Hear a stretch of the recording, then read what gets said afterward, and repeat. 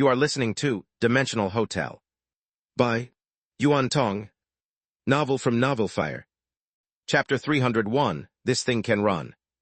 In truth, Yu Sheng had thought it through clearly. He wasn't a professional. Of course, if you were to count his operating license, he was indeed a licensed, spiritual world detective. In the world of ordinary people, he might even be considered a professional in combating extraordinary phenomena. But when faced with such a highly specialized situation, he knew his limits well. If he encountered an unfamiliar otherworld, he could rely on his fearless nature to explore its maps. If he ran into an unknown entity, he could step forward to test its temperament. Even if a dark angel appeared, throwing him into a brutal battle, he wouldn't have an issue with it. But this tower in front of him was clearly the kind of advanced stronghold of heretic cultists, filled with secrets. He, an unknowing fool, barging in to investigate would only complicate things. What he might discover was uncertain, but one thing was for sure. He'd likely end up dead on the spot. He wasn't afraid of dying, but he didn't relish the idea of dying in a way that would earn him no glory. It would be a waste, a pointless sacrifice. Besides, charging in recklessly would likely create trouble for the real investigators who would come later. With these thoughts in mind, he sent a message to the Special Affairs Bureau, reporting the situation and confirming he would remain in a safe area nearby to monitor things. He then led Foxy and the others to the edge of the polluted zone, hiding in a cluster of crystal growths, waiting for the Special Affairs Bureau's team to arrive while keeping an eye on the giant tower. Everything was eerily quiet. The tower still stood, silently at the center of this dark land, surrounded by an expanse of strange, distorted terrain. It was like a scar in the middle of a city, out of place and unsettling. No one or no thing had emerged from the tower. The two Irines, one on each of Yu Sheng's shoulders, leaned forward, peering over the crystalline clusters to observe the giant tower. One whispered, "No movement at all." The other added, "Hey, do you think there's anyone inside? Do they know we've discovered them?" Yu Sheng, with a serious look, answered, "There must be someone, a place this large. I can even feel the artificial saintess is hiding inside. She must have a team of maintenance workers with her." He paused, then continued, "And they definitely know they've been exposed. After the noise I made earlier, how could they not notice?" "Then why hasn't there been any reaction from inside?" Foxy whispered, leaning closer to Yu Sheng. "Not sure, maybe they're lying in wait," Yu Sheng speculated. "They're probably just waiting for us to recklessly enter and then, bam, 500 axe-wielders jump out from both sides of the door."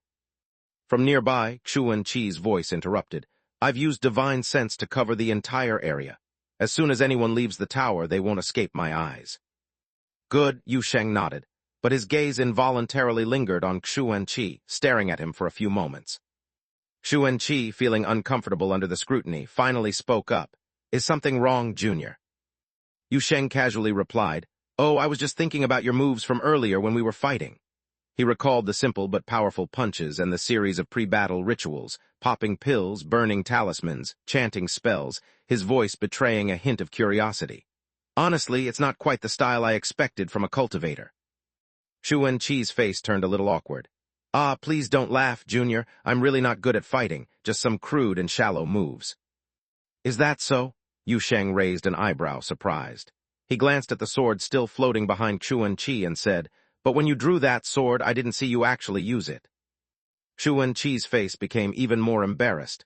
"Well, I don't actually know how to use a sword." This revelation didn't just surprise Yu Sheng, it left both Irines wide-eyed. One of them blurted, "Then why pull it out and just let it float behind you?" Xuan Qi quickly explained, "This sword was given to me by a senior master from the Divine Weapons Peak. It stabilizes my cultivation, improves my vitality, and enhances my spiritual power." He looked slightly apologetic. "Although I can't use it, just having it out helps my punches." Yu Sheng was speechless, and Irene instantly caught on. "So the sword just boosts your stats, and you carry it around to increase your attack power, but your swordsmanship is 0, and you've maxed out your fist skills." Xuan Qi scratched his head, looking sincere. "Well, you could say it that way." Then he noticed the subtle, awestruck expressions on Yu Sheng, Irene, and even Foxy's faces. It seemed he was having trouble holding himself together. Quickly, he began to explain, "I practice under master. My main focus is actually pill refining, talismans, and medicine. Strictly speaking, I'm a doctor. Being bad at combat is only natural." He paused for a moment before adding a few more words. "These few unrefined punches and kicks, they were forced on me by master.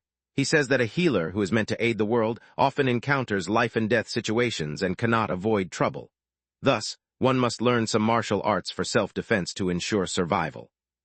Irene blinked and replayed Yuan Chi's half-truth in her mind before suddenly slapping her palm. "Oh, I get it. Medical brawl exploding fist, right?" Yu Sheng almost choked on his words. What the hell, medical brawl exploding fist? Then he recalled the scene where Yuan Chi had thrown a punch, reducing several hundred meters of road to dust. Any further complaints got stuck in his throat, and he could only admit that the little doll had a point. It was definitely explosive. Even Yuan Chi, after a brief moment of dazed silence, suddenly brightened up, clapped his hands, and praised. "Irene, your words are brilliant. This name is perfect, perfect indeed.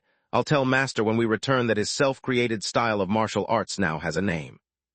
Irene quickly waved her hand. No, don't mention that it was me. Just tell him it's your idea." Yuan Chi, with a look of utmost righteousness, said, "How can that be? To take credit for someone else's work goes against the way of cultivation. This name is a gift from the young lady. I must be clear with Master." Irene muttered under her breath, "Damn, how did I end up with such a blockhead?" Yu Sheng remained silent, standing aside like a spectator, when suddenly a low, vibrating hum interrupted the conversation between the little doll and Yuan Chi. The hum came from the giant tower. The people hidden behind the crystal clusters instantly turned their attention to the towering structure, and simultaneously they witnessed a shocking sight. The entire tower was flickering. It was as if a vibrating illusion had appeared. The dark high tower was gradually flickering in place, and with each flicker, a deep, almost unbearable hum resonated from within the tower, causing the space itself to subtly shake. As the flickering continued, the ethereal overlap of images, which had only covered the top half of the tower, began to spread rapidly downward, creating a dizzying sensation as if multiple images were overlapping, soon covering the entire tower. Irene, always the loud one, immediately shouted, "What is that? What's going on? Is it about to transform or something?" Yu Sheng opened his mouth, about to say something, when a sudden, booming sound from the distant sky interrupted him. The group looked in the direction of the sound and saw two strange flying machines appear in the sky, their long triangular forms covered in semi-transparent energy shields. They screeched through the dense fog, arriving in an instant, and without hesitation locked onto the flickering high tower, releasing a series of heated white light orbs. At almost the same time, like an airdropped army from another dimension, over 100 heavily armored figures, wearing powered armor, suddenly appeared beneath the two flying machines. These armored soldiers, relying on jetpacks, swiftly adjusted their positions in midair, and before landing began to unleash a heavy barrage of fire towards the giant tower. Entity missiles, high-energy beams, and binding particle clusters, all kinds of weaponry Yu Sheng recognized, along with some he didn't, were unleashed on the flickering high tower. After a brief moment of confusion, Yu Sheng realized that this was the Special Affairs Bureau's investigators. He had just sent for a deep diving unit, bringing in a heavy firepower team complete with the Hunting Owl bomber. The military-grade bombardment quickly enveloped the entire high tower. The deafening explosions and the shockwaves from the shrieking energy blasts scattered the nearby clouds and fog. Yu Sheng, still in shock, had initially assumed the Special Affairs Bureau team would try to approach and investigate the strange tower first. But he hadn't expected that as soon as the team arrived, they immediately began a full-scale bombing. However, it didn't take long for him to understand why. After the first wave of firepower destroyed the energy shield surrounding the high tower and part of the floating, auxiliary buildings, he saw that most of the following attacks from the Special Affairs Bureau directly penetrated the flickering giant tower. Even Irene quickly reacted, shouting, "What the hell is it trying to escape?" The entire tower was undergoing some kind of teleportation. The Special Affairs Bureau forces were attempting to destroy the entire structure before it could leave, but it was clear they were too late. The Hunting Owl bomber and deep diving unit continued their bombardment of the high tower, but as time passed, more and more of the attacks simply passed through the illusory images surrounding it. The hum from the tower, as it teleported, grew sharper, piercing through the roar of the artillery and the entire mist-bound city. Yu Sheng could no longer sit still. He couldn't let this thing escape. He didn't want it to escape. The artificial saintess, the mysteriously appearing mist-bound city, the brass knights hidden in the fog, and the sneaky holy Revere hermitage. Too many secrets were hidden in that tower. He had just managed to tear this thing from its disguise, hoping to use it to solve the funding issues for the valley's infrastructure. How could he possibly let it go now? Moreover, with something like this, once it ran, the consequences would be catastrophic. With gritted teeth, Yu Sheng suddenly turned to Foxy. "Give me a tail." "What?" "Plan B, launch me." Chapter 302, Disruption. When Yu Sheng suddenly mentioned a Plan B, Xuanqi froze in place, as he had no idea what that meant. Irene, however, was unsurprised. Though she didn't know when this Plan B had been formed, she was already used to Yu Sheng's ability to come up with new ideas at the drop of a hat. Foxy, on the other hand, didn't even think twice.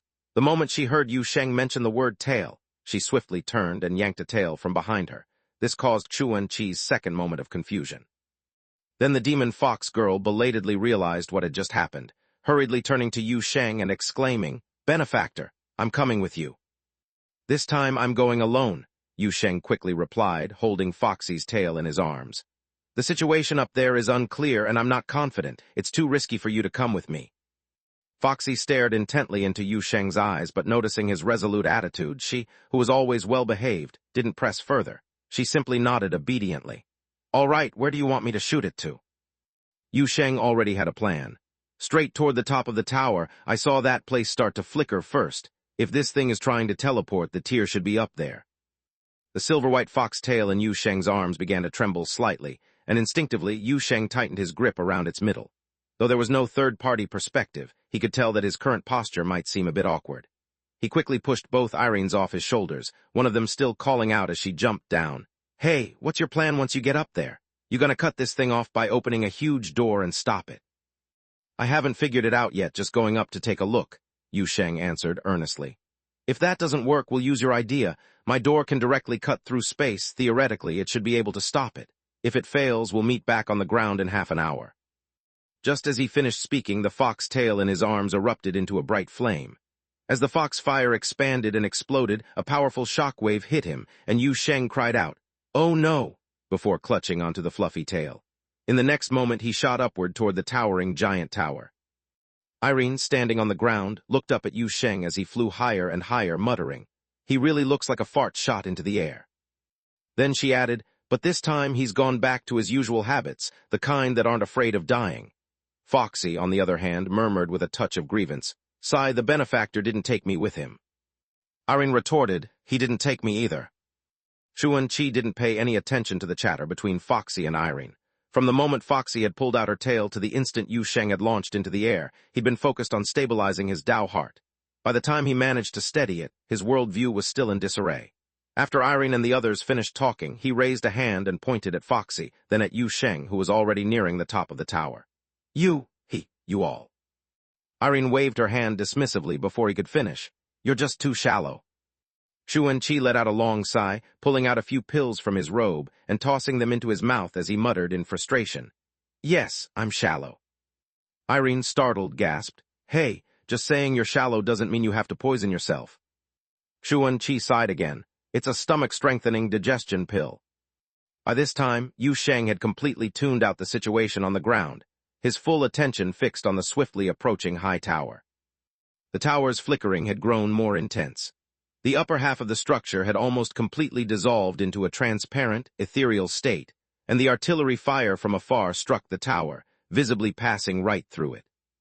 Yu Sheng didn't understand the mechanics behind it, but he suspected that the teleportation process was nearing completion. Fortunately, despite the immense size of the tower, the black tech of the Holy Revere Hermitage couldn't instantly shift it out of this world. There should still be a little time before it could fully leave. Holding onto the fox tail, Yu Sheng flew through a barrage of firepower. Missiles, beams, and high-energy particle clusters tore through the air with sharp howls.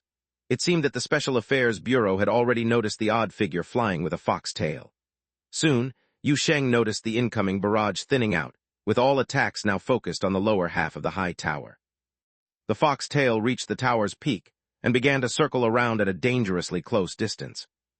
Yu Sheng attempted to adjust the fox tail's floating position, tugging on its fur. Instantly, the nine-tailed fox on the ground responded, shifting the tail's position according to his guidance, aligning it with the transparent, almost dimensionless tip of the tower. It was a strange sensation. Yu Sheng felt that even in his wildest dreams or most fantastical writings, he had never imagined such a scene. riding a foxtail through a rain of bullets to intercept a tower about to make a dimensional leap. A sentence that could only seem utterly absurd if missing several 100,000 words of build-up. But here he was, holding onto a fluffy tail, floating at the top of this surreal giant tower. He stretched out his hand, attempting to touch the transparent illusion before him. He felt nothing but a slight quiver in the air. What should he do next? How could he intercept the building that was in the process of initiating a teleportation? If it were the Special Affairs Bureau with sufficient preparation, they would likely have interference devices such as a warp disruptor or a gravity trap generator.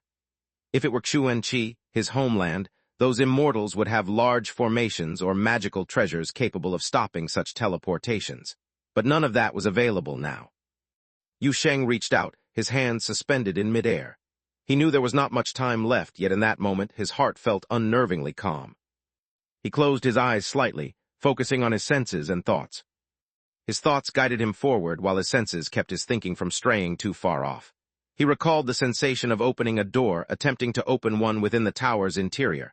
Although the tower was no longer here, it had left behind an image. And with the image, there was still a connection. A door was the manifestation of connection, proof that two spaces, two locations, had formed a bond. As long as there was even a tiny thread of connection, the door could open. Yu Sheng thought of this, his hand landing on a doorknob. He tried to turn it, but just before the door could open, he felt something else. It was the trembling of space. The tower was disturbing the fabric of space-time. This disturbance created an invisible ripple, one Yu Sheng couldn't quite understand.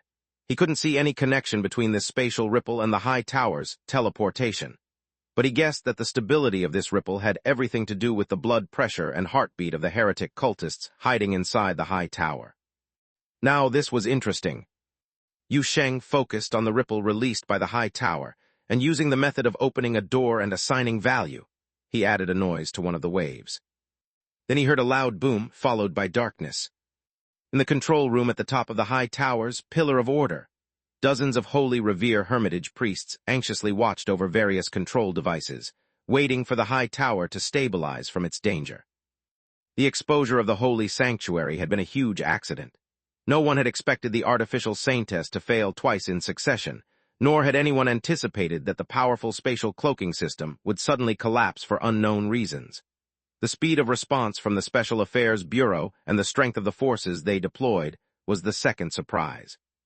When the two hunting owls appeared on the radar, Sage issued an emergency jump command. But even then, the high tower took a solid hit during the first wave of fire. Luckily, the high tower's shields and outer shell withstood the heavy fire from the hunting owls, and the phase shift effect from the subsequent transition allowed the Pillar of Order to avoid most of the follow-up attacks. Now the intense tremors throughout the high tower were gradually subsiding. The dense fog on the external monitors was slowly replaced by the displaced light and shadow of the teleportation system's startup. They were finally safe. The priests in the control hall breathed a collective sigh of relief. Despite the mission's failure to some extent, the joy of salvaging important assets of the organization allowed everyone to relax. A tall, thin elder in a white robe, seated among the priests, nodded slowly, preparing to arrange the follow-up inspection and repairs. However, just then, a terrifying series of ripping explosions and even fiercer tremors than the first wave of bombardment reverberated throughout the high tower.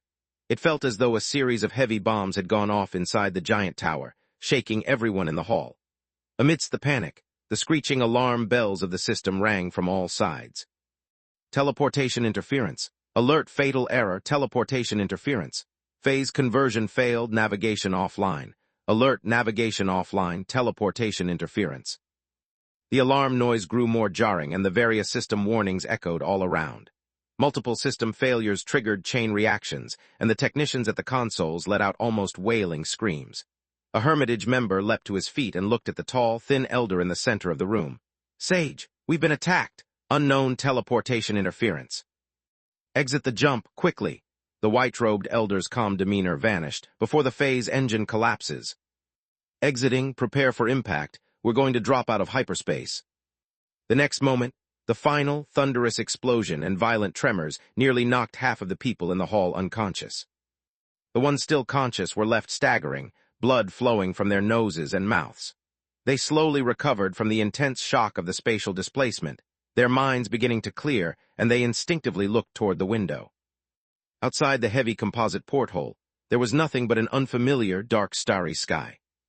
The entire pillar of order had been reconfigured by some unknown force, its teleportation parameters altered, casting it into the desolate void between the stars. Chapter 303, It's Catching Up. The moment they glimpsed the unfamiliar starry sky outside the porthole, an eerie and unsettling silence descended upon everyone in the control room. A member of the Hermitage, still somewhat steady, staggered to his feet, wobbling as he made his way toward the tall, thin old man in a white robe. His movements were slow and laborious, not only due to the shock of the pillar of order exiting the jump, but also because the gravity system of the entire tower had malfunctioned. Gravity in the hall had become chaotic, pulling in all directions. "Sage, where are we now?" The elderly figure known as Sage had a grim expression. One hand gripped the armrest of his chair tightly as he leaned forward, taking a long time to respond in a low voice. "The jump process was disrupted. Navigator, report." "Why, yes," another Hermitage member answered hastily. "Our preset jump point should have been near the Bright River Nebula at the gravitational collapse point. It's a very easy-to-spot bright dust cloud, but now none of the external monitoring cameras can see it. The star chart comparison, the entire navigation system is offline. Manual calibration will take a long time. First, check the damage to the pillar of order. Confirm if the inner shell is leaking, then figure out how to repair each subsystem," Sage ordered. "Prioritize the repair of navigation and the engines. We need to figure out where we are, then fix this damned gravity system." "Yes, yes." Sage took a slow breath, forcing his voice back to a calm tone. "What's the status of the space calibrator and the holy coffin chamber?" "We've just made contact with the core module. The space calibrator is undamaged. The holy coffin chamber has some damage, but the Saintess hasn't been affected. She's still in recovery." Sage lowered his eyelids, hiding the glare in his eyes. He lightly tapped his fingers on the armrest, muttering under his breath in a voice too low for others to hear. "That useless fool." After a moment of unbearable tension, he lifted his gaze, his voice becoming cold and stern. "Speed up the repairs. Get the artificial Saintess out of that iron coffin immediately." But the damage to Saintess is severe this time, especially to the mind barrier. If we force a catalyst, there might be problems in the future. "As long as it doesn't melt down today, we'll deal with future problems later," Sage interrupted sharply. "I need her back in action now. I have a bad feeling. Our troubles aren't over yet." "Yes, sir." Sage nodded, his expression finally relaxing just slightly. One of the Hermitage members near him, emboldened by the slight change, finally spoke up. "Say, what do you think attacked us? Could it be some kind of jump interference technology from the Special Affairs Bureau?" Sage slowly shook his head. "The Pillar of Order is equipped with the most powerful phase engine and core defense system.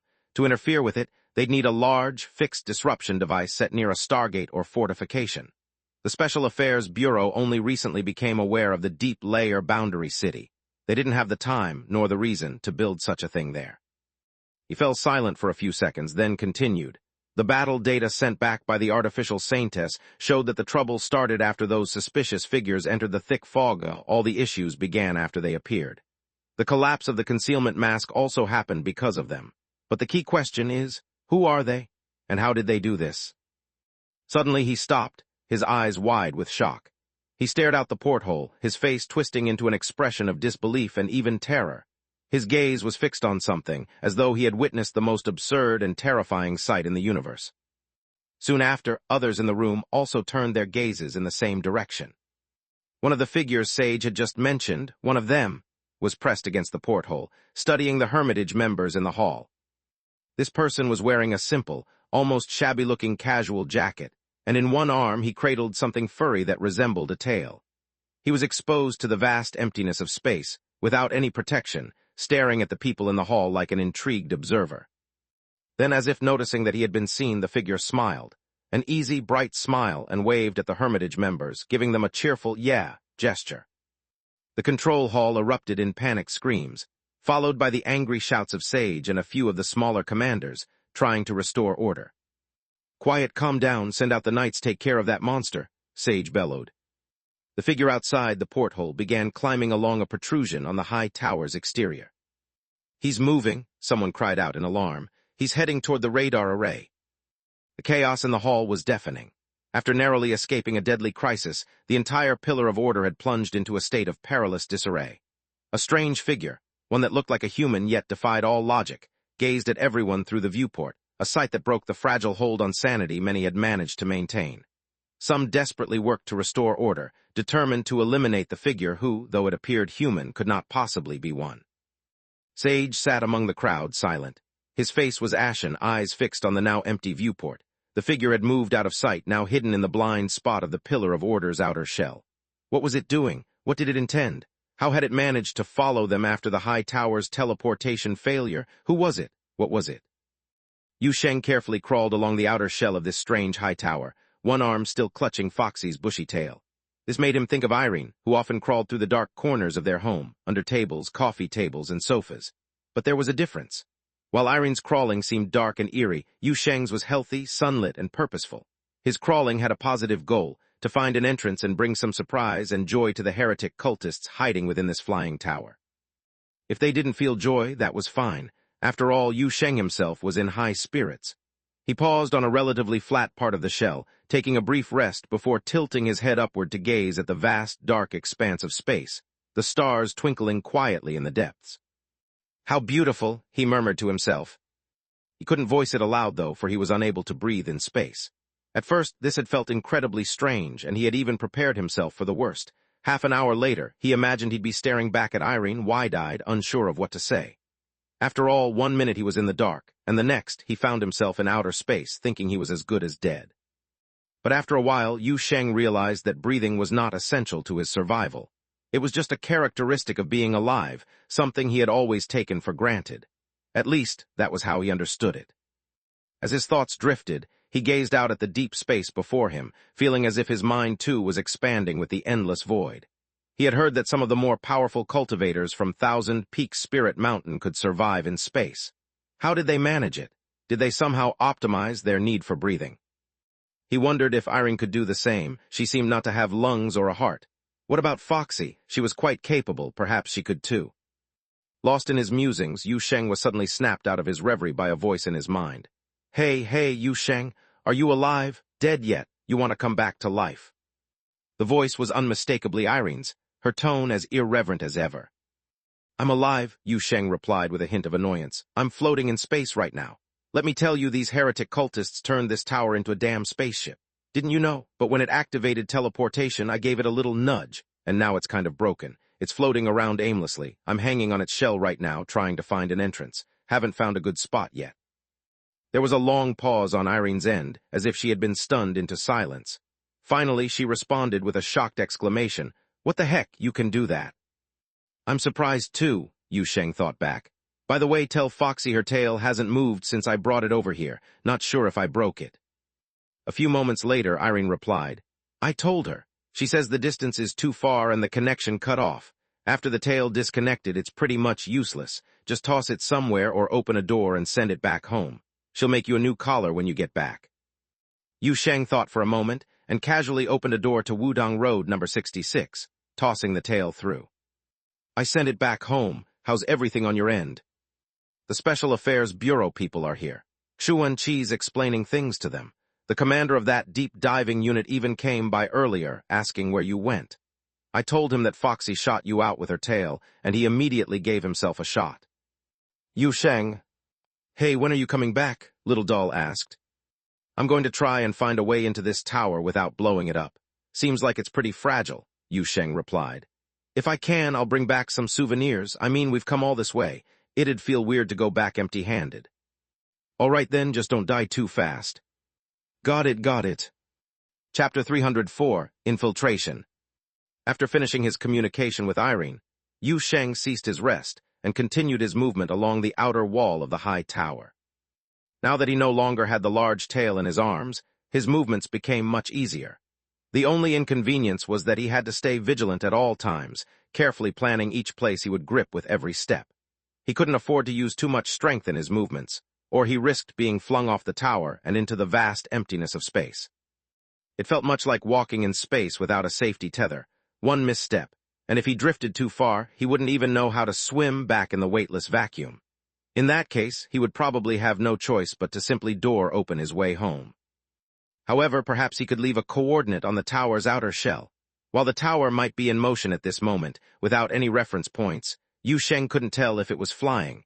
He could use the tower's base as a reference for his coordinates. Even if it was moving, he might still be able to door open back. Yu Sheng's mind swirled with various thoughts, but after passing a strange metal protrusion, he halted again. He drew out his new bloodletting knife, made from the fingertip blades of an artificial saintess, tough and razor-sharp. With it, he sliced his palm open. Blood erupted from the wound, bubbling in the vacuum, accompanied by a faint red mist. At first, Yu Sheng was startled, but he quickly found the scene rather fascinating. Luckily, he hadn't forgotten why he was shedding blood in the first place. He quickly focused his mind control on the blood, directing it to float slowly towards the nearby high tower's outer shell. Before the wound had fully healed, the boiling blood had already silently melded into the tower. Yu Sheng closed his eyes slightly, sensing the information the blood was transmitting to him. He saw some vague structures. The high tower was revealing its secrets to him. Beneath the heavy, seemingly rocky exterior, which was actually an alloy shell, lay a labyrinth of pipes, circuits, cavities, corridors, and many technological devices Yu Sheng could hardly begin to understand. His current range of vision was limited, and within it, he searched for a route that would allow him to infiltrate the tower. Where the blood infiltrated, there were paths. However, Yu Sheng needed to find a safer entry point. He wasn't afraid of death, but he feared dying in a humiliating way. If he went this far into infiltration only to be immediately caught and killed by heretic cultists, his face would be ruined. Irene would undoubtedly bring it up for months to come. There was no suitable point nearby, so Yu Sheng continued moving along the outer shell. After a while, near some runic chains connected to auxiliary facilities, he performed the same trick and once again offered blood to the tower. After 3 consecutive attempts, he finally stopped at a connection point between 2 layers of armor, a pleased expression spreading across his face. Beneath him was a safe passage with no human presence nearby. Several pathways led deeper into the tower. Without hesitation, Yu Sheng pressed his hand against the cold, thick alloy armor. The armor was thick, with several layers of protective, cushioning, and sensory structures underneath. However, the door Yu Sheng was aiming to open wasn't one that required cutting through these layers.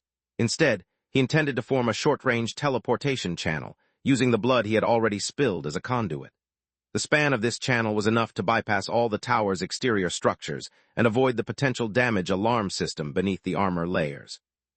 Yu Sheng didn't know much about spaceships, but he suspected this one must have a similar alarm system to detect breaches in the armor, allowing those inside to react immediately. Since this was an infiltration, the longer he remained undetected, the better.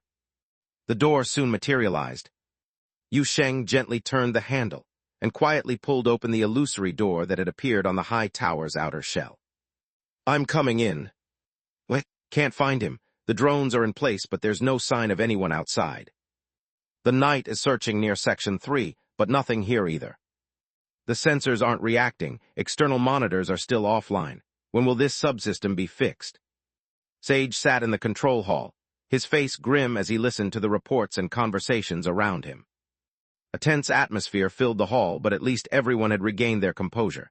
Each person was focused on their tasks. Still, Sage could feel a sense of unease growing in everyone's hearts. Because they couldn't find the monster moving on the Pillar of Order's shell. If that person was truly the one responsible for the previous mask failure and the failed jump, then the situation before him was undoubtedly disastrous. Seeing someone hanging a ticket in the vast expanse of space was certainly a terrifying sight. But when that person disappeared in the blink of an eye, it birthed a different, deeper kind of fear. Could it be some kind of collective hallucination? Someone cautiously voiced the hope shared by all. "We exited the jump state too hastily. This could have caused great stimulation to our nervous systems. Cases of collective hallucinations under such circumstances do exist."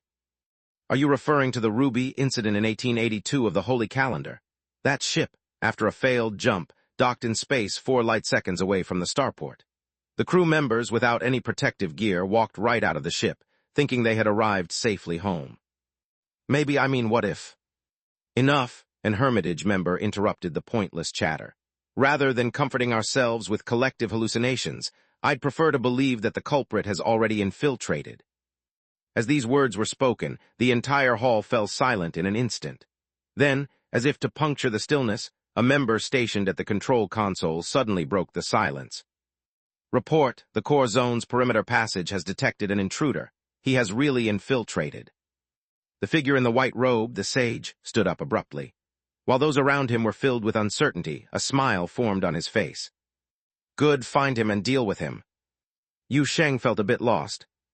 He had entered this tower, only to find its structure resembling a labyrinth, countless intersections and bizarre rooms. The good news was that there was gravity inside, so he could walk steadily on the ground. The bad news was that some areas had gravity issues, causing him to suddenly fall to one side, making it even harder to tell up from down. However, he didn't think this was a big problem. After all, he was unfamiliar with the place. Whether he was lost or not didn't matter. What mattered was using his blood to see through walls and his immense confidence to navigate. After wandering through a few corridors, he stopped in a quiet corner. Reaching into his pocket, he fished out his phone. Unlocking it, he opened the Frontier communication interface. Yu Sheng was certain that this seemingly ordinary phone was packed with Special Affairs Bureau's high-tech gadgets. Even leaving aside everything else, just the fact that it had stayed operational in the vacuum of space for so long and remained silky smooth when he used it. This couldn't possibly be made with regular, civilian parts. Of course, the fact that the phone didn't malfunction in space wasn't the most outrageous part. The most mind-blowing thing was when he pulled it out, he noticed it had signal. A signal. Yu Sheng had initially planned to snap a few pictures of the surroundings and send a little surprise to Bai Li Qing. However, when he saw the full signal bar on his phone, he was taken aback. Swiping down the status bar, he noticed that the service provider had switched from Boundary City Communications to Starry Union Telecom, with a warning. Currently using the Starry Union channel, extra charges may apply. This left him in awe, but he didn't waste time. After a brief moment of amazement, he quickly took a few photos of the surroundings and activated the phone's environmental data monitoring function. Then, he sent a message to Bai Li Qing. Guess where I am? Within moments, Bai Li Qing replied, her message starting with a string of question marks. You've entered the high tower already. Yu Sheng was a bit surprised. Ah, you already know about this. I received a report saying that Foxy shot you out with its tail, and you disappeared into the mist-bound city along with that strange high tower. Bai Li Qing replied swiftly. She had become quite proficient at composing such clever sentences. I tried calling you several times, but you didn't pick up. Yu Sheng quickly checked his call log, only to find multiple missed calls from Bai Li Qing. He was stunned because he didn't remember hearing the phone ring, but after a brief pause he responded, explaining, Ah, it was probably because I was in a vacuum environment. I didn't hear the ring, and I was busy finding my way, so I didn't notice the vibration. Bai Li Qing sent another string of question marks. Yu Sheng found it hard to explain the entire process of how he had hung a ticket outside a spaceship and then entered through a hatch. So he vaguely replied, The environment here is a bit complex. I'll explain it to you later. After sending the message, he looked at the healing wound on his hand, then pulled out the bloodletting knife from his pocket and made another cut across his palm. Blood seeped from the wound, as though it had a life of its own, floating slowly, covering the nearby walls and floor before infiltrating into them within a few seconds. Once he confirmed the blood had completely infiltrated, Yu Sheng continued on his way. He had been stopping and starting along the way, performing this task each time. Chapter 305, Slashing Through the Chaos. Thin wisps of mist floated above the corrupted block, covered in eerie crystalline clusters. Even the surrounding fog seemed to have been tainted with a sinister purple hue, as if the crystals themselves had spread their corrupting influence. The deep diving unit from the Special Affairs Bureau was busy collecting samples from various points. They filled containers with the soil and crystals, ready to carry them back to the real world once the team ascended. At the same time, the divers had set up numerous detection devices to gather environmental parameters. They had also brought in a drilling machine through the hunting owl to try and dig down into the polluted block, hoping to uncover just how deeply the corruption had infiltrated the area. Where a giant tower had once stood, there was now a deep pit, dozens of meters wide.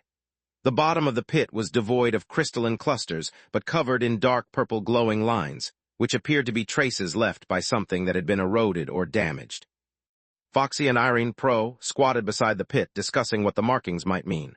Though they hadn't come to any concrete conclusions, the two were engaged in a heated debate. Xuan Qi, standing nearby, watched the scene, a look of confusion and unease on his face. After a long silence, he finally couldn't hold back any longer. Aren't you worried about him? He muttered. Irene Steele looked up, slightly taken aback. Ah, who? Oh, you mean Yu Sheng? Why would we worry about him? He'll come back, no problem. Xuan Qi's worry only deepened. He couldn't understand the way the members of this hotel thought. He had never really gotten the hang of it. He's in danger. When young Lady Foxy launched him up using, her tail earlier, I wanted to ask, does he always do such reckless, dangerous things? Are you all used to this? And now he's been transferred with that strange tower to another location, and we have no idea what dangers might be lurking in that tower. Before he could finish, Irene waved her hand dismissively. Oh, stop being such a worrywart. Don't fret, he's fine. We even spoke on the phone just now. Instead of worrying about that, why don't you come over here and check out this pit? Silly Fox said those markings were left by the base of the tower, but I think they were probably caused when the tower fired its blast. Xuan Qi sighed deeply, deciding to ignore the overly carefree doll. It was clear that the only person in the hotel who communicated in a way he could understand was the eminent one, even if it wasn't that much easier. The sound of footsteps echoed down the empty corridor. The tilted gravity here made it uncomfortable for Yu Sheng to walk, so he stopped at a junction in the hallway, leaning against the wall to rest. He let out a quiet sigh, trying to steady his breath. The lights in the distance flickered, suggesting a problem with the power supply. In the dim light, Yu Sheng kept sensing shadowy figures lurking just out of sight. But maybe it was just his vision playing tricks. After all, he had lost a lot of blood since starting his journey. A hostile presence drew near, collecting in the nearby corridor. Yu Sheng felt eyes on him, watching carefully from the shadows. He had noticed these followers trailing him for some time, and he wasn't surprised by their attention. He knew he wouldn't be able to move around here unnoticed for long. After all, even in a shopping mall, you couldn't avoid being watched by surveillance cameras, let alone on this high-tech spaceship. Every corner, every entrance to each floor was lined with eyes. Yu Sheng lifted his head and scanned the surroundings. The hallway was decorated with classical-style reliefs and intricate, colorful paintings. In many places, there were sculptures that seemed to carry religious symbolism. From the design, this place didn't resemble a spaceship at all. It looked more like a church or bell tower, capable of jumping through space. Putting aside the crazy, Salvation ideals, the Holy Revere Hermitage group at least had some taste in aesthetics. After scanning his surroundings, Yu Sheng finally broke the silence. You've been following me all this time, setting traps nearby and blocking the nearest passages. Are you going to come out already? The area remained eerily silent. The faint hum of machines and air vents echoed through the hall, hidden behind the elaborate reliefs and paintings. Yu Sheng continued to wait patiently until finally, another sound broke the silence. He heard the clashing of armor, followed by the sound of heavy boots marching in unison, mixed with some irregular footsteps. These sounds came from the junctions on either side of the corridor, growing louder. Soon, the enemy appeared. Yu Sheng saw the familiar brass knights, strange mechanical beings that usually hid in the shadows. This time, however, they stepped out into full view, their heavy, oppressive presence unmistakable. Among them were several humans, likely members of the Holy Revere Hermitage. The humans wore black robes that matched Yu Sheng's stereotypical image of heretical cultists, every inch of them covered in dark, mask-like shells that hid their faces completely. Yu Sheng couldn't help but laugh when he saw this. He pointed at one of the black-robed figures. I'm just curious, do you have some sort of industry standard or code of conduct? Is it mandatory for cultists to dress like this? The person he pointed to stepped forward, and a muffled voice came from beneath the mask. You have no escape, intruder. Surrender now and you might live. Yu Sheng snorted, nonchalantly pulling his tetanus staff from the air beside him. He swung the spiked club in hand and strode toward the Hermitage members, ignoring the looming brass knights. The black-robed cultists seemed momentarily stunned by his boldness. Two of them instinctively stepped back when Yu Sheng advanced, but they quickly regained their composure. Kill him, one of them commanded. At that, the brass knights surged forward. The odd-gravity environment didn't hinder the movement of the strange armored knights. They charged in, their heavy swords swinging with a chilling killing intent. However, Yu Sheng was faster. He had no interest in tangling with these metal shells. With reckless abandon, he dashed through the group of knights, only briefly blocking or dodging their strikes. His body and limbs were slashed, deep wounds opening and blood splattering across the corridor, but he pushed through without hesitation. He swung the tetanus staff and charged at the nearest figure in black robes. Before the opponent could react, the staff crashed down with a powerful blow to their head. The black-robed figure hadn't expected this intruder to charge at him, even after being slashed nearly to death by a knight. The man had clearly decided not to survive this fight, and the injuries from the short sprint toward him, barely a dozen meters, were almost fatal. In that brief moment, a flood of questions surged through his mind. Was there some deep grudge between him and this strange intruder? Why was this happening? What did he want? The black-robed figure quickly recoiled, his speed far surpassing that of an ordinary human. But Yu Sheng was quicker. Missing with the initial strike, he swiftly lunged forward, using his spiked club to sweep horizontally, slamming it into the heretic's body. The force of the impact reverberated through his hands, accompanied by the deafening sound of metal clashing and a flurry of sparks. Yu Sheng froze for a moment, then saw the heretic cultist flying sideways, his black robe torn apart by the spiked club's blade, revealing underneath powered armor. The side of the powered armor was shattered by Yu Sheng's raw strength, and when the black-robed man hit the ground, he was badly wounded, though still alive. Without that armor, he would have been torn in two by that single strike. Yu Sheng turned around, drenched in blood. Two black-robed figures scrambled to aid their injured comrade, while the others grouped with the brass knights. They began to undo their robes, revealing an array of weapons, knives, swords, and even two wielding chainsaw swords. It was clear they didn't want to use firearms in a heavily damaged spaceship. The heretic cultists wore powered armor beneath their robes, far thinner than Su Jiali's muscle cans, but clearly not cheap either. The black mask beneath their hoods was actually part of their powered armor helmets. This was a far cry from the usual stereotype. Yu Sheng felt the wounds from the brass knights slowly healing, but the weakness from blood loss told him he wouldn't make it much longer. With a slight adjustment of his posture, he used his spiked club to prop himself up and glared at the heretic cultists. Who taught you to wear powered armor under your robes? Can't you at least sync your aesthetics when you run a cult? What answered him was a barrage of blades and swords coming his way. The heretic cultists didn't play by the rules. Yu Sheng, on the other hand, was more reasonable. He was immediately overwhelmed by a flurry of strikes and fell to the ground. He wasn't dead yet, though, just clinging to life, lying there in a pitiful state. The black-robed members in powered armor and the brass knights formed a circle around him, but there was a hesitation in the air. They hadn't expected this intruder, who was so bizarre and had made even the sage nervous, to fall so easily. The intruder was strong, at least from a physical perspective. He could no longer be considered human. He had the strength to kill a fighter in powered armor with nothing but a club, something that would be unbelievable to most. But his strength had limits. Once surrounded, he was destined to die. The black-robed figures exchanged uncertain glances. One murmured, "Is he really going to die?"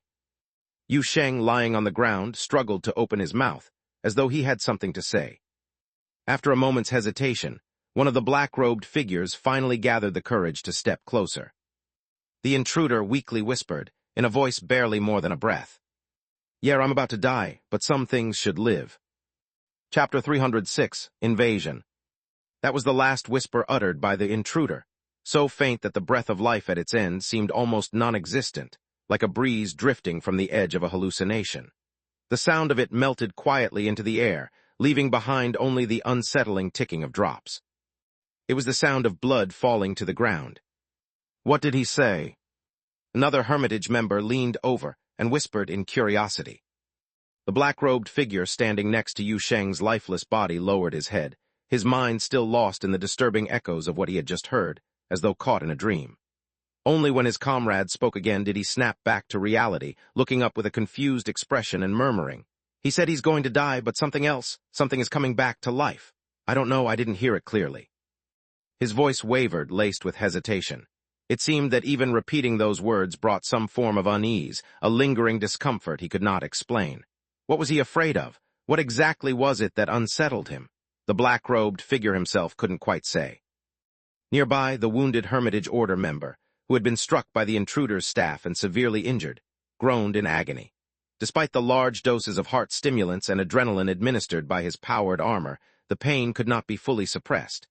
Now the armor's life support system was keeping him alive by force, but if they delayed any further, his life would be over.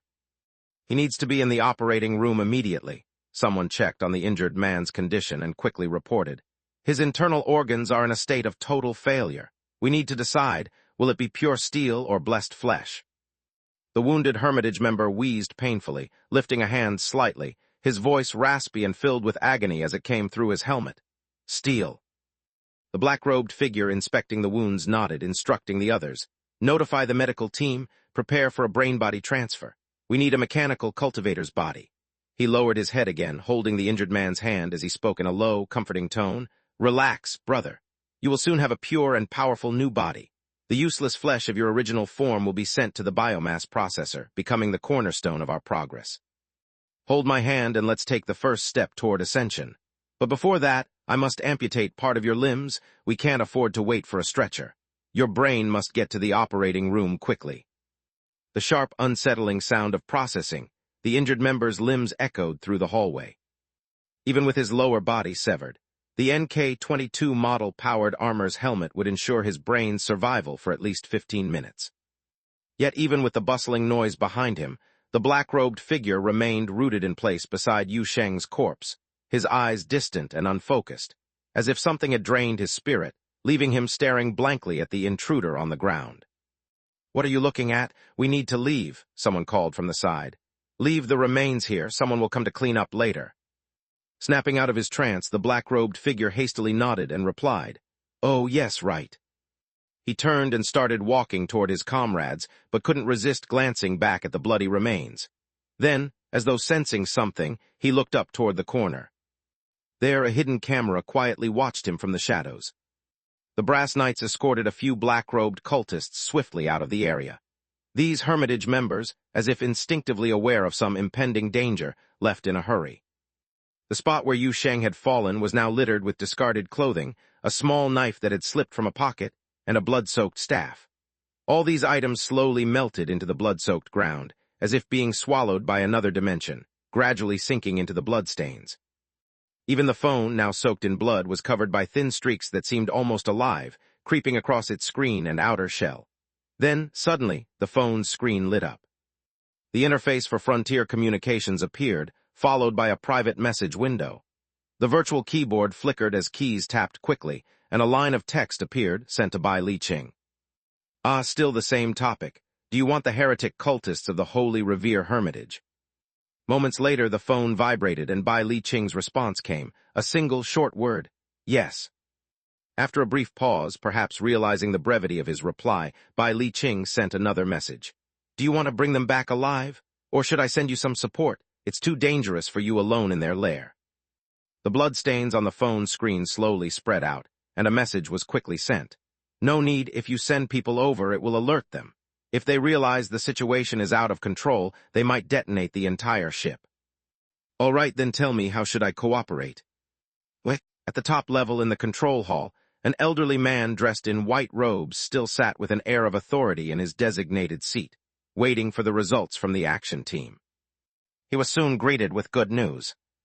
The communicator in front of him lit up, and a Hermitage member, clad in powered armor with a black robe covering it, appeared on screen. "Sage, we've dealt with the intruder in a corridor outside the core zone." The muscles on Sage's face, which had been tense, finally relaxed a little. "Well done, recovery personnel will go and clean up. What are the losses?" "One combatant is severely injured, amputated below the neck. We're taking his head to the surgery room. He fought bravely and requested to enter the steel evolution path as he lay dying." "A brave fighter deserves this reward." The elderly man in white robes sighed lightly, his whole demeanor relaxing. "Afterward, report back to the upper area." "Yes." The communication was cut off, and the atmosphere in the control hall lightened with the arrival of good news. "I thought it would be something more impressive," a Hermitage member muttered from the side. "Just some weird guy, but this world is full of strange things," another chimed in. "Not even as troublesome as those shadows we dug up in the Adar Great Pit." What's wrong?" "Nothing, just that a few of the monitors flickered earlier. It might have been some core system self-repair resetting a few channels. I checked, and everything's fine."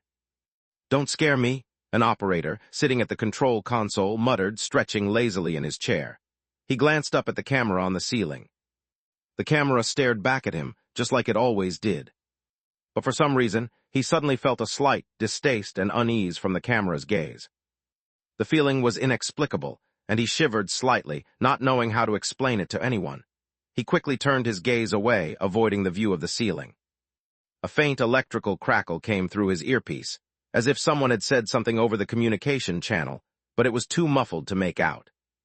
The operator frowned, initially suspecting a problem with the earpiece, but quickly ruled that out. because there was definitely someone speaking through the faint static. He furrowed his brow, adjusting the listening channel more seriously, trying to trace the source of the noise.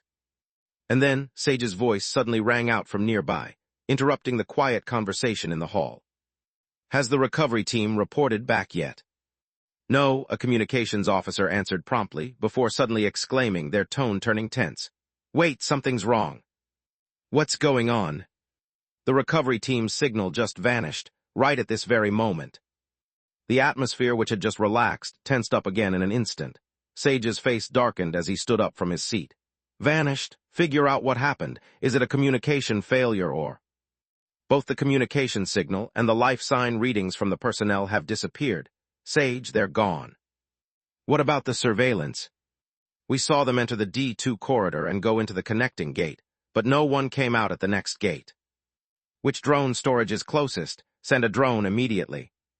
The hall erupted in a flurry of noise, filled with anxious and urgent command and report voices. Sage's voice carried an undertone of anger, and the nearby operators sounded tense and flustered. But the operator still sat there, intently adjusting his earpiece, switching between various channels as though entranced, determined to understand what the noise in the system was trying to say. Time passed, and then he suddenly heard a voice, crystal clear, as if it were speaking right into his ear. "Can you hear me now?" The operator jerked his earpiece off as if electrocuted, his eyes widening in terror. He quickly looked up towards Sage's direction. "There's someone speaking on the listening channel. Something S breached our system." "What?" Sage exclaimed, immediately opening the communicator to contact the returning action team. "The situation's changed. Head to the server room immediately. There's an intruder hiding aboard the ship." But all that came through the communicator was a hollow white noise. Soon, someone reported on the communication and surveillance systems, nervously updating. "The action team's signal is gone as well. Near the D1 corridor, the cameras didn't capture any attackers or combat scenes." Sage stood still, his face as grim as stone, deep in unsettling thought. Something was hiding within this tower. It was attacking person after person in the tower, though no one knew exactly how, but it was clearly fast and ruthless, capable of taking down combatants in powered armor before they could even react. And there may be more than one intruder, since the two teams that had been affected weren't in the same area, and there had been reports of noise on the listening channel. The intruders were clearly attacking in multiple places while simultaneously hacking into the system. "Send out the second team, follow all surveillance closely, maintain contact, and seal off all passages from D1 to D2. Search every inch." "Yes." Chapter 307, Lost Between the Doors. A tower so massive, a ship that could traverse time and space, a cult lair concealing countless secrets. How many doors might be hidden within this place? Many, so many. Doors connecting different floors, doors linking various rooms, doors joining distant hallways, or even just doors used to divide specific areas, serving as barriers for security. Each door now waits silently for the fateful passers-by. A team cautiously moved through the connection passage, leading to the core cabin in the D1 area, searching for traces of the intruder's spider-silk path. An outsider had hidden aboard this ship, attacked the first combat squad and recovery team, and infiltrated parts of the ship's systems. Now, the surveillance system was no longer reliable, and the team had to rely on their own efforts to find the intruder. Dressed in light-powered armor, cloaked in black robes, the Hermitage Order combatants moved with swift steps. The various sensory systems of their powered armor allowed them to sense even the faintest disturbances in the air, changes in temperature, magnetic fields, and every subtle motion. They had also brought along the remaining brass knights that were still operational, deploying some of them with optical camouflage to spread out as hidden forces throughout the team's front, rear, and nearby passages. Various small drones fluttered nearby, darting through ventilation shafts, maintenance ducts, and connecting passages. These drones expanded the team's sensory range, keeping an eye on more potential anomalous signals. Such arrangements maximized the chances of timely and accurate intelligence. Even if the intruder was exceptionally strong, the team would at least be forewarned, avoiding complete annihilation in a surprise attack. Luo Nan 22, the cultivator, could not imagine any enemy capable of sneaking up on the team under these conditions and kidnapping his members. Yet a lingering unease still clung to him, as if the very air around him was soaked with it. "Cultivator, A low-ranking cultivator suddenly broke the silence, muttering softly into the team's comms. I feel like someone is watching me from nearby. Luonan 22 glanced at the low-ranking cultivator who had spoken. AI Lun 27, you're being too paranoid. There's no one nearby. My spiritual intuition hasn't detected anything. Maybe, AI Lun 27, the low-ranking cultivator, nodded but continued to glance nervously around. The long corridor was brightly lit, and a faint humming noise echoed from the nearby ventilation ducts.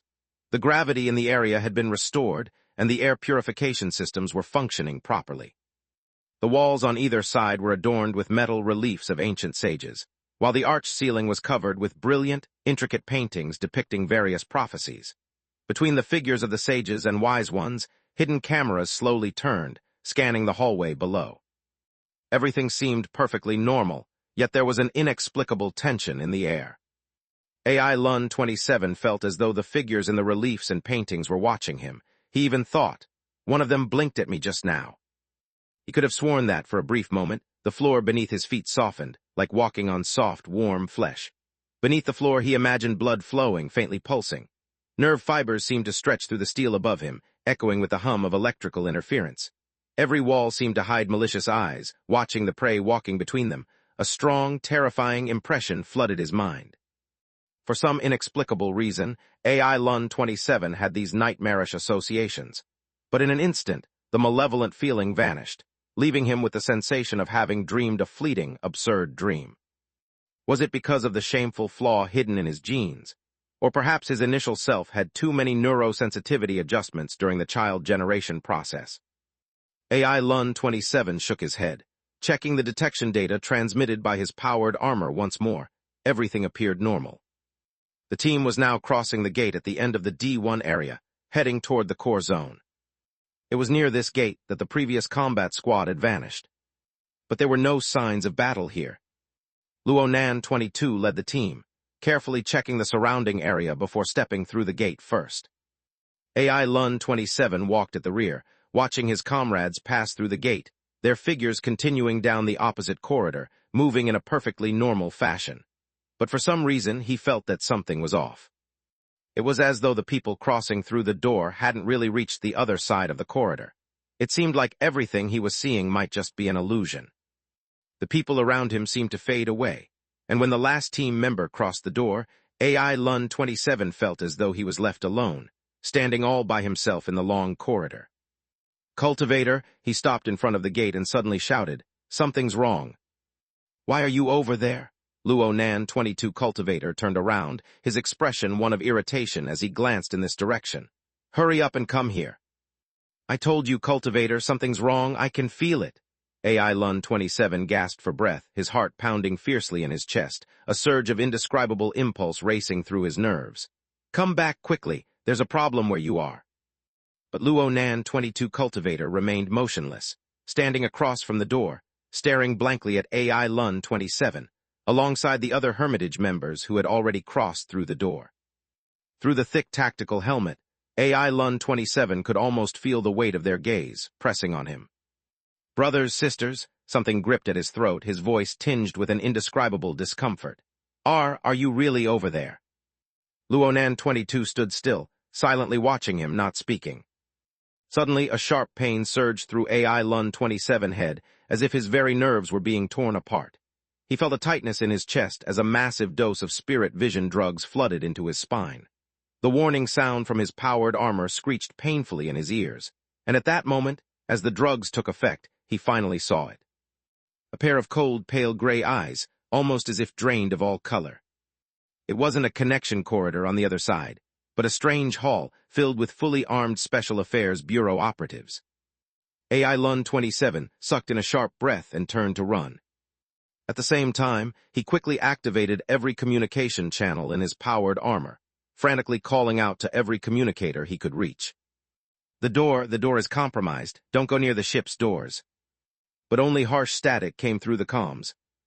AI Lun 27 stopped, slowly lifting his head. The ancient sages seemed to look down at him, shaking their heads in resignation. Metal reliefs like flowing mud dripped from them and piled at his feet, slowly binding his limbs. The ground beneath him softened, rippling like waves, gradually pushing him toward the nearest door. The corridor filled with strange, metallic slithering sounds, mingled with AI Lun 27 repeated cries. The door is compromised. Don't go near the ship's doors. The door is compromised. The door is compromised. What? Bai Li Qing turned her head, looking at the Hermitage members who still stood motionless, allowing nearby Special Affairs Bureau operatives to dismantle their powered armor without resistance. She gently rubbed her eyes. Further away, the open ground was strewn with the dismantled parts of brass knights, and the remains of the mud substance had been reduced to ash. Song Cheng stood by, watching as the last Hermitage member was thrown in this direction. Unlike the previous ones who had approached quietly, this one immediately began shouting and even tried to attack the nearby deep-dive operatives with his weapon.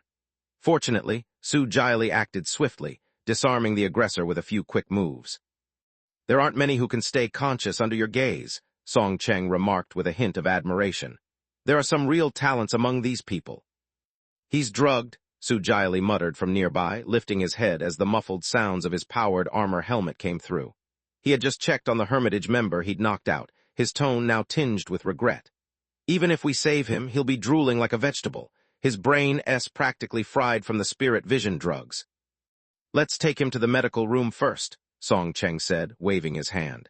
"The more live prisoners, the more intel we can gather. We need to figure out how these people got in here and what they want in Boundary City." The new batch of prisoners was quickly taken away, along with the previous two groups, all sent to the same containment facility. Bai Li Qing and Song Cheng remained at the door, waiting. The scene was quiet, but the atmosphere was tense. Song Cheng glanced at the director beside him, several times wanting to say something. After a while, he couldn't hold back anymore. "Director, do you think, if we look at this from the public's perspective, we should be the righteous ones, and these Hermitage Order people are the villains?" Bai Li Qing turned her head to look at him. "Why does this feel like the roles have switched?" Song Cheng's lips twitched. "I've done countless heretic cultist arrests before, and it never felt like this." Bai Li Qing's expression remained neutral. "As long as we solve the problem and ensure Borderlands' safety, the little details don't matter." "You're right." Just then Bai Li Qing's phone buzzed again. She picked it up, her eyes slightly changing as she glanced at the screen. Song Cheng immediately knew it was a message from Yu Sheng. Only someone like him could get a change in expression from the usually impassive director. "What did Yu Sheng say?" Bai Li Qing replied. "He asked me if the Special Affairs Bureau knows what the holy coffin of the artificial saintess looks like." Song Cheng blinked. "What's he up to?" Bai Li Qing sighed lightly.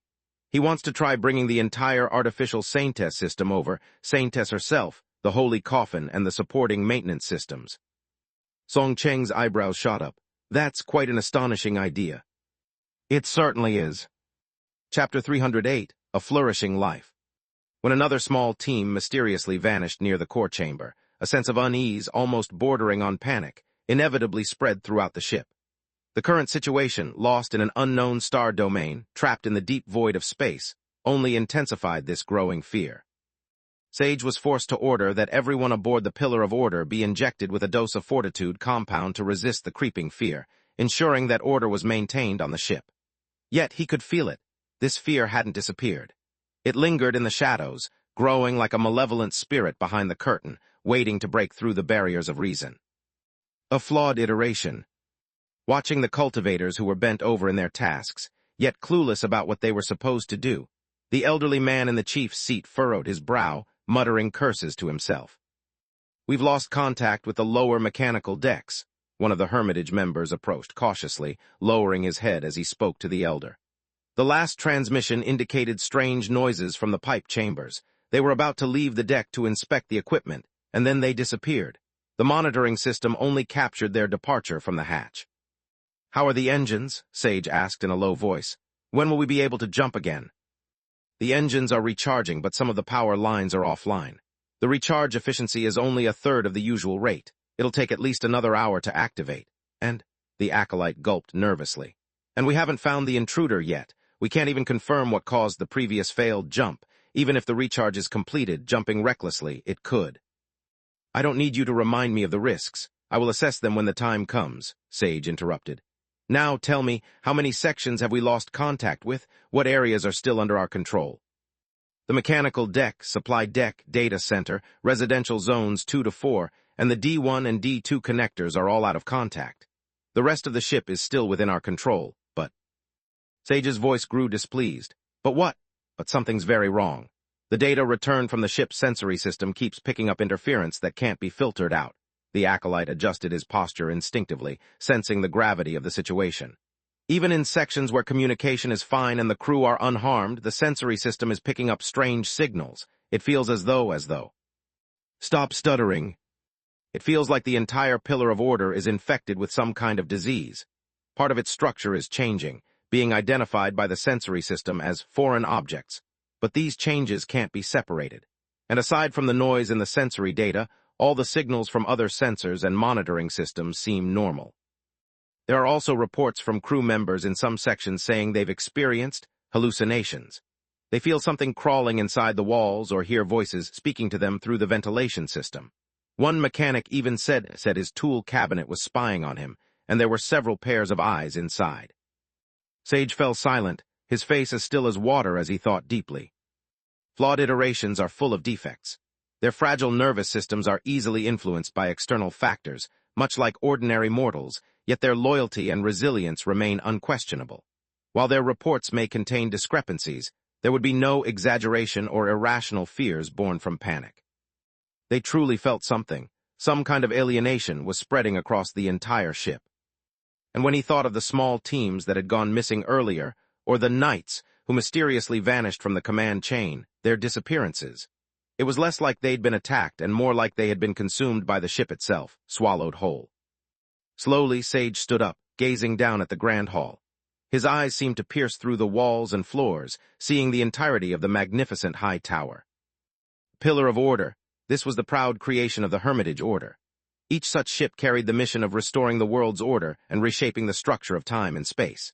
Its core came from the great forging planet Ladar, and every batch of metal used in its construction had been personally blessed by the living saints.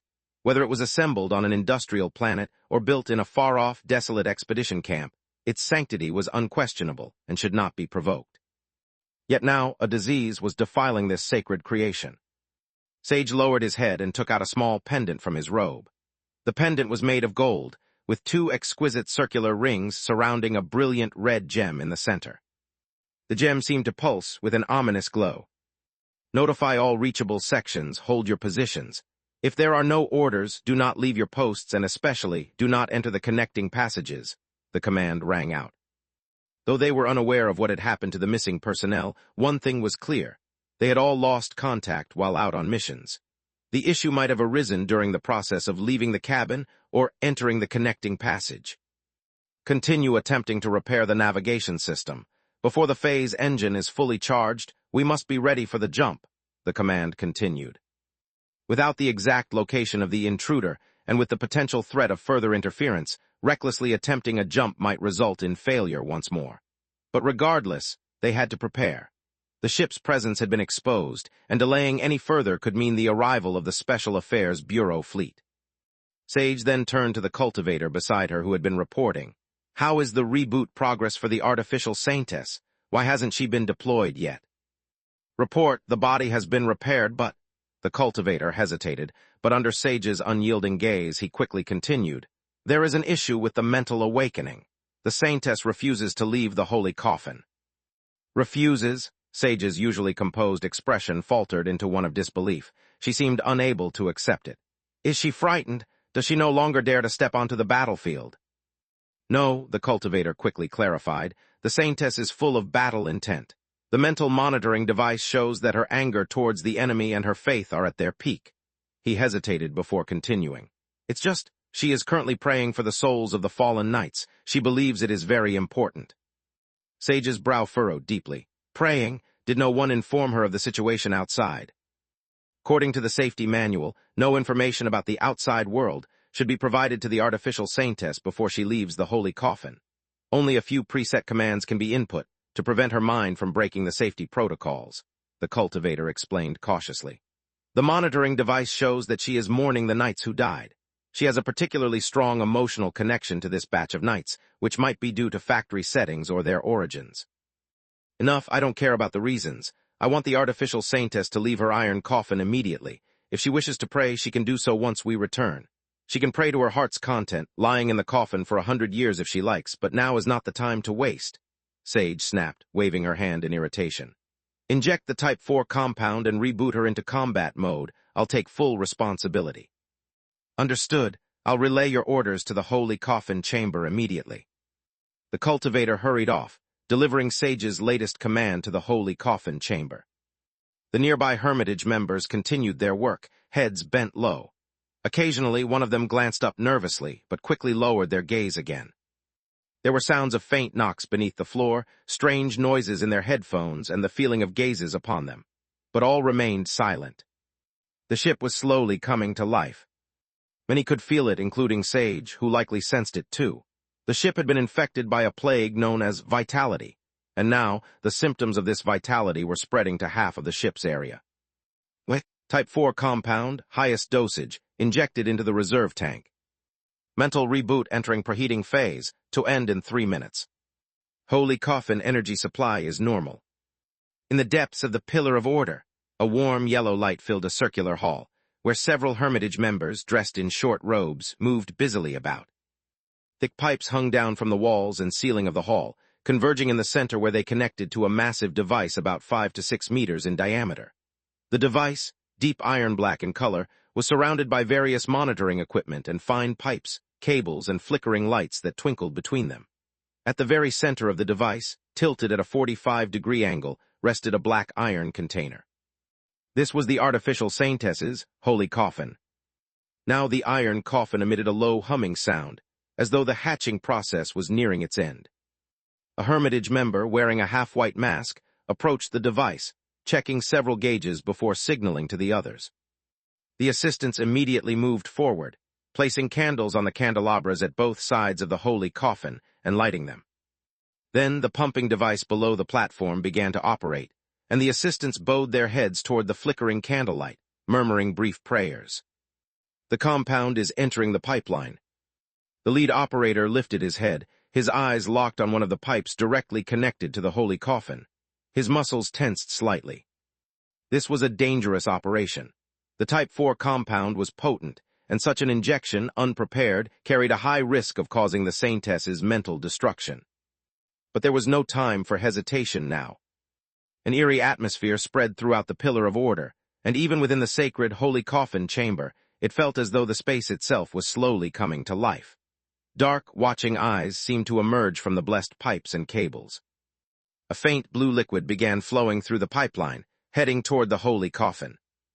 Type 4 compound and neural intervention valve are in contact, reaction normal. Saintess's mental state is stable, reboot process initiated. Recompiling sensory and expression layers. The lead operator finally exhaled a quiet sigh of relief as the system's reports came in. However, just a second later, he saw a strange sight. The faint blue liquid in the pipe suddenly turned blood red. Chapter 309, Breaking the Threshold. A faint blood red hue suddenly appeared within the transparent tube, and this trace of crimson began to spread at an alarming rate.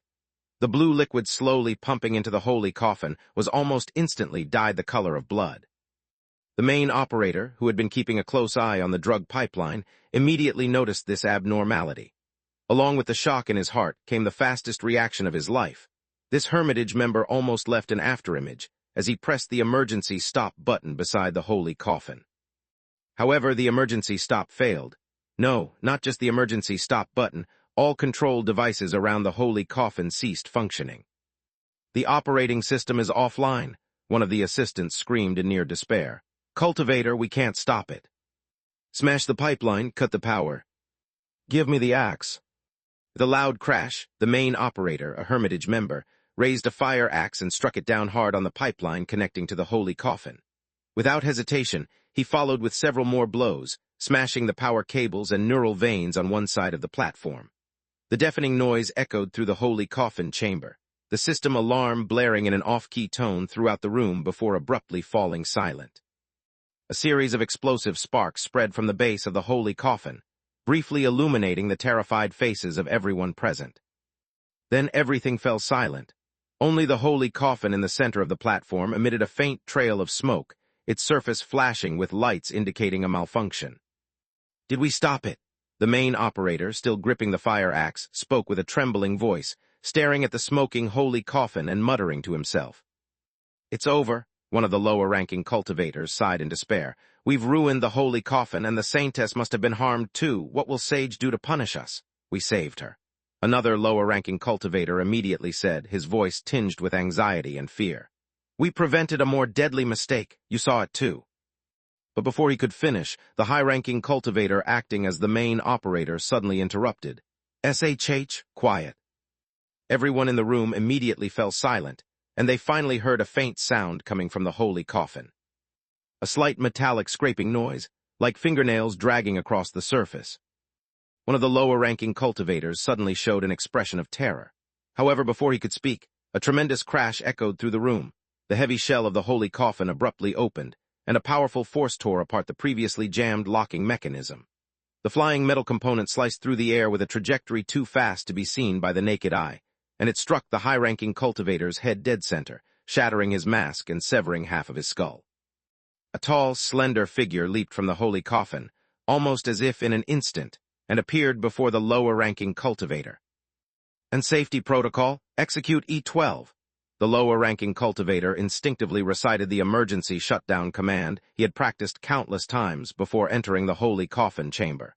Yet, he barely managed to speak a few words before a cold sensation and searing pain pierced through his chest. He looked down and saw several sharp blades withdrawing from his chest, the blades slick with a shattered heart. "Damn it!" The cultivator fell to the ground, blood spilling from his mouth. As his vision darkened and tilted, he saw the other lower-ranking cultivators around him had already collapsed, though he hadn't noticed when. The holy coffin chamber was now silent, save for the low hum of equipment running. The artificial saintess, her body still stained with the blood of the fallen cultivators, stood quietly before the holy coffin. A soft yellow light from above bathed her form, as if a beam from the heavens, illuminating her body. She resembled a saintly statue, full of holiness yet surrounded by an eerie aura. Time passed in silence until this statue suddenly stirred. Slowly she raised her head, her neck joints creaking as they twisted. The pale smile on her beautiful yet hollow face fixed on a corner of the room. Though her expression did not change, it was clear she was intently focused on that spot. Moments later, a figure emerged from the corner. Yu Sheng stood about 10 meters away from the artificial saintess. He had long since revived, having spent the past while strolling the nearby hallways and rooms. The majority of the ship's structure had become an extension of his own body. The monitoring devices scattered throughout the ship served as his eyes, and the ship's sensory system was his nervous system. He had been moving freely in the open. No heretic cultists could detect his presence now, given that most of the ship's systems had already been taken over. This most recent death and rebirth process had given him many new experiences and insights. For the first time, he had directly transferred his will into another vessel, while still in the process of dying. The blood he had dispersed in advance had soaked into the ship, and the entire process had been inspired by his earlier creation of Irene's body using clay and his own blood. Thanks to these preparations, he had been able to retain his perception and influence over the real world even after death. He thought to himself, this experience might be useful again next time. Though it would require a little preparation, at least now, after death, he had another optional mode besides falling into that dark space. But that was a matter for the future. For now, he had to think of a way to resolve the saintess problem before him. This steel doll had fallen into a state of chaos, yet it still resisted his power fiercely. Yu Sheng could clearly sense the intense emotions emanating from this cold body: anger, hostility, sorrow, and a kind of fiery power driven by a sense of justice. Yu Sheng wasn't sure if the emotions he perceived through the blood were accurate, but he definitely felt these things, which left him somewhat puzzled. This killing machine, was it acting under the drive of a sense of justice? It didn't just blindly follow the orders of those Hermitage Order followers. It had its own judgment and subjective drive. The artificial saintess's body trembled slightly, fighting against the foreign power within her own form, slowly taking steps toward Yu Sheng. Her movements, stiff and slow, were no longer graceful, but they were steadfast. "I think we could talk first." Yu Sheng hesitated for a moment before speaking. "If you truly have complete intelligence and can understand me, I have some questions for you." The dark monster let out an irritating hiss. The steel doll staggered but seemed to quicken her pace, murderous intent rising. Yu Sheng furrowed his brow as he saw this and continued speaking. Can you understand me? When I tried to touch that coffin earlier, I saw some strange images. You have a memory of a wheat field, don't you? The voice of the bewitching demons continued to try to seduce. The steel doll stepped over a fallen hermitage member, her foot pressing through a pool of blood as she kicked aside the still soft arm of the corpse. The martyr who had unknowingly fallen here, may they rest in peace with their brothers and sisters. She raised her head and saw the holy sanctuary flickering, the grand glass dome above shrouded in ominous purple smoke. The sound of holy hymns had already fractured and broken, the spirits serving the sanctuary huddling behind candle holders and curtains. Drops of filthy blood fell from the iron chains that spanned across the holy sanctuary, while a demon-like figure, shaped like a human, stood nearby, uttering blasphemous and seductive words. She lowered her head, seeing the holy sword in her hand shine, the blood-stained armor still cloaking her in light. The knights who had left her homeland with her had already perished, but their noble and courageous souls still accompanied her. Once this long campaign ended and the day of triumph arrived, she would bring their souls back to the peaceful homeland. And so she smiled, just like when, at 8 years old, she had raised a wooden stick and charged toward the scarecrow in the wheat field not far away, now beginning to accelerate toward the demons. The steel doll charged, and from her malfunctioning body, there came a series of unsettling noises, the cold, hollow alloy face smiling, but blood-like liquid seeping from the edges of her face. Then she leaped high into the air, her body twisting into an unnatural and terrifying angle, and the chilling light of her fingertip blades shot toward Yu Sheng. Yu Sheng had to dodge backward, feeling an immense pressure. But this pressure wasn't from the opponent's attack. Indeed, this artificial saintess was far weaker than when he had seen her before. Her speed was slow and her strength greatly diminished. Though her charge was fierce, every movement was filled with weaknesses. The once deadly elegance and agility were gone, and it would not be hard to deal with her, even without Irene and Foxy's help. But there was something else. It was heavy mental pressure, transmitted directly to his mind through the blood connection. He dodged, but just as he did, the sharp blades once again struck in front of him. The iron doll, like a wild beast out of control, attacked without any form. The clashing of weapons rang out in the room, accompanied by the shrill sound of metal tearing. Sparks began to emerge from the joints of the artificial saintess's body. Something inside her seemed to be melting gradually.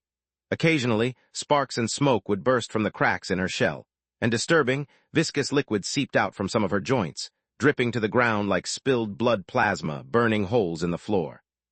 "Wait, your body is malfunctioning," Yu Sheng yelled as he dodged or blocked her attacks. "Stop for a moment, you're dying." The steel doll said nothing, only continuing her relentless assault. She was like a stubborn martyr. Yu Sheng had no choice but to create distance between them again, preparing to control the nearby floor and walls to imprison the maddened steel doll. However, as soon as he withdrew, the steel doll seemed to regain her peak state, abruptly shifting her previous momentum and charging toward him like a ghost.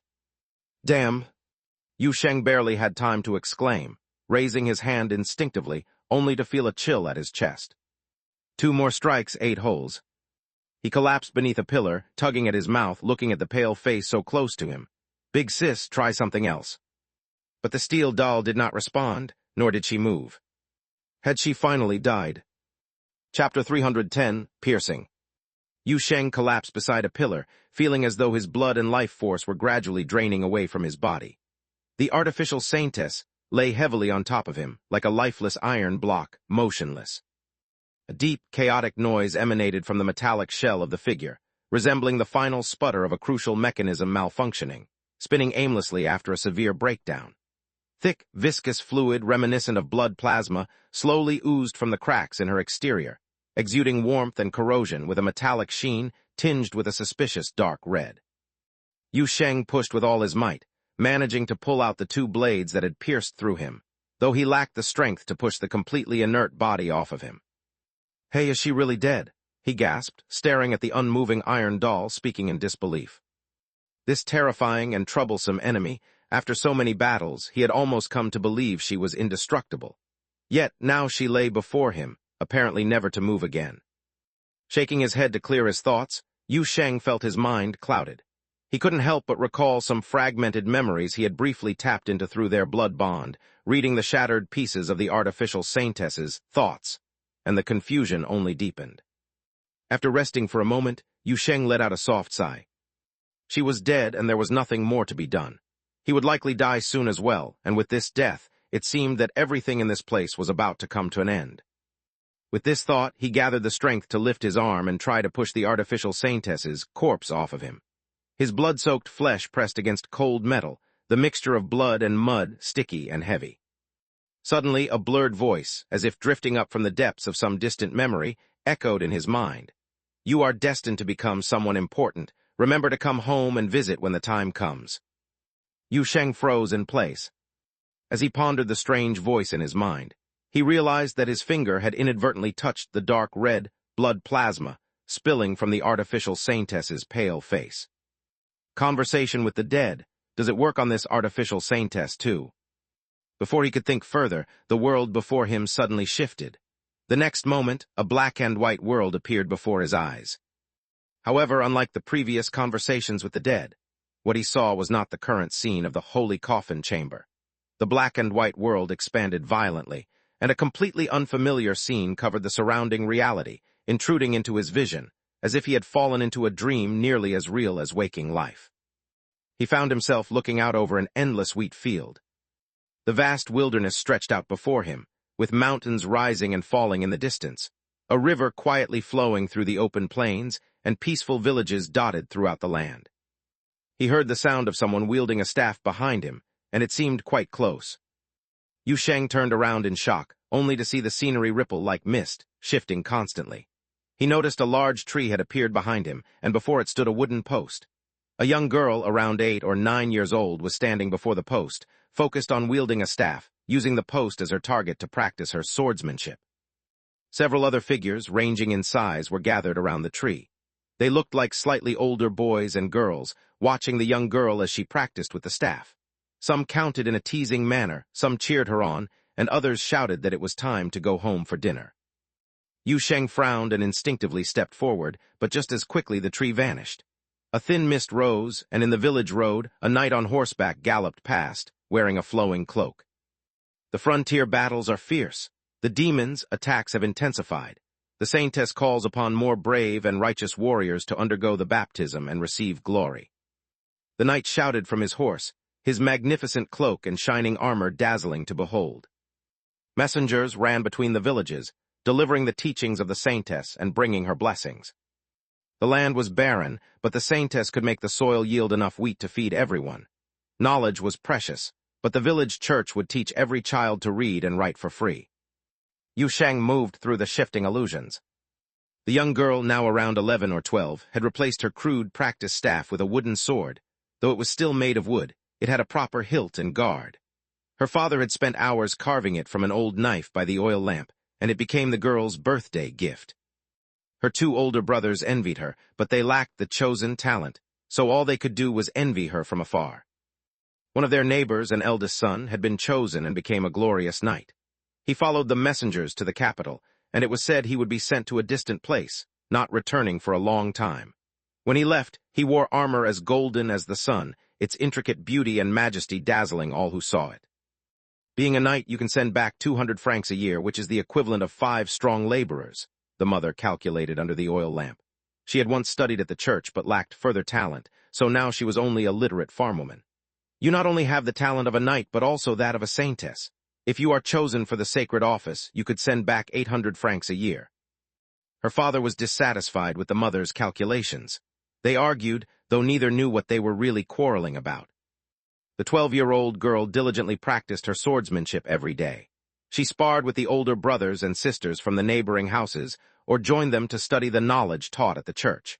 The wheat ripened season after season, and the messenger came and went several times. Yu Sheng crossed a thin veil of mist and saw a splendid carriage parked on an open patch of ground. The villagers lowered their heads in reverence, and in the sky not far away, a majestic steel construct floated above them. Another group of gifted individuals was taken away. Most of them had the potential to become knights, while 2 young ladies were said to have the potential to become saintesses. The messenger came and left. The minstrel also came and went. The minstrel was even more interesting than the messenger. They brought stories from far-off lands, the kinds that young people loved to hear. Tales of demons beyond the frontier, of the great Holy Church army, and the battles fought to defend the kingdom and uphold justice. The saints led the great armies, fighting off the chaotic creatures from the dark world beyond the civilized realms. They built towering walls that surrounded one kingdom after another, and it was under this protection that the wheat fields could ripen season after season, and the wilderness could remain peaceful. The wooden sword turned into an iron practice sword, and then into a true steel sword. By the time she turned 16, the girl began to patrol the wilderness with the older brothers and sisters of the village. Together, they hunted down wild beasts that might threaten the village and dealt with the small monsters that would occasionally appear in certain nests. Finally, the messenger came again. This batch, and this one over here, they've matured. Come with us, you have been chosen, the messenger said. The girl, along with the older brothers and sisters, climbed into the carriage. She carried with her a treasured sword forged at a high price by her father, and 2 new outfits sewn by her mother's own hands. You're going to become someone important. Don't forget to come home and visit when you can, her mother said, leaning close to the carriage and holding her hand. You don't need to send all the money back. Take care of yourself first. Your father and I have a good harvest at home, and both of your older brothers are pillars of support for us, she added. The carriage set off. After leaving the wilderness, the carriage was replaced with a larger, magically powered one. It was so comfortable, with soft cushions, and there was an elderly, kindly messenger who told many interesting stories about distant places to the young boys and girls who had just left home. Yu Sheng stood in the swaying carriage, watching the boys and girls gathered around the lanterns. He watched them eagerly discussing their futures, their glory, and their hometowns. He watched as the mist rose and then dispersed. This sword was forged by my father. I'm skilled in swordsmanship, the girl, now a master of swordsmanship, said proudly, standing in front of a magnificent building that looked like a palace, addressing the messenger waiting at the door. I also know about herbs, and I'm good at arithmetic. Very good, the messenger said to her. Place your sword over here in this chest, along with these 2 outfits. You can't bring too many personal belongings to the promotion ceremony.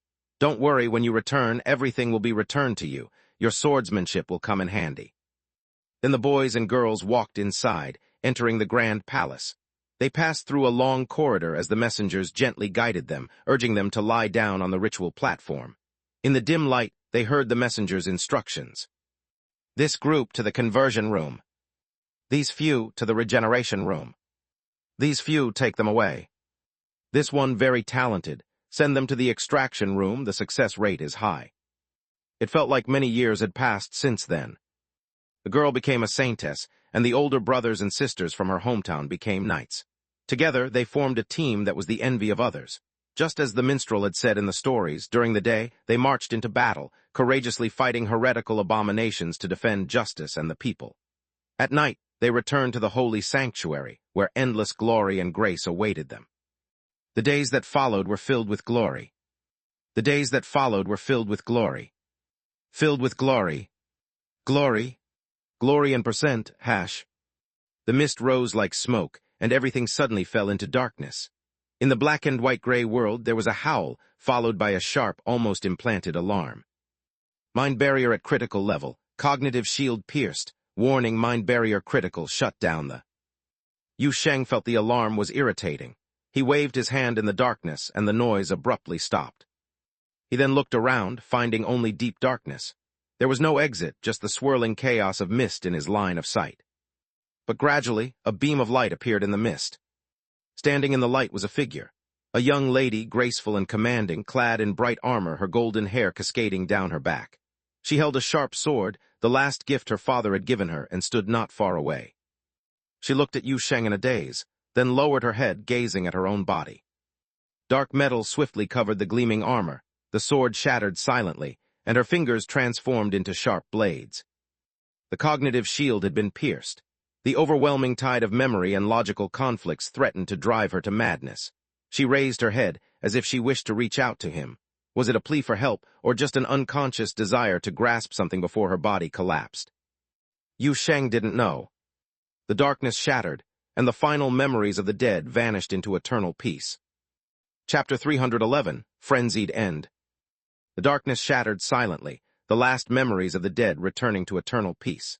The scene before Yu Sheng swayed a few times before gradually stabilizing, returning to the familiar sight of the holy coffin chamber. The long life that had seemed to stretch on was but a fleeting moment in the reality of time. When Yu Sheng finally regained clarity, he noticed a drop of blood from the artificial saintess's cheek fall to the ground. Yu Sheng blinked, using several seconds to clear his mind and return from those painfully vivid memories to the present world. He then lowered his gaze to see the iron doll still pressed against him, unmoving. This cold killing machine hadn't shifted an inch. Not even the faintest noise emanated from within it anymore. Weakness surged through him from blood loss and the severe damage to his vital organs. Yu Sheng felt as though his short life was nearing its end once more. He could simply lie there, waiting for death, and then, as planned, deliver the remaining members of the Hermitage Order aboard the ship to the Special Affairs Bureau. But after sitting there, leaning against a pillar for half a minute, he suddenly curled the corner of his mouth and spat out a mouthful of blood-stained saliva. Damn it! What the hell? Still with some strength left, Yu Sheng forced himself to move. He finally managed to push the artificial saintess's cold body off of him, then stood, bending down to lift the heavy iron doll by its armpits. It took him several attempts before, with a surge of effort, he managed to pull her upright. Dragging the cold, lifeless steel body, he slowly moved toward the center of the room. He struggled several times from fatigue but never once stopped to rest. The symptoms of death crept up on him, but he forcibly suppressed them, continuing with great effort until he finally brought the iron doll to the device surrounded by countless tubes and cables. He braced himself against it and shoved her into the iron coffin. I don't know if this thing will still be useful, Yu Sheng said, leaning against the outer shell of the coffin, gazing at the beautiful but hollow, icy face before him. I'm someone who acts mostly on intuition. Just now, when you reached out to me, though I couldn't make out your words, it felt like you were asking for help. He took a deep breath, adjusting the artificial saintess's arm, then used all his remaining strength to lift the heavy coffin lid and slowly close it. Killed me twice and I killed those who left their hometown with you. We have deep grudges between us, but from another perspective, I don't really care about life or death. As for those friends of yours, they stopped being themselves many years ago, so I think we can overlook that part, Yu Sheng muttered to himself, keeping his mind awake as he smeared the last of his blood, which had begun to leak from his chest, on the holy coffin. Compared to that, the Hermitage Order people are even worse. I guess you'd agree with that, right? He stepped back, descending from the platform, scanning the holy coffin chamber and the now tightly sealed iron coffin. All right, it's done. I'll set up an alchemy array next, and then we leave the rest to fate. With that, he fell backward, gazing upward toward the heavens. Before his body hit the ground, it rapidly disintegrated into dust, silently scattering into the air, vanishing like a handful of loose ash. The holy coffin chamber fell into silence, broken only by the low hum of some devices as they continued their function. The bodies of the Hermitage members lay quietly around the holy coffin, cooling slowly. 2 seconds passed, and then a faint sound of scraping and wriggling came from the floor around the holy coffin. Like an invisible engraving knife scraping across the floor, circular indentations appeared in an instant, quickly expanding and connecting, forming the basic structure of a soul imbuement rite. The center of this alchemical formation was the dark iron coffin. Beside the holy coffin, the severed conduits and controllers broken by the heretic cultists began to self-repair. The long-dormant iron coffin emitted a low hum, reverberating through the chamber. The spaceship fell silent. But this silence was not one of peace. It was an eerie, unsettling stillness that filled every channel. Now the control hall had lost contact with all areas.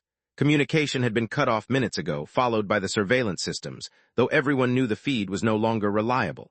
The intruder seemed to have lost all interest in playing the game.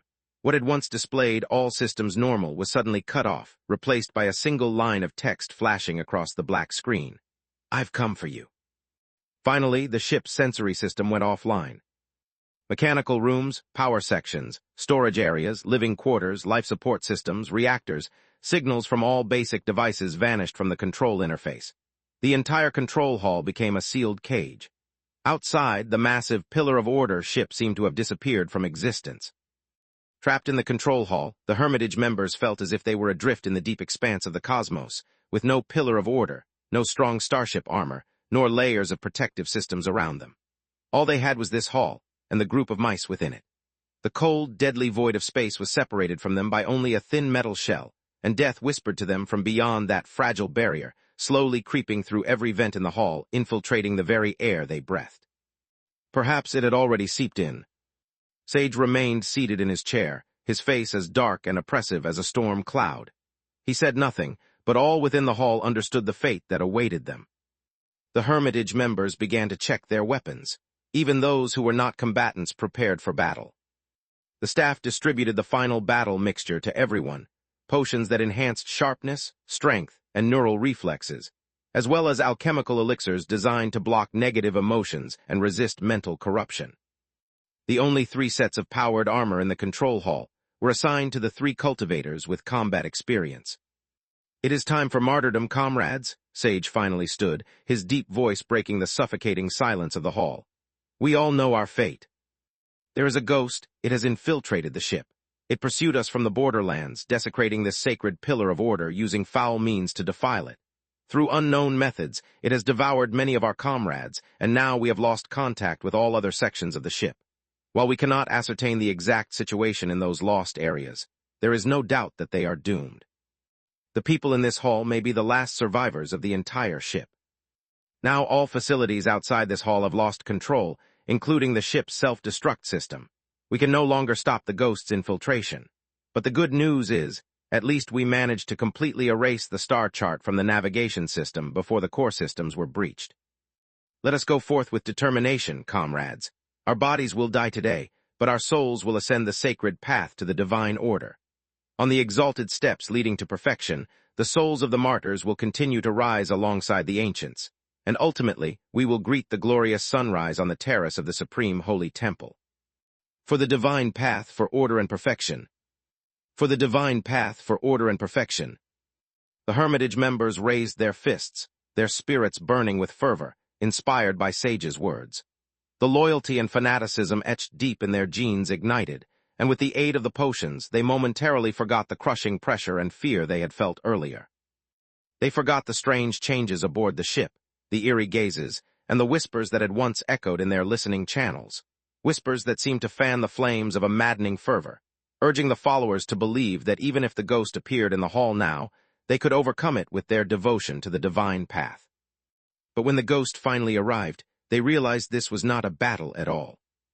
A Hermitage member's scream shattered the fervent atmosphere in the hall, waking those who had fallen into blissful overconfidence. "It's alive, ah, help me."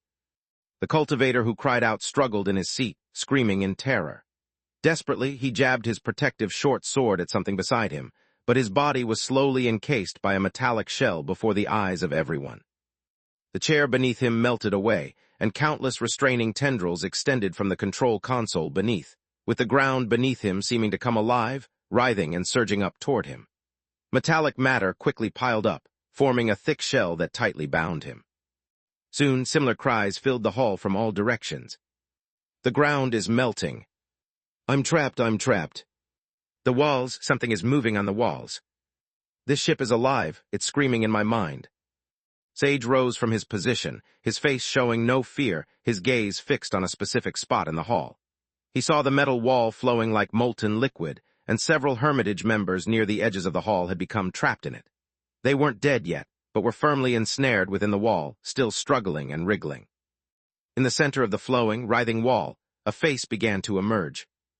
The face took up nearly a third of the wall, silently gazing down on the chaotic hall below. "Your speech was quite stirring," the face spoke, its voice grating like steel scraping against steel. "But what about those you dug out, their brains torn open, memories stripped away? What do they have to say?" Sage was momentarily taken aback, but then, as if understanding something, he calmly walked toward the face, his tone firm and resolute. "That was a noble sacrifice." Before he could finish, a metal pipe as thick as a beam crashed down from the ceiling, striking him head-on. "To hell with you!" Chapter 312, The Noble Sacrifice. A deafening explosion echoed throughout the entire hall. The Hermitage members, trapped by the walls, floors, and consoles, watched in terror as a part of the control hall fell from the ceiling, crashing directly onto the head of the sage. The heretic cultists, trapped beneath the steel, struggled desperately trying to break free from the heavy metal, but every movement only intensified the restraints on them. A furious fire, a fire born from this living ship, seemed to pulse through every wall, pipe, and circuit, filling the air with heat that burned in every direction. Then the pipe that had fallen from the sky was slowly lifted. The sage, dressed in white robes, rose to his feet. With every small movement, his body grew taller and stronger. He had been a tall, thin old man when he first crawled out from under the pipe. But as he straightened, he transformed into a figure over 2 meters tall, his physique strong and perfect, resembling a statue of a hero in its imposing grandeur. The wrinkles of age faded, and his sunken cheeks became plump and radiant. His once too large white robes were now perfectly fitted to his form. He gazed up at the steel-cast face on the wall, where sparks of bright blue electricity danced through his beard. His expression was one of stern authority and fearless power, almost as if he were a god walking among mortals. He took a step forward, and thunder erupted from beneath his feet. The greatness and necessity of the path to sanctification is beyond your understanding. A heretic cultist trapped in the steel cage suddenly became filled with excitement. Though still bound by chains, he shouted aloud, "The sage has completed his final metamorphosis. We're saved." The other hermitage members in the hall, witnessing the sage's transformation, also stirred with excitement. It was as though the savior himself had arrived, and despite not knowing how the sage could possibly confront the ship, now alive and hostile to everyone, they cheered, feeling hope rekindled. Yet Yu Sheng remained silent. Without a word, he tore 2 pieces of steel from the walls and hurled them at the massive, white-robed man like cannonballs. He also manipulated the ground beneath the sage, softening it and distorting the gravity in the hall, using everything at his disposal to launch an all-out attack. Thunder crashed throughout the hall, and steel rained down like a violent storm. The towering old man in white rose into the air in the chaotic gravity field, controlling the thunder as it met the furious barrage of steel. His body, which seemed to be made of flesh and bone, now displayed a strange, rock-like texture, allowing him to withstand the steel crashing into him. With his powerful form, he released a mighty thunderbolt at the face on the opposite wall. However, to Yu Sheng, this was entirely meaningless. His body was the ship itself, and the face on the wall was merely an interactive interface. The power of thunder exploded against the wall, scattering into waves of blinding electric light and scorching molten traces across the metal surface. Yu Sheng's face melted and distorted in the thunder, disappearing in an instant. Yet before long, the roof of the hall opened its eyes, looking down at the sage floating in midair. "You seem to care little for the lives of your fellow cultists," Yu Sheng said slowly. The few hermitage members previously trapped in the walls had been struck by the power of the thunder's aftermath, now little more than piles of charred remains, still smoking in their metallic prisons. The cheers from the hall gradually quieted. The massive old man, still surrounded by thunder, merely turned his gaze upward at the now even larger face on the ceiling, unafraid. This, too, is a noble sacrifice. In the next moment, his already enlarged body expanded again, glowing even brighter with thunder. His form surpassed strong and entered the realm of grotesque and terrifying, his muscles bulging as his limbs stretched and deformed. His skin cracked, and the electric light burned through the flesh beneath, causing it to flow outward in a liquid form, dripping like blood. His once majestic white robes turned to ash. In a matter of breaths, the sage had transformed into an aberrant behemoth, glowing with electric light, his human form unrecognizable. Thick arcs of electricity shot from his body, and as they swept over the floor of the hall, they turned dozens of hermitage members into charred remains. This is all a noble sacrifice. Yu Sheng's ventilation system immediately sucked in a breath of reactor fumes. "What the hell? You're killing your own people even worse than I am." Despite his exclamation, he didn't hesitate. Another series of deafening crashes rang out in the hall as the ship's structure began to rapidly shift. Metal was extracted, moved, and reshaped. 2 giant hands suddenly formed from the walls and rushed toward the aberrant behemoth in midair, aiming to clap down on him with all their might. He had to find a way to deal with this increasingly powerful and unstable old man quickly, or else the heretic cultists in the hall would be wiped out by their own leader. The metal hands collided with a thunderous crash. But in the very next moment, brilliant electric light erupted from their palms. To Yu Sheng's shock, he watched as the hands were slowly pried apart from the inside. Hot, bright white material like blood dripped from the air. The thunder-wrapped aberrant behemoth reappeared before him, its form now completely distorted, as though it had been flattened by the earlier blow, only to forcefully reshape itself again. From within the swollen, writhing mass of flesh, 7 or 8 arms pushed outward, slowly prying apart the closed metal giant hands. A roar-like sound echoed from the electric light. They are unstable beings that have undergone multiple iterations. They have yet to ascend into sufficiently loyal and steadfast, noble individuals. Rather than allow them to reveal secrets to the enemy and lose their honor, I would rather send them, while their souls are still pure, to join the ranks of the ancients. Yu Sheng. However, what shocked him even more was that the surviving Hermitage members in the hall, upon hearing Sage's near-death sentence and declaration of betrayal, did not react with anger or hesitation. Instead, they began to shout, "Step onto the path of the holy. Martyrdom, martyrdom, martyrdom. Salute to you, witnessed by the way of the perfect." The hall was filled with a fevered, ecstatic, and chaotic atmosphere that left Yu Sheng utterly stunned. It was the first time he had witnessed such a scene, a place so filled with mindless frenzy, where individuals, though walking the path of destruction, carried their faith with such high-spirited zeal. The sight left him in awe, and in the next second he noticed that around the aberrant behemoth, which was forcing the giant hands apart, an electric storm even more violent than before erupted. Its body was rapidly expanding. Something was about to burst out from within. "This is a noble sacrifice. Yu Sheng, what the hell?" Although he couldn't understand how much advanced technology the Holy Revere Hermitage had, nor how a living person could transform into such a form in such a short time, one thing was certain to Yu Sheng. If this sage sphere exploded here, not a single heretic cultist in the entire hall would survive, and even the core structure of the ship might be shattered into pieces. He had no confidence that he could fix this place after such devastating damage. This was not the same as reconnecting a few pipes and wires. So without hesitation, he chose the backup plan of the backup plan. At the far end of the control hall, the heavy composite porthole let out a sharp tremor and suddenly tore open a large hole. Along with the ear-piercing alarm of gas leakage and the sudden whirlwind that swept through the entire hall, the interior space of the ship was exposed to the vacuum of space. A terrifying suction force rushed from the hole, and at the same time, a massive pipeline fell from the ceiling and halfway down, swept through the air like a cudgel, smashing into the rapidly expanding aberrant behemoth with immense force. "Out you go!" Sage let out a distorted roar in the wind. Due to the drastic pressure changes, his final scream sounded strange and eerie, but in the face of the uncontrollable gravity, the powerful impact, and the terrifying suction of the vacuum, this monster could no longer maintain its form. It was flung out of the pillar of order like a cannonball. The next second, the shattered viewport quickly repaired itself, and the remaining Hermitage Order followers in the hall perished before the vacuum and extreme cold could take them. Yu Sheng sealed off the breach in the spaceship just in time. His gaze immediately turned toward the view outside. The aberrant behemoth, flung into space, continued to rapidly move away from the pillar of order, its body pulsing with blinding electric light, like a violently beating heart expanding and contracting. Yu Sheng watched as it flew further and further away, already bracing himself for an explosion's shockwave. Though space might not generate a shockwave, the immense energy released at close range was bound to have significant effects. He tensed, every nerve on edge. The aberrant behemoth, transformed from sage, expanded and contracted violently a few more times, then continued flying farther and farther away. And it truly kept getting farther and farther. It kept accelerating, until finally it became a streak of light racing through the stars. Yu Sheng.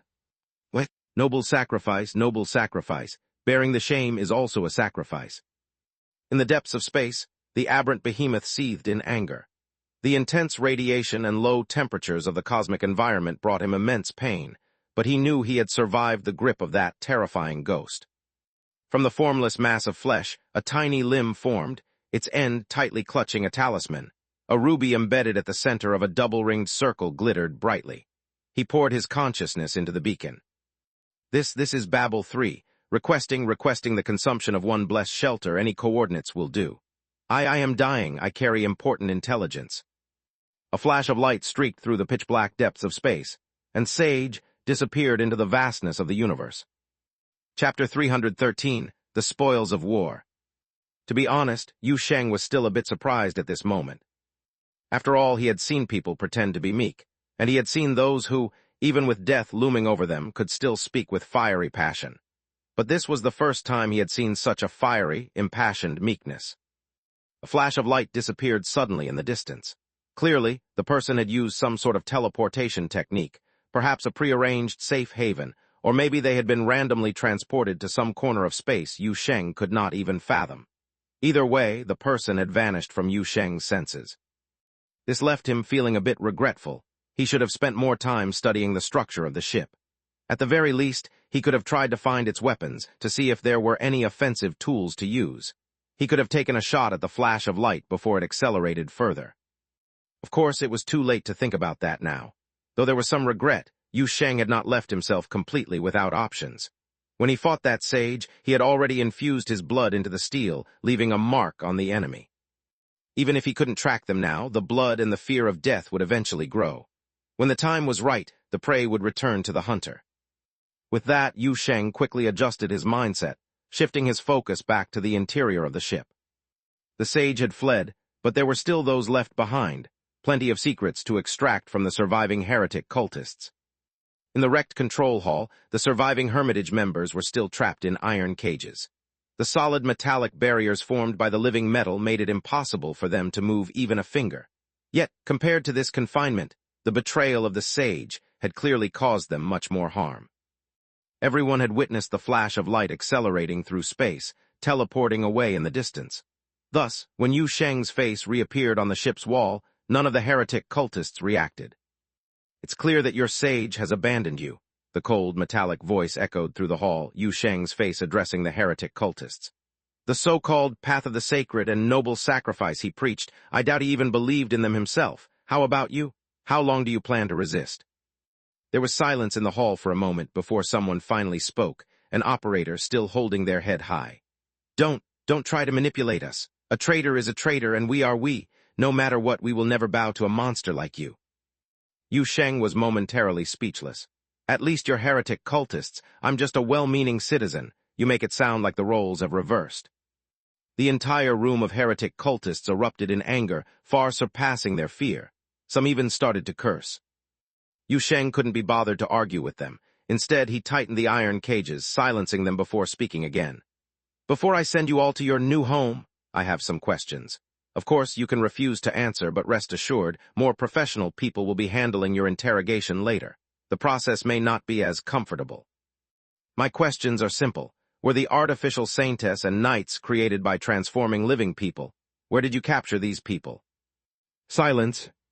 Yu Sheng wasn't surprised. He knew that getting such information so easily was impossible, so he shifted to a new topic. "Let's talk about something else. What were you doing in the borderlands? What's the purpose of having such a large ship stationed there? And what's the deal with that mist-bound city?" Another uncomfortable silence.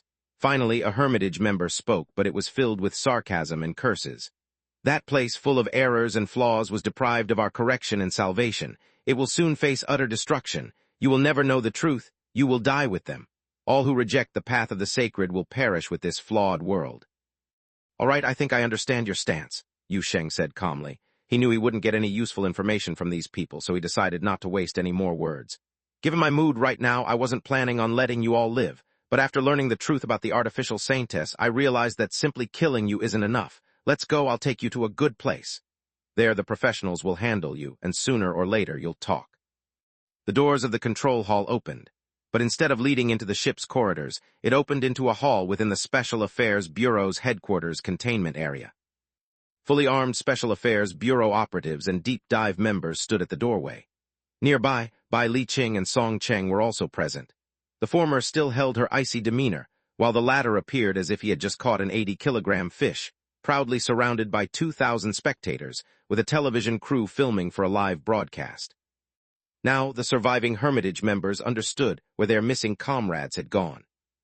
The activated floor began to squirm, and amid the screams of terror, the final group of prisoners was shipped across to the other side. And so the ship, laden with secrets and conspiracies, finally fell silent. The twisted, deformed walls and ceiling of the hall, which had been contorted during the battle, slowly began to return to their original shape. Yu Sheng's face faded from the walls, and after a brief pause, a phantom door appeared in the corner of the hall. He pushed it open and stepped out. "Finally done," he gasped, tugging at the corner of his mouth in a faint smirk. "Died twice in a row, and Irene's mouth really has been blessed." As he spoke, he casually pulled out his phone from his pocket and dialed Bai Li Qing. "Hey, it's Yu Sheng. Have you sorted things out over there? Have you managed to control everyone?" "Everything's going smoothly," Bai Li Qing's calm and indifferent voice came through the phone. "Their resistance is weak." "Of course it's weak," Yu Sheng replied, his tone showing some irritation. After their boss gave a grand speech and ran off in front of them, even killing off a dozen of his own men just to fight me, letting that guy escape was really careless. The Special Affairs Bureau has had many dealings with the Holy Revere Hermitage. Capturing this many cultists in one go is already a rare victory. Bai Li Qing's voice remained steady, but she seemed to be trying to console him.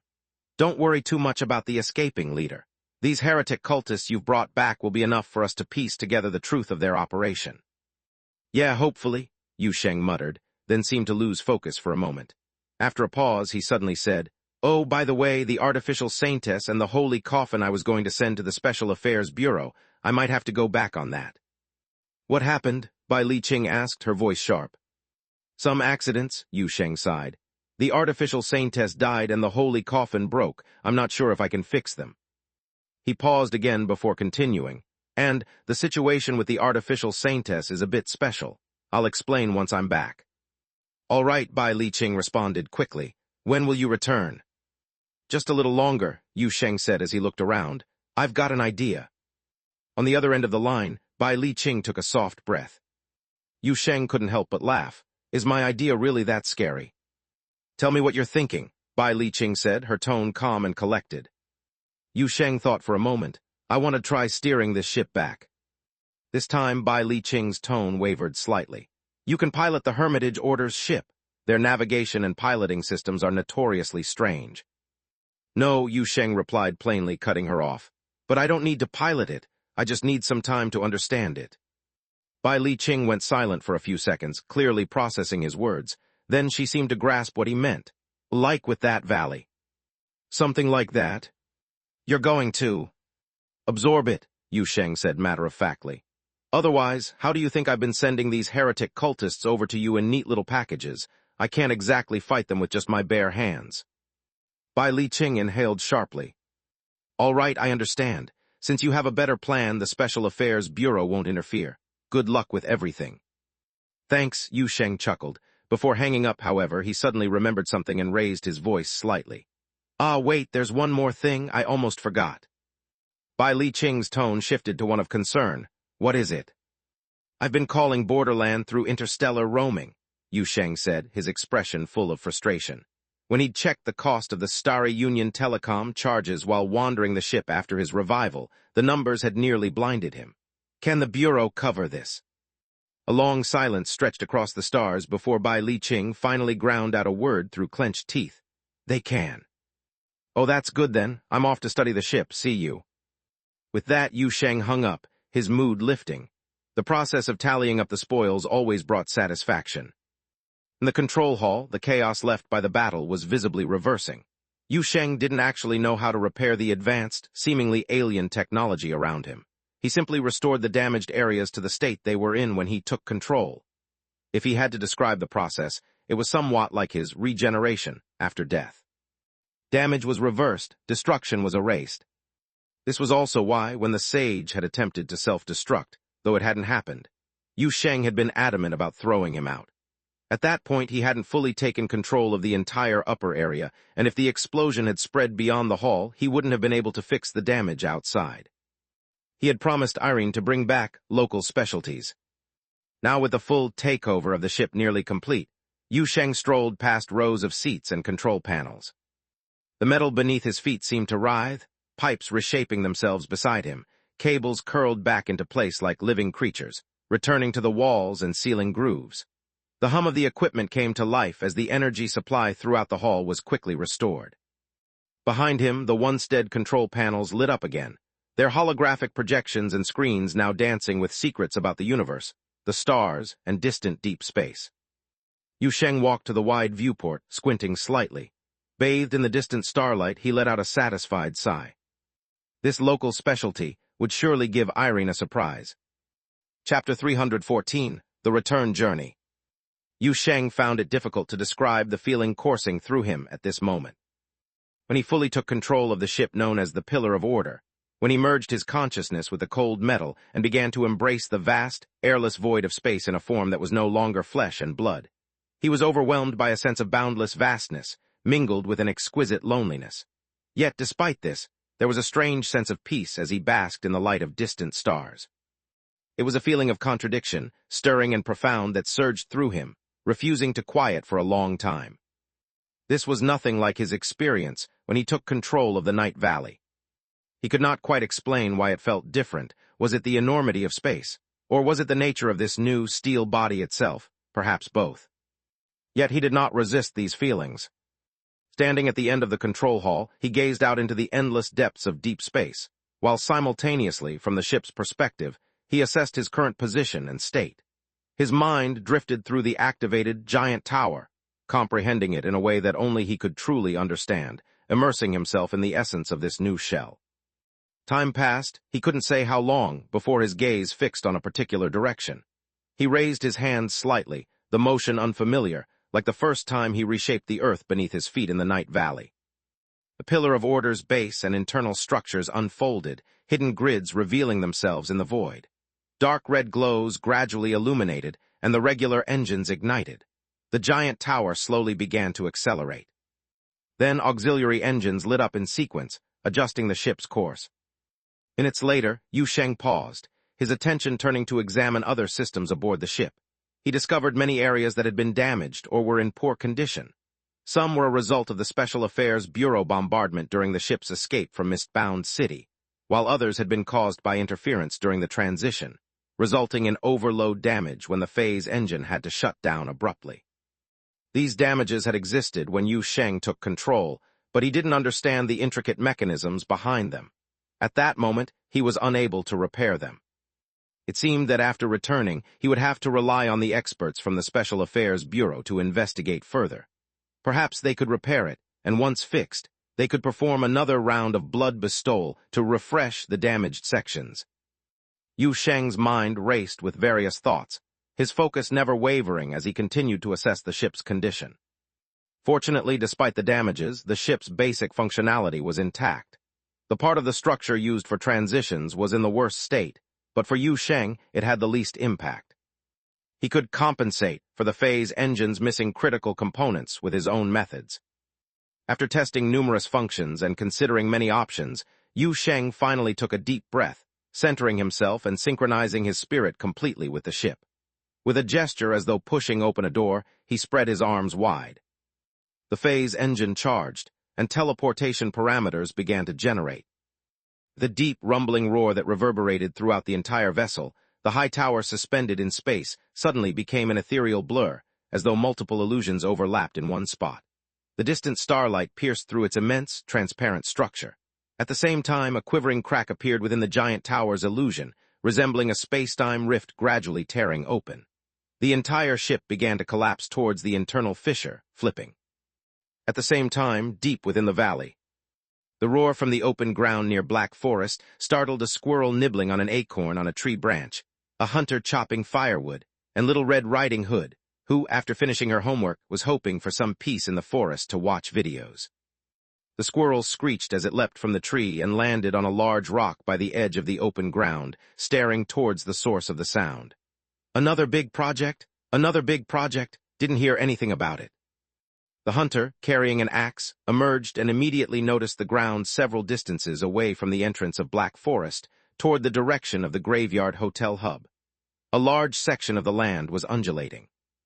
It had once been barren land, just stones scattered about, but now it was being leveled at an astonishing speed.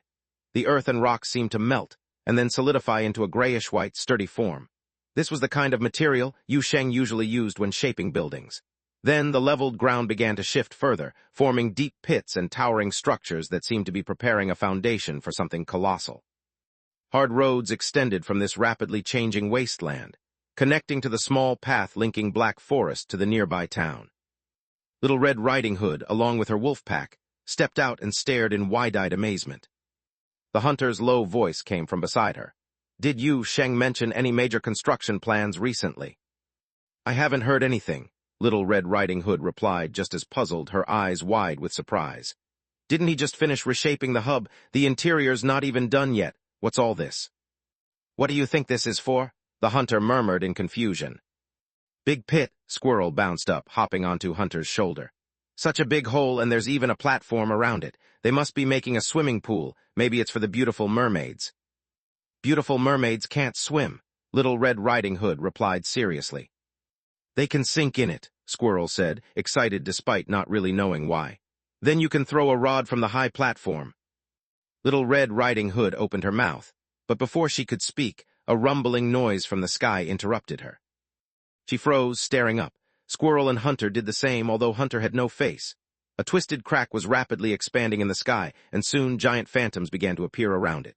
In the blink of an eye, the phantoms flipped in a dizzying way, forming a towering, floating structure in the air, a giant tower. The tower was hundreds of meters tall, majestic, and imposing. Floating pods like small towers circled around the top, connected to the main tower. It looked eerie and magnificent at the same time. Even the wolf beside Little Red Riding Hood stared wide-eyed.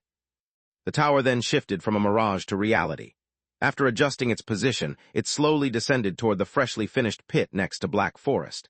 It landed precisely in the enormous hole, as if guided by human hands, and the surrounding rock structures deformed to secure the towering building in place. Squirrel finally screamed, "What the heck is this? Hunter, do you know what this is? Little Red Riding Hood, do you know what this is?" Hunter didn't answer. Little Red Riding Hood, slowly coming to her senses, shook her head. "I don't know, but it was definitely created by Yu Sheng. Maybe it's for symmetry with the tower up north near Rapunzel's place." Squirrel interjected, "But Rapunzel's tower can't fly, this thing can fly." At that moment, Little Red Riding Hood spotted a phantom door near the tower. She sighed in relief, finally something she recognized. The door opened, and Yu Sheng staggered out. Little Red Riding Hood immediately rode the wolf toward him, reaching him in the blink of an eye. Stepping forward, she steadied Yu Sheng, who looked weak and disoriented. "Hey, are you okay? What happened?" Yu Sheng waved his hand, his face pale. "Don't talk, I'm dizzy, feel sick." Before he could finish, he started dry heaving to the side. After a while, nothing came out, making him feel even worse. Little Red Riding Hood, feeling a bit nauseous from his retching, still firmly held his arm, not letting go. It wasn't until nearly a minute later that Yu Sheng finally seemed to recover a little. He slowly lifted his head and said, "Ah, it's like being kicked out of a dream by Irene. Long-distance warp makes you feel this dizzy." Little Red Riding Hood blinked, completely confused. "Huh, what warp?"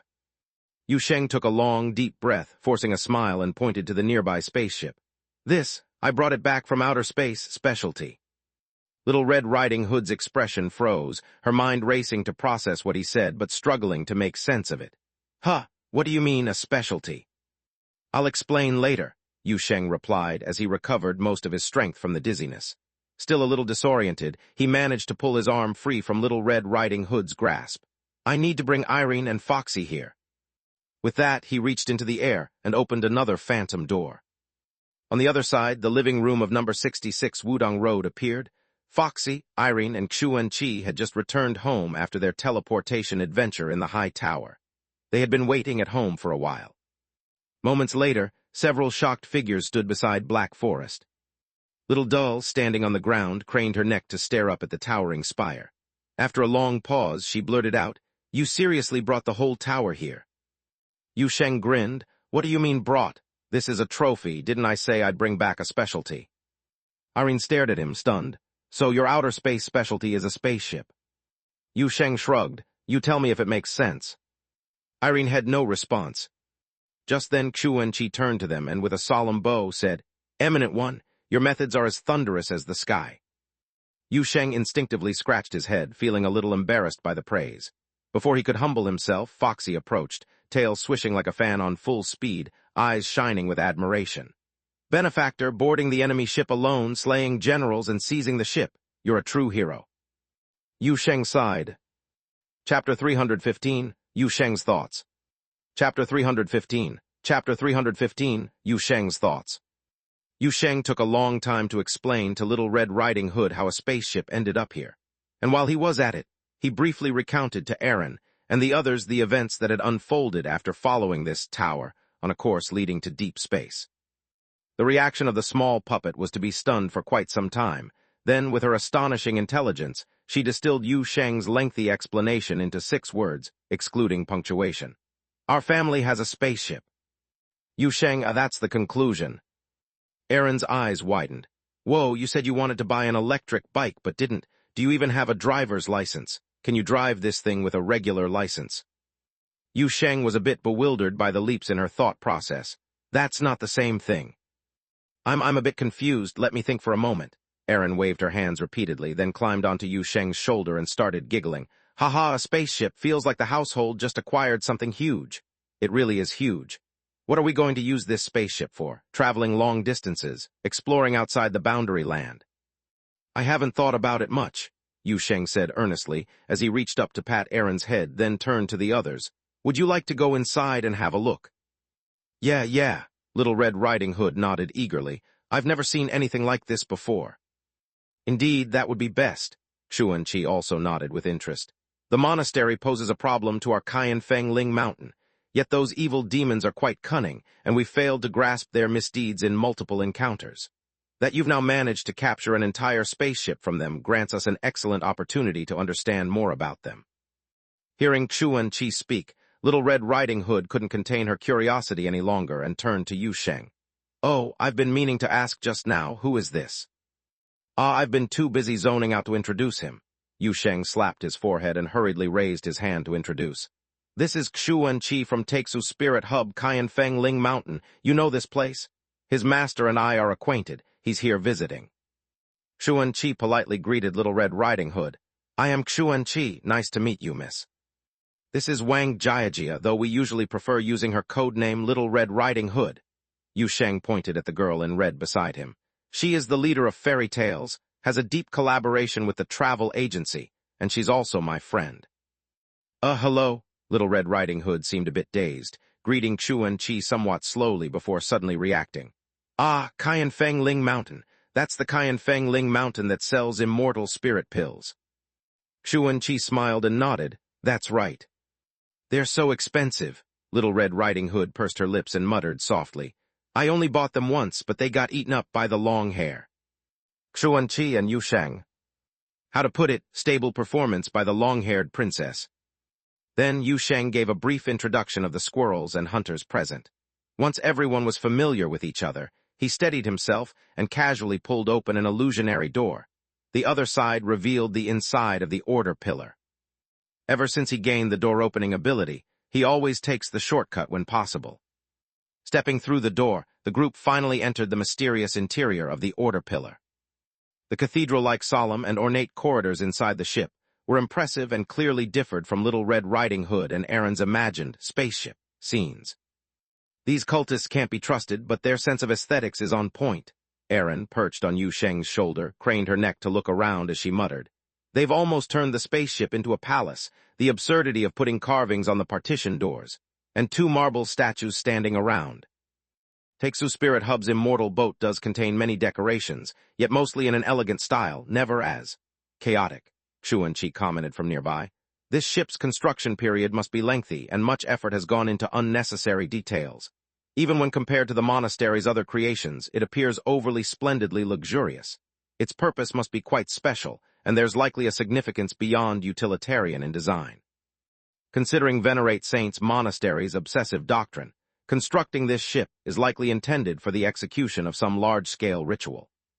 Hu Li's evaluation was much simpler. Gaudy don't like it. I'll clean out these statues later. These so-called monastery sages make me uncomfortable, Yu Sheng said casually. Once cleared, these corridors and rooms will be more spacious. The wall carvings and murals too, things like scenery can stay, but the rest should be replaced with something else. Sounds like a big project, Erin swayed her head. What do you plan to replace them with? I haven't thought that far ahead, Yu Sheng pondered for a moment. But given the overall style of this place, with the major structures unchangeable, leaving empty patches on the walls isn't appealing, and it needs something. I'm thinking of showcasing my artistic skills at that time. Erin didn't wait for him to finish before speaking. How about just leaving them empty? Yu Sheng, I meant I would showcase. Empty is nice. Yu Sheng. He decided not to argue with this puppet anymore. He would secretly unleash his extraordinary artistic creativity, meticulously refining the spaceship's interior design to amaze everyone. Frightening them was also an option if it came to that. Afterwards, the group passed through many more cabins and corridors, and accessed the core area of this tower via an elevator. Yu Sheng occasionally explained the functions of certain cabins, knowledge he had gleaned based on understanding of his own vessel. While he couldn't answer many overly technical questions, his judgment of the spaceship structure was still fairly accurate. This walk, stop, and introduction continued until they entered a special room, where his expression became slightly serious. This was a large cabin with warm yellow lighting. A particularly bright beam of light spilled from the ceiling, illuminating the large apparatus at the center of the room. Numerous pipes and cables converged above it and were connected to the apparatus's base, at the center of which lay a black, tilted iron coffin at a 45-degree angle. The iron coffin continued to hum softly. The corpse of the cultist that had once fallen in this room had been cleaned up by Yu Sheng, but a faint scent of blood still lingered. Little Red Riding Hood and Hu Li sniffed the air as soon as they entered, clearly sensing something. Aaron, on the other hand, noticed the change in Yu Sheng's expression. "What's this place for?" the little puppet asked curiously. Yu Sheng stepped forward to the platform where the holy coffin rested and slowly began to speak. "This is the holy coffin of the artificial saintess. She's inside right now." Aaron paused, exclaiming, "Huh, that C-type buckle. Why did you keep her? Weren't you supposed to send her to the Special Service Bureau?" Yu Sheng wasn't surprised by the little puppet's reaction. He lifted Aaron from his shoulder, cradling her in one hand while gently reaching forward with the other to caress the cold iron coffin. "Do you want to hear the truth about the artificial saintess?" he asked, turning to the others beside him. This was precisely why he brought them to this cabin. Hu Li blinked. "The truth about the artificial saintess. Savior, what have you discovered?" Aaron gradually grasped the situation after observing Yu Sheng's attitude. "Hey, wait a minute. You're not telling me this C-type buckle was originally a good puppet, controlled by the monastery all along, are you?" "I'm telling you." "She wasn't a good puppet." Yu Sheng shook his head, interrupting Aaron. "She was originally a human." Aaron was stunned, frozen as if her joints had locked. "As for the brass knights, they were once human too," Yu Sheng continued calmly, "and they've always believed themselves to be human, even till the moment they died in battle." "Aaron, what the hell?" Yu Sheng turned around and sat directly on the platform of the holy coffin base, looking at the place where he had his final battle with the artificial saintess, methodically organizing his thoughts. "These weapons, made by the monastery, are converted from living people. Some retain minimal biological components, while others have their souls extracted and injected into machine bodies. During the last battle with the artificial saintess, I discovered this. Her body flowed with a mixture of blood and machine oil, and her shell still retained human memories and soul. She came from a place with vast wheat fields." Yu Sheng sorted through his memories, slowly recounting those long-lost recollections he had seen. The humming of various equipment in the room accompanied his words, and the deep vibrations of the holy coffin never ceased. The squirrel had somehow jumped off the hunter, standing dazedly on the holy coffin platform, staring blankly at the cold iron coffin. The hunter stood silently beside it. Beneath the hood was only a hollow darkness, yet it seemed to be brewing a fiery rage. Little Red Riding Hood and Hu Li's faces also turned very grim. "What the hell? What is all this?" Aaron finally broke the silence, her scarlet eyes flashing ominously. Her cursing was bitter. "Those bastard monks of the monastery are all percent, and if they've got the guts, why don't they transform themselves? They resort to such tricks just because they can't deceive enough cannon fodder. I swear I'll hash them all into one household registry." "That's the situation," Yu Sheng exhaled slowly. "That so-called sage escaped at the last moment, though. I've delivered the surviving cultists on this ship except for him to the Special Service Bureau. Now it's up to them to pry open those people's mouths and find out where their main base might be. Even just finding one of the planets would be enough. As for the escaped sage, although I can't track him down right now, I managed to leave some marks on him during our long battle. It's just a matter of fate tying us together again, and I'll find him. He's got to be dealt with." Chapter 316, A New Spectacle in the Backyard. Chapter 316, A New Spectacle in the Backyard. Aaron and Hu Li rarely saw Yu Sheng get angry. In their impression, Yu Sheng was always cheerful, enjoy when you can, and if you can't, wait a bit and enjoy later. Even when he fell into the exotic realm, surrounded and beaten by all kinds of non-human entities, or after gnawing at each other with a hunger entity, he would come back with a smile. This was a guy who could vanish in a puff while joking around.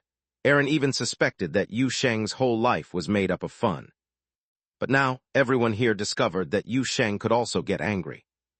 A soft and warm touch came from his hand. Yu Sheng looked down and saw a furry big tail brushing against his wrist. Savior, Huli wrapped her tail around Yu Sheng's hand, gently shaking it. Next time, let me go fight them with you. Yu Sheng didn't say anything, just withdrew his hand and gently rubbed the fur behind the demon fox girl's ear. So now, what's the situation with this Type C clasp? Erin turned her head, looking rather complicatedly at the dark iron coffin. You've already heard her resonance of the dead, which means she's already dead, right? But you put her in this holy coffin that can be used to repair an artificial saintess. Do you think there's still hope for her? I'm not sure, Yu Sheng slowly shook his head. I indeed experienced a dead communication with her, but it was different from any previous kind of dead communication I've had. What I saw wasn't a posthumous message, but past memories. If we take death as the dividing line, these are two completely opposite rivers, and the life form of an artificial saintess is also very unique, making it difficult for me to judge her state at that time with a simple life or death criterion. At this point, he paused for a moment and also looked up at the iron coffin. So I put her in here. I'm not sure if it will work, but I adjusted the repair process in the way that awakens life by spirit injection into a puppet, and then restarted this device. The repair process is still underway, and I can feel it's operating inside. The holy coffin system hasn't reported an error due to the saintess's complete death, but she indeed hasn't woken up. Maybe we still need to wait a while, or maybe we'll keep waiting like this. Who knows?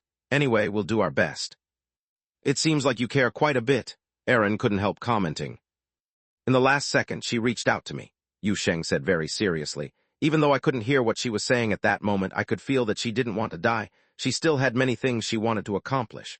She wanted to go home, take revenge, and live.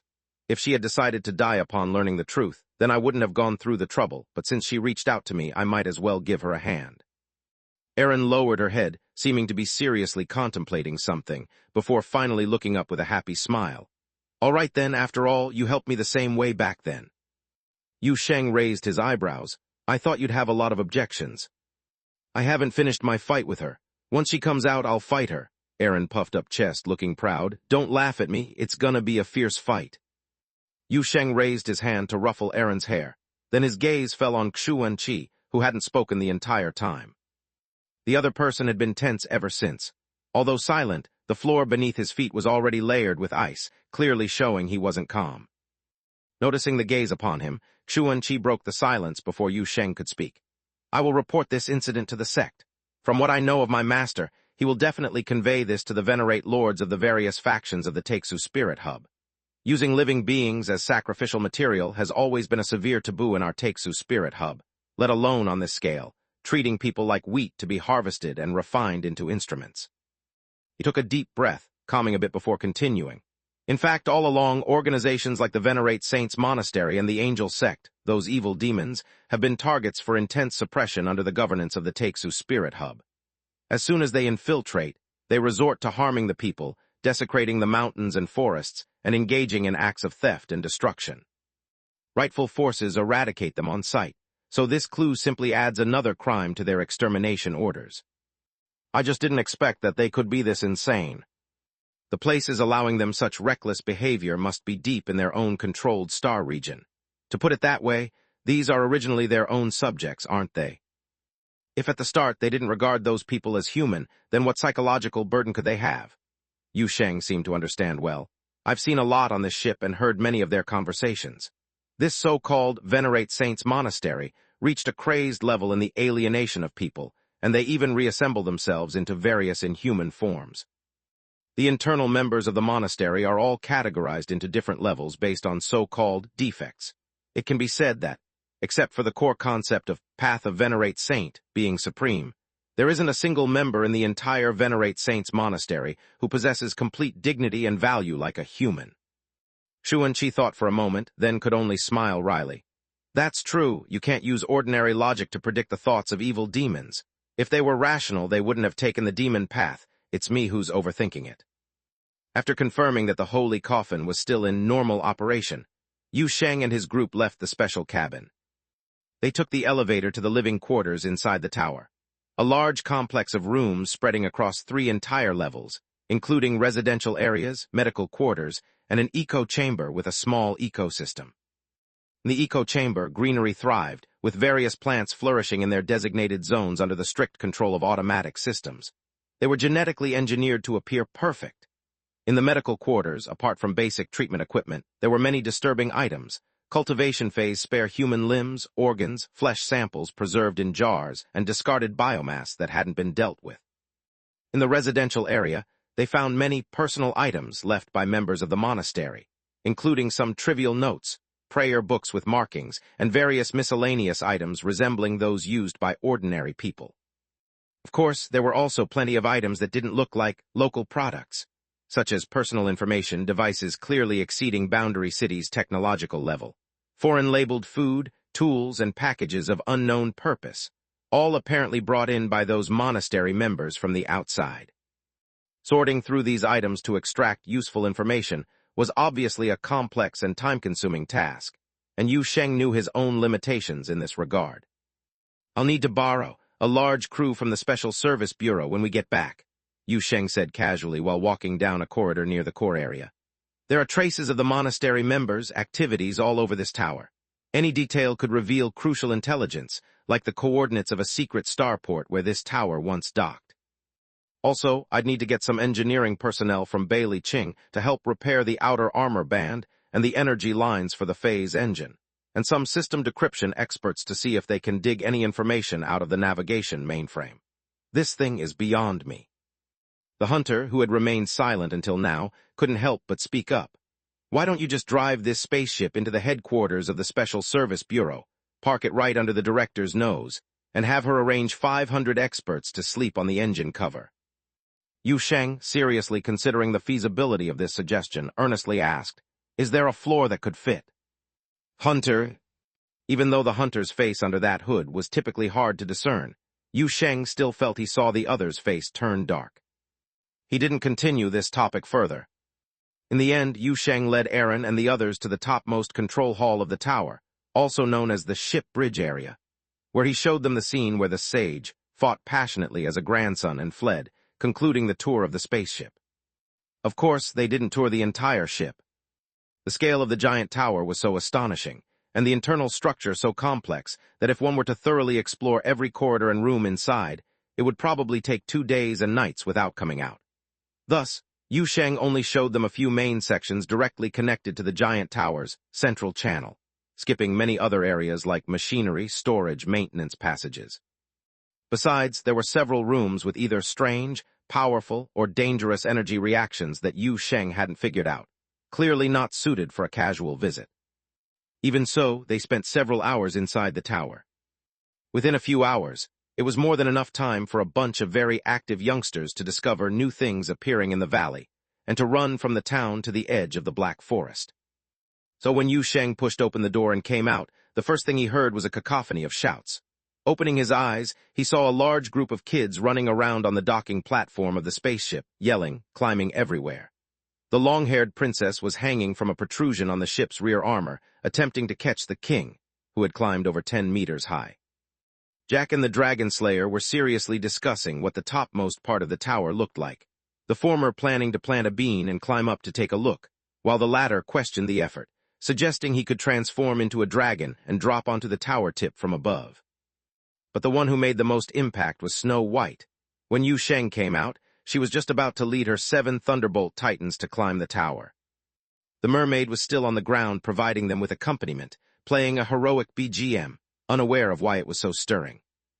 Little Red Riding Hood came out of the door, saw the scene, and was so shocked that her blood ran cold. She shouted at the top of her lungs, echoing through the sky, "All of you get over here." Chapter 317, New Refugees. Chapter 317, New Refugees. There's no denying that Little Red Riding Hood still has quite the parental authority among a bunch of kids. With just one shout, the chaotic noise on the platform was swiftly quelled. Then, with the long-haired princess leading, the group of older children obediently came forward, ready to be reprimanded by Little Red Riding Hood. Yu Sheng was rather relaxed, still trying to persuade from the side. "Hey, it's okay. Just now when I was in the spaceship, I already sensed they were coming over to play. This thing is really sturdy and can't be broken, and if there's any real danger, I'd catch them." Little Red Riding Hood listened and couldn't help but sigh. "But you can't spoil them too much. Originally, their stay here has already made them increasingly lax, and a few of them naturally climb the ladder, especially the long-haired one." The long-haired princess, being called out, was quite disgruntled. I'm bringing the younger siblings for outdoor activities, and what do you mean by increasingly lax? They're just a bunch of kids, everyone's been tense for so many years. Then followed a string of complaints that drove Little Red Riding Hood to distraction. Finally, unable to take it anymore, she raised her hand to cut off the long-haired one's nagging. It's already late, still doing outdoor activities. Shouldn't you be guiding them to wash up and sleep by now? The long-haired princess justified confidently, but the sky isn't dark. We thought that brother meant we could play a few more hours today. At that, several pairs of eyes fell onto Yu Sheng. Yu Sheng, originally holding a bystander's mindset to spectate, never expected to become the center of attention in the blink of an eye. Hastily, he checked the time and slapped his forehead. Oh my goodness! There were so many things today I forgot to close the sky. In the next instant, clouds thick as curtains rose from all sides of the valley, gradually covering the entire sky like drawing a curtain. Eventually, only a crack running vertically through the valley remained, casting a gleam from the Black Forest straight to Tong Town, illuminating the path back to the town.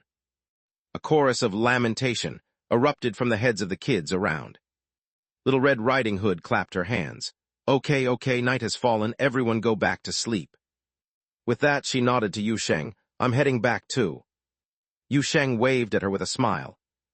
Little Red Riding Hood turned over and mounted the Shadow Wolf. The Thunderbolt Titans bent down to pick up the slow-moving little kids, putting them on their arms. Meanwhile, the long-haired one and Baizu were still noisily inquiring about the sudden appearance of a tower beside the Black Forest. Thus, the group of kids left boisterously, walking along the path illuminated by the artificial dusk, embarking on the return to the town. The squirrel and the hunter, after bidding farewell to Yu Sheng, returned to the Black Forest. Yu Sheng stood at the edge of the spaceship docking platform, watching the backs of the 7 Thunderbolt Titans, the Wolf Pack, and the Kingdom Knights as they left, always with a smile on his face. After a while, he finally noticed a gaze falling upon him from the side. Following the feeling, he met Yuan Chi's slightly curious gaze. What's up? Yu Sheng asked, a bit puzzled. I just never expected that you would have such a foundation, Yuan Chi said, while looking around the valley. Diverse and wondrous scenery, a universe unto itself. It truly is a spirit realm immortal land.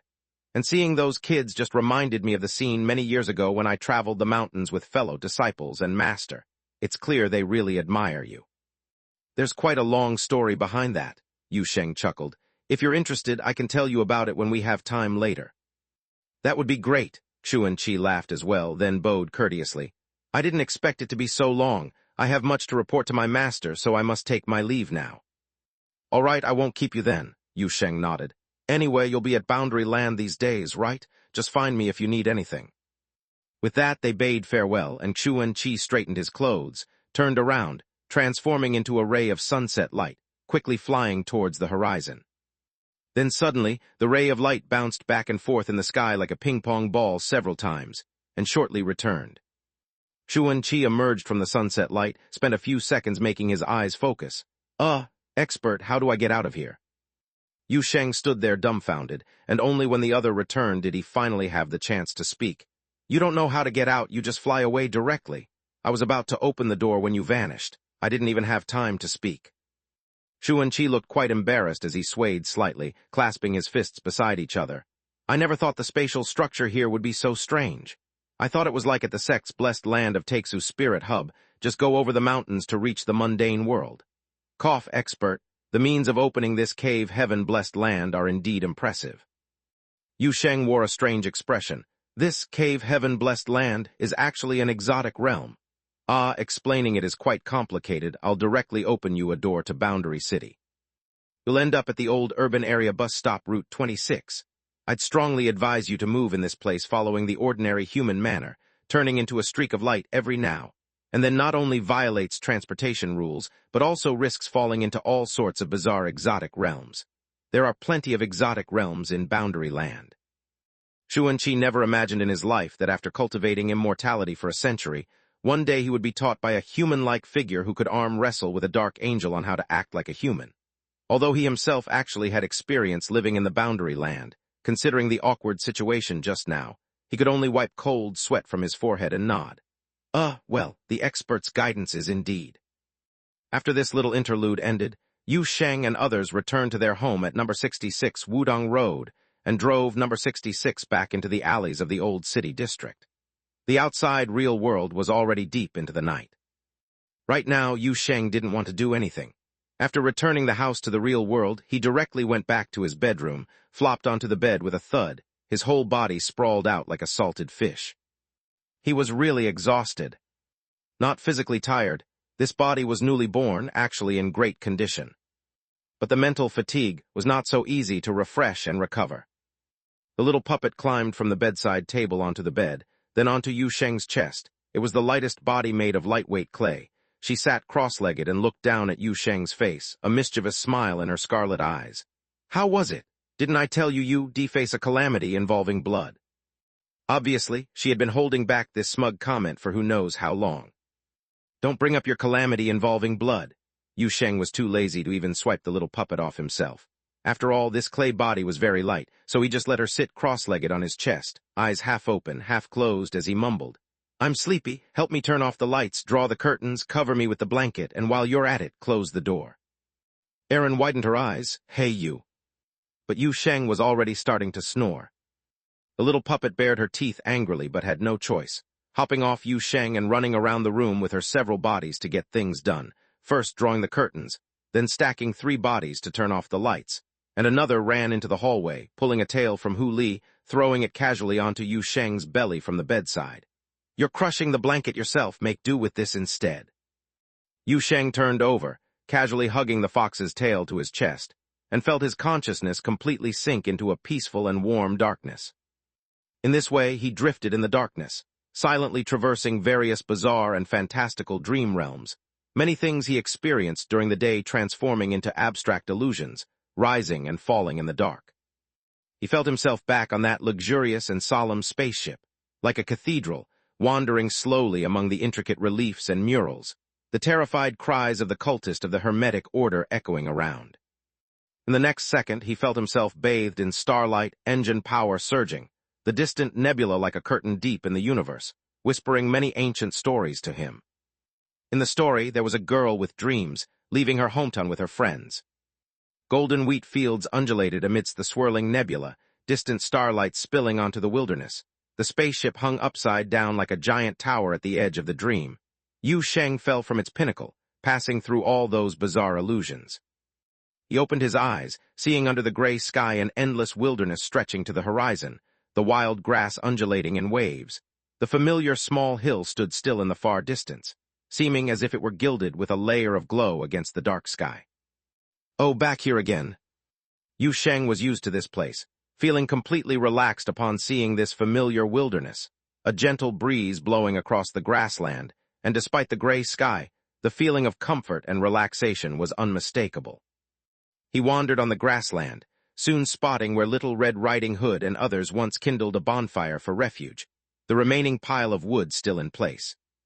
Yu Sheng approached the bonfire, pondering whether to clean up this pile of wood, considering the children were now safe without needing to seek refuge in dreams, rendering this once bustling, safe point, now cold and deserted, leaving the pile here felt somewhat lonely. He took a step forward, however at this moment, a figure suddenly caught the corner of his eye. Yu Sheng looked up in surprise, seeing her standing on the other side of the woodpile, and seemed to have been there all along, just blocked by the pile and so still that her presence and aura eluded detection until now.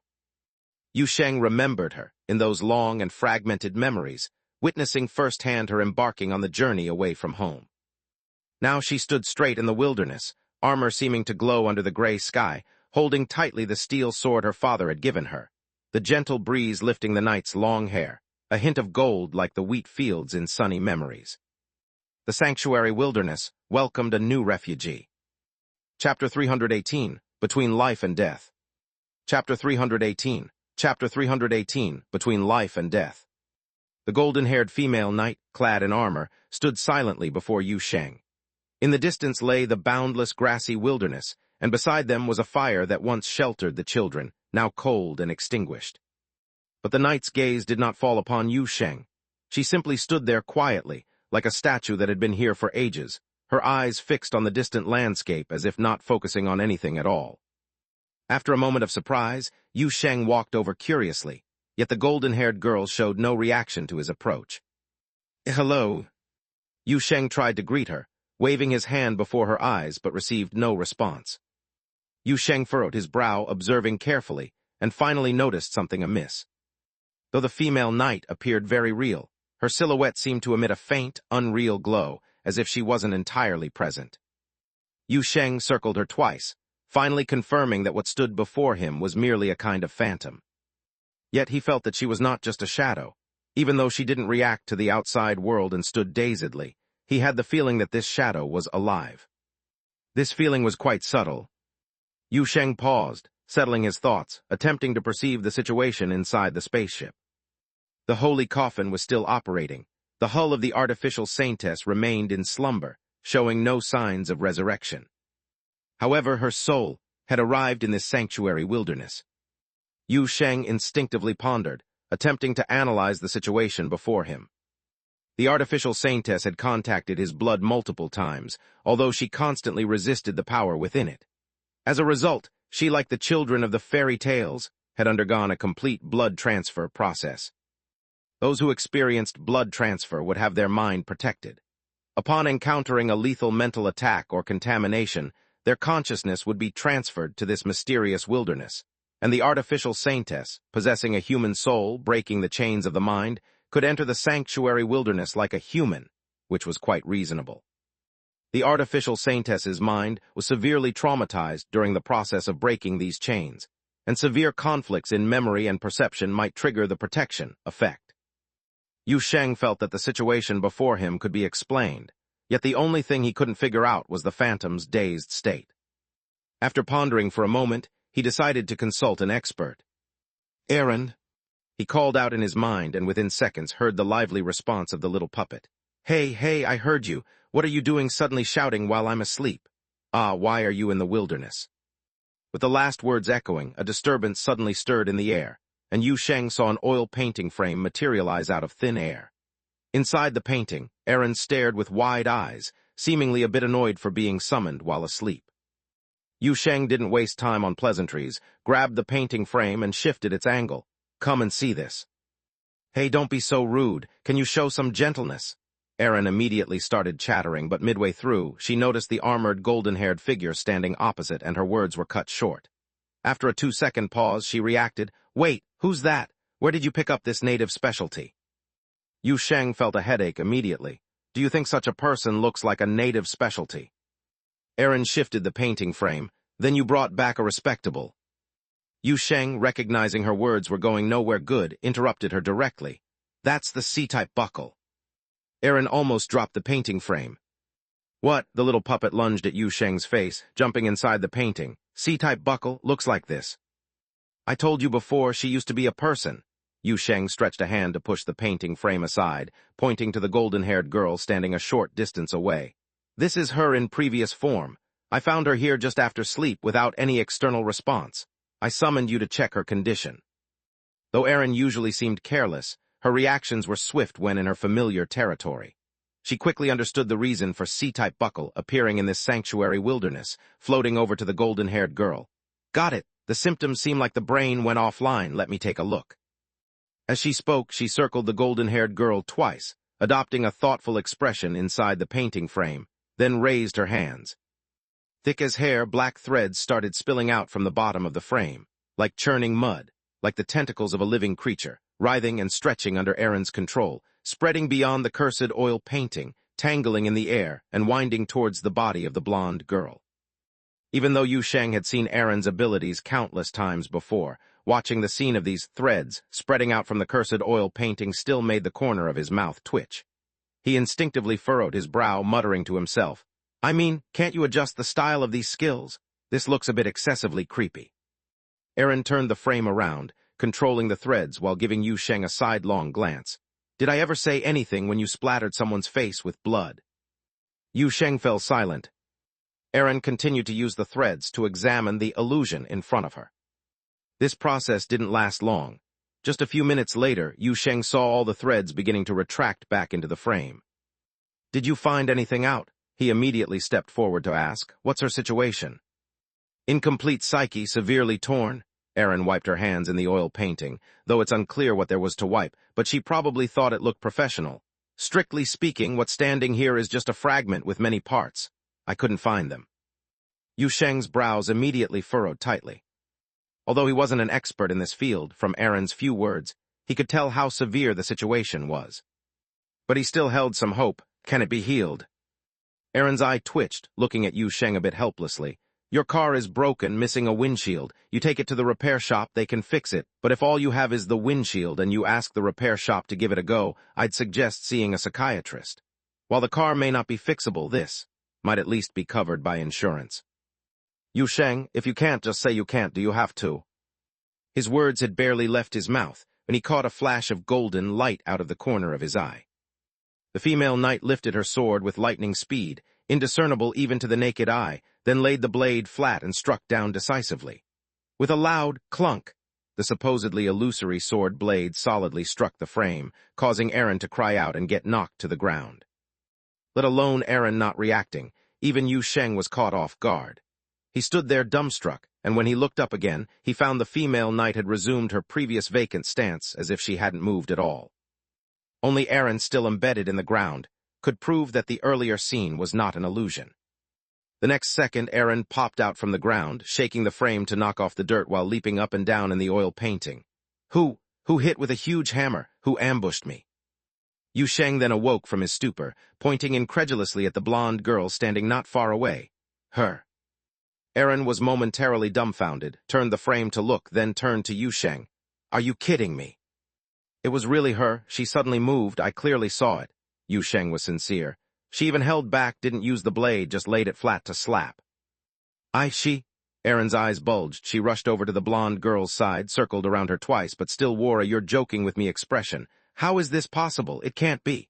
I checked thoroughly, and look, she's standing there dazed again now. Yu Sheng was just as stumped as Aaron, even though he'd witnessed it moments ago. He was bewildered, joining the side of the girl, attempting to converse with her. But as before, he got no response.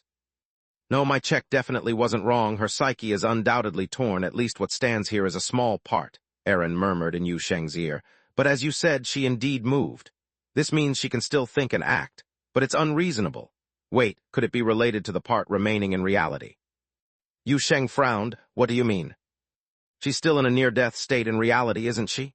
Aaron casually mentioned. Strictly speaking, she's already died once, even went through your dead communication procedure. But because the artificial saintess life form is so unique, combined with the fact she came in contact with your blood, given life under the puppet standard, could it be because of this?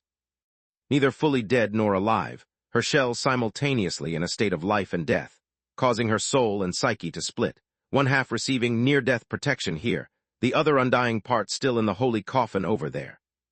Yu Sheng's face gradually showed a thoughtful and unexpected expression, staring intently at the little puppet before him. Aaron, why are you looking at me? I just said it offhandedly. Yu Sheng very candidly. I just didn't expect you to have a moment of sudden brilliance.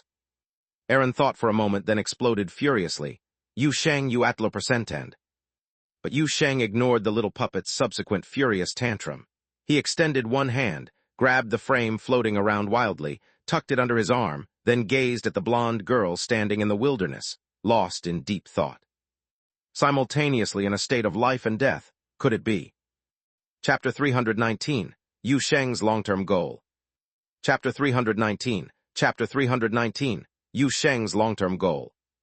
Early the next morning, after finishing breakfast, Yu Sheng once again came to the giant spaceship parked in the valley and entered the room where the holy coffin was stored. The black iron coffin remained unchanged, still standing on the platform as before. The buzzing sound from inside seemed like it would continue indefinitely. All right, same as always, I've come to see you again. Yu Sheng sighed, sitting on the platform beneath the holy coffin, casually knocking on the iron coffin behind him. Do you plan on waking up? Of course, the holy coffin made no response, merely continuing its low tremor. Yu Sheng didn't expect any response, just muttering to himself while he sensed the operational state of the equipment in the holy coffin room. In case you didn't know, this spaceship has been completely taken over by me. Now it's docked at my headquarters. The monks from the monastery who originally controlled this ship are either dead or fled.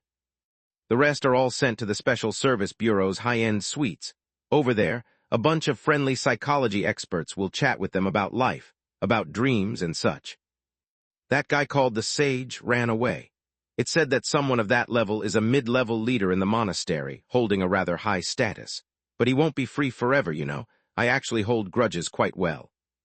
Last night your phantom appeared on a piece of wilderness, which is also my territory. It's called the Sanctuary Wilderness, a place for wounded souls to rest. Speaking of which, can you actually hear me? Yu Sheng turned his head, glancing at the dark holy coffin. The dim red lights on the surface of the iron coffin slow flashed, seemingly responding to his gaze like eyes. Yu Sheng let out a breath, stood up slowly, and patted the lid of the holy coffin. When you're well rested, wake up. Didn't you have lots of things you wanted to do? I'll help you when the time comes. After leaving those words, Yu Sheng turned and left the holy coffin room. He then took out his phone from the hallway outside and dialed Bailey Qing's number. It's me, Yu Sheng. I figured you'd call me. Bailey Qing's voice came through the receiver. We've accumulated a bunch of questions here. I've also gathered quite a few, Yu Sheng casually said. Shall we meet and chat? Sure, I'm in the office. Yu Sheng acknowledged with a sound, pushed open the door to the director's office deep inside the Special Service Bureau, and greeted Bailey Qing, who was sitting behind the huge desk. Good morning. Bailey Qing still held the posture of holding a phone, lifted her eyelids to glance at Yu Sheng, who had already taken a seat for himself. Her tone was somewhat helpless. Despite seeing you so many times, your habit of just pushing the door open is still something to get used to. You'll get used to it, you'll get used to it. Yu Sheng chuckled, sat down in front of the female director and went straight to the point. Let's get down to business. What's the current situation with those cultists I brought over? Have the interrogations started? The small-scale interrogations just began this morning, Bai Liking said matter-of-factly. This will be a big project, not something that can be resolved in a day or two. We will arrange for the best interrogation experts. For the time being, the focus of the Special Service Bureau will be on this matter. Yu Sheng raised his eyebrows. Even in the history of the Special Service Bureau, this is a rare incident, Bai Liking continued to say. Within a few hours, almost an entire ship of monastery monks had been captured alive, and they aren't just the lowest-level believers. They are at least cultivator level, having gone through different levels of promotion rituals, believers with a certain rank within the monastery. This time, the council was really taken aback. Yu Sheng wasn't surprised by such an outcome at all. Then came Bailey Qing's question. That spaceship, you already brought it back. I parked it in the backyard, right in that valley, Yu Sheng answered frankly and immediately added. By the way, I won't be handing that thing over. It's my personal trophy, and now it's the travel agency's property. Bailey Qing was about to speak, but was blocked by the second half of Yu Sheng's sentence. Her expression didn't change much, but her tone carried a hint of helplessness. I know, so I just wanted to remind you. Are you aware of the Deep Space Navigation Convention, the Interstellar Navigation Law, and the Jump Safety Assurance Law? Yu Sheng was immediately stunned, realizing that many of the drafts he had prepared hadn't considered such a situation. What? I knew it, Bailey Qing sighed. You definitely haven't thought about these details. The universe isn't a lawless zone. Navigating a spaceship through interstellar uninhabited regions and within the civilized sphere are two different concepts. Let's not even mention. If you want to dock at a starport, you at least need to understand guiding signals and channel markers, right? Yu Sheng, he really hadn't thought about this at all. From yesterday until now, he was nothing but completely absorbed in the highly impactful event of having a spaceship at home, and none of the people he had met had reminded him. Hu Li's family had a spaceship back in the day, but she didn't even graduate elementary school. Aaron has a diploma from an early childhood correspondence course. Hunter was just a Special Service Bureau worker back then. The year the squirrel incident happened, he was 8.5. Little Red Riding Hood is out of the question. She hasn't even taken her driving test yet, and she'll be 18 next week. Thinking it through like this, Yu Sheng's gaze became increasingly clear. Luckily, you didn't enthusiastically take the spaceship out for another joyride after bringing it back, Bailey Qing said with a calm face, and then stood up, moving a pile of books from a nearby filing cabinet onto the table. Yu Sheng was startled on the spot. What's this? A beginner captain's navigation manual, containing navigation regulations of major civilized spheres and most guiding signals recognition methods, jump conventions, near-Earth navigation norms. It doesn't involve specific spaceship operation techniques. I know you have your own ideas on piloting. Bailey Qing said, then added, additionally, you need a basic star map, which can mark out several major star domains friendly with the boundary land and directly reachable, along with the corresponding jump nodes. This effectively prevents you from crashing into someone else's planet or space station. She paused, then changed direction, but this kind of data needs to be directly input into the ship's navigation computer. If you agree, I will send a batch of technical experts over to study the operation system of that ship. Of course, the Special Service Bureau has its own objectives, and this is to investigate that ship and grasp related technology of the Venerate Saints Monastery. I need to clarify this up front and seek your opinion. Yu Sheng was dazedly listening until the last sentence jolted him awake, quickly speaking. All right, I also wanted to say I need a batch of experts. First, to repair the damaged parts of that ship, then to organize the remnant items of the monastery on board, and also, as you mentioned, the experts who can handle the operation system.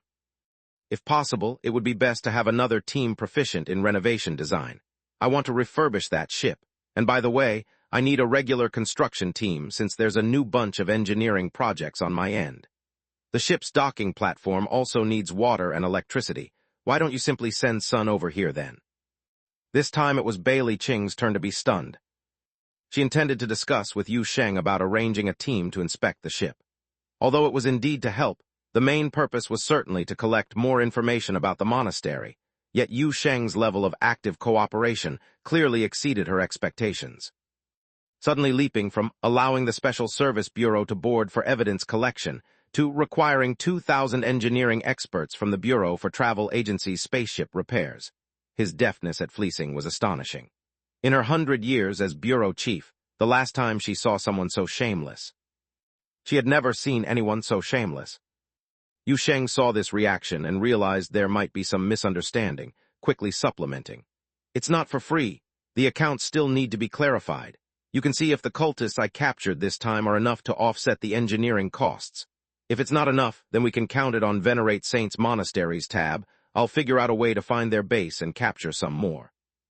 Hence Bailey Ching's feelings shifted from one kind of amazement to another, her facial expression nearly breaking. Do you think monastery believers are like radishes in the ground? Whether they're radishes I don't know, but they treat people like wheat in the ground. Yu Sheng adjusted his sitting posture in the chair, his tone serene. My business with them isn't over yet. Upon hearing Yu Sheng's words, Bailey Ching's expression subtly changed. Sounds like you experienced some rather unpleasant things on that ship, she said seriously. Artificial saintess and those knights around the saintess, Yu Sheng said, exhaling lightly, are made using living people. Bailey Ching immediately furrowed her brows. They have established a specialized recruitment ground somewhere, maybe a fenced-off land, or even an entire planet where many people are kept and live in a customized society, cultivated into raw materials for artificial saintesses and knights, harvested wave after wave. Yu Sheng spoke slowly. That's one of their core technologies. Bailey Ching didn't speak, but on her face, which was always lacking in expression, there seemed to slightly rise a layer of frost. I know that's a distant planet whose location is unknown, and what happened there has nothing to do with boundary land, Yu Sheng continued. But this matter has blocked my thoughts, so now it's a personal vendetta between me and them. So what do you want to do? Bailey Ching raised her head, looking seriously into Yu Sheng's eyes. Find and liberate a planet, or eradicate the entire Venerate Saints Monastery across the universe. This matter is quite difficult, Yu Sheng spread his hands, saying candidly, currently the travel agency's strength isn't enough, but I think this can be a long-term goal. It's like I said, why not give it a try? Chapter 320, Revival. Chapter 320, Revival. Upon hearing the response from the person before her, Bailey Ching couldn't help but scrutinize Yu Sheng with a discerning gaze for a long while. The expression on his face was serious, but it was evident that he didn't have any long-term plans, as usual. He just had an idea and wanted to try it out. Despite having no basis in her heart, Bailey Ching suddenly had a premonition that something was bound to happen. The Venerate Saints Monastery was in trouble. So she pondered for a long time before continuing. You should know that the responsibility of the Special Service Bureau is only to ensure the safety of the boundary land. Although we've been cracking down on cult groups like the Venerate Saints Monastery, these actions are based on the premise that the interests of the boundary land are threatened. I understand, Yu Sheng nodded. I didn't expect you to directly send a fleet to help me take down the monastery's hideout. Besides, whether we can actually find it is another matter. As you said, just with the authority of the Special Service Bureau, it is indeed unlikely to directly dispatch a fleet to do this, Bailey Ching continued. But then again, this time they have already threatened the safety of the boundary land, haven't they? Yu Sheng raised his eyebrows. The appearance of Miss City is no coincidence. There must be a conspiracy by those cultists behind this exotic realm, and since they have the ability to hide a sophisticated ship right under the nose of the Council, it means they have the motivation and the capacity to further wreak havoc, enough to make the Council uneasy, Bailey Ching stated at a leisurely pace, and from another perspective for many years. The biggest problem in tackling the Venerate Saints Monastery has been either not finding their hidden lairs or not being able to capture them even if we did. You are the first one in history to successfully infiltrate their main battleship and capture one of their ships intact. So if you do discover any leads in the future, as long as the coordinates are clear and conditions permit, I can provide you with maximum support in the name of defending boundary land safety and eliminating potential threats. Yu Sheng thought for a moment, tentatively speaking, higher-level authority to summon help. Bailey Ching was taken aback by this wording, but a slight smile quickly appeared on her face. Interesting wording, correct, higher-level authority to summon help. As for what level of support this summoning authority can apply for outside in the future, I will formulate a detailed plan and rules we both can agree on and send them to you as soon as possible. All right, having your words is enough, Yu Sheng laughed, then adjusted his posture on the chair. But after all, this isn't something that will happen immediately. Let's talk about what's at hand first. Bailey Ching felt out of sync with the pace, momentarily puzzled. At hand. The smile on Yu Sheng's face gradually became strained as he pointed to the pile of books on the table taller than Aaron. I have to read all of them. Not that I'm questioning the professionalism of this. Does being a beginner captain really require learning all this stuff? That's a spaceship, not an electric scooter. Bailey Ching's eye seemed to twitch for a moment. At least you don't have to learn the basic driving skills anymore, whereas under normal circumstances, for a space crew member to become the captain of such a large ship takes at least 20 years of growth and experience to gather a full ship crew. It's more than just studying these manuals. She paused for a moment and added, I'll find a way to issue you a navigation license endorsed by the boundary land for your ship, along with a complete set of personal documents, ensuring you can navigate that ship freely on 80% of the legal routes in the known universe. Don't forget you're piloting a heterodox battleship built by the Venerate Saints Monastery. Without sufficiently high-priority identification codes, you might get warmly greeted by local garrison the moment you enter other civilization circles. You might not even be able to approach most legal stargates. Speaking of which, I must remind you, it's best to make some modifications to the appearance of that ship too. Don't just change the interior, at least scrape off the monastery's insignias all over the hull. Otherwise, parking it at a legal port could get you into big trouble.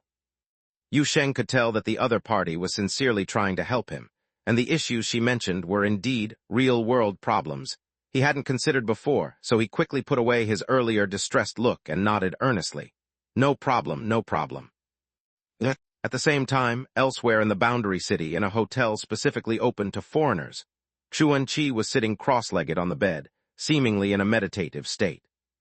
An ancient-looking spirit mirror floated beside him, its surface glimmering, reflecting the image of burning incense. After an unknown amount of time, the incense in the mirror burned out, and a crisp sound like a chiming bell came from within it, prompting Yuan Chi to open his eyes, adjust his breath, and slowly finish his meditation before getting up. He put away the mirror, glanced at the smoke detector on the ceiling with a hint of regret in his expression. Almost simultaneously, the mirror in his hand suddenly emitted a buzzing sound. Yuan Chi looked down, promptly adjusted his attire and expression, then placed the mirror squarely on the table, respectfully bowing as he waved his hand over the mirror's surface. Master. The spirit mirror flickered, and the white-haired, youthful-faced true man Yuanling appeared before Yuan Chi, the old man smiling slightly. Good, Yuan Chi, how goes the task I entrusted you with? Have you met the expert? I've seen him, Yuan Chi immediately lowered his head and replied. Everything proceeded as you instructed. I gave the gift and delivered the message, and considering that the expert doesn't like formalities, I wasn't overly strict and rigid. I believe I've left a good impression. Good, true man Yuanling nodded with satisfaction, but he soon noticed the peculiar expression on Yuan Chi's face, as if he had something to say, and asked, encountered any problems? The problems were many. The muscles on Yuan Chi's face twitched as he decided to report the most crucial matter first. At least it was quite important for his personal well-being. Master, that expert, you've actually seen him firsthand. What do you mean by that? Do you remember the head that appeared in my pill furnace that day? True man Yuanling. The two of them stared at each other across the lynxy mirror, in silence that stretched over the stars. It was him, Yuan Chi said with a wry smile. It was the first time he had seen such shock, bewilderment, and disbelief on his master's face. It took almost half a minute before true man Yuanling spoke, his first words carrying obvious tension. Yuan Chi, when you met him, did you offend him? No, Yuan Chi immediately replied, and then added, I was surprised, of course, but I always remembered your instructions, master. Only then did true man Yuanling seem to breathe a sigh of relief. Then he collected his thoughts and asked with a subtle expression, So, what kind of place does the expert reside in? What kind of person is he? At this mention, Yuan Chi opened his mouth but didn't continue. Instead, his expression turned even more peculiar. True man Yuanling, of course, noticed the change in his disciple's expression. It was rare to see his mature and steady disciple like this, and he couldn't help but frown. What's the issue? There's no real issue, just that I was thinking about how to report the situation to you, master. Yuan Chi said as he quickly adjusted his expression, and then his mind began to flash with keywords. A house that is its own world, with a family living in an exotic realm, noisy all over, yet not a single normal person around. A fox deity from an alternate dimension cooking pills in a pressure cooker that would greet people from a bowl. The fox deity also had 2 guardian spirit birds, with cultivation levels higher than the immortal crane's master had raised for hundreds of years. The fox deity's tail could be pulled out and launched, and there was also an Alice puppet beside the expert, with dimensions being 66, 6 cm by 4. Together we took down a den of evil demons, and the expert even shot himself out with a fox tail. As these keywords flashed through his mind twice, Yuan Chi felt his Tao heart vibrating. He even suspected that if he were to directly tell these things to his master's Tao heart would tremble for quite a while, and then the copper waistband would break through the void from Qianfeng Ling Mountain. But the next second, a voice from the lynxy mirror interrupted his wild thoughts. No need to worry, it's not surprising for there to be mysterious things around the expert. I'm not an ignorant villager, feel free to speak. Only then did Yuan Chi settle down, taking a gentle breath. Here's the thing, firstly, where the expert resides is an exotic realm, and he additionally has a cave mansion, which is also an exotic realm. At that moment, he began narrating what he had seen and heard around Yu Sheng in detail, though he temporarily refrained from mentioning the matter of the Venerate Saints Monastery. The matter was quite significant, and needed to be reported carefully later. True man Yuanling's expression had already turned unusually serious halfway through, as he stroked his beard and carefully observed Yuan Chi's demeanor and condition. When his beloved disciple finally finished speaking, he slightly frowned and broke the silence. Yuan Chi, come a bit closer, yes, open your mouth. Ah. Yuan Chi was puzzled but instinctively complied and then heard his master speak. What pills did you take today? When consuming the immortal spirit pill, did you remember to use spiritual power to aid in refining it? How about last night? Did you eat anything you shouldn't have before setting off? There's ghost fog mushroom on the hill at the back. Did you cook it thoroughly when eating it? Only then did Yuan Chi realize, and he felt both amused and helpless. Master, I didn't take the wrong medicine, what I just recounted.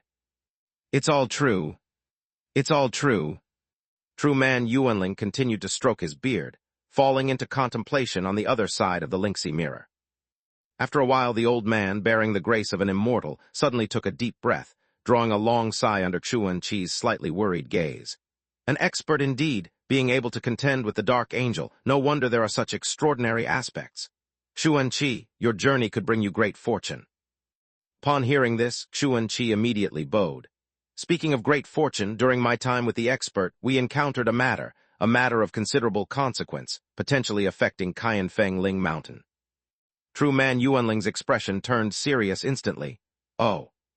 We ran into the Venerate Saints Monastery. Deep within the order pillar, inside the holy coffin chamber. The dark iron coffin still stood at a 45 angle on the platform, tangled with numerous pipes and cables, emitting a low, rumbling vibration. The dark red lights on the platform and the coffin lid shimmered slowly, like a breathing rhythm. But suddenly, the low rumbling vibration inside the holy coffin device stopped. Even the other equipment in the room fell silent together. For a moment, the entire chamber was enveloped in silence. This tranquility lasted for several seconds. Then, with a faint hiss of a pressure valve and the sound of mechanical operation, the heavy lid of the holy coffin slowly opened. A tall, slender figure rose from within the holy coffin. The artificial saintess stepped out of the container, descended off the platform, and stood there in the empty holy coffin chamber, motionless like a sculpture. There was no other movement, no change in expression, no words uttered. The steel puppet was made for killing, and even in this moment of resurrection, no emotions could be seen on her hollow face. She simply stood there for a long, long time, until it seemed she suddenly felt something and slightly tilted her head to one side. The next second, her figure was swiftly enveloped by a swirling darkness, and in the blink of an eye, she vanished from the holy coffin chamber. Chapter 321, Falling. Chapter 321, Chapter 321, Falling. Deep within the Special Service Bureau, in the director's office, Bailey Ching had just activated the projection device in the room. Accompanied by the buzzing sound from numerous small devices originally hidden in the walls and ceiling, dozens of projection screens instantly replaced the original walls of the office. What was shown on the screens were scenes from various parts of Mist City. Some screens displayed streets and buildings shrouded in dense fog, while others showed the pollution zone covered by bizarre clusters of purple-black crystals. One could also see the deep divers in their heavy power armor moving around that crystal-filled area, collecting samples and setting up environmental monitoring devices. The appearance of the Venerate Saints Monastery in Mist City makes this already suspicious exotic realm even more questionable. Now, the Special Service Bureau has dispatched a large number of elite deep dive teams. Not only are they focusing on the site where the tower was rooted, but they are also continually expanding the exploration range of Mist City, Bailey Ching said. So far, we have yet to find the boundary of this dense fog. Yu Sheng was amazed at the high-tech setup in Bailey Ching's office, and after hearing her words, he instinctively asked, "Are these all real-time images?" "That's right, real-time transmission. Some of it comes from recorders on the deep diver's power armor, and some from surveillance devices set up everywhere.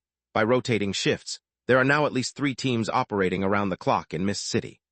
Their umbilical cord devices provide extra bandwidth to maintain real-time communication between the real world and that exotic realm," Bailey Ching said. "Next, we plan to set up a semi-permanent signal transmission device deep in the fog to establish a more stable reality exotic realm channel, so we won't have to rely on the deep divers to provide bandwidth." She paused at this and turned to Yu Sheng. "We should thank Miss Hu Li for her help." Yu Sheng thank her, why? The Special Service Bureau's deep dive technology can only send living beings with souls or machines with a mechanical soul into the exotic realm. The umbilical cord device used to maintain reality exotic realm communication must also be connected to an individual with a soul or mechanical soul. This is a complex spiritual resonance technology. Although it solved the communication problem between reality and exotic realm, its usage is heavily restricted, Bailey Ching patiently explained. And Miss Hu Li's mysterious iron solved the most troublesome part of it. Yu Sheng immediately understood what was going on. The Special Service Bureau's mechanical soul can now be mass-produced on a small scale. Currently, it's still in the testing phase. Bailey Ching noticed Yu Sheng's expression and continued. If all goes well, we will soon be able to mass-produce deep-dive communication instruments that can connect with umbilical cords. At that point, there will be signals in those already explored exotic realms. This is of major significance not only to the Bureau's agents and deep divers, but also greatly reduces the risk faced by spirit realm detectives and investigators when operating in the exotic realm. Listening to Bailey Ching's calm narration, Yu Sheng felt a bit surreal. He hadn't expected that the iron block Hu Li casually tossed out would quickly come into use, and in the foreseeable future this usefulness might even change the destiny of countless exotic realm explorers. However, amid his astonishment, he thought of a very practical issue. Does she have enough production capacity? We only needed to activate the mechanical soul. Theoretically, the amount required for a single device is very minimal, but honestly, if we were to mass-produce, it wouldn't be enough, Bailey Ching admitted openly. So we are also conducting other research to try to understand the principles behind the spiritual fox mysterious iron. Yu Sheng blinked, finding this incredible. Can research come up with anything worthwhile? That stuff could be related to some kind of black technology from an alternate dimension. But it can stably exist in our universe, Bailey Ching said seriously. If it exists, there must be a reason for its existence. There is no black technology in this world, only mysteries we temporarily don't understand. Well, that does make sense. Yu Sheng scratched his head, agreeing with Bailey Ching's statement. Then his attention returned to the surveillance screens. So, what have you found about Mist City now? Bailey Ching nodded. The biggest progress is that we've uncovered some of Mist City's safety mechanisms. The fog density in that exotic realm is uneven, and in most cases, the fog density directly correlates with the danger level. There is a chance of encountering entities in any area where visibility is below 20 meters, but the same entity seems to only appear in one region at a time, at least for now. In the thinnest fog areas, there have been no sightings of entities. As a result, we plan to label the explored areas of Mist City according to their danger level and mark several safe zones and prohibited areas. Additionally, we are trying to understand the entry and exit mechanisms of this exotic realm and have made some progress. It is almost certain that the thinnest fog areas may have safe exits to return to reality, but the conditions for opening these exits need careful testing. We can tentatively determine that it is related to mirrors. Another point is the range of Mist City. It is enormous. So far, the explored area has almost reached a quarter of a boundary city, and we have yet to find its boundary. While we cannot make any conclusions yet, many in the Bureau believe that the exotic realm could be as large as a boundary city or even as large as an entire boundary land. Yu Sheng spoke thoughtfully. The connection between the Venerate Saints Monastery and this Mist City.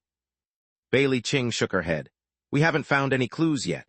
We can only confirm that they might have infiltrated a long time ago. The crystal samples collected from the pollution site show signs of long-term growth. But how long they have been lurking there, and for what purpose still depends on the interrogation results of the cultists. In short, based on the current intelligence, they were in low-profile hiding for a long time and perhaps never even stepped out of the tower. Coupled with the isolation of the exotic realm, no one noticed their existence at all.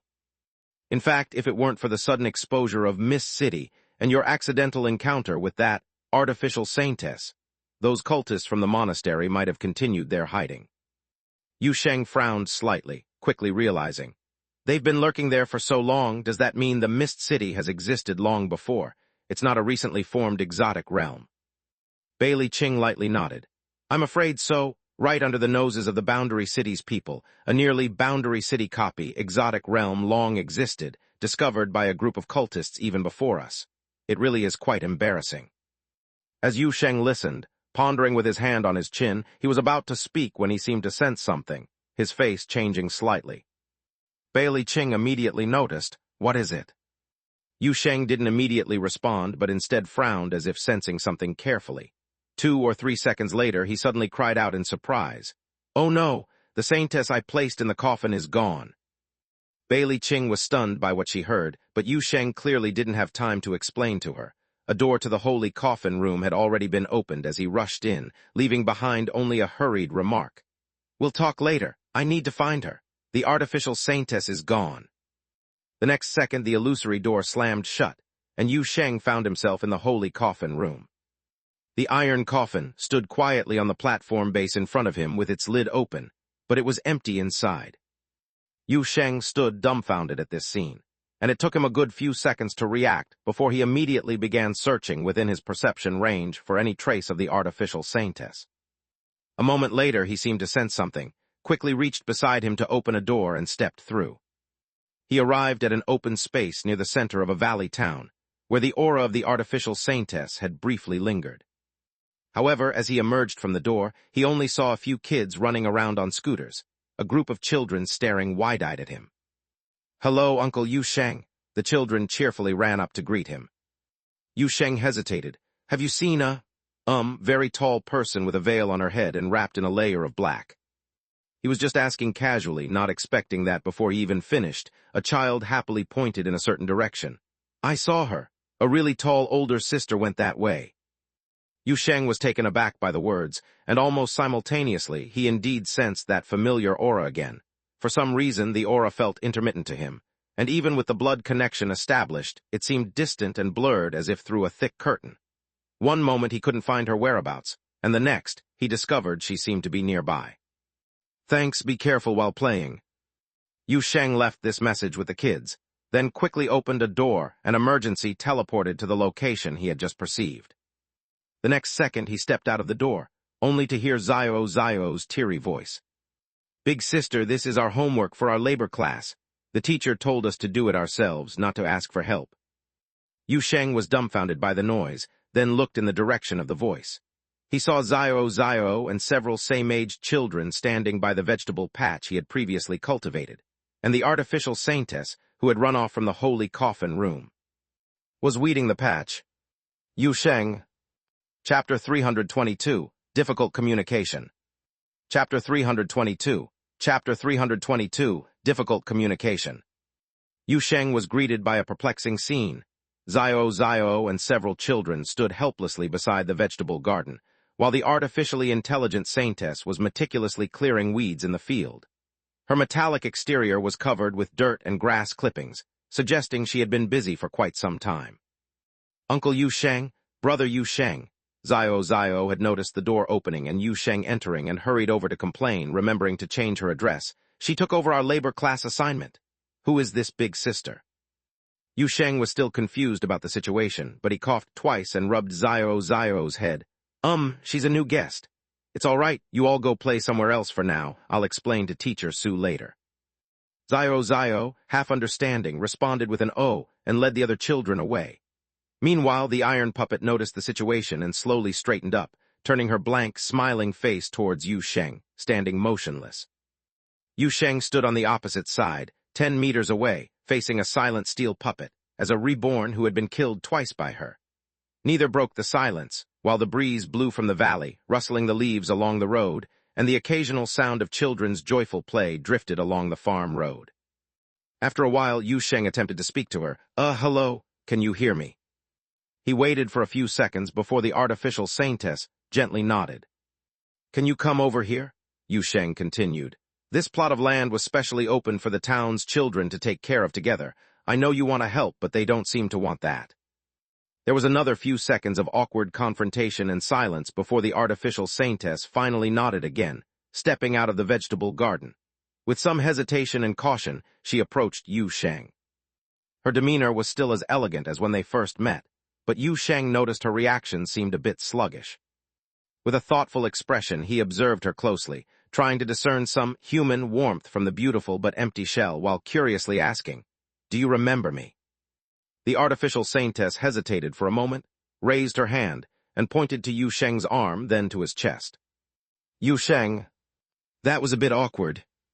Right, Yu Sheng said sheepishly, rubbing his nose, realizing she indeed remembered him, albeit in a rather absurd way. 2 cuts, 8 holes. Wait a minute, where's your blade?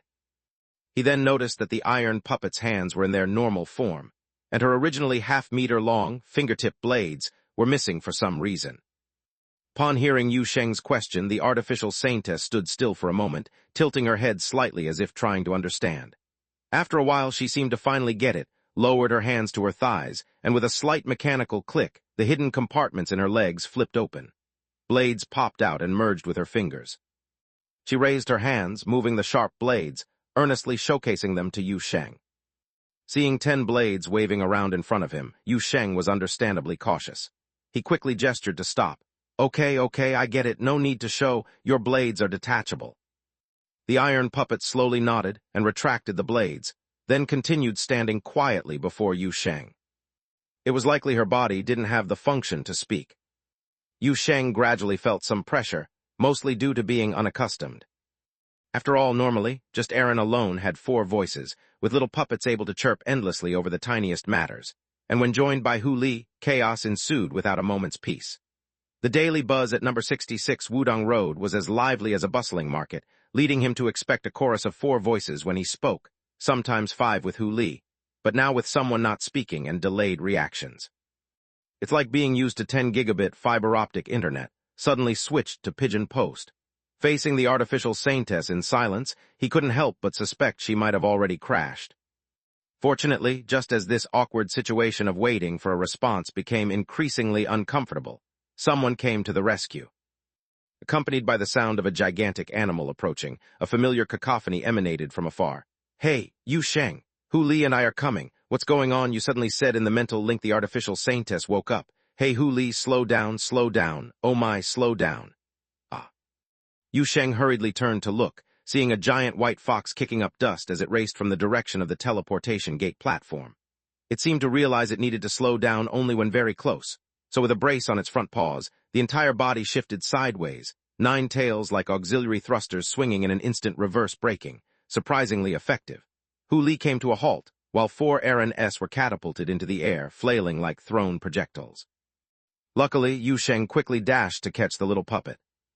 But he only managed to catch one, while the remaining 3 plunged headfirst into the vegetable patch, with Unit 1 flying the furthest due to her painting frame providing a gliding effect. The scene was momentarily silent for 2 seconds. Yu Sheng lowered his head to glance at Aaron in his arms, and Aaron raised her head dazedly, their gazes meeting. The next second, the doll in his arms sprang up with a cry, leaping to the ground and charging toward the white fox, who was strolling over with leisurely steps. Silly fox, you did it on purpose. Usually you use your tail to shield him when you're with Yu Sheng. Yu Sheng reached out to try to stop her but failed. At that moment he caught sight of the artificial saintess, who had been standing motionless until now, suddenly becoming responsive. The iron puppet looked around as if seriously contemplating something, then stepped toward the direction of the vegetable patch, pulling out the little dolls buried in the soil one by one, shaking off the dirt, and casually tucking the struggling little doll under her arm. She soon returned, placing the 3 small dolls neatly on the ground in front of Yu Sheng. For some reason, Yu Sheng thought of radishes stacked neatly at the corner of a field. Except this pile of radishes cursed quite badly. The 3 errands began jumping and swearing as soon as they hit the ground, while desperately shaking the dirt from their hair and clothes. After quite a while, they looked up at the C-shaped clasp standing beside them with a seemingly mocking smile on its face, which made Aaron feel like her world was crumbling. What humiliation! Alice's living doll. Silly fox, I'm not done with you. Hu Li, in her demon fox form, walked over at this point. The only Aaron caught by Yu Sheng was clinging to a tuft of fur from her chin, suspended in the air, making her a bit uneasy. Not daring to shake her head directly, she gently tapped the little doll, trying to tug at the fur with her front paw. Next time I'll use my pocket money to buy you a new dress. Aaron instantly released her grip. All right then. Thus, a grudge dissipated just like that. As for Yu Sheng, within such a short moment, he felt the familiar atmosphere return, and the chaos buzzing around his ears made him feel alive. He turned his head, seeing the artificial saintess still standing in place. The commotion created by the sudden appearance of Aaron and Hu Li seemed to have elicited no reaction from her, but quickly Yu Sheng noticed her posture seemed slightly more constrained compared to earlier, possibly at a loss or somewhat nervous. By then, one of the errands finally focused her attention on the iron puppet, walking over with pride, head held high. Hey, C-shaped clasp. However, the other party had no response. The little doll turned her head to Yu Sheng. Yu Sheng, why is she ignoring me? Yu Sheng quickly explained. She seems to respond somewhat slowly. Is that so? Aaron paused, then turned her head again, indeed seeing the artificial saintess lowering her head as if responding to her earlier greeting. All right, maybe there's some aftereffect. Might be related to mind splitting. Aaron, quite open-minded, muttered a couple of comments and then set aside these details, introducing herself to the other party. My name is Aaron. I'm the second in command at the travel agency. This big fox beside me is Hu Li, third in command at the agency. Did you get that? Oh, and this here is Yu Sheng, our boss. The artificial saintess kept her head down, and after a while slowly nodded, seeming to truly understand Aaron's meaning. Aaron then turned her gaze to Hu Li by her side. Hey, silly fox, why are you still in this form? Aren't you gonna change back? Hu Li did not respond, but seriously observed the artificial saintess a few more times, as if assessing something, finally letting out an "oh" as a burst of radiance rose, transforming from the demon fox form into her usual human shape. Hello, she courteously greeted the iron puppet before her. The artificial saintess nodded in response. Why haven't you been speaking? Aaron finally noticed something amiss about the other party. Can't you talk? The artificial saintess hesitated for a moment, nodded slightly, and then shook her head. Aaron was momentarily stunned, turning her head to Yu Sheng. Why is communicating so difficult? That's how it was earlier. Yu Sheng helplessly spread his hands. Perhaps, as you said, it's the aftereffect. Saying this, he lifted his head to glance at the not-too-distant area. The number of children watching the commotion was increasing. This isn't a good place to talk. Let's head home and delve into it further. Chapter 323, New Member. Chapter 323, New Member. In the living room at number 66 Wudong Road, the artificial saintess sat somewhat awkwardly on the sofa opposite Yu Sheng. The main reason for her unease was her height, which reached 3 errands. Sitting on the sofa made her look like she was squatting there. "I told you being too tall isn't good," Erin muttered beside Yu Sheng as if brainwashing herself. "See how uncomfortable she is sitting there." Yu Sheng glanced sideways at the short one, feeling a bit embarrassed to mock her, watching her little legs dangle from the sofa, unable to even reach the cushion. Meanwhile, the communication with the artificial saintess was still difficult. The good news was that after a period of communication, her response speed seemed to have improved, and the sudden freezing during chats had reduced considerably. She seemed to be quickly adapting to her resurrection state. The bad news was, her language function had apparently serious issues. Yes, the language function, the artificial saintess could actually talk. According to Yu Sheng's observation, she had a vocalization module, but this module might be severely damaged, or it could be a lingering effect of her mind's trauma. During conversations, she would occasionally make some sounds, but they were vague and short, making it hard to understand. However, for Yu Sheng, being able to communicate with her was already quite good. "Do you remember your own matters?" he cautiously asked. "I mean the things from when you were human." The artificial saintess nodded slowly, simultaneously emitting several short but meaningless syllables. "And you remember the things that happened to you afterwards, right?" Yu Sheng asked again. He once again received a slow and affirmative response. Erin jumped from the sofa onto the coffee table, sitting cross-legged before the artificial saintess. "Hey, Type C clasp, what do you want to do next?" The artificial saintess froze for a moment. This was a question that could not simply be answered with a nod or shake of the head, so she struggled to think and then gestured. After quite a while, finally some brief, vague noises came from her shell. Can't hear clearly," Erin scratched her hair. "I forgot you can't talk. Should I try asking differently?" But this time, the artificial saintess, who had been responding gently, suddenly waved her hand strongly and continued to try making several short syllables, still too vague to understand. Erin was dazed for a while before she couldn't help but speak. "Hey, don't force it if you really can't say." Her words were interrupted as Yu Sheng gently patted her shoulder. "You want to speak for yourself, right?" Yu Sheng casually scooped Erin back and looked seriously at the iron puppet opposite. "Don't rush, speak slowly. Your pronunciation is clearer than before." The artificial saintess nodded slowly. After a while, she tried making several syllables, and then after a while, she tried again. Yu Sheng and the others barely understood, or rather, inferred what she was trying to say. "Want to go home?" That steel body emitted a sound like rusted gears grinding, nearly noise-like. And then she gestured again, seeming to feel her statement wasn't clear enough, and repeated, "Go home." "Okay, go home." Yu Sheng nodded gently after a few seconds of silence upon hearing the response. "I will find a way to locate your homeland." The artificial saintess nodded but seemed not finished. She struggled several more times, and after emitting many meaningless noises, finally some clear syllables emerged from her. "Save them, save." Then again, more noise. Seeing her struggle, Erin quickly jumped back onto the coffee table. "Okay, I get it. Just help save your folks from that cult, right? Honestly, it seems like a huge undertaking." The petite puppet turned halfway, glancing hesitantly at Yu Sheng. "Didn't you promise her before?" she hesitantly said. "But honestly speaking, the 3 of us assaulting a planet might be quite strenuous. We'd probably encounter disasters over and over and over." The little puppet's words were already quite subtle. Yu Sheng even felt she shortened a few thousand disasters. But despite that, there sat a fearless lord eager for anything. Hu Li swayed her tail and came over. "No worries, I can lead the charge." Erin stared wide-eyed. "Lead the charge, my foot, just with your pile of fox radish missiles you amassed. You think pulling out your tail endlessly is enough to conquer a planet?" "No problem, I can rally people," Yu Sheng waved. "Boundary land will intervene. The cult built their tower right under the council's nose. Surely they'd want to make a move. Besides, it's too early to discuss this. We haven't even found the coordinates yet." He then turned his attention back to the artificial saintess. "Don't worry, we will help you." The artificial saintess nodded slowly again, and after considerable effort, another word emerged from a bunch of noise. "Revenge." Silence fell over the room until several seconds later, Yu Sheng, with an extremely solemn expression, spoke to the iron puppet opposite him.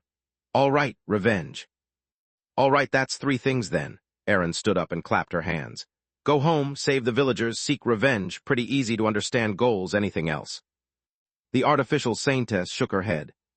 But let's be clear, these are goals that can't be completed quickly, Aaron continued.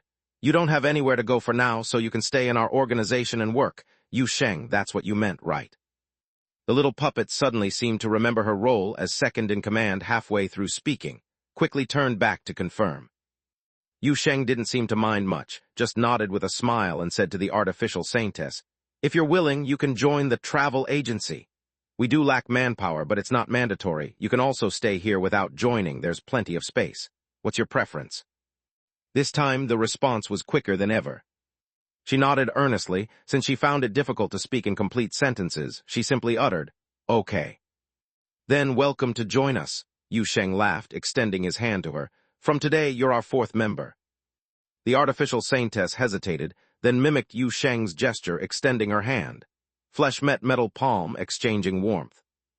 Great, Aaron was suddenly delighted, as if she completely forgot about the previous grievances with C-type buckle. She cheerfully ran over to Hu Li and touched his tail. Fox, you're a senior now. Now the travel agency has 4 leaders. Weren't you said you were going to fight C-type buckle? Yu Sheng teased her, seeing the situation. Why aren't you holding any grudge now? Ah, right. Aaron didn't realize until reminded, froze like a lotus root on the coffee table, then started to sort out the process conflict in her brain, but after a long time couldn't figure it out, simply stared at Yu Sheng. It's not the right atmosphere. When the atmosphere is right, you'll see us fight. Don't laugh. Saying this, she turned around and ran to the artificial saintess, proudly. Listen, you're a puppet now, and I am too, but you're C-type buckle, still a junior, so in the puppet action squad, I'm the captain, you're the deputy, and the deputy must listen to the captain. Understand. The artificial saintess just tilted her head, seemingly feeling that the noisy little one in front of her was speaking nonsense, simply ignored her. Hey, Yu Sheng, look at her attitude. Aaron was immediately dissatisfied, turning to complain. I generously accepted her as a C-type buckle, and she's ignoring people. All right, just 2 puppets with 1 captain and 1 deputy. If you're not embarrassed, I am. Yu Sheng helplessly picked up the little puppet. Besides, don't keep calling her C-type buckle, she should have a name. Saying this, he suddenly stopped, curiously looking at the iron puppet opposite. By the way, what's your name? Then the artificial saintess crashed, no movement for a while. After a long moment, she suddenly moved, emitting a string of indistinguishable noise from within. Aaron spread her hands. It's over, the biggest communication challenge has appeared. Hu Li quickly darted to grab pen and paper, placed them on the coffee table, and pushed them in front of the artificial saintess. Write it down. Do you know how to write? Aaron paused at this sight. Ah, right, we can do that too. How come I didn't think of it earlier? She hadn't finished her sentence before swallowing the rest. Because she saw the iron puppet opposite pick up the pen and write a string of unrecognizable symbols on the paper. The artificial saintess looked up, somewhat anxious, at Yu Sheng, apparently realizing that no one recognized her writing. This was the text taught by the cultivators in the church back in her homeland. After a brief moment of awkward silence, she raised her hand again, pointed at herself, and attempted to voice the name she had long before the single, cold title of Saintess, back when she was human. What was it that Mom and Dad used to call her? Lu at percent. She tried again, and the sound finally became clearer. Luna. Your name is Luna. Yu Sheng looked at her, confirming. The artificial saintess nodded slowly, emitting a short syllable. Okay, Luna, Yu Sheng smiled warmly. Nice to meet you, Luna. Chapter 324. The number of people in the travel agency remains steady. Chapter 324. Chapter 324. The number of people in the travel agency remains steady. The travel agency just added another person, an iron puppet named Luna. The amazing part is, even after the new member joined, the human count at number 66 Wudong Road didn't really increase. However, Yu Sheng was quite open-minded about this, seeing as the first, one of his own kind, he met in this world was crafted out of clay and wire. His requirements for organization members were always low, basically just alive, human-like, and can speak human language, and Luna just barely met these 3 requirements. After this, the first task Yu Sheng assigned to Luna was to learn the names of each member of the travel agency. Yu Sheng. She first struggled a bit but managed to learn Yu Sheng's name. Next, she pointed at the demon fox girl and stuttered as she said Hu Li's name. Hu Li. Finally, there was a tiny puppet standing with arms crossed, looking proud on the coffee table. Luna pointed at the puppet, and from within came a stuttering yet vague voice. AI, AI, AI, AI. Hu Li couldn't hold it in halfway and burst out laughing. Aaron glared at the fox girl, just about to ask what she was laughing at, when Luna finally said her name. AI Lin. The little puppet still stared, feeling like something was off, but couldn't figure it out after thinking for a while, so she let it go. Next up was showing the new member around the house and arranging a place for her to stay. Yu Sheng took Luna for a tour around number 66 Wudong Road and then said to her upon returning to the living room, "That's basically it. Currently there's an empty room on the first floor of this house that's quite nice. There's an empty room on the second floor too, but it's a bit peculiar and not recommended for people. Then there's the basement and attic. They're clean and spacious, but I think you'd better stay on the first floor. Also, there's your usual, He trailed off as he looked subtly at the iron puppet in front of him, beginning to brainstorm. A 2-meter-tall iron puppet? What living supplies does she need? How does she shower? Does she need new clothes? Any requirements for beds and bedding? She probably doesn't need to eat. So what does she need? WD-40. Luna tilted her head in confusion, looking at the fox girl beside her, finally squeezed out a few words. Yu Sheng, not moving, thinking. The savior often does this, Hu Li said, unfazed, while munching on a half-eaten chicken leg. He's probably considering what things you'll need living here. When I moved in, I often made him worry too. Luna understood, and after a moment she suddenly reached out and touched Yu Sheng's shoulder. Holy coffin, she said somewhat vaguely. Yu Sheng didn't catch it the first time. Huh, what? Holy coffin, Luna repeated, this time clearer than before. Yu Sheng took a few seconds to realize what she meant. You mean you have to sleep in that iron coffin? Luna slowly nodded, then perhaps worried about misunderstanding, added 2 more words with difficulty. Must have. Yu Sheng blinked, this time fully grasping it. You mean you must rest in that holy coffin, so there's no need to arrange a room for you here? Yu Sheng scratched his head. This wasn't the plan initially.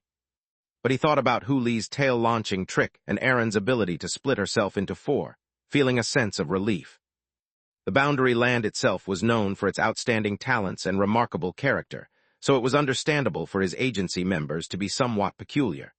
Compared to Snow White's 7 Thunderbolt Titans, having a new member who just needs to sleep in a coffin wasn't worth getting worked up over. He was planning on getting Aaron some small boxes.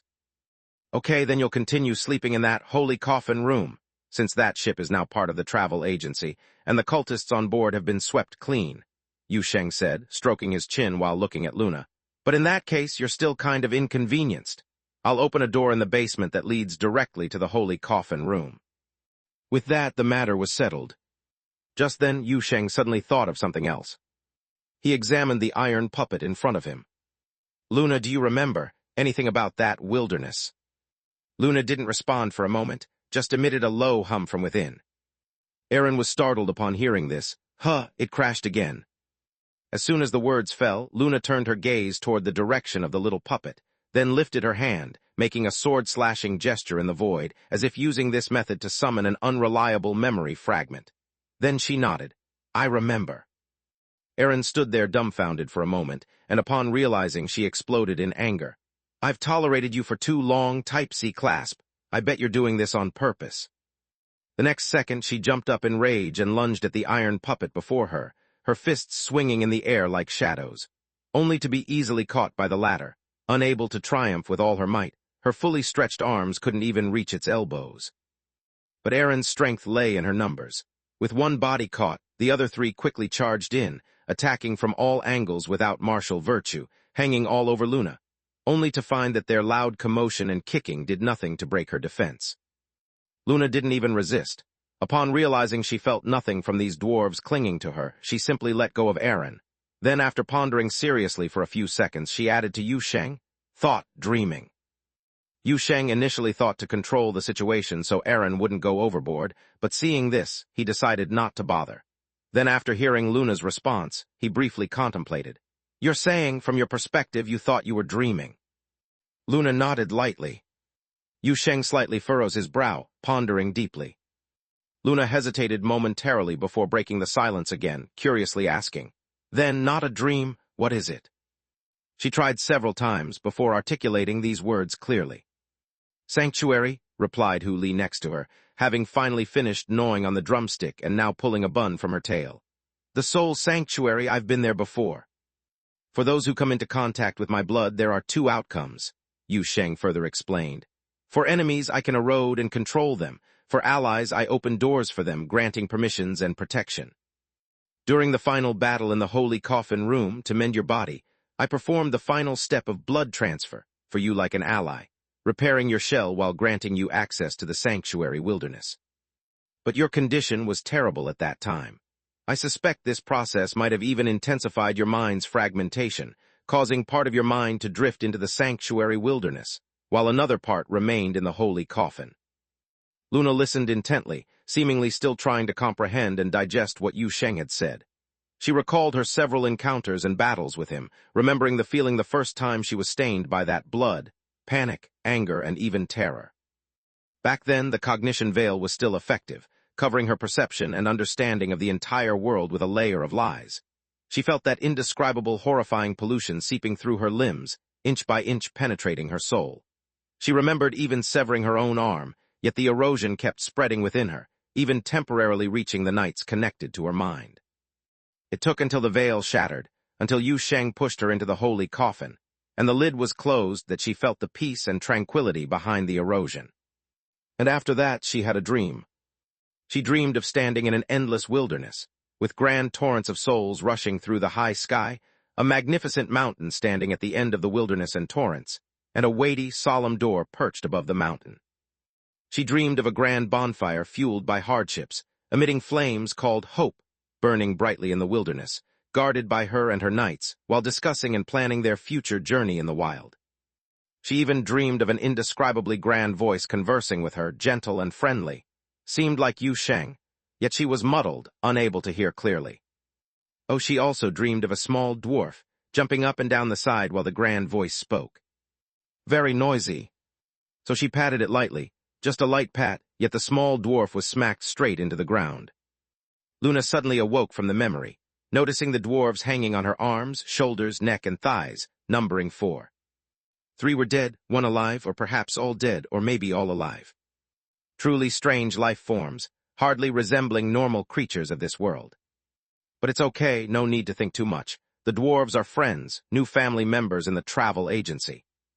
Luna laughed, picked Aaron off her arm, holding her in front, gazing at her earnestly, and spoke clearly. "No fighting, fighting is bad." Aaron was suddenly dumbfounded, lifted by the artificial saintess into the air, and wondered if it was an illusion, feeling that the always smiling, hollow and cold pale face seemed to have gained some warmth, even the smile transforming into a real, living expression. Aaron scratched her head and her other 3 bodies climbed down from Luna's form. "Was quite a fierce battle. Since you admit defeat, we won't fight. Okay, I spare you, Type-C clasp." Luna slowly nodded and gently placed Aaron on the ground. "Okay, little dwarf." 2 seconds later, number 66 Wudong Road echoed with the furious roar of a little puppet. "C-type clasp, you were doing that on purpose." Chapter 325, Doing Her Best Bailey Ching. Chapter 325, Doing Her Best Bailey Ching. Well, what can I say? The atmosphere at number 66 Wudong Road has always been like this. Aaron is always making a fuss. Hu Li is always watching the commotion while snacking, whether it's melon, chicken, buns, noodles, or pancakes. And Yu Sheng often switches between arguing with Aaron and joining Hu Li and watching the fun. And now, the lively atmosphere remains, only with the addition of an iron puppet that can be considered Aaron's nemesis. After a little interaction, Yu Sheng discovered that Luna is almost like Aaron's natural counter. Whether it's lingering resurrection side effects or just her inherent nature, this artificial saintess is emotionally as stable as Bailey Ching's expression, doing everything with a slow elegance, sometimes genuinely freezing up. Aaron-S jumping around in front of her is like punching cotton, resulting in no defense break, no anger, no care, no reaction. To Aaron, this is more painful than death. "I'm telling you, C-type buckle, today I'm being generous." The little puppet, Pro, still hadn't calmed her anger, baring her teeth at Luna from a stack of books near the windowsill. "I'm just out of battery now, wait until I'm fully charged. I'll jab your kidney."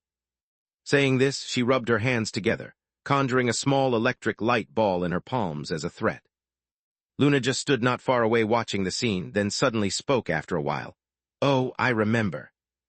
Then she raised her hand, touched her waist and abdomen as if recalling the feeling of being hit by Aaron's beam during the previous battle, and shook her head. "Last time, careless, didn't dodge.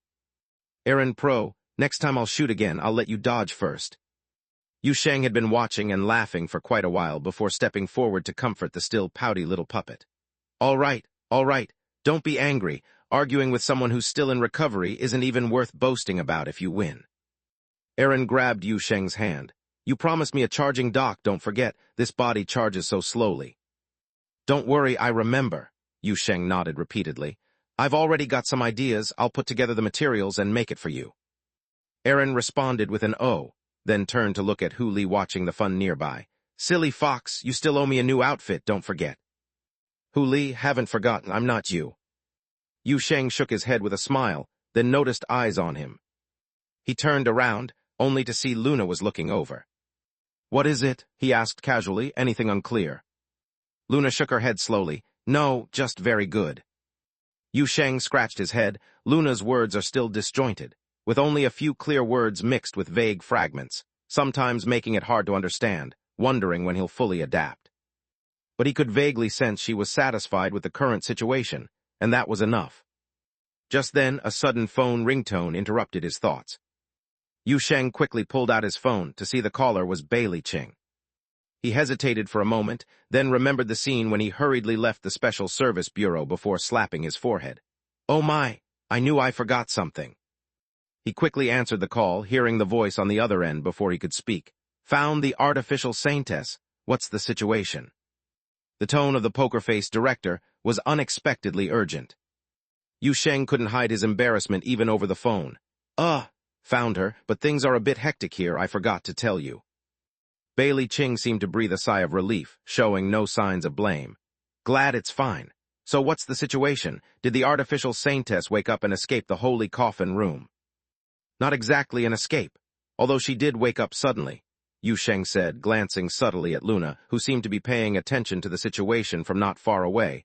"I found her, doing farm work." Bailey Ching paused for 2 or 3 seconds. "The farm work?" "Yes, and she took over the orphanage's labor class assignments." There was silence again on the other end. Yu Sheng thought Bailey Ching was pondering. Everyone does this, often lapsing into such reflection when discussing events at number 66 Wudong Road. "I see," Bailey Ching finally spoke again, though unclear what she understood. "Anyway, as long as everything's fine on your end." "Yes, everything's normal," Yu Sheng coughed lightly, then remembered something. Since you called, I have something to discuss with the Special Service Bureau." Bailey Ching responded immediately, "Go ahead." "Yu Sheng, the travel agency has a new registered employee." Bailey Ching. "That artificial saintess, her name is Luna," Yu Sheng continued with a forced smile. "I talked to her and she decided to stay here and work for a while."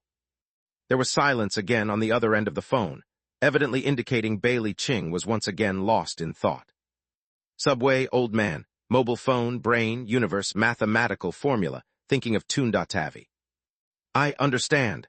After an even longer pause this time, Bailey Ching finally spoke again. "So you need to see if you can register her, her situation is a bit special. If I go through the regular process, she definitely won't get into the system, so it needs special handling." Yu Sheng chuckled awkwardly, not caring if the other side could see his dry, smiling expression. "Also, I need to get her an ID card." Actually, Yu Sheng knew that in Luna's current state, having an ID card probably wouldn't be useful much, but he still insisted on getting her one, especially since even Aaron at home had one of these, and there was an even more important reason. "She is a person." This time, Bailey Ching's response was noticeably quicker. "No problem, I'll personally arrange it," she said almost instantly. "Afterward, the staff will come directly to you, keep your phone on." "Okay, thank you," Yu Sheng sincerely thanked her. "You're welcome," Bailey Ching replied calmly. "Besides, I called you for another matter." Yu Sheng paused, suddenly getting a bad feeling. "Bailey Ching, you forgot the books." Yu Sheng's face twitched instantly. Perhaps he misheard, but it seemed Bailey Ching sighed lightly. "I just simplified them for you. Only 2 manuals need to be seriously read. the most basic deep space navigation regulations, and the essential knowledge for using navigation routes or docking facilities in major civilized areas. The rest. I will have the tech staff figure out a way to integrate an auxiliary system on the spaceship for you. No further simplification can be done. The remaining parts of these two manuals require manual decision-making. Hearing the other side speak like that, Yu Sheng, of course, understood the situation. All right, then. Thank you, I surely will read them carefully. As he spoke, he casually opened a small door beside him. The door opened directly onto Bailey Ching's office desk. He pushed open the little door and peeked across, just to see Bailey Ching bending down too, looking at him face to face. Director Sister sighed noticeably this time, then pushed the two books to the door reluctantly. You're getting lazier. Yu Sheng chuckled, hung up the phone and took the two books from the other side. Truth be told, after simplification there really was much less, at least it seemed readable. In the time it took to make a call, Yu Sheng already returned to the living room sofa with the two books, though the light-hearted mood only lasted a moment. Upon opening the first page, he couldn't help but sigh. Aaron Lotus Root immediately curiously leaned over, climbed onto the coffee table and peered at the two manuals spread open, almost the same size as her. What are these? Transportation manuals, Yu Sheng responded casually.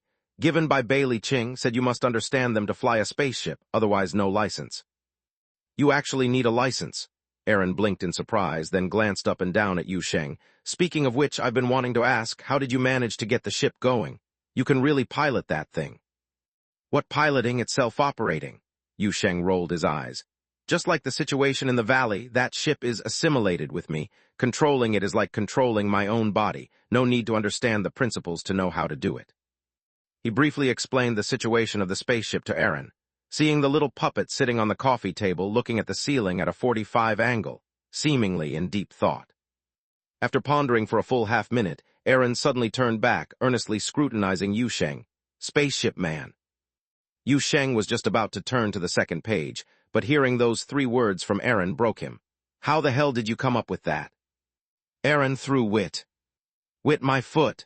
Yu Sheng flicked Aaron over with a finger. Don't speak unless you have a good phrase.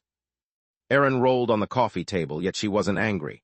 In fact, she giggled and climbed up again, then scampered back to Yu Sheng.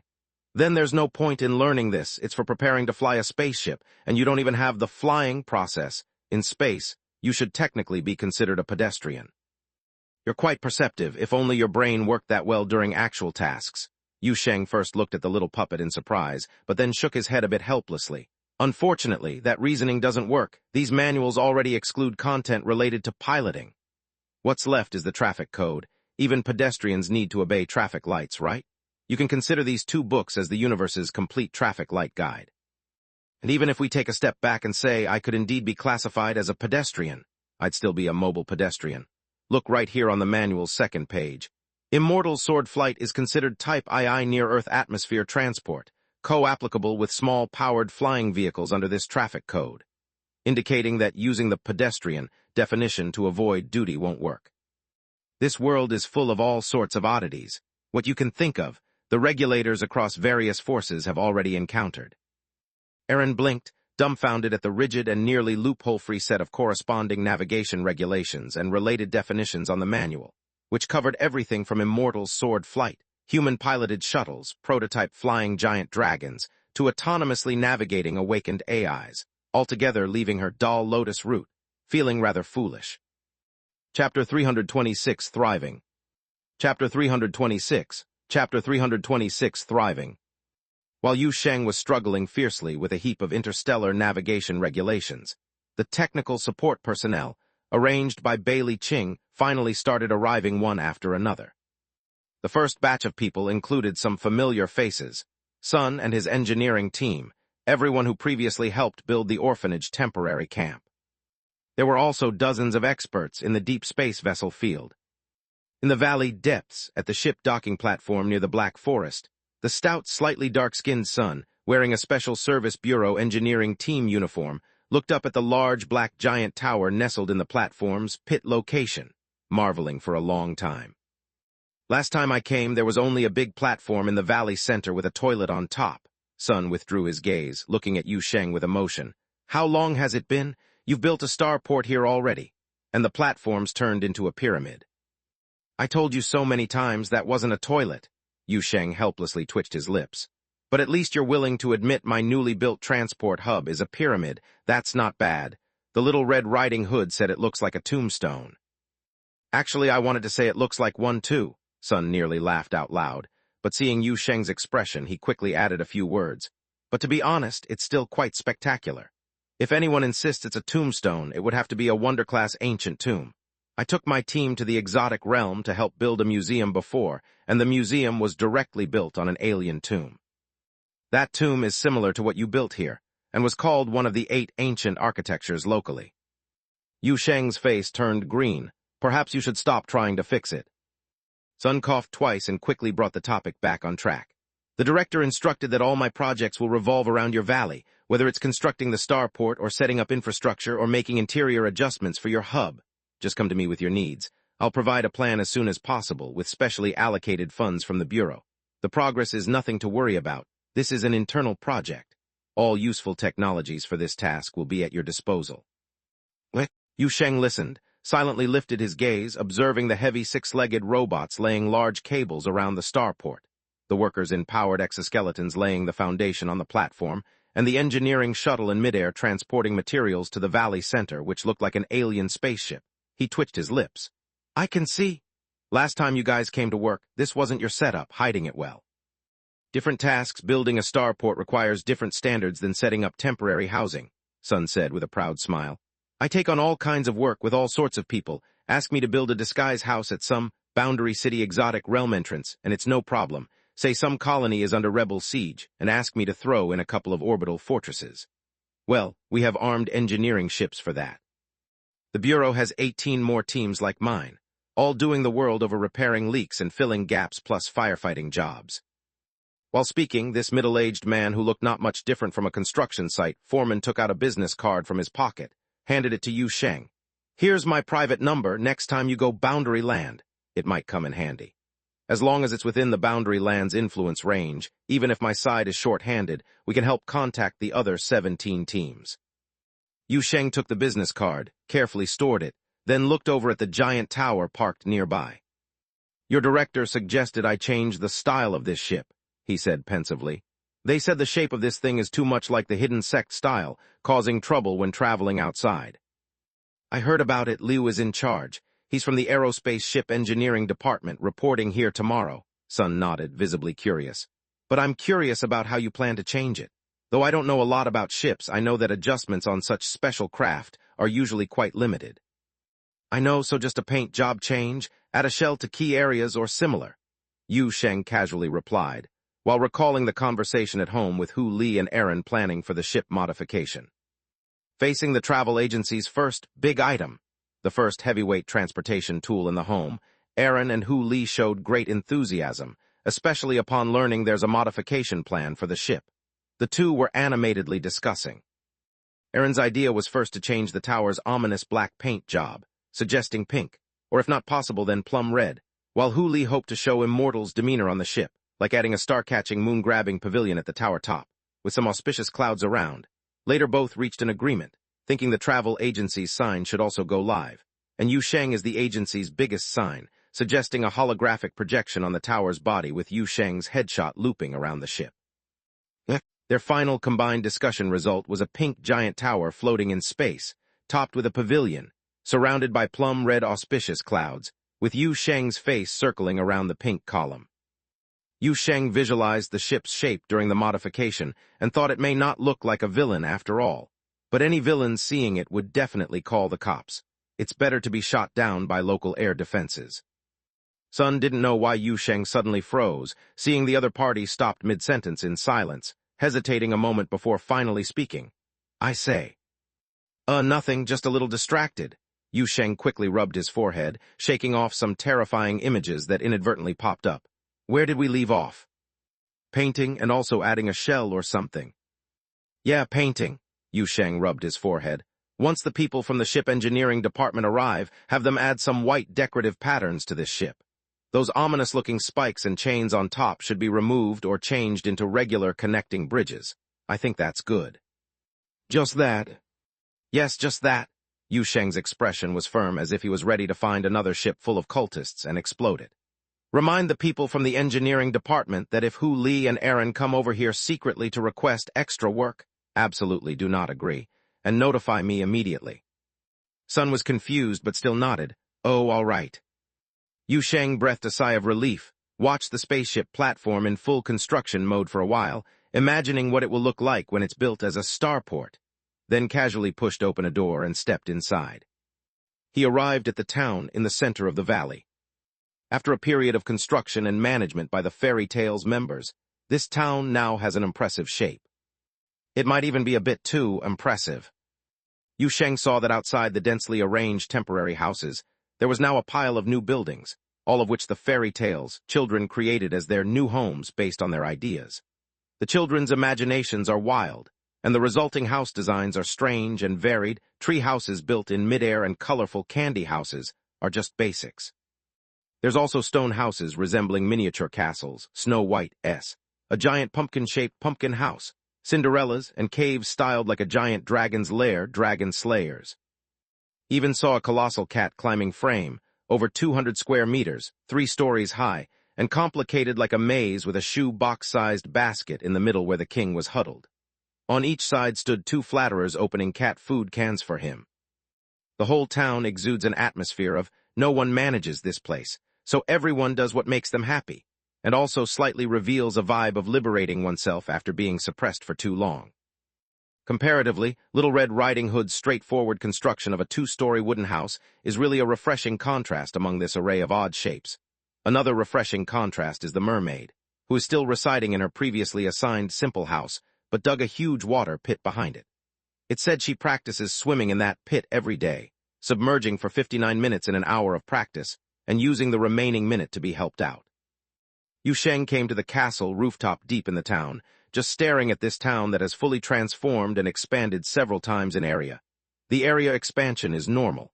Mainly, those bizarre buildings occupy a lot of space, and couldn't help but smile. A rustling sound came from beside. Yu Sheng looked towards the sound and saw a ball of golden hair crawling along the castle's dark outer wall, crawling to his feet.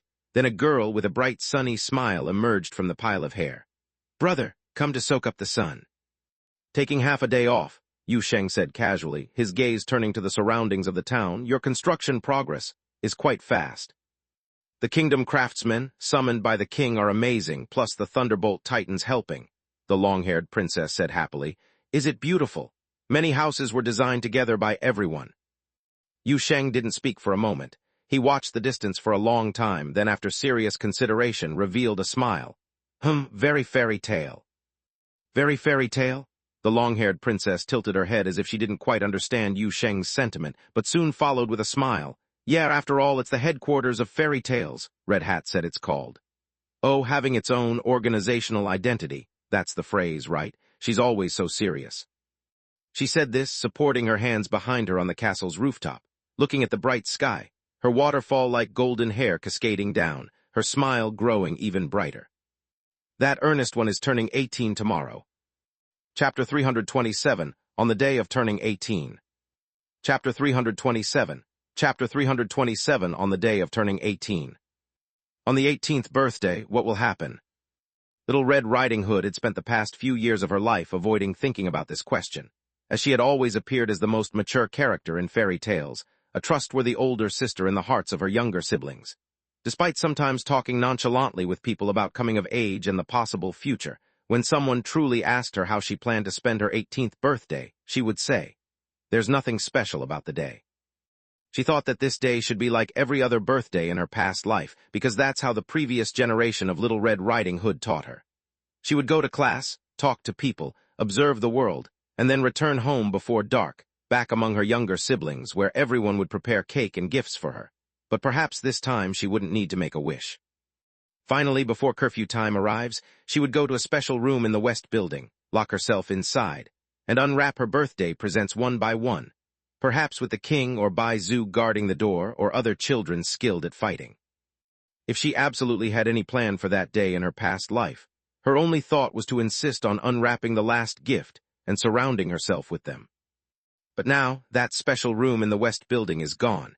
It turned into a bubble upon waking from a nightmare during Anka Ayla's fall. As for the other parts, they were as she once imagined. She went to school, saw the teacher and classmates, didn't mention her birthday much to the outsiders. Yet some informed or sensitive classmates still brought her small gifts. Not many, because senior year students generally have little energy, and she had very few friends at school in the first place. Today's classes weren't difficult. Half of the content was revising previous knowledge, and she almost fell asleep during the last class. In fact, she did fall asleep, but was quickly woken by the commotion of her deskmate jumping up and running to the cafeteria. He had a good lunch and ordered braised pork, something she rarely ate during difficult days at the orphanage.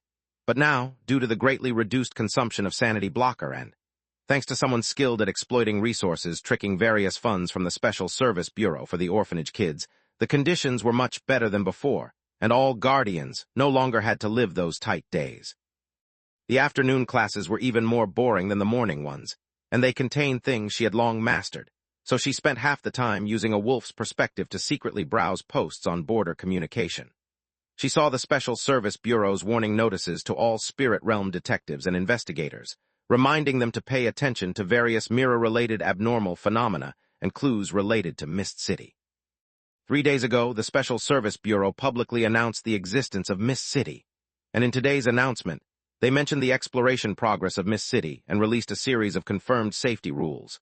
The discussion area under the post was lively. Amid many serious and proper replies, a bizarre post near a mirror with a humidifier was inexplicably pushed to the first page, full of comments asking about the humidifier's brand. And a mermaid using a small account posted a welcome to follow Fishfish official meow in the comment section with a bunch of people shouting, and she liked all the comments. Until close to the end of school, that mermaid post was deleted by the administrator. Little Red Riding Hood felt it was quite embarrassing, but was not surprised. As that salted fish being bizarre wasn't a day or two, everyone thought she played Fishman Slaughter with a group of sailors on board every night. Then it was finally time to leave school. The teacher didn't drag the class today, announcing dismissal promptly as the bell rang. Little Red Riding Hood diligently packed up the books on the table, stuffed the homework that needed to be brought home into her backpack, and then stood at the classroom door, taking a deep breath. She would still come to class tomorrow. Leaving school, finding a secluded place, boarding the Shadow Wolf, and leaping with the wolf pack into the shadow world within moments, she arrived at the ruins of the old orphanage. Entering the valley's entrance was on the old orphanage site, now cleaned into an empty space, with a small hut standing in the corner of the old walls. Little Red Riding Hood greeted the guard on duty in the hut and pushed open the door to the exotic realm. As soon as she stepped inside, there were 2 bang-bang sounds. But Little Red Riding Hood was too familiar with the group of bear kids around her in daily life, tensions high before entering. She sprang out simultaneously with the 2 cannon sounds, confetti and glitter fluttering behind her, not a speck landing on her hair. "Hey, this is no fun," the long-haired princess at the door holding the firework tube immediately shouted. "Ceremony, ceremony, do you understand?" Little Red Riding Hood looked up and saw a group of familiar faces, Yu Sheng among them, with the long-haired princess glaring this way, puffing with anger. Little Red Riding Hood laughed, about to retort to the princess, when suddenly the golden hair burst behind her, and over 20 firework tubes popped out from that pile of hair. She barely managed to say, "Oh crap," before hearing a series of bangs and was covered in confetti. Happy birthday, Red Hat Sister, 18. There's a bonfire today, big bonfire, barbecue and fireworks. People around shouted chaotically. Little Red Riding Hood, caught off guard, stumbled as she tried to brush off the colorful confetti, about to say something to assert parental authority, only to be surrounded by siblings and ushered forward. She could only struggle in the middle, shouting, "Hey, my backpack, can I put my backpack inside first? I'll let the wolves out if you keep this up."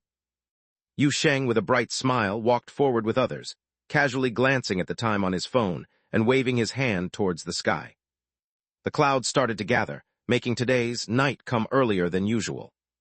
Little Red Riding Hood saw the big bonfire already set up outside the town and noticed the barbecue racks being pushed out from the warehouse. She saw the clouds in the sky gathering early and a group of colorful royal court musicians assembling in the square. As soon as she approached, lively tunes began to play. "Isn't this a bit too much?"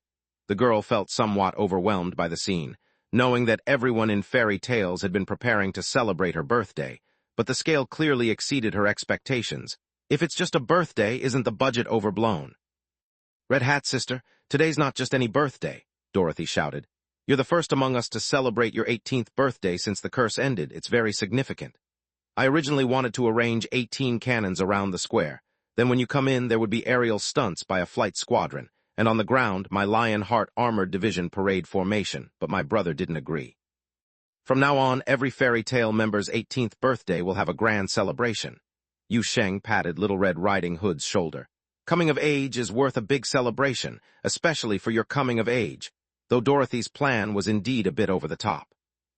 Little Red Riding Hood listened in stunned silence, and when she didn't know how to react, the huge pile of wood had already ignited into a blazing bonfire. The streetlights inside and outside the town had already lit up. In the light and fire, several familiar figures appeared in the square again. They were the council employees, including Teacher Sue. They were pushing a very large food cart, on which was the biggest cake Little Red Riding Hood had ever seen in her life. The cake was decorated like a forest, with chocolate-shaped shadow wolves traversing through the forest, and on top of the cake was a big sign that read, "Happy Birthday, Wang Jiajia." The cake was sent by the Special Service Bureau, Yu Sheng said beside her. The words on it were personally written by Bailey Ching. She said she once wrote a similar card back in the day but never got to send it. Today she's fulfilling a wish. Little Red Riding Hood's expression seemed a bit dazed, and she looked like she was about to cry. But the long-haired princess always interrupts people's emotions at the right time. This quirky-haired girl came hopping over, reaching out to pinch Little Red Riding Hood's face. "We'll talk about the cake later. First, accept the gifts." "Oh right, everyone prepared gifts for you." Bai Zhu eagerly came up. "I picked mine for a long time." "I also prepared one for you," Yu Sheng said with a smile. Little Red Riding Hood stood there stunned, watching as everyone brought the gifts to the open space beside the bonfire, piling them up like a small mountain. She didn't have to open them in that special room by herself. She could unwrap all the gifts right here. Cinderella urged on the side. Open them, let's unwrap them right here. Let's see what everyone gave." Little Red Riding Hood hesitated for a moment, then finally walked towards the small mountain. She first picked up the box with the long-haired princess's name on it. The gift felt heavy, unknown what's inside. Longhaired was immediately happy. Oh, you're opening mine first." "Because you're the one who's most likely to be mischievous." Little Red Riding Hood wiped her eyes, glancing up at the long-haired princess. "Opening yours first for peace of mind later." With that, she casually tore open the wrapping paper and opened the sturdy thick cardboard box.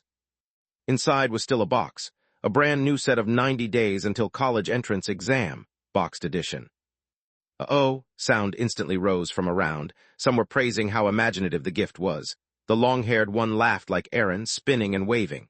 Thank you, just normal performance, you're too kind." Little Red Riding Hood was torn between crying and laughing, gave a side-eye to the long-haired, raised her hand to pick up the gift Yu Sheng prepared, intending to console herself. Yu Sheng's face looked a bit strange at this moment. Well, Little Red Riding Hood wasn't paying attention. She'd already opened the similarly heavy gift box. Looking inside, 120 Days Until College Entrance Exam, boxed edition. Little Red Riding Hood. After a long silence, the girl slowly looked up at the two people in front of her. "Are you guys nuts?" Chapter 328, Happy Birthday. Chapter 328, Happy Birthday. To be honest, the part of receiving gifts is quite enjoyable, even receiving 2 sets of college entrance exam sprint. Little Red Riding Hood still felt quite happy. Then the barbecue grill was set up, and the royal musicians summoned by the king began playing new tunes. The long-haired princess took advantage of the unawareness of others to set off a few fireworks, and the atmosphere on site instantly livened up. Children ran around and played noisily around the bonfire. Erin also split herself into 2 bodies to join the fun, and deliberately provoked among a group of doll heads, so it wasn't long before the traditional game of being chased around by little ones as a doll began again. The mermaid was urged by everyone to go up and sing a song, so she stood in front of the large bonfire and sang a choral piece whose name was unknown, accompanied by an entire symphony orchestra, at least a 200-person choir, and at the end, accompanied by applause and cheers of at least 5,000 people.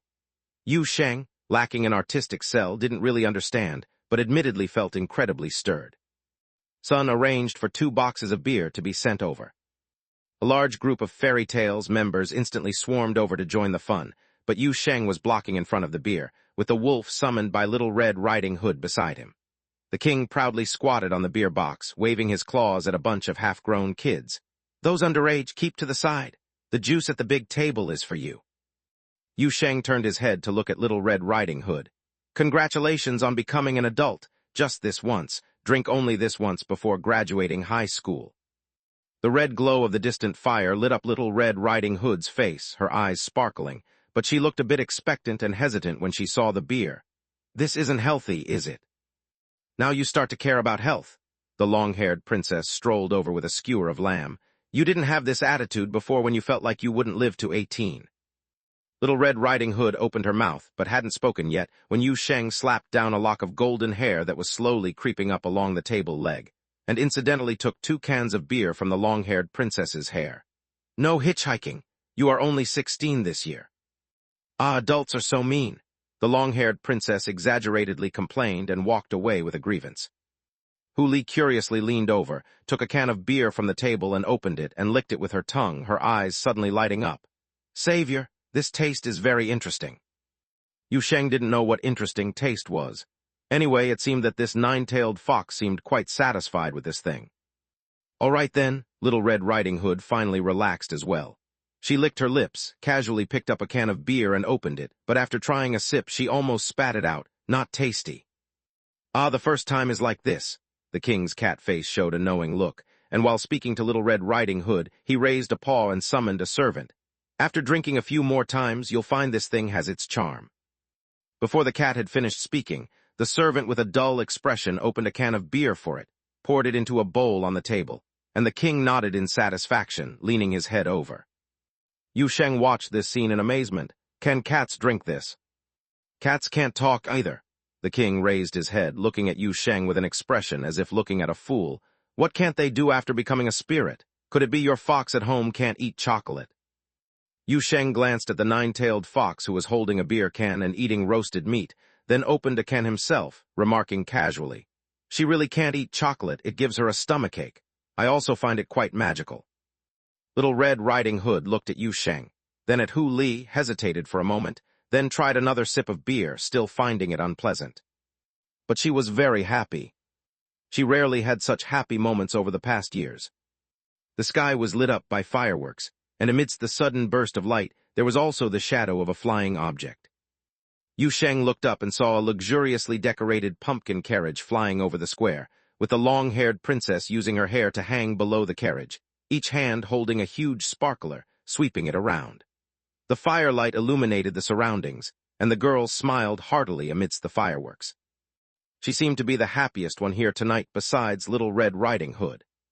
The bonfire burned brighter and brighter, and the king sent people twice more to add firewood to the pile. The pre-prepared meat was finished grilling, and the children began roasting marshmallows, vegetables, and slices of bread on skewers by the barbecue. Bai Zhu somehow brought a bunch of sweet potatoes, quietly buried them in the hot ash next to the big bonfire, but they were discovered by Hu Li shortly after being buried. She ate 3 raw on the spot, and just as she was about to eat the 4th, she was caught, reluctantly burying the sweet potatoes back in the ashes. Then the king got drunk. It was the first time Yu Sheng saw a cat get drunk. The king swaggered with an air of arrogance to the big bonfire, holding a loudspeaker from who knows where, startling everyone on sight when it was turned on. "Now I will meow a few words." But as soon as it finished the first meow, it vomited all over the place, then was whisked away by a rapidly approaching servant. Normal cats probably wouldn't react like this when drunk. Yu Sheng held half a can of beer, smiling, contentedly sitting in a corner of the square. There was another figure with him. Luna stood quietly next to Yu Sheng, the distant firelight reflected on her shiny exterior as if plated with a layer of flickering illusion, still and silent, standing there just like a statue with no warmth or life, looking from afar even somewhat eerie. But Yu Sheng could vaguely sense her emotions. "Not going over," Yu Sheng suddenly spoke. "They welcome new friends a lot." Luna hesitated, slowly responding. "I speak slowly, kids impatient." "Actually, you don't need to worry about that. These kids are more accommodating than you think." Yu Sheng smiled, but quickly waved his hand. But that's all right. No need to go if you don't want to. Integrating into the environment is a gradual process. Staying here with me for a bit is nice too. Luna softly nodded and continued watching the bonfire. Nobody knew what she was thinking. After quite a while, she suddenly broke the silence. Do you like fire? Fire? Yu Sheng felt a bit perplexed, as evident communication barriers made it hard at times for him to understand this artificial saintess beside him. However, he still thought about it earnestly and responded. Well, I think I quite like it. Warmth, light, people need these things, especially in the dark. Firelight always brings reassurance. Luna slowly lowered her head. Whether it was an illusion or not, at that moment, Yu Sheng suddenly felt a certain saintliness emanating from the iron puppet before him. Of course, her nun posture was inherently saintly, but it was merely the thoughtful design of the order, perfect appearance, elegant demeanor, all symbols of the path of venerate saint. However, what Yu Sheng felt now was something entirely different. He heard the iron puppet speaking, still struggling and slow, with a low, mixed tremor in her voice. Then I will protect the fire for you. The distant bonfire's light reflected on her shell, as if true and illusory flames were dancing on her body, ethereal and hazy. Yu Sheng scratched his head, not really understanding Luna's meaning, but still nodded in confusion. Well, that's nice. Luna smiled, not the cold, hard steel smile, but a gentle curve with a touch of life. Yu Sheng stared at her face, somewhat dazed, unsure whether it was the alcohol affecting him. Luna, can your face show expressions? I don't know. Yu Sheng blinked, the momentary smile vanished, seemingly just an illusion. The gathering by the bonfire was still ongoing, though gradually there were no longer the noisy shouts of the little ones. The youngest group of children had become sleepy around 10 o'clock, sent off to bed by their parents, leaving only older kids and adults in the plaza. The long-haired princess had used up her stock of fireworks, and unsatisfied, tried to convince Dorothy to lend her an anti-aircraft gun, but was firmly refused. She then attempted to sway Fire Stick, but was promptly dragged back by others before she could even speak. The mermaid sat by the bonfire humming an unknown tune, lyrics of her own concoction, and only upon closer listening could one hear her sing, just sitting by the high fire pile. Soon I'll be dried like a fish. Cinderella found her pumpkin carriage scorched by fireworks from the long-haired princess, and now she was heartbroken. Little Red Riding Hood, who kept complaining about the bad taste of the wine, finally got a bit tipsy. The consequence was the sound of wolf howls echoing across the plaza. Yu Sheng heard the sound and looked up, seeing Little Red Riding Hood and Hu Li squatting together on the table, the former stretching her neck, looking skyward and shouting, "Ow!" Each time she yelled "Ow!" Hu Li followed, her voice much sharper, producing a "ow" sound. Occasionally, the two would bark twice together, leaving the pack of shadow wolves squatting beside the table in bewilderment. Everyone around was dumbfounded, the dragon slayer rubbing his eyes hard. This is the first time I've seen Red Hat Sister like this. Will she obliterate us when she wakes up? Don't overthink it, the long-haired princess said while pulling out her phone to record videos and taking pictures. This scene is rare. Just as she finished speaking, Little Red Riding Hood suddenly stood up on the table, but after startling everyone, especially the long-haired princess filming, she merely pointed at Hu Li, still squatting with full momentum. We are destined, let's form a duo. Hu Li happily wagged her tail. Sure, sure. Then we'll be like bosom friends from now on. As the words fell, the red-clad girl fell straight down, snoring evenly on the table. Yu Sheng arrived just in time to see this scene. He tried but failed to prevent it, managing only to capture a 15-second video. The surroundings gradually grew quiet. After a while, Yu Sheng heard someone whispering, "What time is it?" The long-haired princess murmured, "Didn't bring your phone? Check yourself." Yu Sheng instinctively glanced at his phone for the time. "Past midnight just passed," Bai Zhu whispered. Someone leaned in next to the table and whispered, "Congratulations, Red Hat Sister. Happy birthday, sis. Become a boring adult now." Little Red Riding Hood suddenly sat up straight on the table again, eyes closed and full of energy.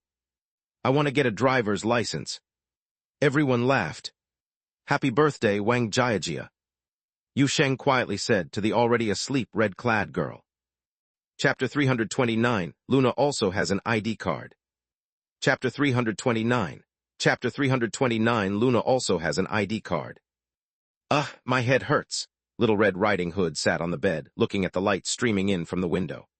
After trying hard to clear her mind for half a day, she turned her head to see the long-haired princess, who appeared in her room at some unknown time, and mumbled, then belatedly reacted, "Why are you in my house?" The long hair lifted her face. "We've shared the same dorm for years, and now you won't let me into your house." "A deal is a deal. Didn't you build a bunker right next to my house? And said you'd never live high up in this life, wanting to be a secure and stable caveman?" Little Red Riding Hood muttered as she rubbed her forehead. "Ah, it still hurts. I'm never drinking again in this life. It's really unhealthy. Did I black out yesterday?" "Yeah, you did. It was pretty spectacular. Later, my brother carried you back. And I changed your clothes for you. You threw up as soon as you entered the house, and we cleaned up for half the day," the long hair said with a mischievous grin, holding a bowl as she walked over. "Headache, right? I heard that happens after drinking too much. Here, drink this while it's hot." Little Red Riding Hood, her mind still fuzzy, took the bowl in a daze and glanced at it.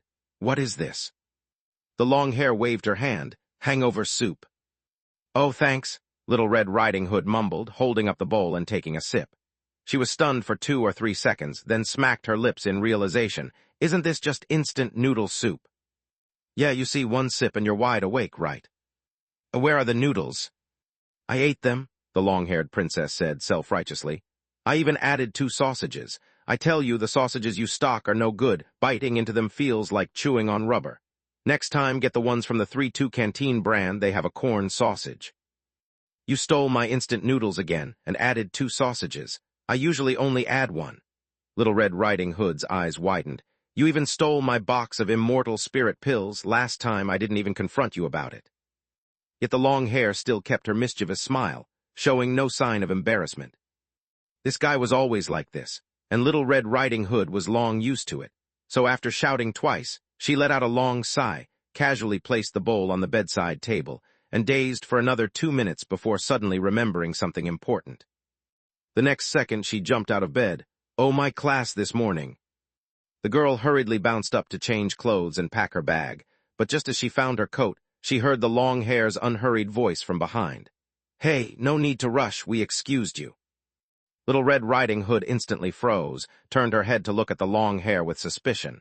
"You actually got a successful leave excuse for me in senior year. What reason did you use?" "Birthday party, drinking binge, hangover, still not sober." Little Red Riding Hood looked like she'd been struck by lightning, standing dazed in the center of the room, her eyes gradually turning green. And then, "Your homeroom teacher is really easy to talk to. She told me you didn't need to go to class right then." Little Red Riding Hood's eyes were finally completely green, and with a screech, she pounced at the long-haired princess. "Golden Retriever, I'm going to kill you." But as soon as she got up, the long-haired princess immediately dodged to the side with a giggle, then turned into a flowing waterfall of golden hair, scurrying out through the window crack not far away, apparently having prepared for this a long time ago. Little Red Riding Hood pounced forward but caught nothing, only grabbing something hard, which she picked up to find it was the long-haired princess's phone. The phone screen was unlocked, still showing the most recently browsed playback record. Little Red Riding Hood paused, then instinctively clicked it open. In the 4K high-definition picture, a wolf howl "oh" came, followed by a clear and imposing declaration. "From now on, we're bosom buddies."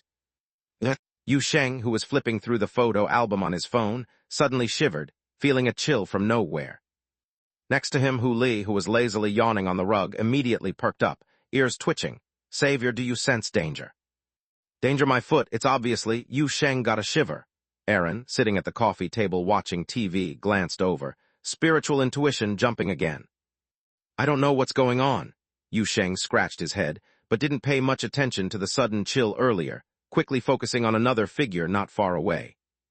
The artificial saintess, Luna, wearing a nun's veil, was standing motionless by the stairs leading to the 2nd floor. In fact, she had been standing there for an hour. Aaron soon noticed Yu Sheng's gaze, and the little puppet helplessly spread her hands.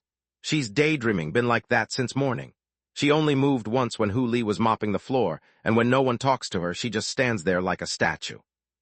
Yu Sheng couldn't help but frown. After a bit of hesitation, he waved Luna over. She stepped over, standing beside the sofa like a statue again. "You don't need to stand guard at the stairway like you're on duty," Yu Sheng told her. "If you have something you want to do, go ahead, or if you want to rest, then rest. This is your home, you should relax here." Luna just stood there blankly, and after a while she slowly spoke. Relaxing is good. Standing there daydreaming is relaxing. Yu Sheng's expression was a bit odd. Don't you have anything else you want to do? Like get to know more about the world, read books, take a walk in the valley, or at least watch TV with Aaron for a bit. Luna slowly turned her head, glanced at the dim-witted entertainment show playing on the TV, and after a moment seemed to set her gaze on Aaron again. Despite the unchanged expression on her face, Yu Sheng suddenly felt a hint of mercy rising within the artificial saintess. Influence thinking, Luna said slowly, reduce alertness. Yu Sheng's mouth twitched involuntarily. Just when he thought there would be a spherical joint battle with a C-type buckle at home again, but after 2 or 3 seconds, nothing happened.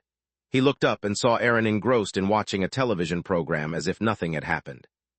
The little puppet must have heard it. She never misses any topic potentially related to her. The only explanation is Luna's poor language skills, and Aaron didn't catch on. Yu Sheng had no idea how to evaluate this scene, and just as he decided to discuss about hobbies and normal life with Luna, his train of thought was interrupted by a sudden phone ring. The little puppet turned around instantly. Is it Bailey Ching again? Yu Sheng glanced at the caller on the screen, his expression becoming a bit strained. Ren Wenwen. Aaron immediately stood up. Did you finally write about the male protagonist with the 3-wheeler? Just watch your TV obediently. How come you react quickly at this time? Yu Sheng glared at the little puppet, raised his hand to answer the phone, and spoke cautiously, almost unconsciously. Hello, Ren Wenwen, what's up? Mr. Yu, came Ren Wenwen's energetic voice from the other side of the phone, and her second sentence made Yu Sheng immediately relieved. I've come to deliver the registration form. For Miss Luna, please open the door. Oh right, there is such a thing. Hold on, I'll open the door for you. It's just here to register Luna's identity. Yu Sheng hung up the phone and said casually, getting up and maneuvering around Hu Li's large bundle of tail on the floor, muttering as he walked toward the doorway. Maybe we should install a doorbell or something. It's quite troublesome to call every time. Where would you put a doorbell? Aaron said without turning her head. If it were on the door, no one would see it. Wouldn't that be pointless? Get a remote-controlled one. Maybe set up a post in the open space at the entrance. Anyone who can approach this area would qualify or have a reason, and it's not like kids would mess around. While speaking, he had already opened the front door and saw Ren Wenwen standing there with a bright smile, dressed in office attire and carrying a bag. As soon as they met, not waiting for the big shipper at the door to speak, Yu Sheng took the lead and said, Today you're doing business for your director. We'll only talk about work, not writing. Ren Wenwen's expression visibly turned disheartened. Seeing this, Yu Sheng felt a shiver inside, judging from the reaction that this girl was undoubtedly here with 9/10 of her heart set on discussing writing. After which Ren Wenwen entered the room and immediately saw the silent 2-meter-tall artificial saintess standing beside the sofa. Yu Sheng keenly sensed a thread of tension from the other, though the well-trained Special Service Bureau employee quickly composed herself. He didn't say much, merely invited Ren Wenwen to sit on the sofa and sat with Luna on the other side. Meanwhile, he pushed Aaron, still watching dumb variety shows, off the coffee table because documents needed to be placed there. Mainly it's about filling in some forms. Ren Wenwen took out the identity registration information and organization member registration documents from her bag, placing them before Yu Sheng and Luna. First, fill this out to register Miss Luna's identity information, then I'll get the Bureau to register her directly through the system. Once she receives an ID number, you can fill out the subsequent organization member entry form. By the way, you're allowed to fill it out on her behalf. All right, I'll fill it out on her behalf. Yu Sheng nodded, taking the first form under Luna's watchful gaze, recalling the complex and meticulous identity registration forms prepared for alien races, especially by Boundary Land, when registering Hu Li and Aaron's information. He was mentally prepared for dealing with heaps of options and ridiculous notes based on experience. However, he was stunned after completing the first few entries, upon reaching the race information. All the dense options he remembered had disappeared, leaving only one pre-filled entry in the blank. Race Travel Agency Member. Yu Sheng. After a moment of silence, he slowly looked up at Ren Wenwen, who wore a professional office smile across the table. Is this race serious? It's discussed in a bureau meeting, specially approved by the director, Ren Wenwen said seriously. Rest assured, it's already set up in the system and can be used. Yu Sheng, goddamn pulling out travel agency member as a race, huh? We can't fill it as a creation of a monastic order, Ren Wenwen shrugged. Besides, your situation here is so special, right? Yu Sheng, then what about Hu Li and Aaron? Their entries don't need modification, Ren Wenwen nodded, but the director said it's to prepare for the future. Yu Sheng pondered, feeling something was off, but couldn't articulate it. In the end, he comforted himself. A travel agency member is a travel agency member, as it's impossible to determine what race Luna was before her transformation. Fortunately, in such a resourceful and highly inclusive place like Boundary Land, whatever filled in for race could be broadly considered human. Chapter 330 Breakthrough in Progress. Chapter 330 Breakthrough in Progress. Now Luna also has an ID card. However, at the moment it seems that other than being used to register as a member of the travel agency and set up online accounts, her ID card doesn't have much use. After all, the appearance of this artificial saintess is too conspicuous, making it even harder for her to go out than Aaron. At least Aaron can be held in Hu Li's arms or packed in a tote bag. But for Luna, who's over 2 meters tall, going out means she'd have to be wrapped up tightly like cosplaying as an Astartes. Of course, Luna herself actually has no interest in going out. Her biggest interest is finding a spot at home where she won't be in the way, and just standing there until she freezes, only to reboot temporarily when someone comes around. To be honest, Yu Sheng really wants to change this situation, not because he's meddlesome or wants to plan hobbies for others, but because he feels Luna's state of freezing in some corner anytime and anywhere is not conducive to her rehabilitation. More importantly, he always felt that if she stayed this way for too long, she'd become less and less human. After Ren Wenwen finished registering Luna, she left. Yu Sheng didn't give this shipper any chance to discuss creations, and then he called Luna over to discuss personal interests seriously with her. You need to find things to do every day, Yu Sheng said seriously. It's beneficial for your rehabilitation. You've been trapped in the constraints of an artificial saintess for too long. Now you need to retrieve your human side. Think about it. Is there really nothing you want to do? Luna seriously began to think, and this time she thought for a long time, so long that one might suspect she had frozen again. But just as Aaron was about to knock on her shell with a screwdriver, Luna suddenly broke the silence. I want a piece of land, she said hesitantly. A piece of land? Yu Sheng raised an eyebrow in surprise. Yes, to plant wheat, Luna nodded slowly then, perhaps worried that Yu Sheng might misunderstand, she added. A vegetable plot for the children can't be touched.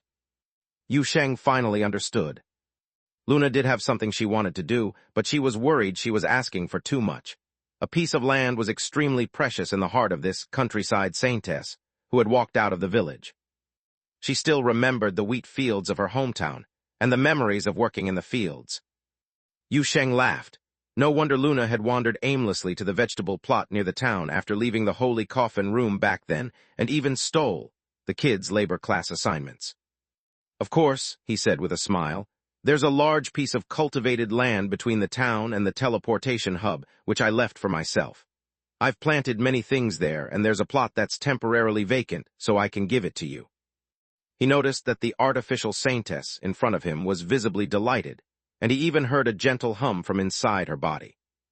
Thank you, she bowed her head, her posture elegant and solemn. Yu Sheng waved his hand, and just then his phone rang again. This time it was Bailey Ching calling. Ignoring Aaron's mutterings of "You're quite busy today," he casually answered the call, and before he could speak, he heard Bailey Ching's distinct, calm voice. Is the registration process complete? It's done, went smoothly. Ren Wenwen just left, Yu Sheng said casually, but he felt that Bailey Ching wouldn't call just for such a trivial matter. Is there something up? Sure enough, Bailey Ching's next words made him stand up directly. If you have time, come to the Special Service Bureau. A breakthrough in the interrogation of the cultists. A member of the sect has spoken up. He mentioned the Ankela crystal in his confession. What Ankela crystal? Yu Sheng blurted out and then unhesitatingly agreed. Okay, I'll head over right away, directly to your office. No sooner had he spoken than Aaron on the coffee table and Hu Li, who was dozing on the cushion, both shot up, clearly shaken by the word Ankela. With her sharp hearing, Hu Li, who had heard Bailey Ching over the phone, twitched her ears and said, How is that sect still connected to the Ankela crystal? I don't know, but we need to head over there. You two should come along too, Yu Sheng said quickly, then noticed Luna standing by and hesitated for a moment before nodding. You should come along too, But later, if we happen to see the sect member, you'll have to hold back. We're trying to extract intel from them." Luna nodded, and Yu Sheng immediately opened the door leading to Bailey Qing's office. The next second, the entire travel agency team walked into the Special Service Director's office. Bailey Qing was standing in front of that massive oval desk, waiting for Yu Sheng and his companions. She was quite accustomed to Yu Sheng's arriving the next second, style and pace. She just nodded lightly at the familiar faces in front of her, then her gaze fell on the new member of the travel agency. Her pale gray eyes that seemed faded fixed on Luna for several seconds before she calmly withdrew her gaze and nodded gently. "Let's head directly to the containment zone." The place where the members of the cult were detained and interrogated was the Dangerous Individuals Containment Zone, previously used for detaining Angel Sect members. Yu Sheng was quite familiar with this place. This group followed Bailey Qing to the depths of the containment facility and was taken into a special room. The room was sparsely furnished, with only a few tables and chairs, surrounded by walls made of metal. As Yu Sheng and the group entered, one metal wall quickly shimmered with a faint blue glow and soon became almost transparent, revealing the scene in the interrogation room next door. A cultist with a pale face, wearing heavy restraints, with electrodes attached to his head, sat in the center of the interrogation room. Two beams of light shone on him, while an interrogator sat in the shadows not far away. Yu Sheng glanced back at Luna, who followed him. Luna stood there quietly, unmoving, her gaze locked onto the figure sitting in the center of the interrogation room. I have answered many things as requested," the speaker in the observation room relayed the voice from next door. The pale-faced cultist began to speak slowly in a somewhat weak voice. "I'm just a technician. I don't have access to many secrets." "You know very well how many secrets you can access," the shadowy figure spoke, and this voice, though calm, clearly made the cultist in restraints shiver. "Betrayal only requires a beginning. Now, cooperation is your only way out." Okay, I understand." Listening to the voices coming from next door, Yu Sheng sat down on a chair in front of the observation window. He heard Bailey Qing saying something into the communicator, after which the interrogator's voice came through the speaker. "Tell us more about the Ankula crystal, the angel catalyst as you call it. What is its function?" The cultist in the chair lifted his head, glanced towards the direction of the observation window, and although he couldn't see the situation on this side, it was clear that he guessed that some important figures were observing the interrogation's progress. But this person, whose will had already been crushed by various technical methods, merely lifted his head quickly to look, then immediately lowered it obediently. "The angel catalyst is key to repairing the world. The Supreme Saint saw it in the afterglow of truth and received enlightenment thereby. This substance can puncture the lesions throughout our flawed universe, much like a dark angel piercing the shell of the world. The angel catalyst, left behind after an angel fall, has similar powers. This force is mighty and dangerous, but like a surgical knife, can also be used for healing." Sitting behind the observation window, Yu Sheng frowned and turned to Bailey Qing. "This is sounding cryptic. Can they speak plainly?" Usually indifferent, Bailey Qing seemed a bit helpless at this moment. "Just bear with it. This is the speaking plainly effort from these madmen." Yu Sheng twitched his eyes slightly, and then heard a voice coming again from next door. "What do you mean by lesions you mentioned earlier?" "Defects, errors, the root of world diseases. People get sick, and so does the world," the cultist immediately answered, although being interrogated at the mention of these almost doctrinal contents to him, his mental state noticeably improved. "Exotic realms are lesions, space-time collapse points caused by angel invasions are lesions, heretical nests are lesions, boundary land is also a lesion." "Boundary land is also a lesion." "Yes, boundary land is also a lesion, and it is the largest one," the cultist said without hesitation. "And just like entities are pus flowing out from the lesion of exotic realms, you Boundary City people are like pus flowing out from the lesion of boundary land, poisoning the entire universe, leading our world into disease." The interrogation room fell silent for 2 seconds. "It's what the doctrine says," the cultist suddenly added. "I'm reporting truthfully." "It doesn't matter. I've heard many extreme doctrines. No one cares for a madman's ramblings." The interrogator in the shadows maintained a calm tone. "You were saying, collapse points caused by angel invasions are also lesions. So you believe that the dark angels are factors causing the world's illness?" "Certainly, the dark angels are major enemies, foreign bacteria, corroding the originally healthy parts of the universe, producing new lesions and worsening old ones. It's self-evident." But at the same time, you are seeking the power of angel catalyst, seeking healing methods from enemies. Is this not contradicting what you've just said? The cultist in the interrogation room remained silent for a few seconds. Then he slowly lifted his head, with a certain firmness resembling faith in his eyes.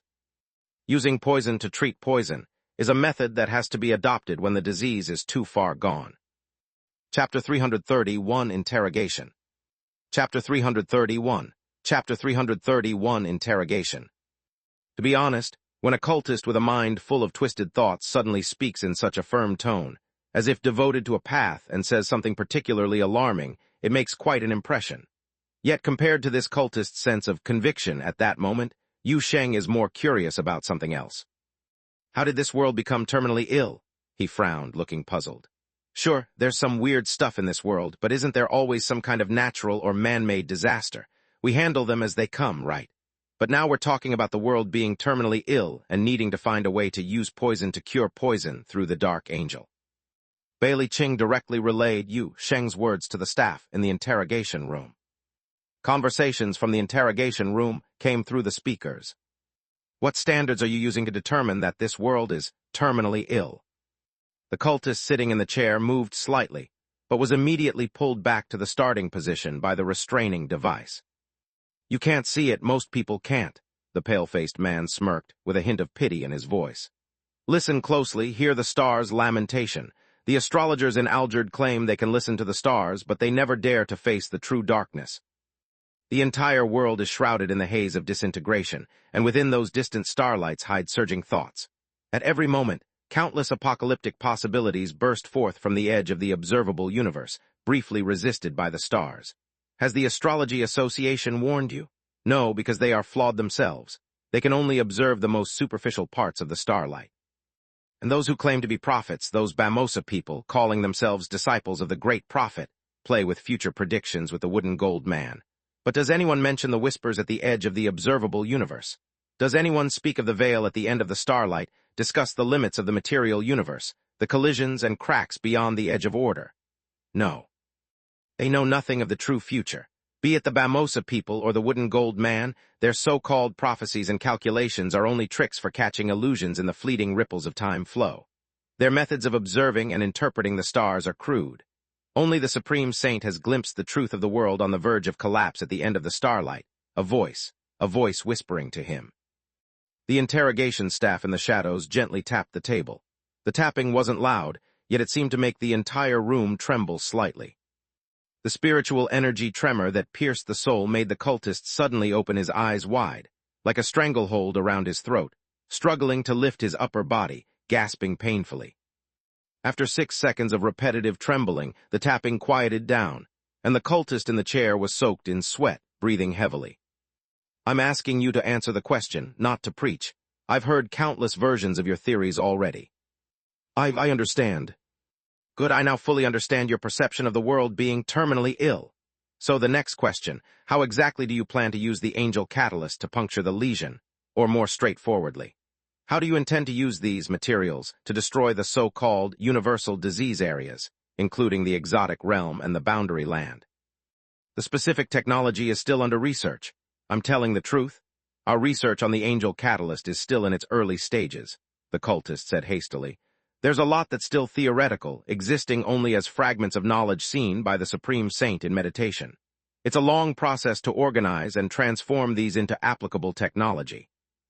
And how long has this early stage been going on? The cultist visibly hesitated, but after a moment of biting his lip, he finally said, according to standard Terran time, about 17 years. The interrogation room suddenly fell silent. In other words, 17 years ago, you began your research on the angel catalyst, and the essence of the angel catalyst is the remnants left after a dark angel falls. Nearly 10 seconds passed before the interrogator's voice resounded again in the interrogation room. But the dark angel Anka Ayla only fell recently, and we have ample evidence to prove that this is the first fall of an angel in history. How could your research on the angel remnants have started over a decade ago? Could this research have begun out of thin air, and you speculated the characteristics of angel remnants just from some illusions seen in the so-called Supreme Saint's meditation? The cultist once again tried to slightly adjust his sitting position, his lips trembling, and after a while he seemed to squeeze out a smile as he opened his mouth. That's right, Enka is indeed the first angel to fall, but have you ever thought that maybe she isn't the first angel to die? Sitting behind the observation window, Yu Sheng's eyebrows instantly furrowed, and beside him, Bailey Ching directly pressed the intercom button on the console. What do you mean by that? The cultist in the interrogation room seemed startled, subconsciously looking up at a corner of the ceiling, then heard the interrogator nearby speaking in an indisputable tone. Answer. The cultist shivered slightly and finally continued. Dark angels, besides the common trait of invasion, each has its own distinctive characteristics, so it's not surprising what kind of dark angel appears. Some dark angels are in a death state the moment they enter the real universe, which is quite reasonable, isn't it? This time, even the interrogator in the room couldn't suppress the astonishment in his tone. You found a naturally deceased dark angel. We call it the shadowless skeleton, or simply skeleton, the cultist said in a low voice. It was buried in a massive pit referred to as the Adar Giant Pit. The huge pit is clearly visible from space, and the bottom of the pit is shrouded with numerous eerie and nameless shadows, while the skeleton is located in the central area surrounded by the shadows, an area also known as the shadowless zone. The form of the skeleton itself is a huge humanoid skeleton with broken wing bones at the back, curled up in a posture of hugging its knees in a fragmented crystal base. And if it stood up, the height of the skeleton might exceed 600 meters, clearly not a creature that could be born under normal conditions. Scattered around that skeleton are bone fragments and crystal shards, and both the skeleton itself and the surrounding fragments possess extremely high physical strength and continuously emit a vague whisper around them. It took us a long time to confirm what the shadowless skeleton was until the Supreme Saint received enlightenment in meditation, telling us it was a dark angel that had died upon entering the real universe, and its remnant was its characteristic. Bailey Ching pressed the intercom button again. How did you determine that the dark angel was in a death state? Her question sounded a bit odd at first. After all, a pile of bones buried at the bottom of a pit does not sound like a living thing. But for those who understand dark angels, this question holds no doubt, given that these invaders are incredibly peculiar. A tree, a statue, or even a planet could possibly be an angel invading the real universe. Just judging their life or death by their appearance is certainly not enough. It is in a deathly silent state. The cultist on the chair hesitated for a moment, then answered honestly. Without any sign of activation, not moving apart from the constant whispering, there's no energy release that indicates activity, and more importantly, as long as proper protection is in place, ordinary humans can come into contact with it and even collect its samples and remain unaffected afterward. The last reason given by the cultist was simple and straightforward, yet very persuasive. After all, there is a generally accepted idea that ordinary people can't possibly have close contact with a dark angel and still be alive and kicking, let alone close contact. In some instances, just looking at that thing from a distance of over 10 kilometers on a battlefield carries a 30% chance of death. And those reclusive sect followers could even scrape bone powder off the shadowless skeleton in the Adar Giant Pit for research purposes. A typical case of, you touched a dark angel and didn't die, so it must be because the dark angel is dead. So you discovered a dark angel in a death state over a decade ago, and thus began your research on the angel catalyst. The interrogator in the room continued to ask, what happened afterward? He found that the angel catalyst collected around the shadowless skeleton was not active enough. Perhaps due to having answered many questions continuously, the cultist seemed to cooperate more readily as he continued to answer. Those are the small bone fragments and crystal shards scattered around the giant skeleton, though they do indeed display certain erosion characteristics, as the Supreme Saint mentioned. Their power is far from enough to have a puncture effect on the exotic realm. It's like something is missing. We suspect that it's because the shadowless skeleton has been dead for so long, its power has declined. So you set your sights on those still alive dark angels? The interrogator's voice lowered. Based on the analysis of the samples collected on the ground around your ship, you infiltrated Mist City at least 10 years ago, which means, since that time you knew about Enka existence. Oh yes. Chapter 332, Connected Information. Chapter 332, Connected Information. The interrogation in the room next door was still ongoing, and more shocking truths gradually surfaced over time. A timeline was slowly becoming clear before Yu Sheng and Bailey Ching. The theory of the world's terminal illness had always been a concept of the Venerate Saints Monastery from the beginning, and all their subsequent actions and research on the Dark Angel began with the mysterious Adar giant pit 17 years ago and the discovery of the angel's remains, the shadowless skeleton, at the bottom of the pit. In their research, they believed that the fragments of the Dark Angel, known as the Angel Catalyst, could be used to heal this world. However, the Angel Catalysts found in the Adar giant pit had already lost their activity, so they turned their attention to Anka Ayla. And that was already 10 years ago. They had been lurking in the boundary land for a whole decade to obtain Anka Ayla's Angel Catalyst. Where did you learn about Anka Ayla? In the shadows, the interrogator's calm voice resonated, containing powerful spiritual might that continuously weakened the mental strength of the monastery believer, making it difficult for him to rebuild his psychological defenses once he began to answer. The information came from the Angel Sect believers, from a long-ago exchange. Did you reach a cooperation with the Angel Sect? The interrogator leaned slightly forward. You want the remains of the Dark Angel, which is blasphemy to the Angel Sect. Would they be willing to tell you the Lord's secret? We indeed had differences, but that doesn't mean we can't utilize each other, said the cultist on the chair, his head drooping, speaking slowly. Moreover, they don't even know the truth about the Angel Catalyst. We explained it as some kind of gift left by the Dark Angel, and the monastery hoped to receive this gift. Besides this, no details were revealed, and they mistakenly thought the monastery had intentions of conversion, thus happily collaborating. Oh, so you also deceived your partners. Upon hearing this, an unexpected smile appeared on the pale-faced man on the chair. He shook his head, a mocking tone in his voice. Deception? The voice of the angel had long burned away the sanity of those Angel Sect believers who were flawed mortals now with festering souls. Our deception of them was actually a form of salvation. Yes, it wasn't deception. It was pulling them back from the wrong path. Moreover, did we really deceive them? Why can't the remains of the deceased Dark Angel be considered their gift? Ultimately, it's a gift, just not from a willing giver.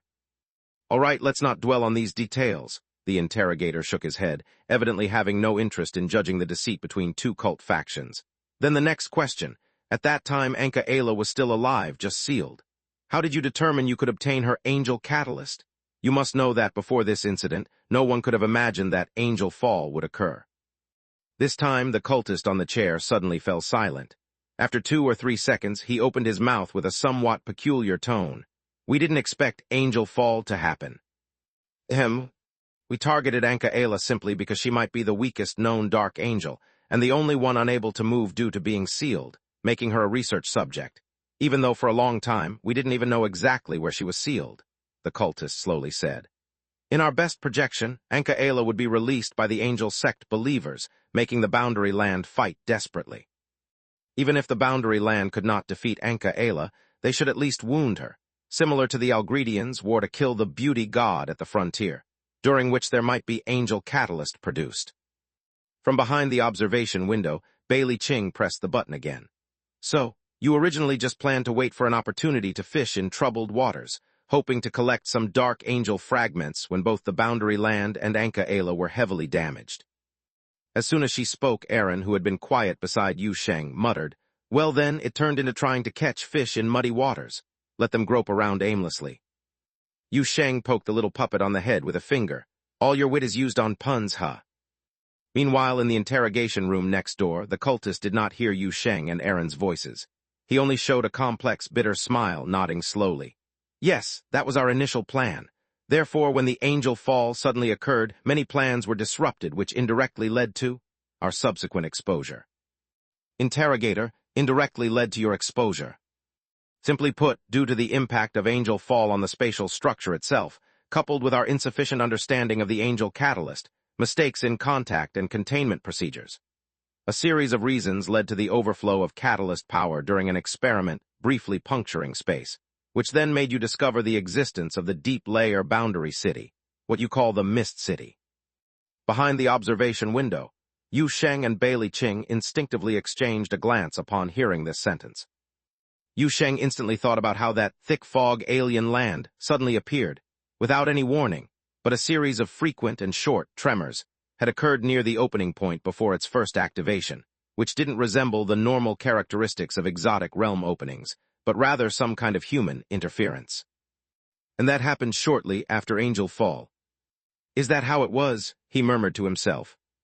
This way, it seems that the series of short tremors when Mist City first unleashed were not attempts to open the exotic realm, but rather failed attempts by the monastery sect believers to close it. Yet, they clearly underestimated the puncture power of the angel catalyst. After hundreds of leaks and blocking attempts, Mist City still opened and swept someone inside. The unlucky nephew played a great part in this. Feeling a brief wave of sympathy for Zheng Zhai, Yu Sheng's attention was soon pulled back by the speaker's voice. In the interrogation room next door, the interrogator's low voice once again sounded. "About Mist City, or as you call it, the Deep Layer Boundary City, what do you know about it? How was this exotic realm formed?" I'm not really sure, honestly," said the cultist, seemingly trying hard to make his words sound more credible. "I just followed orders and boarded the order pillar. But before we arrived, that place already existed. Probably only the sage or those at a higher level know the truth about that exotic realm. I only know that the scope of that exotic realm is vast. It seems as large as the entire boundary land. Yes, an entire boundary land within the endless thick fog, right beneath the real boundary land." Observing through the window, Yu Sheng and others exchanged glances. "Oh my," Erin scratched her cheek. "Is it really that ridiculous? It's not just the boundary city, but even outside its region." "The richness of boundary land has increased again." Yu Sheng glanced at Bailey Ching, spread his hands. "So you guys were actually living on the second floor." Bailey Ching remained silent, her expression turning cloudy. Secrets right under the nose of the Special Service Bureau, unknown even to the boundary land people, ended up being revealed by a cultist from a monastery. This was obviously very displeasing to her usually calm and indifferent demeanor. Looking at the now cloudy director sister, Yu Sheng wisely decided not to joke further with her. After a couple of seconds, Bailey Dugan seemed to sort out her feelings, her face returning to normal. She pressed a button again. "So, you initially stole the Angel Catalyst from under our recovery team's noses through this Mist City path hidden beneath the real world." She referred to the Ankala crystal, mysteriously disappeared in the suburbs after the Angel Fall incident. But the cultist in the interrogation room shook his head. "Strictly speaking, it was stolen by us. It fell in by itself," he slowly said. "That crystal directly smashed the barrier between the real world and Deep Layer Boundary City, briefly creating a puncture point. I've mentioned that the Angel Catalyst has a very strong puncture characteristic. It has the potential to unleash this power even without intentional activation. At that time, we actually didn't plan to take any action because Angel Fall disrupted all our plans, and the Special Service Bureau responded quicker than expected. The anticipated chaos didn't occur. All eyes were fixed on the Angel Fall incident. The wilderness outside Boundary City was full of your posts and monitoring points. We had no chance to retrieve the Angel Catalyst that fell outside. Yet no one expected the crystal would directly drop into the thick fog. Then you guys just picked it up," Bailey Ching said into the microphone, and then turned back to look at Yu Sheng with an odd expression. She clearly recalled something Yu Sheng said before. It's not unheard of for someone passing by to spot something shiny in a roadside pit and casually pocket it. What could Yu Sheng say? He recalled his unintentional remark back then and could only awkwardly scratch his head. "The situation is a bit different from what I said before. That crystal's so big, they probably couldn't pocket it." Bailey Ching. Chapter 333, The Missing Catalyst. Chapter 333. Chapter 333, The Missing Catalyst. For the Special Service Bureau, it was certainly surprising that a group of cultists could successfully infiltrate the boundary land and cause such a commotion. However, for those cultists who had infiltrated, everything that happened from the moment the dark angel Anka Ayla ascended into the sky was actually beyond their expectations. Their highest aim had been merely to take advantage of the chaos caused by the Angel sect and the battle between the Special Service Bureau and the Dark Angel, hoping to collect a sample of the Angel Catalyst amid the confusion. Yet no one foresaw the immensely powerful Dark Angel falling right after taking flight. No one imagined that the Angel Catalyst dropped within the Special Service Bureau's controlled zone would trigger a puncture effect, directly crashing into the thick fog of the deep layer in the boundary land. They especially didn't expect the Mist City, hidden for 10 years, to be exposed to the Bureau's eyes because of this. The powerful artificial saintess was dispatched to eliminate the threat, only to be heavily injured twice consecutively, and in the end, even encountered Yu Sheng, with the main battleship being forfeited. "We initially thought it was truly a gift, really," said the cultist seated in the interrogation room, his head lowered as a shadow of grief appeared on his pale face. When the sensors detected the angel catalyst puncturing through the exotic barrier, everyone was ecstatic, feeling as if the arduous path of Venerate Saint had finally smiled upon us. We had endured within that oppressive mist for so long, waiting for the day the dark angel Anka-Ela would awaken. Many had already reached their limits. But what happened afterward? What happened afterward? The cultist's lips moved, ultimately unable to utter a word. It was one of the operators who had witnessed with his own eyes the ghost, controlling the ship battling the sage on the bridge of the Order Pillar. He personally experienced the horrifying process of being engulfed alive by the ship and trapped, witnessed the disgraceful act of the sage betraying his faith and comrades, nearly losing his life to the vacuum exposure in the control hall, and afterward he was given special attention by the powerful spiritual energy-wielding interrogators of the Bureau. Now, when recalling the day the angel catalyst was sent into the ship, all he could think of was regret and despair. But in this place, no one would sympathize with a cultist. The interrogation continued. Where is that Ankela crystal, also known as the angel catalyst, now? The cultist on the chair shivered slightly, seemingly hesitant. But the interrogator gave him no time to hesitate. When the figure sitting in the shadows spoke again, the voice carried a powerful and painful spiritual energy. We have already sent people to search the entire ship and found no traces left by the crystal. You had better consider carefully how to answer this question. I will tell. The man, ashen-faced, immediately hunched over, and the nearly boiling pain in his brain caused him to break into a cold sweat, with the veins on his neck appearing as if they were about to burst, swelling and twitching violently. In panic, he pleaded and quickly spoke. We realized something was wrong after the first attack on the artificial saintess. To prevent any variables, the sage ordered a small craft to jump at the edge of the fog and take the angel catalyst away. You sent it away? Bailey Ching asked over the intercom with a hint of coldness in her voice. Where did you send it? To your dark nest?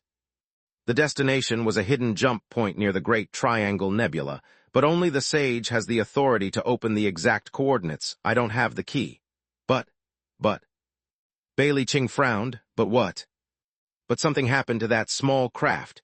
The angel catalyst was never delivered to the pickup personnel. Bailey Ching didn't speak, and the interrogator in the room immediately asked, What happened?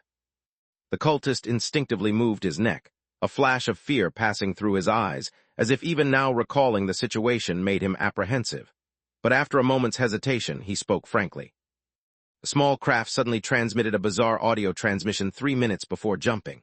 In the audio, all personnel on the craft were screaming and wailing as if being tortured by something dreadful. However, at that time, the ship was still flying well at the exotic boundary. The command group on the Order Pillar was even in normal communication with the people on the craft. The command group asked them about the sudden audio transmission, and the people on the craft seemed very confused. Interrogator, in such an obvious anomaly, did you still let that ship continue the jump mission? No, the sage urgently called it off, but it was no use. It's like the people on the small craft couldn't hear our sent orders. They continued, laughing and chatting, to initiate the jump engine, and then only a flash appeared on the monitor. They jumped, but no signal of them emerging was tracked in the reality universe. The ship disappeared, along with the angel catalyst on board. The pale-faced man spoke and couldn't help but lower his head again, hunching, muttering. Just like I said, this world is full of flaws. They must have fallen into the fault abyss of the reality universe, swallowed by the disease of this world. Following this was a rambling about world defects, impending doom, and path of Venerate Saint, etc., the man seemingly deeply entrenched in terror. Additionally, the prolonged interrogation and spiritual energy stimulation amplified this fear, making it impossible for the interrogator to wake him with technical concerns several times. Moments later, the interrogator's voice came over the speaker in the observation room. Director, the interrogation subject has temporarily lost the ability to communicate. Bailey Ching showed no expression. Send him back to the containment zone. Don't let him die. Continue the interrogation when he wakes up next time. Understood. A layer of pale blue light floated over the wide observation window's surface, and the transparent window instantly reverted to a solid, silver-white metal wall. The room fell silent for a while. No one spoke, and everyone was silently digesting the massive amount of information they had just heard, piecing together the scattered clues in their minds. Of course, not everyone might be doing so. For example, Erin was sitting at a nearby table, focused on playing cat's cradle with her black threads. She had completely failed to understand anything from the latter half of the interrogation. Finally, it was Yu Sheng who broke the silence first. He turned to Bailey Ching. Do you think what this cultist said is all true? The credibility is over 80%, Bailey Ching said flatly. I trust the capability of my personally trained interrogation experts. Prisoners might remain silent before them, but once they speak, the likelihood of lying is very small. Moreover, even if there is some deception, it doesn't matter. We have plenty of interrogation subjects, waiting their turn, nearly 100 angel sect believers. Surely a few will be willing to talk, and we can compare their confessions against each other to easily determine authenticity. Yu Sheng nodded lightly. I also find the credibility quite high. Although many situations he described sounded somewhat absurd, it's precisely because they are absurd that they seem more genuine. You shouldn't be able to invent lies with this effect. But on the other hand, what this guy confessed might all be true, yet he certainly left out things deliberately, like about Adar giant pit and shadowless skeleton. Exactly, many details are vague. He's definitely concealing many dangerous characteristics of that shadowless skeleton. His intentions are obvious. At this point, Yu Sheng suddenly grew curious. Do you know what that Adar giant pit he mentioned is? Bailey Ching slowly shook her head. Yu Sheng was a bit surprised. Is the all-powerful Special Service Bureau unable to find it? The universe is very large, Bailey Ching said with some helplessness. Not to mention such places, which you can guess are deep within the hidden star region controlled by the angel sect, and might not even be in the real universe. All right, I thought you knew everything. Yu Sheng scratched his head. Then this part of the clue is essentially broken. Unless some cultist can provide the entire star map of the hidden star region where the angel sect hides. Impossible. The coordinates of any physical celestial body in the universe are a set of real-time changing functions with numerous variables for the phase engine. And aside from the rare, star readers with unique talent, ordinary people's brains cannot directly memorize and comprehend the vast data in the star map. This has to be parsed with the help of specialized navigation computers. And among the angel sect believers you've captured, there is no such star reader. So even if they were willing to cooperate, they couldn't tell which location those jump points leading to their nest are currently. At this point, she paused and further explained. For the vast and empty universe without jump coordinates that the phase engine can directly parse, there remains nothing but boundless void measured in billions of light years for conventional engines. The many technical terms Bailey Ching suddenly threw out left Yu Sheng a bit puzzled, but he managed to understand her meaning, thanks to his powerful imagination from writing novels and a good mindset. He then asked, what about the navigation computer on that spaceship? It's been cleaned very thoroughly. Bailey Ching's tone inevitably carried a trace of regret as she spoke here. I had previously sent technical personnel to try and restore your ship's navigation system, but the chances of success are slim. All right. Yu Sheng sighed helplessly. He wanted to say that his door didn't need those complex navigation, jump, or other technologies. But just as he was about to speak, he remembered that his door also needed coordinates. Without coordinates, hoping to randomly open doors across the universe to find those angel sect believers' nests had a lower success rate than Aaron suddenly having a flash of inspiration one day and helping him digest the two captain's manuals at home. Chapter 334, Angel Gloom. Chapter 334, Angel Gloom.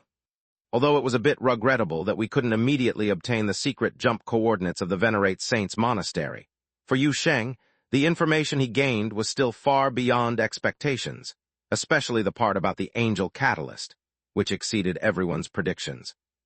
The research motivations of the Venerate Saints Monastery in this area may be filled with their mad, world defect theory, but the academic part of this research itself is undoubtedly valuable.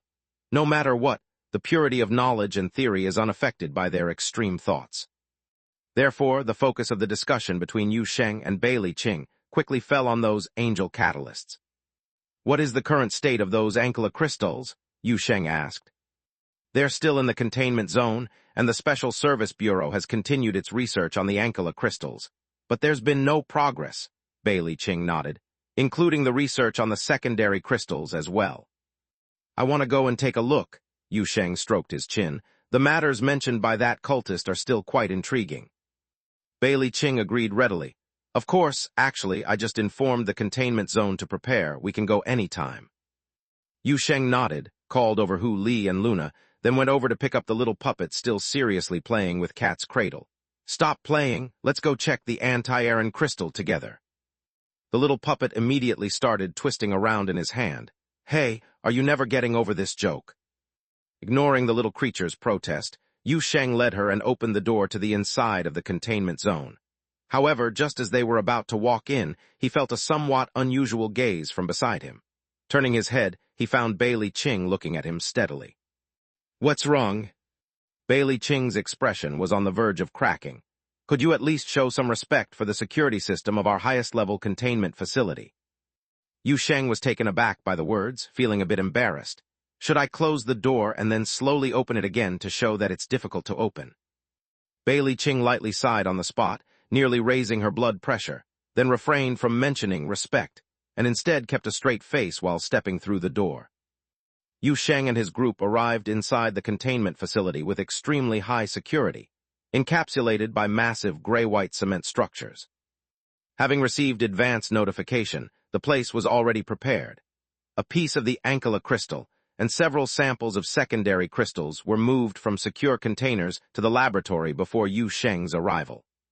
The crystals shimmered with a hazy glow under the lights, appearing still quiet and harmless, showing no sign of the so-called puncture force that the cultist trembled about in the interrogation room.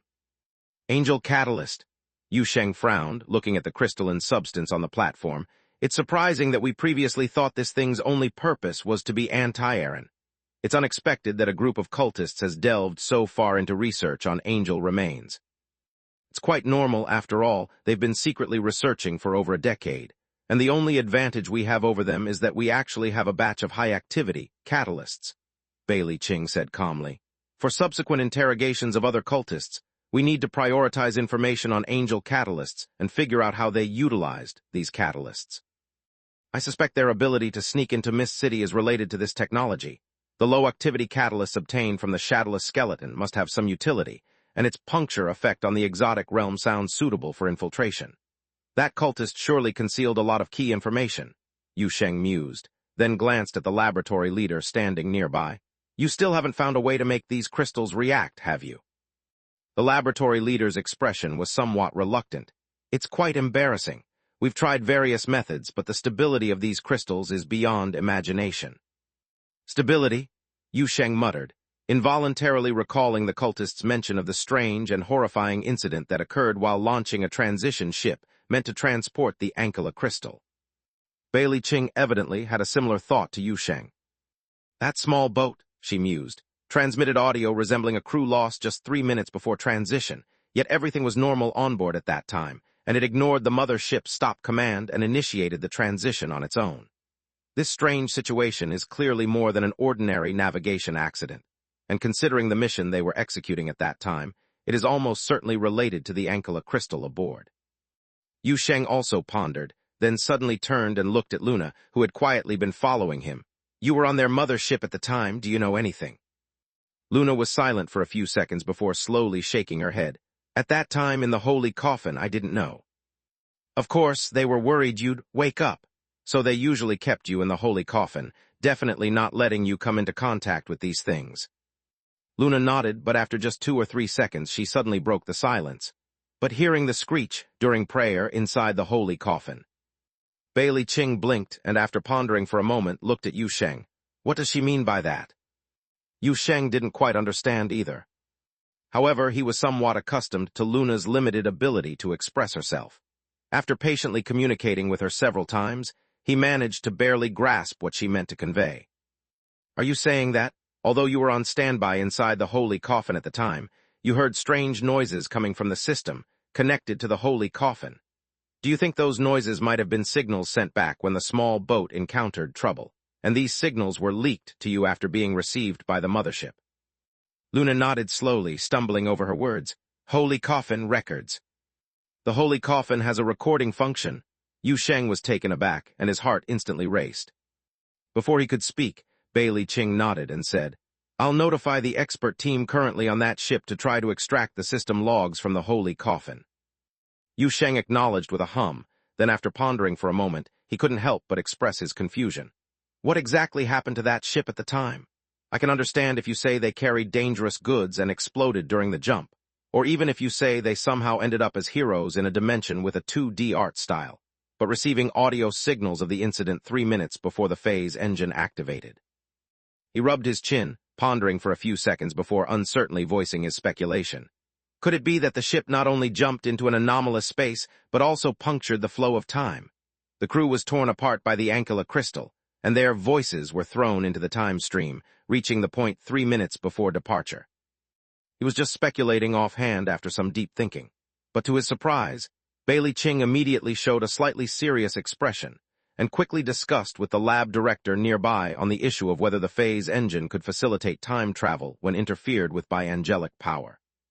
I was just speaking off the cuff, Yu Sheng hurried to explain when he saw this. I'm just drawing on my experience of writing too many novels and letting my imagination run wild this time. In response, Bailey Ching turned and looked at him seriously. You usually write nonfiction. Yu Sheng. Small-scale time jump anomalies are an extremely rare but documented phenomenon across the universe, Bailey Ching explained. But as I said, they are exceedingly rare and, more importantly, they contradict the working principles of the phase engine. Theoretically, if a time jump occurs, the coordinate parameters the phase engine receives would certainly become invalid, making transition impossible, and vice versa. If the ship can transition, it means the time component of the coordinates received by the phase engine must be correct. She paused here, waiting for Yu Sheng to digest this part of the information before continuing. So, I've ruled out the possibility of them experiencing a time jump from the start, but if the angel catalyst truly possesses such power, enabling the phase engine to defy the objective laws of our universe. Defy the objective laws of the universe? Yu Sheng was bewildered. Is that even possible? The Dark Angel is essentially a guest from beyond the universe, Bailey Ching stated with utter seriousness. Yu Sheng scratched his head, feeling that the current topic seemed to exceed his educational level. This needed Little Red Riding Hood. Even though Little Red Riding Hood might not understand these things either, she's in her last year of high school, and her brain is more resilient. Yu Sheng shook his head, temporarily setting aside these somewhat far-fetched imaginings, and at that moment another thought suddenly crossed his mind. Wait, one more thing. Xuanqi mentioned to me earlier that the Taixu Spirit Hub once caught a group of monastery cultists at the border area of Feiyu 13B. They were secretly building a base there, and on the scene, they also found an Order Pillar ship under construction. Bailey Ching's eyes instantly turned serious. Given the current information, the Order Pillar should be a high-level ship with special missions and symbolic significance within the entire monastery. It should be a high-precision model used for major operations. They hid one in the boundary land to research something of the Angel Catalyst level, so what about Feiyu 13B? Yu Sheng spoke while looking up into Bailey Ching's eyes. Could there be another unawakened Dark Angel hidden there too? Chapter 335, Preparing for a Rainy Day. Chapter 335, Preparing for a Rainy Day. For today, Yu Sheng's impression of the dangers posed by the Venerate Saints Monastery wasn't very deep. He only knew it was a fanatical extremist group, knew of their major unethical actions regarding the artificial saintess and the brass knight, and was aware they possessed plenty of black technology while occupying a region, causing considerable trouble for many forces. However, he lacked a real sense of the threat this organization posed to the outside world. As a matter of fact, he had a deeper impression of the Angel Sect. After all, the Angel Sect truly woke a sleeping Dark Angel and almost blew up the boundary land. But now he understood why the Venerate Saints Monastery is rightly listed among the world's 3 major tumors alongside the Angel Sect and Black Dot Group. In fact, he believed the monastery was more dangerous than the Angel Sect. Because they have culture, not only culture but organization and even a steadfast action plan. The angel followers merely chant verses when encountering situations, chanting until the Dark Angel drives them crazy, then consider it a success. Aside from this, they are scattered like loose sand, but the monastery madmen. They treat the angel as research material, aiming to develop mass destruction weapons and produce them at scale. For this goal, they would stealthily operate a ship in the treacherous exotic realm for 10 years, actively seeking Dark Angel descent points everywhere, even dancing on the razor's edge under the noses of major forces like the Boundary Council and Taixu Spirit Hub. We will immediately contact the Qianfeng Ling Mountain and other forces. Bailey Ching's tone was particularly severe, her expression more grave than usual. The monastery believers we found in Boundary Land and Feiyu 13B may not be all. These cultists are like cockroaches. When you discover one, they might already have spread everywhere. Focus on checking areas where dark angels have descended, Yu Sheng said on the side. The monastery's target is the angel catalyst, produced after an angel fall, but dark angel descent is entirely irregular, so they are most likely observing and sampling locations with previous angel descent incidents. That's true, Bailey Ching said, and not just places where angels descended, also find survivors who lived through angel descent events. The monastery is highly likely to try contacting them. It's been over 10 years, some may have already contacted the monastery, even been converted into undercover agents. Hu Li suddenly interjected, having sat quietly listening without much speaking. We also need to be cautious not to alert them. Yu Sheng glanced at the fox girl in surprise, realizing this seemingly dazed nine-tailed fox was also following the conversation, unlike Aaron, who was genuinely spacing out. Of course, Luna was even more impressive. She seemed to have crashed again. Don't worry, we will inevitably proceed with caution. Bailey Ching solemnly nodded. Her gaze then fell on the distant platform's Ankela crystal. Yu Sheng also noticed her gaze. It's still uncertain how these crystals react, but one thing is certain, these angel catalysts aren't as harmless as they appear, Bailey Ching said softly. It's necessary to add a few safety measures. Yu Sheng nodded. For example, avoid jumping while carrying Ankela crystal. After leaving the Special Service Bureau, Yu Sheng didn't go home, but directly took Aaron, Hu Li, and Luna to the ship in the valley. Technical experts from the Special Service Bureau were still wrangling with the complex and bizarre core system of the ship. Frankly speaking, during normal sailing, Yu Sheng didn't really use most of the ship's systems, since controlling its voyage was practically just moving his own limbs. Teleporting home merely added the coordinates as a door in the phase engine's jump parameters. The entire process was purely super system. In terms from Boundary Land, it was more akin to a mechanical soul steering the ship. He himself was the ship's mechanical soul.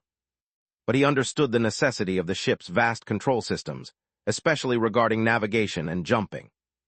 After all, his door, aside from random teleportation, could only lead to places he had been, and to reach some unfamiliar coordinates on a star map, he needed the ship's own navigation and jump functionalities. He, as a mechanical soul, was merely placing commands into these systems more conveniently. In the ship bridge control hall, a scruffy, tall and lean middle-aged man was busy in front of the main control platform. The console before him had been opened up, several external cables extending from it connected to multiple terminals beside him, every terminal's screen rapidly refreshing with numerous dazzling data and patterns. Nearby, several people looking like assistants were busy in other places, some connecting additional read-write devices to other control platforms, some resetting the operating states of certain subsystems, and others communicating with personnel from other workgroups via communicators. While things were hectic here in the control hall, several groups were performing similar tasks in the spaceship server cabin, subsystem cabin, disaster recovery database, and other areas. When Yu Sheng and others came in, they saw this tense and busy scene, and apart from the middle-aged man guarding the main control platform who looked up to greet him, everyone in the hall didn't even have time to lift their heads. Yu Sheng didn't mind at all. He fully understood the state of these technical personnel needing to be completely focused at this moment, only. His own feeling was a bit strange at the moment, because he was completely connected to this ship. He could even feel the process of these technical groups connecting a bunch of wires inside his body to refresh the system here. Yes, refreshing the system. The main task of these technology experts was to refresh the system of this ship produced by the monastery, changing its core program to the Special Service Bureau version, and by the way, updating its navigation identification code to a legal sequence. My dad used to do similar things, Hu Li, standing beside Yu Sheng watching for a while, suddenly muttered. We have an old, immortal shuttle at home. Sometimes it just wouldn't fly properly, and Dad would connect a bunch of wires like this, and then it was fixed. But sometimes it couldn't be fixed, and it would be sent to the factory after Mom scolded him. As she spoke, she pulled a sausage out of her tail, tearing it open with her sharp teeth while mumbling, "But that ship is much smaller than this one." Yu Sheng reached out and rubbed the fur behind the fox girl's ears, then came to the main control platform and curiously asked, "How is the progress now?" "We have started rewriting its main system, and the progress is smoother than expected." The scruffy middle-aged technical expert looked up at Yu Sheng. Those cultists wiped the original star map and navigation data of the ship thoroughly, which saved us a lot of trouble. However, the data port used by its phase engine is unique. Most universal star maps cannot be directly mounted in, which requires some time for recompilation. Additionally, we received orders to crack the database of the Holy Coffin without causing any damage to the Holy Coffin itself. And this work has just started. You may need to be patient for a while, mainly because it's the first time we've encountered this setup, even though it still uses a set of classic instruction architecture from the monastery. The underlying code includes many weird things. Some old experiences don't apply. Yu Sheng thought for a moment but couldn't understand, though he wasn't interested in the technical details themselves either, so after a moment of thought, he asked another question he was interested in. The ship's identification code is currently still the monastery's set, right? The technical expert was slightly stunned and paused his work, looking up at Yu Sheng. Yes, but we will update its identification code to a legal sequence after updating the main system. Can the old one be retained? Yu Sheng asked earnestly. Enough. Just retain 2 sets of navigation identification codes. Yu Sheng scratched his head. I don't really understand technical matters. Don't mind my mistake. Is it technically feasible? Retain this ship's identification code in the monastery's spaceship system while maintaining its identification code as a legal ship, switching as needed. The technical expert in front of him responded, You mean? Just in case it might be useful in the future, Yu Sheng rubbed his chin, for infiltration or something. What you're saying is technically feasible. It's just retaining a shadow system. But practically it's difficult to achieve the effect you want. The technical expert seemed troubled. Mainly because this ship is certainly already flagged on the monastery's side. Especially these infiltration ships, basically treated under lost contact means betrayal. Its old identification code is likely on the alert list in the monastery's system. Using it for infiltration won't achieve anything, quite the opposite. It's more likely to immediately summon an entire fleet. Well, that makes sense, Yu Sheng pondered for a moment, but then still waved his hand. No worries, just retain the old one too, just in case it's useful. The technical expert blinked, seemingly a bit unaccustomed to Yu Sheng's rhythm of coming up with inexplicable ideas after thinking for a bit, but quickly remembered the instructions from the top before departing from the bureau. Don't delve into his thought process. Don't be curious about his purpose. These are matters the director needs to consider. Just follow what he says as long as he isn't trying to overthrow the entire boundary land. Don't worry about the irrelevant details. Understood, everything will go according to your idea. Chapter 336, Otherworld. Chapter 336, Otherworld. While the technical experts were restructuring the core system according to Yu Sheng's actual needs, a series of modifications to the spaceship had officially begun. Yu Sheng, accompanied by Hu Li, Aaron, and Luna, walked through the corridors with lavish decorations and compartments filled with religious symbols. In the D1 and D2 connecting passages leading to the core area, engineers from the Special Service Bureau were removing religious reliefs from the walls. In front of the gates between the living and medical areas, 2 large sculptures symbolizing the sages of the Venerate Saints Monastery were being dismantled. In a large compartment used as an assembly and prayer hall, staff were taking down flags and drapes with large double-ring emblems from the walls and ceiling, and were starting to clean up the magnificent murals that sang the various miraculous feats of the Supreme Saint. The items being removed would be packaged and sent to the Special Service Bureau for studying the spiritual state of the Venerate Saints Monastery, helping to predict their future actions. For experts in this field, even a piece of trash or a rag taken down from the spaceship might contain crucial information. You know, after taking all these things down, the place looks stark and bare. Aaron, sitting on Yu Sheng's shoulder, remarked with some emotion as she looked around. Especially after scraping off those murals and reliefs, it looks like it's been ransacked by adventurers. Later, they'll replace them with normal-styled decorations, Yu Sheng casually explained, like landscape paintings or something. Aaron, hugging Yu Sheng's head, her eyes darting around rapidly, suddenly got a heap of ideas. Hey! Landscape paintings are boring. You might as well paint a bunch of oil paintings and hang them up, like those ones where you're wearing a uniform, riding a horse holding a sword, looking like you're ready to die gloriously with someone, or those ones where you're sitting on a tank. We could borrow one from Dorothy. Or just have the dragon slayer transform into a dragon, and you stand on its head, and we'll paint that to hang on the ship bridge.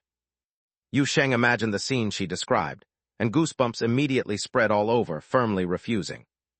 You don't want oil paintings. How about reliefs then? I'll get 2 big head reliefs put on the doors of the control hall with laurels on the head in that style. Yu Sheng couldn't understand why this little puppet was so determined to get his portrait plastered all over the spaceship. From the beginning when she conspired with Hu Li to have his big head orbit the spaceship in space, he never figured it out. Instead of randomly suggesting decorations, why don't you help me think of a new name for this ship? Seeing Aaron promptly come up with the outlandish idea of sculpting a marble bust of him to use as a figurehead, Yu Sheng forcibly changed the topic. Bailey Ching is handling the ship's registration, and they're asking for a name for the records. So Aaron, who a second ago was babbling about whether Yu Sheng's bust as a figurehead needed a sharper head, was instantly attracted by this new topic. Naming this ship, the little puppet's eyes lit up with delight. That's great, it must be called the Aaron. Before she could finish, Hu Li immediately rolled her eyes. It's definitely not going to be that name, it should be named the Yu Sheng. Why not just call it the Yu Sheng Aaron Hu Li then? Aaron muttered, then glanced at the silently walking Luna beside her, adding, Oh, and we need to add a C-clasp. By the way, how many words can be on the registered ship name? Yu Sheng immediately felt that asking Aaron for help was a mistake. His mouth twitched slightly. Let's not worry about the number of words for now. Do you think Yu Sheng Aaron Hu Li C-clasp sounds like a name any sane person would come up with? And how many times do I have to tell you, stop calling her C-clasp all the time, Luna does have a name. C-clasp doesn't mind, Aaron retorted confidently, turning her head to look at Luna. Right, C-clasp. Luna thought for a moment and surprisingly nodded honestly. Yeah, right. Yu Sheng decided not to consult with the members of his crew. Combined, these 3 couldn't amount to a primary school diploma, nor could they form a normal person's mind. He might as well independently decide and rely on his normal and healthy human common sense and positive outlook to think of a good name. So he lowered his head, pondered for a while, and broke the silence by saying, Let's call it Travel Agency. Aaron blinked and suddenly clapped. Is that all you came up with after thinking for so long? It sounds like a small motel next to a bus station, Hu Li muttered, not even sure where she learned this knowledge. The kind that charges 80 a night.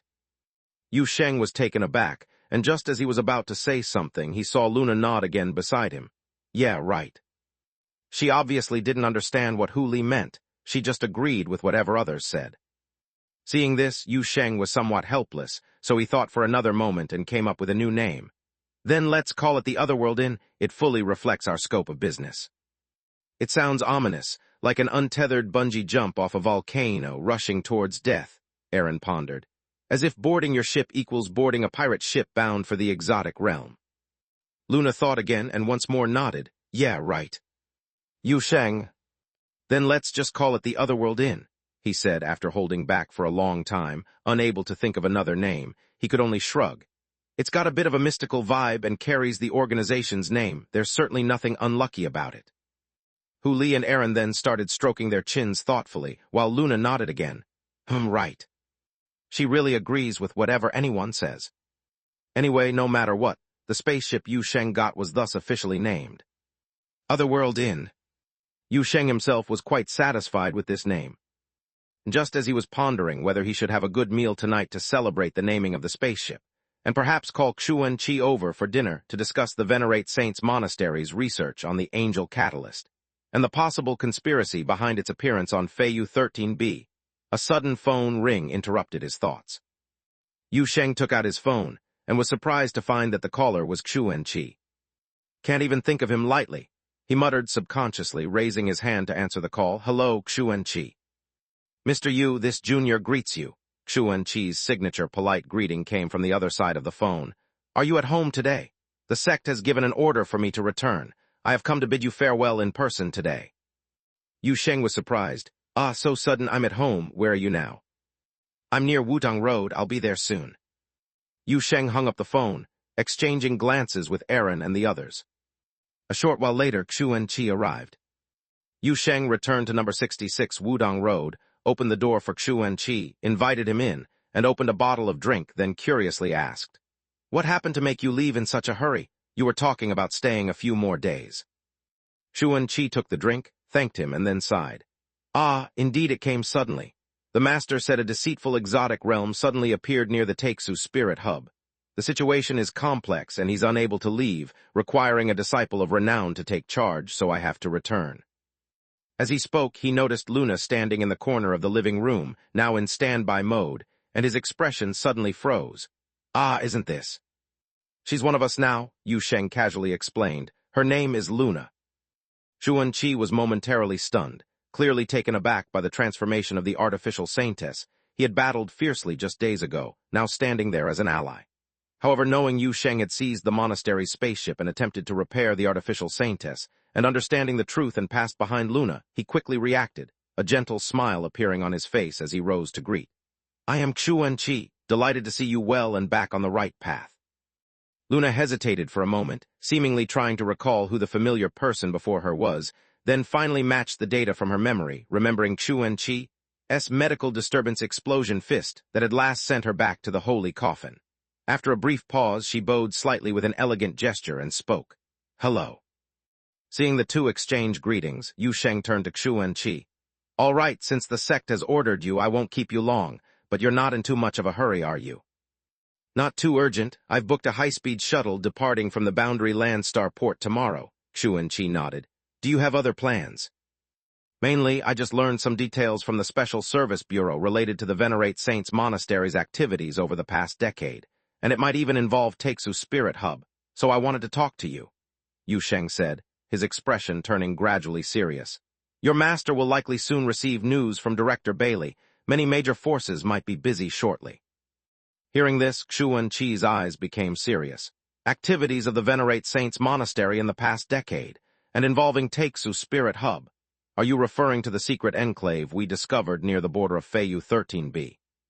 "That's right," Yu Sheng nodded. "Simply put, those cultists have secretly been researching something called the Angel Catalyst over the past decade and developing some dangerous technologies based on it.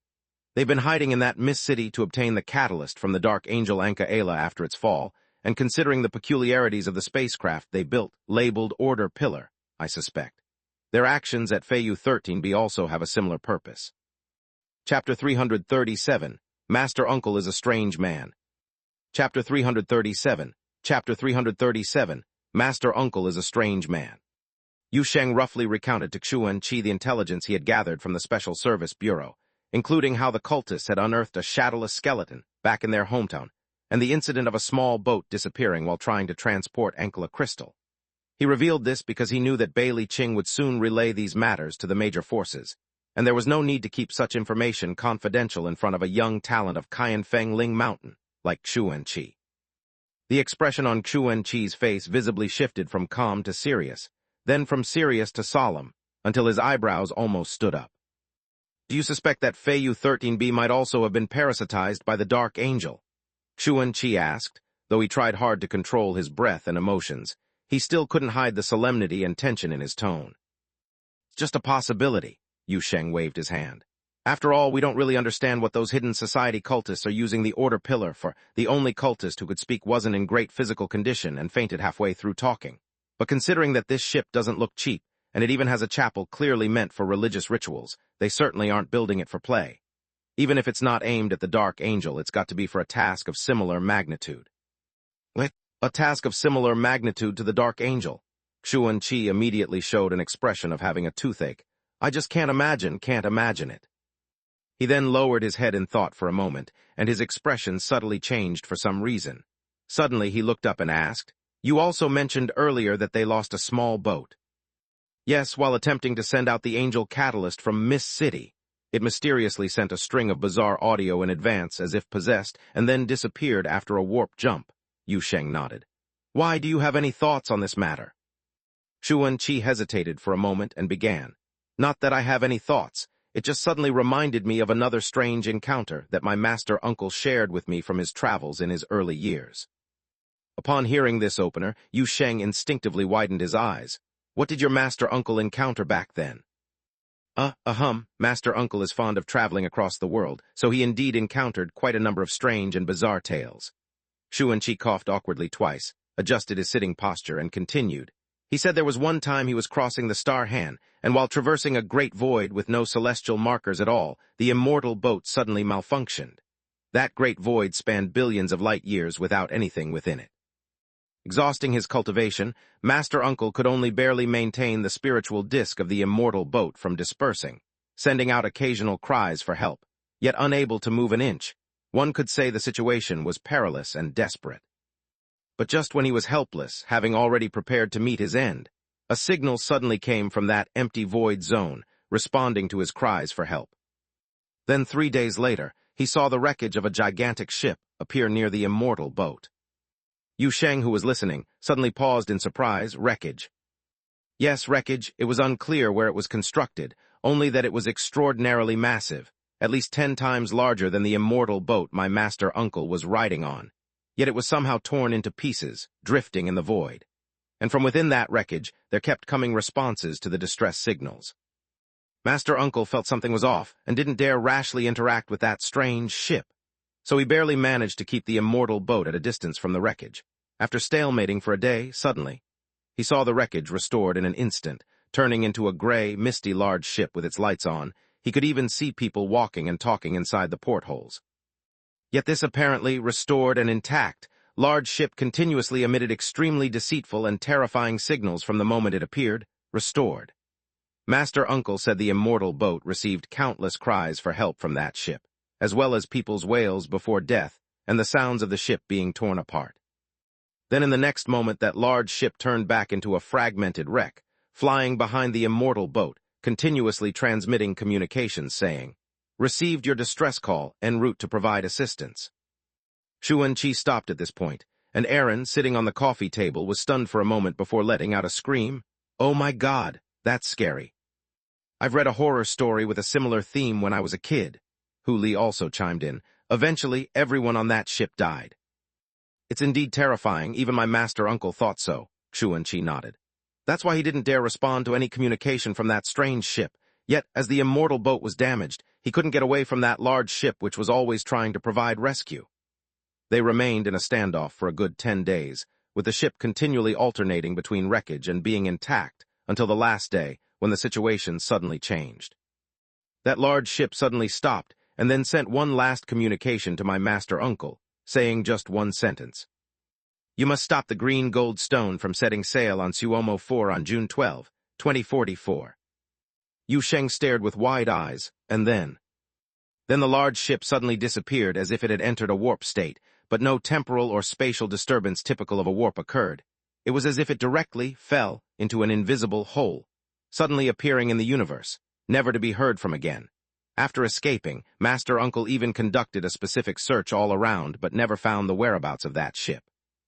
Listening to this bizarre space adventure story, Yu Sheng couldn't help but ask, "Then how did your master uncle escape?" "He told me he suddenly had an epiphany, then entered an immortal technique trance. With the great wisdom of the Tao, he shattered the void, delivering the immortal boat out of the great void. But later, when Master Uncle at the Divine Weapon Peak examined the immortal boat logs, they said that when the large ship left, the immortal boat inexplicably self-repaired and advised my Master Uncle to pay respects to the artifact spirit. Oh, in Boundary Land parlance, it's called the mechanical soul." Yu Sheng. He blinked, deciding to first ignore the somewhat delicate part at the end of the story, about the Green Gold Stone's departure. There is no large spaceship called Green Gold Stone in the world, at least not among the legally registered ships. Either the name matches but the ship type doesn't, or the ship type matches but the name is wrong. Xuan Qi shook his head. No one knows where that ship came from. Yu Sheng frowned slightly, and after a moment of thought, looked up. "You mean, you think the strange ship your master uncle encountered has similarities with that hidden society's small boat that was transporting Ankela crystals and met with a bizarre accident?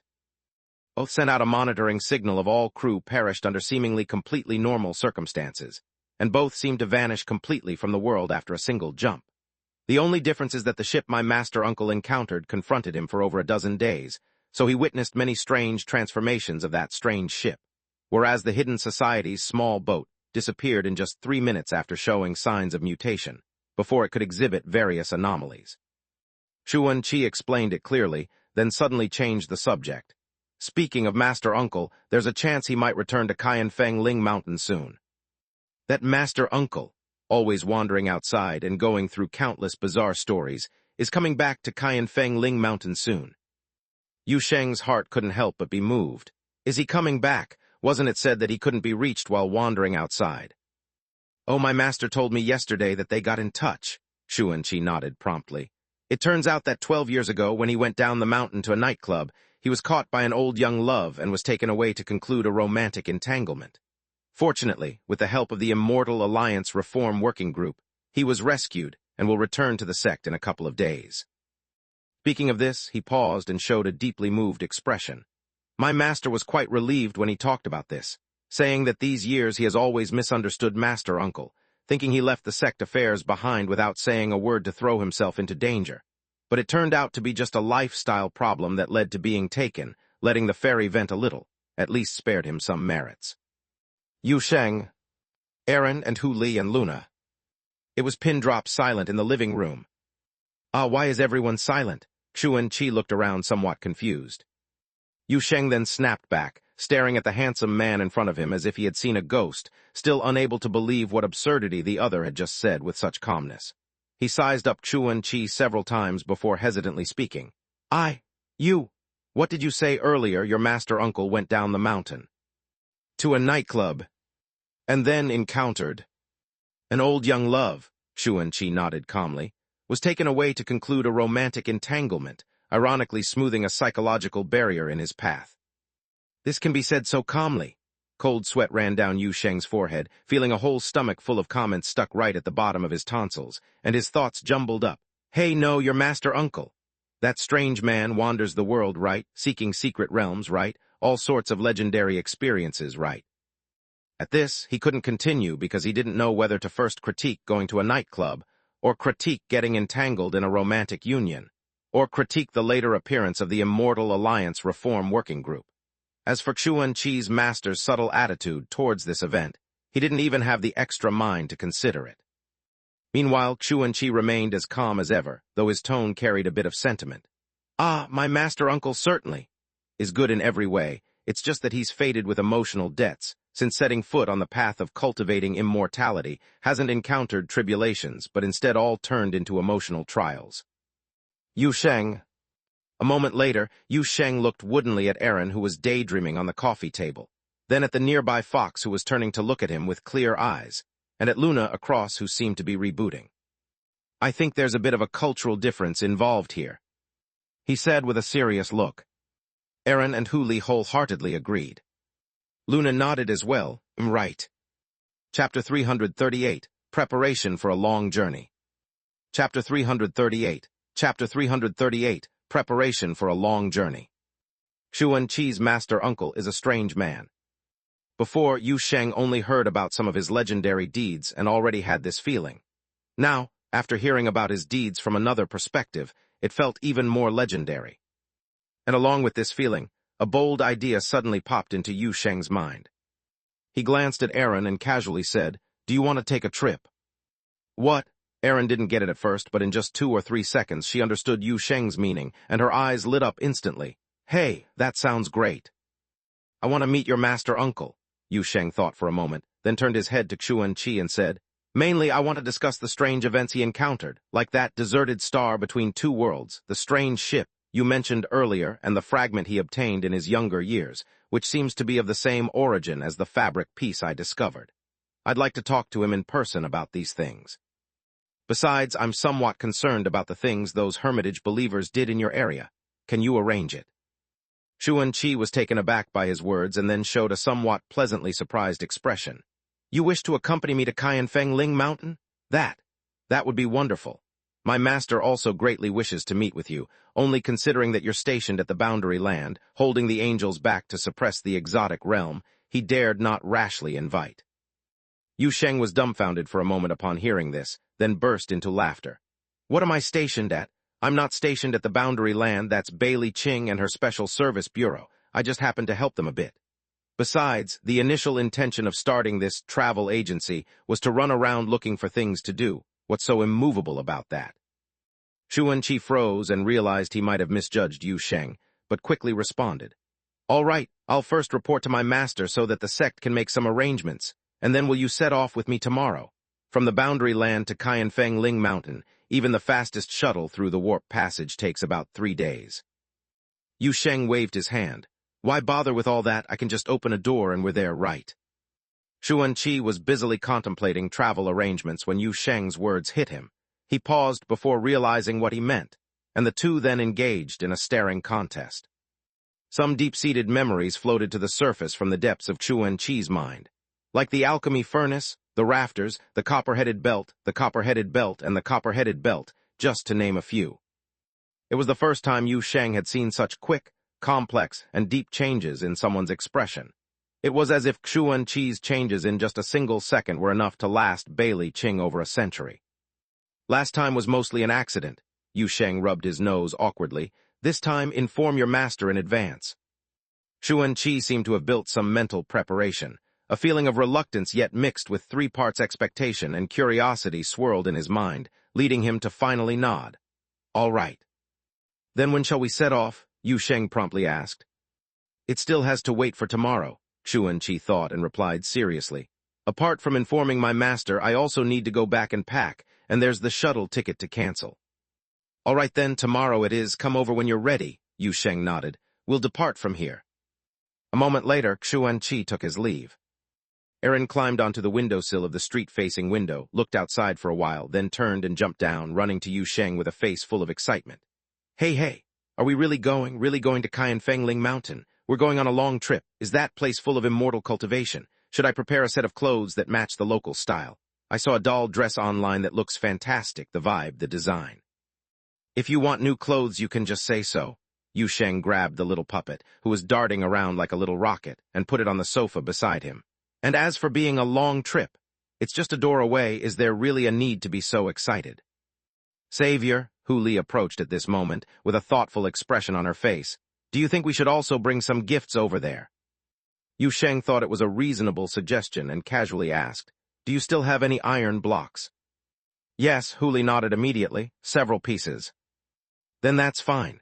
It doesn't need to be too big, just cut one of those standard blocks. We usually give to the Special Service Bureau in half. It's definitely good stuff over there, able to refine into artifact spirit material. Hu Li nodded, then reached out her hands to Yu Sheng, smiling with squinted eyes, asking for treats. Yu Sheng laughed upon seeing this, reaching out to rub the fox girl's ears, and pulled out a few immortal spirit pills to place in her hand, watching her chomp them down like candy beans.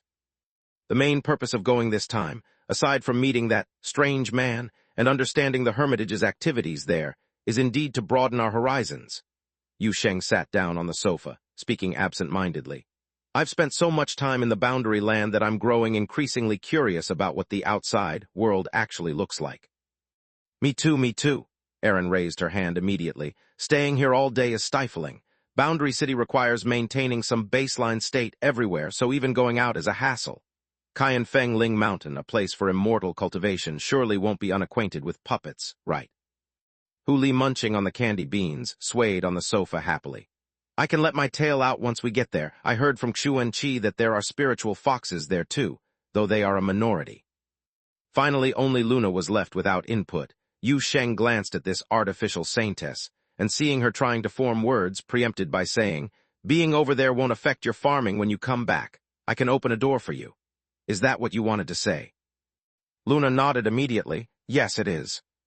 It seemed like these two were the words she was most proficient with now. The second most was calling Aaron a little short. Just as Yu Sheng and the others were lively discussing their plans to travel afar in the living room, a sound of footsteps suddenly came from the direction of the stairs leading to the basement. Yu Sheng looked up and saw Little Red Riding Hood walking up from below the stairs. There was a teleportation gate in the basement that led directly to the valley, so occasionally, children from fairy tales would crawl out from there. Yu Sheng was quite used to this. But Little Red Riding Hood's state of mind today surprised him a bit. The 18-year-old girl walked with the stumbling gait of an 80-year-old. Her expression was somewhat lifeless, and she sighed heavily before anyone could speak, a sigh heavier than Aaron made of rebar. What were you just discussing about going far away? Where to? How far? Little Red Riding Hood suddenly asked as soon as the sigh fell. Yu Sheng was dumbfounded seeing her like this and quickly walked over, saying as he went, We're indeed planning a trip to Qianfeng Mountain, but what's up with you? Little Red Riding Hood lifted her head, looking completely dejected. I want to live on another planet. Yu Sheng. So quickly, Yu Sheng froze in place, and then his mind started scrolling through the high-definition black history of her that he had recorded on his phone. At that moment he understood what was going on. The long-haired one, who shines brightly with a bit of sunlight, must have been over the top and got exposed. In the next moment, he saw Little Red Riding Hood suddenly dive onto the nearby sofa, burying her head in Hu Li's tail, and lamenting loudly in a muffled voice. "Ah, I never want to drink that stuff again." Aaron was dumbstruck on the side, tiptoeing to tug at Yu Sheng's pants. "What's up with her?" Yu Sheng kept a solemn face, looking all virtuous. Growing pains. On the sofa, Hu Li, who had just finished off some candy beans, was startled by Little Red Riding Hood at first, but quickly reacted, pulled Little Red Riding Hood out of his tail, patted her back, hesitated for a moment, and pulled out a chicken leg to offer her. "Want a chicken leg?" Aaron was even more stunned seeing this, because it was the first time she saw Hu Li share his food with someone other than Yu Sheng, utterly amazed. "What's going on now?"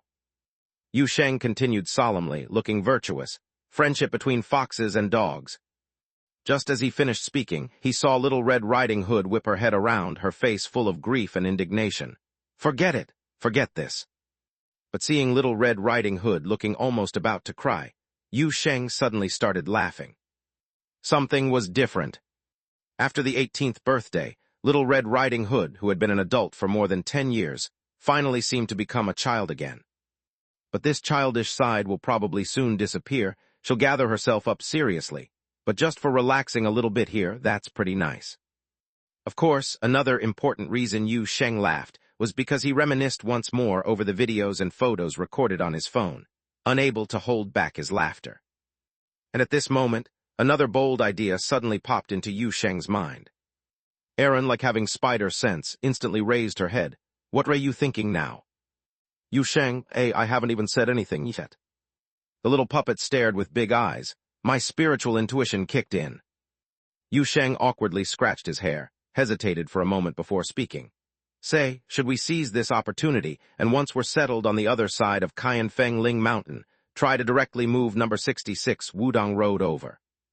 Aaron was dumbfounded hearing this, finally choked out words. Where did this suddenly come from again? Truly implying Little Red Riding Hood should live on another planet, isn't it? "Not exactly, I was just thinking since there's an opportunity to travel far anyway, might update the coordinates during door opening, and at the same time try if number 66 Wudong Road can be moved as I envision. It has only been tested in Mist City for the house's transferability, but Mist City is in an exotic realm, somewhat different from the real universe." Yu Sheng explained his thoughts. "We may not stay long over there this time. Moving the house over could save trouble. Living at home is always convenient than staying at someone else's. Luna wants to go back to the valley to farm without me having to open the door every time." "Aaron." Yu Sheng saw the little puppet standing there dumbfounded, cautiously said, "Aaron." "Yu Sheng," Aaron finally blinked. A hint of amazement gradually showed on her face. "You are a talent." Chapter 339, Meeting with Netizens. Chapter 339, Meeting with Netizens.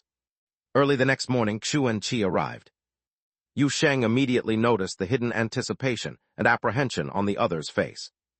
"Relax, it's just opening the door to go home," Aaron, perched on Yu Sheng's shoulder, casually remarked to Xuan Qi. "You'll be there in the blink of an eye." Even though I saw it once last time, the means of the expert still feel mysterious and incredible. Xuan Qi's expression was a bit tense, but he was trying to relax. Spanning the star Han, opening the door to arrive, regardless of distance. "The star gate built by the Algredians still requires some travel in super space," he said truthfully. "I'm genuinely curious about the principle behind Mr. Yu's door." "I wish I could explain it clearly." Yu Sheng, already in his coat ready to leave, reached into the air. "The Special Service Bureau recorded so much sample data, yet we still haven't figured it out. Is everyone ready? I'll open the door if everyone's ready." All set, Savior, we're ready." "Yes, okay." Yu Sheng smiled slightly, then took a deep breath, calming his mind before he began to construct the door leading to Feng Ling Mountain. Though he was a bit nervous, not because of the act of opening the door itself, but this being his first venture beyond the Boundary Land Civilization Circle. What kind of place would Feng Ling Mountain be? As this thought flashed through his mind, a door with a slightly translucent texture quickly formed in his hand, and with a click the doorknob turned and the door opened. Yu Sheng opened the door, seeing the ethereal fairy peaks on the other side, with towering palaces and majestic halls.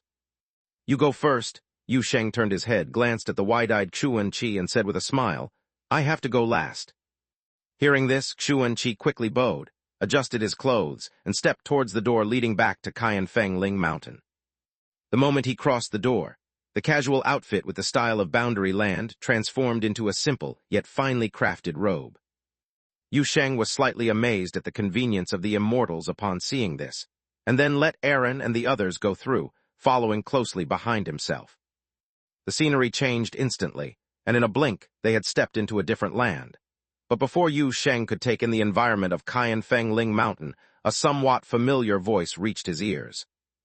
"Master, Master, senior brother came out of the alchemy furnace." The next second, Yu Sheng saw a gray-robed young Taoist boy, appearing to be 12 or 13, running past, only to be swept up by Xuanqi a short distance away, who lifted him by the collar. Always tattling. I was instructed by the master to return this time." Then an old, authoritative voice echoed from the main hall, carrying a hint of laughter. "Xuanqi, all right, put Xuan Yun down. This kid knew you'd return today and was too excited to contain himself." Yu Sheng quickly looked in the direction of the voice to see an elderly man at the end of the spacious main hall, dressed in a simple Taoist robe, with white hair and beard, exuding an aura of celestial righteousness. Behind him stood more than a dozen male and female cultivators, with a breathtaking view of the immortal mountain visible beyond the hall's open columns, unobstructed by walls. Xuanqi casually put down the young Taoist and quickly approached the elderly man, bowing with respect. "Master, I'm back." "Well, the task was well done." True Man Yuanling smiled, nodded approvingly at Xuanqi, then turned his attention to Yu Sheng and the others. He stood motionless, as if in a trance, without blinking while looking this way. But Yu Sheng wasn't surprised at all. Xuanqi had the same reaction upon seeing him before. People often found themselves in a daze when gazing at him, especially those with high spiritual talent, so he'd grown accustomed to it. So Yu Sheng simply smiled and stepped forward to greet the elder. "Pleased to meet you, Nai." True Man Yuanling.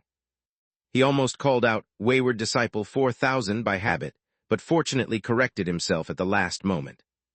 True Man Yuanling snapped back to awareness after Yu Sheng spoke. The celestial old man hurriedly adjusted his expression and returned the greeting in a somewhat overly solemn manner. "Pleased to meet you. It's an honor for my sect to have you visit." Standing by, Xuanqi was momentarily stunned by the scene.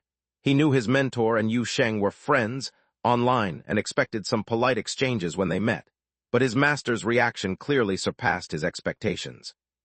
He wanted to ask something, but caught the sidelong glance from his master and quickly swallowed his words.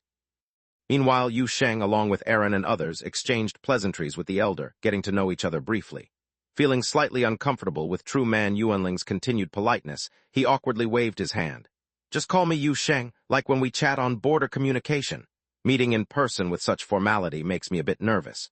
Besides, if anything, you're the elder and I'm just a youngster." Before he finished, he noticed an increasingly strange expression on True Man Yuanling's face.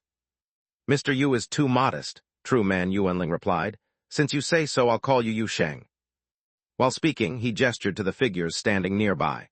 Disperse, return to your places, inform the immortal banquet hall to prepare a feast." Then he turned back to Yu Sheng. "These are my disciples who insisted on coming over when they heard of the esteemed guest's visit. Pardon their curiosity. I'll first take you to a resting place. You've traveled from a far end." True Man Yuanling had only half finished speaking before suddenly stopping. Then he sensed something was off and turned his head to look at Xuanqi, who had just opened the door and come in, as well as Yu Sheng, Aaron, Hu Li, and Luna, who followed. He stood thinking in place. "Actually, it's not very far," Xuanqi said cautiously. "Just a few steps to walk." True Man Yuanling began to stroke his beard, continuing to think. Yu Sheng couldn't help but laugh at this situation and waved his hand to the old man. "Hey, don't bother about that. You don't need to arrange a place for us to live. My ability is such that even if I was thrown to the edge of the universe, I could be home in the blink of an eye just by opening the door. So I actually have another matter I'd like to discuss with you." True Man Yuanling immediately straightened his expression upon hearing this. "Feel free to say." "We don't need accommodations, but do you have any open space here where my house could settle down?" True Man Yuanling blinked, continued stroking his beard, and kept thinking. The road to cultivate immortality is long, with countless wonders of the mortal world. True Man Yuanling considered himself well experienced over hundreds of years, but he suddenly felt he was lacking in the realm of wordplay. Yu Sheng immediately understood what was going on from the old man's reaction, coughed twice, and hurried to explain. "It's like this, my house is somewhat special." He proceeded to explain some special aspects of number 66 Wudong Road to the old immortal in front of him, trying to make the abstract house as comprehensible as possible. Nevertheless, true man Yuanling was astonished as he listened, taking several seconds after Yu Sheng finished to finally organize his thoughts, full of surprise. "Your cave mansion can Kainkun transport at your will." "You could say it like that?" Yu Sheng was not entirely sure. "In my own understanding, it just resets the coordinates of the entire building, but I don't know how you'd explain this process in your terms." True man Yuanling seemed not to hear him, instead pinching his beard and continuing to think aloud. "What is the principle behind this?" Yu Sheng had to cough twice beside him to remind. I can't explain the principle either. Anyway, about the settling matter, can you arrange that? Of course, my request might be somewhat abrupt. If it's unsuitable, then forget it. After all, it's not very troublesome for me to just open the door and go back." "It's not abrupt, not at all." True man Yuanling immediately waved his hand, already smiling. "I just don't know how much space your cave mansion needs. There is no shortage of empty space on Spirit Storage Peak." "Just find any place," Yu Sheng replied casually. "Actually, my house doesn't need much space. When it lands, it expands its own area, just needs to be somewhere as quiet as possible and unobstructive." "A quiet place? That's easy. I have a cloud viewing platform on the back mountain of Spirit Peak. The scenery there is excellent, and usually no disciples or servants go there. There's even a path directly connecting to this main hall. Would you like it placed there?" Upon hearing the description, Yu Sheng immediately nodded. "That would be fine." "Good, I'll arrange for my little disciple to take you over. I'm off to the Immortal Banquet Hall to see how the meals are being prepared. Once your house is settled, let's chat again." As he spoke, a small disciple named Xuan Yun, who looked only 11 or 12 years old, came over, bowed politely to Yu Sheng and the others in style. "Honored immortals, please follow me." While speaking, he couldn't resist sneaking glances at Yu Sheng, full of curiosity. Noticing his sneaky glances had been caught, he grinned widely. Yu Sheng and his group followed the little disciple. Xuan Qi kept watching their figures disappearing behind several pillars, then suddenly heard his master's quiet sigh beside him. "Master," he turned his head, finally getting the chance to voice his earlier question. "Just now you were." "Xuan Qi," true man Yuanling interrupted his disciple, his expression already stern. "When you usually interact with experts, you don't often peek, do you?" Xuan Qi was taken aback, lowered his head and answered honestly. "No, just accidentally glimpsed something the first time we met, as I told you." "It's good that you don't peek," true man Yuanling seemed relieved, but then his face broke into a smile. "A blessing indeed, a blessing." "Master," Xuan Qi wore a puzzled expression, but his instinct told him that his master could definitely see more than he could. "What did you just see?" "Xuan Qi, have you ever seen the starlight of the two ancient stars, Tegu and Huijiao?" "Tegu, Huijiao?" Xuan Qi didn't know why his master suddenly brought up this topic, but quickly reacted. "I do know of them. It's said that they are the oldest stars in this universe, their brilliance reaching to the ends of the heavens, going back to the day of creation, the opening of the new world. Cultivators can gaze at the light of Tegu and Huijiao stars to comprehend the Tao, but I have yet to see the glory of these stars, given my shallow cultivation." "I have seen them," true man Yuanling said softly. "Tegu, Huijiao. Their starlight is immensely distant and unfathomable, unforgettable for its ancient majesty. There is indeed some sense in saying they were born at the opening of heaven and earth." Xuan Qi blinked, so then. "Still younger compared to Mr. Yu." Xuan Qi. Chapter 340, Not Going Out. Chapter 340, Chapter 340, Not Going Out. Immortal, this is the cloud viewing platform. The little boy named Xuan Yun led Yu Sheng and company to a place in the back mountain, pointing to the spacious platform ahead.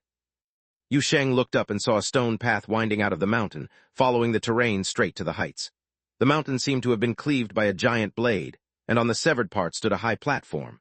The platform was pure white like jade, surrounded by carved railings with a vast cloud sea almost beneath it, mist swirling as if faintly merging with the platform. On the railings of the platform were jade plaques with warnings. "Dangerous barrier, do not approach. Mind your footing while cloud watching. Penalty of 100 spirit stones for scribbling." Yu Sheng thought for a moment and felt this was completely reasonable. but Aaron seemed to find it not reasonable enough, pointing at the warnings on the railings and asking, "Aren't you immortals supposed to fly? Why are you afraid of falling off the mountain?" Yuan was stunned for a moment, apparently not accustomed to dealing with ignorant outsiders. After some thought, he replied, Only the senior disciples with profound skills can fly with swords or ride the wind.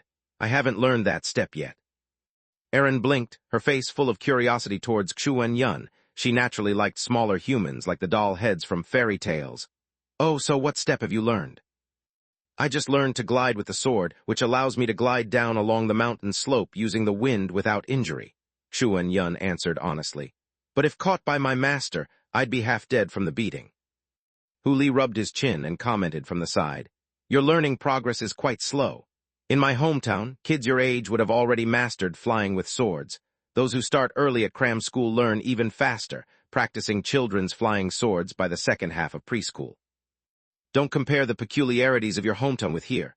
Aaron glanced at the fox girl. "Your homeland runs across planets." Yuan listened in bewilderment, standing stiffly. "Immortals, what are you talking about?"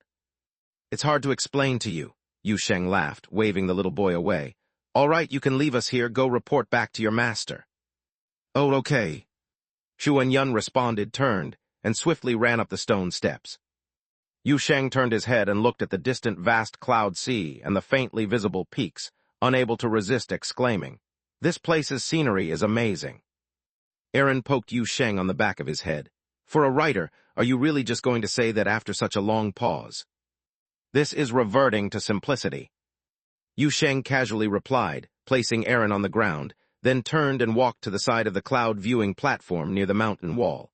He measured a few steps back and forth, found the most suitable spot for his doorstep, and reached out into the air. "I'll go open the house, you guys wait for me here." With that, he opened the door and stepped inside. In an instant, Yu Sheng found himself back in the living room of number 66 Wudong Road. Standing in the familiar living room, he blinked. Despite his own ability, he couldn't help but feel slightly surreal. Especially when he saw the familiar street scene outside the living room window, the nearby low old houses, the tall buildings in the distant cityscape, and the outpost of the Special Service Bureau disguised as a courier station at the intersection not far away. "Oh no, I forgot to notify the duty personnel here." Yu Sheng smacked his head, finally recalling what he forgot when he left. He quickly turned and told Aaron, who was watching TV in the living room, "I'll go inform the Special Service Bureau officer at the courier station that we're temporarily moving. You tell Li and Luna to wait for me." The tiny puppet, battling in a computer game in the dining room, impatiently waved. Got it. I guess you definitely didn't notify them." With Aaron, it's always like this. Take one out, there are several more at home. When speaking to this one, there would be responses from the side, and if not careful, these little ones would be everywhere, constantly giving people the illusion of a bug in life. Yu Sheng usually relied on his wide heart to adapt to the constant incongruences brought by Aaron's increasing numbers. He instructed the Aaron in the house not to wander, then pushed open the door and headed to the courier station set up by the Special Service Bureau not far from the house entrance. And then he saw two familiar faces walking out, seemingly about to do some cleaning. One was Li Lin, the other was Zheng Zhai. The first one he could still imagine why they appeared here, but the second one was truly unexpected for him. "Why is it you two?" Yu Sheng widened his eyes in surprise, looking at the two people in front of him. "Hey, brother Yu," Li Lin smiled as soon as he saw Yu Sheng and quickly explained. "Weren't the two people at this station temporarily arranged before?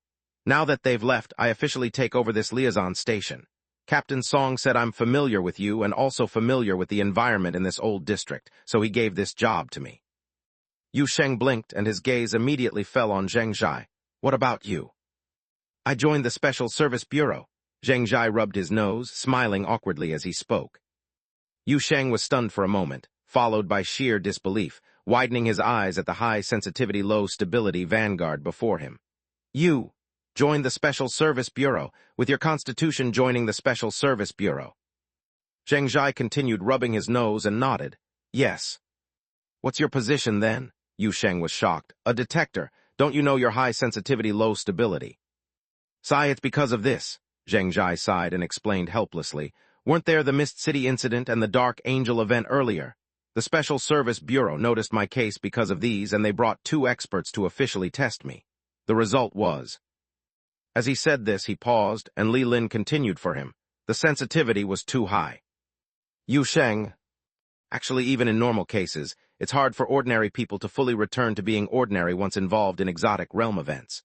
One path is medication plus training to maintain daily life as much as possible, and the other is switching to being a spirit realm detective or investigator, or simply joining the Special Service Bureau, Li Lin continued. Generally speaking, the more sensitive spiritually, the more suitable for the second path. Zheng Zhai belongs to the second type well.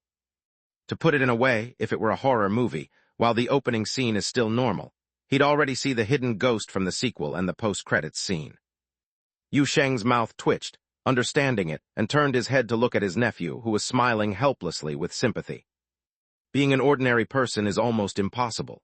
According to experts, spiritual sensitivity can't be reduced, only increases with contact with abnormal things, so the only path is to develop the ability to combat the bizarre. Facing the strange is all about this, either hide or fight, Zheng Zhai sighed. But I have no experience at all, and my combat talent is quite lacking.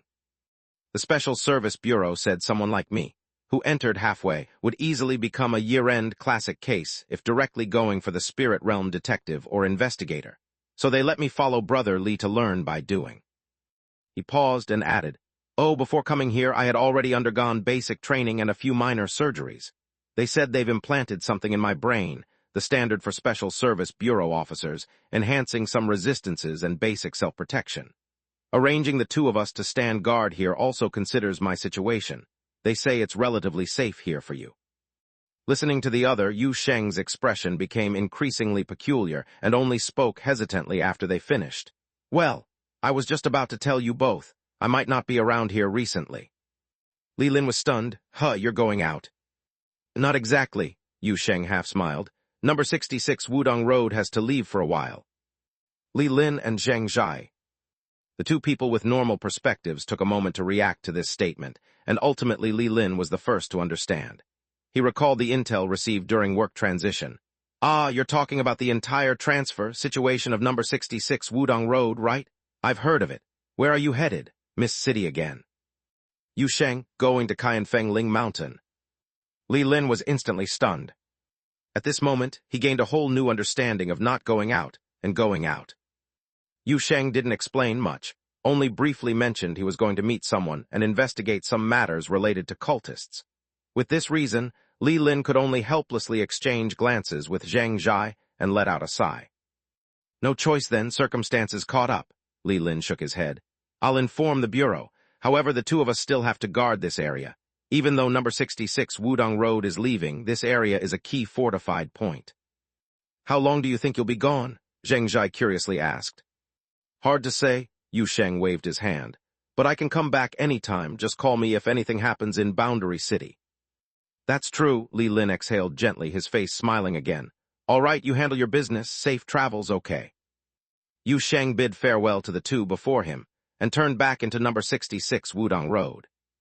Erin was lying on the armrest of the sofa in the living room, and upon hearing the door open, she raised her head. "All sorted." "All sorted," Yu Sheng nodded, collecting himself, and then casually grabbed the doorknob of number 66 Wudong Road again. "Let's go meet up with Hu Li and Luna." And me, why don't you say meet up with me?" "Stop messing with the system bug." Chapter 341, A Slip of the Hand.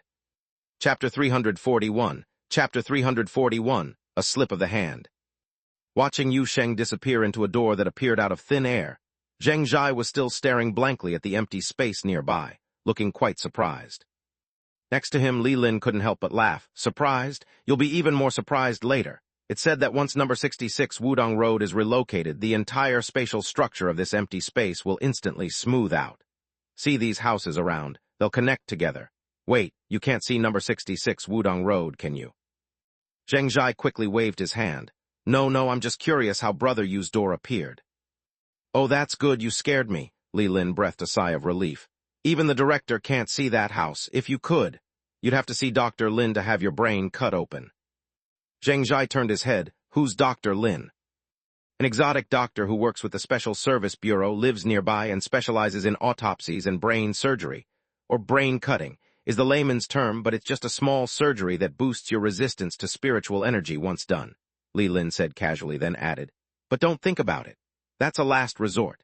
After it's done, you'll stop seeing bizarre stuff, but you might drool doing simple math. Zheng Zhai shuddered immediately, not daring to say anything more, but he couldn't help but glance again at the empty space nearby.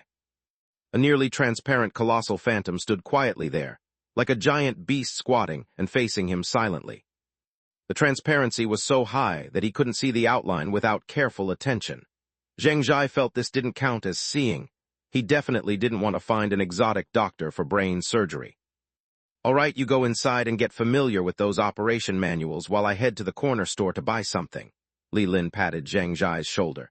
Now that number 66 Wudong Road is gone, there shouldn't be much going on here lately, so relax.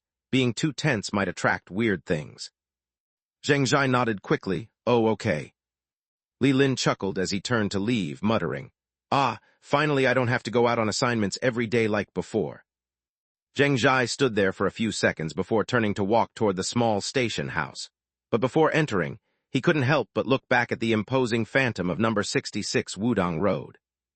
Yu Sheng squinted slightly, recalling the information he just recorded on the cloud viewing platform of Qianfeng Ling Mountain, and then attempted to convert those coordinates into a new location for number 66 Wudong Road.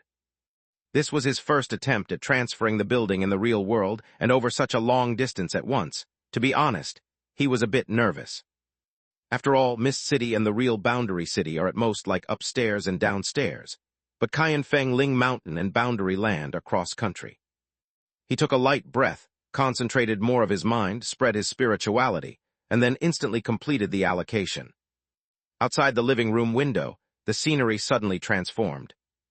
Chaotic and brilliant light and shadow storm abruptly erupted like a storm, but then it subsided in a moment barely perceptible to human reaction.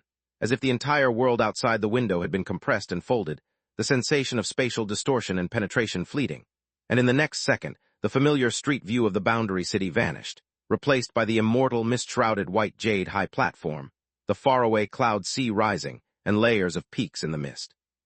Yu Sheng exhaled slightly and released the doorknob. Done, he happily turned to Aaron, who was leaning on the windowsill, and said, before pushing the door open to walk out. Hu Li, Aaron, and Luna stood by the door.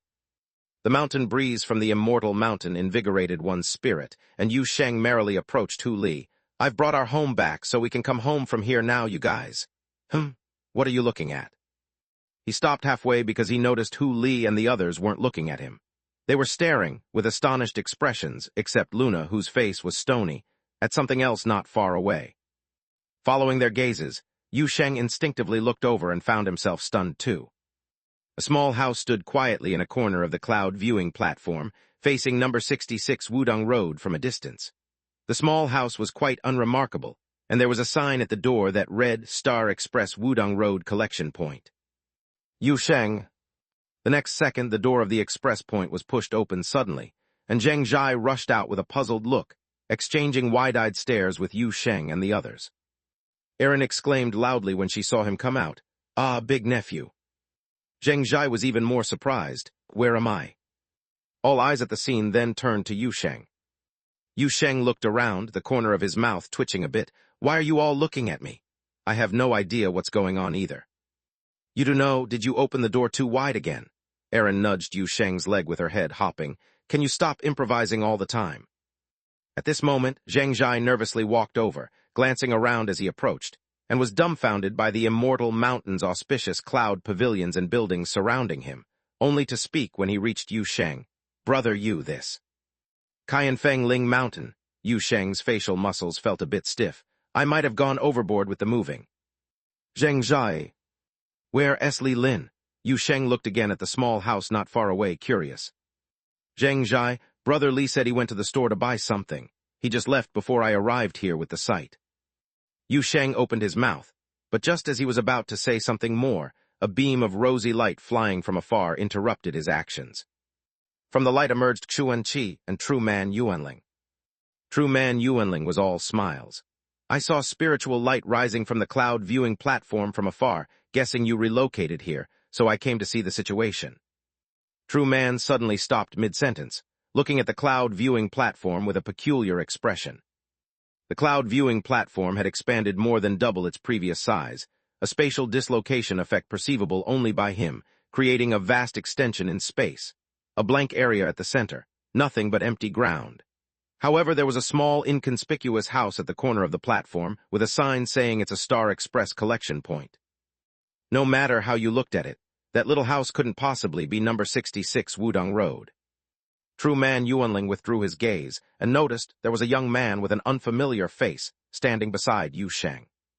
He assessed the young man briefly and realized he was indeed a person, flesh and blood, spirit and form from inside out, just a perfectly standard. A person. The old man was taken aback. This is... Zheng Zhai was sweating bullets. As a temporary worker at the Special Service Bureau, not even an official agent and untested, he had never seen such a scene. Opening his mouth, he felt his molars cramp. I. He yelled for a long time without getting anything out. Erin got anxious just watching, so she simply blurted out, "Security guard." True Man Yuanling paused, then looked at the Star Express collection point nearby. This time Erin reacted even faster. Security booth. Actually, he was sent by the Special Service Bureau as... a sentinel. Privately, he's a friend of mine, Yu Sheng said awkwardly. Not knowing how to explain relocating and inadvertently moving the sentinel here, he could only follow Erin's lead vaguely. That house is the Special Service Bureau's outpost, usually disguised as a Star Express collection point. Right, Zheng Zhai caught up quickly, nodding immediately. Our captain arranged for me to stand guard for Brother Yu. Oh, I see. True Man Yuanling stroked his beard, seemingly unbothered, just nodded at Yu Sheng. Since he's your friend, he is also a guest of our Kaiyan Feng Ling Mountain. A welcoming feast is already set in the immortal banquet hall. Come along with me.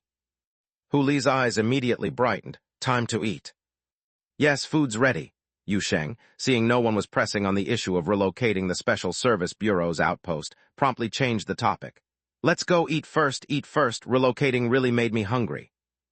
Zheng Zhai seemed like he wanted to say more, but before he was pulled along by Yu Sheng, stepping onto the stone path leaving the cloud viewing platform. Deep in Wudong Road, at the original coordinates of number 66 Wudong Road, which had become a narrow end of the street, Li Lin stood dazedly in a corner with a supermarket shopping bag in hand. He looked at the corner of the street ahead, then back at the somewhat incongruous little empty space behind him, standing there pondering life. Where's my workstation, JPG? How come when I just went shopping and turned around, my workstation disappeared? Li Lin, turning in place with the plastic bag twice to confirm it wasn't his poor eyesight and the entire outpost, really vanished, finally twitched the corners of his mouth, pulled out his phone from his pocket, and dialed his supervisor's number. Captain, it's Li Lin. No, Zheng Zhai didn't run into any trouble, or I can't say he didn't, he's gone. But don't panic yet, the outpost is gone too. A powerful what came through on the phone. I also don't know what's going on, Li Lin said into the phone tearfully. I just went to buy something and came back to find the outpost gone. Number 66 Wudong Road is gone too. In no time, Song Cheng arrived at Wudong Road in haste via shortcut. The two men stared at each other. After a moment, Song Cheng started making calls. Got it, Song Cheng raised his head with a subtle look at Li Lin. Yu Sheng packed it up and moved it. Why? Li Lin was bewildered. Said his hand slipped. Song Cheng felt his teeth ache. Just like last time when you were dragged into the Black Forest. The difference is you dodged the bullet this time, only Zheng Zhai was dragged over. Li Lin was dazed for a long while before finally speaking. What's to be done? My work report. What else can be done? It's force majeure, Song Cheng sighed, patting Li Lin's shoulder. Come on, head back to the bureau with me. There's another task. And until number 66 Wudong Road returns, you'll continue field work with me. Li Lin. Chapter 342, Welcoming and Cleansing. Chapter 342, Welcoming and Cleansing. True Man Yuanling set up a sumptuous feast in the immortal banquet hall of Kaiyan Palace to entertain distinguished guests who came from the boundary land, though not that far for Yu Sheng. There weren't many people at the table. Aside from Chuan Qi and True Man Yuanling whom Yu Sheng knew, there were only a few inner sect disciples accompanying the banquet. Not the kind of awkward scene Yu Sheng dreaded where a big crowd of unfamiliar faces gathered in the hall to watch him eat. Meanwhile, the array of dishes on the table truly opened Yu Sheng's eyes. Strictly speaking, there were few things on that table he recognized. though Yuan Chi assured him beforehand that these were all foods made to the taste of people from the boundary land. I thought once you reach a certain level in cultivating immortality, you'd start living off the wind and dew, sustained by nature's spiritual energy, Yu Sheng exclaimed at the sight of the dishes before him. I didn't expect you all to be this particular about food. There are those who live off the wind and dew, and those who absorb nature's spiritual energy. Those who relish the desires of the palate and can comprehend the great way in each morsel definitely exist as well, True Man Yuanling chuckled, not assuming any airs at the table, looking more like an ordinary merry old man. Cultivating immortality, cultivating the heart, is about having a clear and free spirit. Rigorous cultivation isn't the goal. The way exists in all the world, unrestricted by form. I remember Master Uncle once practiced the fasting method, Yuan Chi asked curiously from the side, but later I heard he said it wasn't effective and didn't stick to it. He practiced fasting, my foot. True Man Yuanling's eyes widened instantly, losing his composure. He asked me to refine 200 fasting pills for a 10-year fasting practice, ended up eating them all in one night, and the next day told me he had comprehended the compressed fasting method. Claimed one day had the effect of 10 years, and asked me to make another 200 pills with white flour cake flavor. Do not listen to his bragging nonsense. Relying solely on a tough constitution to cultivate immortality won't work. Yu Sheng stood awkwardly by, not daring to interject, but at least he realized the master and disciple here joking about a certain, strange man seemed to be normal. Even those inner sect disciples at the table showed no reaction listening to the master uncle's antics, all head down wolfing down. Then he looked around himself once more, and immediately noticed Zheng Zhai sitting at the side. Honestly, Yu Sheng was initially quite worried about this guy, considering the nephew was brought over in confusion, still bewildered before entering Qian Palace. That even made Yu Sheng debate opening another door to send this unlucky guy back, but he now realized perhaps he had overthought it. The nephew, too, was head down feasting, emphasizing a good mindset of following the leader to have a meal improvement, eating first no matter what issues arise. Obviously, the constitution of high sensitivity and low stability over the years has somewhat tempered this young man's mind. At least he's really good at adapting to the environment. Of course, the most voracious one present was still Hu Li, her head hardly lifted, regardless of what was in her bowl, shoveling anything she saw into her mouth, while two errands standing on the table tilted plates into her bowl, mainly for fun, almost unable to keep up with her eating speed. So how to put it, Yu Sheng brought 3 people over, not counting Zheng Zhai, where 2 were puppets that don't eat human food and couldn't enjoy the culinary delights. But Hu Li more than made up for it, perhaps even overcompensated. At least half of the disciples around, heads down feasting, found their dining motivation due to the huge survival pressure the demon fox girl brought them. True Man Yuanling noticed the scene as well. He looked around at the situation and, seeing his disciples industriously eating, couldn't help but shake his head, but soon chuckled helplessly, apologizing to Yu Sheng. My disciples, normally strictly disciplined, indeed aren't used to social etiquette. Sorry to make you laugh. No harm done, no harm done. Yu Sheng quickly shook his hand. I actually prefer it this way. If you arranged a bunch of formality, like needing to go through 18 processes to put down chopsticks, or giving toasts with 5 minutes of speech for each drink, I genuinely wouldn't be able to enjoy my meal, too busy for their rituals. Then it's all good, all good. True Man Yuanling immediately clapped his hands and laughed heartily, seemingly very pleased. I'm glad you're not blaming us for any lack of hospitality, haha. Why isn't Uncle Yuan here? Yuan Chi then looked up, asking in a low voice. You went to pick up your master uncle. True Man Yuanling sighed, looked up, explained to Yu Sheng. Yuan he is my junior brother, responsible for the beast taming sect in Qianfeng Ling Mountain. Originally he should have been here to welcome such esteemed guests, but my senior brother. He has endured some ordeals, now fortunate enough to break free, requires assistance, so Yuan he went to fetch him. Saying this, he paused, adding, actually the original schedule was suitable. Yuan Chi's return from the boundary land should have taken a good 3 to 5 days. Who could have guessed he'd arrive today? It's my spontaneous decision that messed up your plans. Yu Sheng, hearing this, had an awkward smile, mainly because I hadn't planned that far ahead. Oh, it can't be stated like that. True Man Yuanling quickly waved his hand, his expression somewhat helpless. It's still my senior brother's mishap, and made the guest look at our antics. It's rather embarrassing. I know you came this time also attracted by my senior brother's many bizarre past experiences, wanting to understand many things from him, but my senior brother, Yuan Hao. being unrestrained and indulgent, though indeed having countless adventures, when telling others usually added embellishments so shouldn't be entirely taken as truth. You can listen for general understanding, but don't take it all too seriously. Isn't that a bit of an exaggeration? Yu Sheng listened, his expression somewhat subtle. I heard some of this master uncle's experiences from Xuan Qi. Although those stories are quite bizarre, as an adventurer, he's rather admirable. Not everyone has his courage and luck. Adventurer, that's a good title, True Man Yuanling sighed. It would be better if he could just settle down and be a decent sect leader. Yu Sheng was taken aback by the words, staring at the white-haired True Man Yuanling, who looked the part of a sect leader with his celestial demeanor. Aren't you the sect leader of Qianfeng Ling Mountain? No, I'm the acting deputy sect leader. True Man Yuanling said this with a look of helplessness, raising his cup and drinking it in one gulp, as if compressing centuries of resentment into that drink. I shouldn't have accepted his seal back then, nor should I have been fooled by him into taking this position. Ah, youth and naivety, always trusting that one's senior wouldn't harm them. Xuan Qi saw the situation and quickly spoke up. Master, you've had too much to drink. I've had too little, True Man Yuanling glared at Xuan Qi. If I had drunk more, I'd be out of the mountain on my sword looking for your master uncle right now. Xuan Qi immediately hung his head. You can't ride the sword after drinking. True Man Yuanling glared at Xuan Qi, holding it in for a long time before letting out a sigh. Ah, this honest child, just like I was back then. Yu Sheng was embarrassed to interrupt this topic and could only chuckle dryly a few times, then quickly changed the subject. Right, regarding the activities of the Venerate Saints Monastery. I've already heard from Director Bailey. True Man Yuanling's expression immediately shifted when discussing the Venerate Saints Monastery, and his tone turned serious.